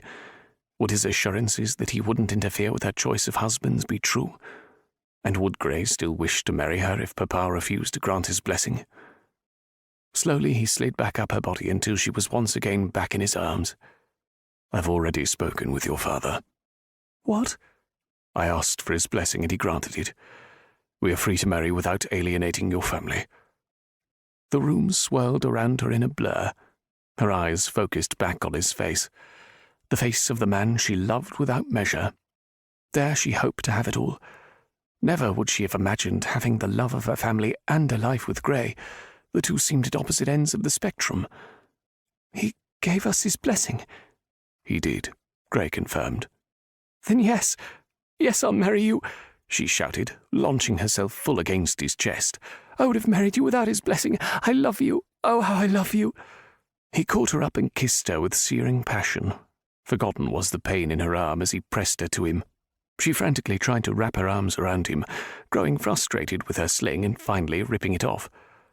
A slight clearing of her throat had them jerking apart and turning to the door, where they saw her parents standing in the doorway. "May we assume there is to be a wedding?" the Earl asked pointedly. "You may," Gray said with a wide smile. Tears shone in her mother's eyes as she walked forward, hands outstretched to both of them. "Congratulations. I wish you every happiness." "Thank you, Mamma," she whispered as she hugged her mother. "Take care of her, young man," the Earl cautioned as he held his hand out to shake Gray's. "I will, my lord." "Come, Pen, leave them be," her mother scolded. She shooed him out of the room and closed the door tightly behind them. Jenna turned back to Gray. "Tell me I wasn't dreaming. Tell me you really love me." He lowered his head to hers, kissing her eyes, her nose, her cheeks, then her mouth. "I love you. I love you. I can't imagine loving anyone more than you." She sighed in utter contentment. "And to think, we found each other all because I decided to take a lover." His eyes darkened and he scowled at her. "I'm just glad you didn't decide to proposition some other rake." "No, just a rake that turned out to be not a rake at all." She grinned mischievously at him. "You almost missed me. We were set to leave for Westerly this afternoon." "I would have followed you to the ends of the earth," he growled, capturing her lips again. "And I wasn't going to take no for an answer." "I love you, Gray. I can't bear the thought of being without you." "You needn't worry. You'll never be without me again." She snuggled deeper into his arms, closing her eyes as she inhaled his masculine scent. When she looked back at him, tears slipped down her cheeks. "Until midnight, my love. Until midnight."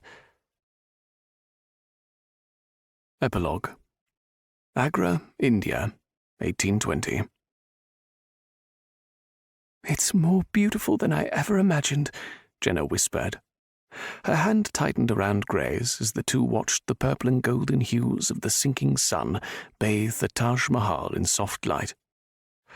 "Still think it's the most romantic story you've ever heard?" he asked in a teasing tone. She turned to him and stared into the face of the man she loved more with each passing day. "No, I rather think our story is the most romantic." He smiled and lowered his lips to capture hers in a long, tender kiss. "I'm glad I could make one of your dreams come true." And it was true. In the 4 years they'd been married, he had made every effort to fulfill everything she'd ever dreamed. Together they had visited the pyramids of Egypt, made love on the sands of exotic beaches, and swum in the tropical waters of the Caribbean. He had encouraged her to write about their adventures, and so she kept a journal of each place they visited. On cold nights back in London, they would sit in front of the fire and regale the children with the tales of their travels from the endless pages she had created. And now, here she stood, living her dreams, not just dreaming them. It was almost incomprehensible. Tears prickled her eyelids, and the white marble spires swam before her. "Are you all right?" Gray pulled her close to him and looked at her in concern.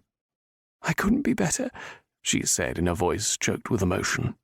"I love you." "And I you. You are the most beautiful woman, and I am the luckiest of men." She settled into his arms as they watched the evening shadows elongate and spread.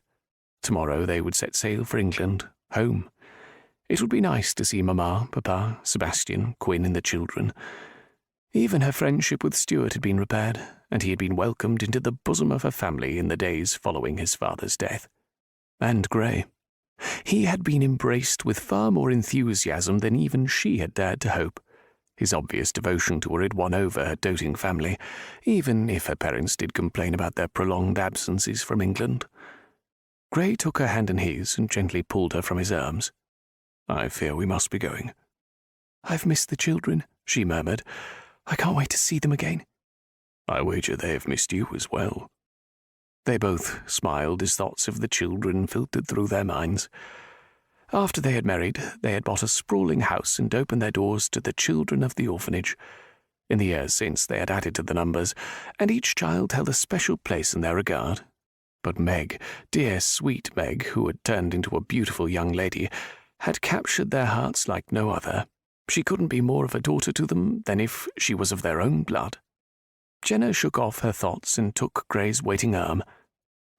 "Another adventure comes to a close," she said with a smile as they turned to walk back to the boat that would bear them up the Jamuna River. His arms tightened around her. "Oh, but another one begins, my love. I plan for our entire life together to be the grandest adventure of all."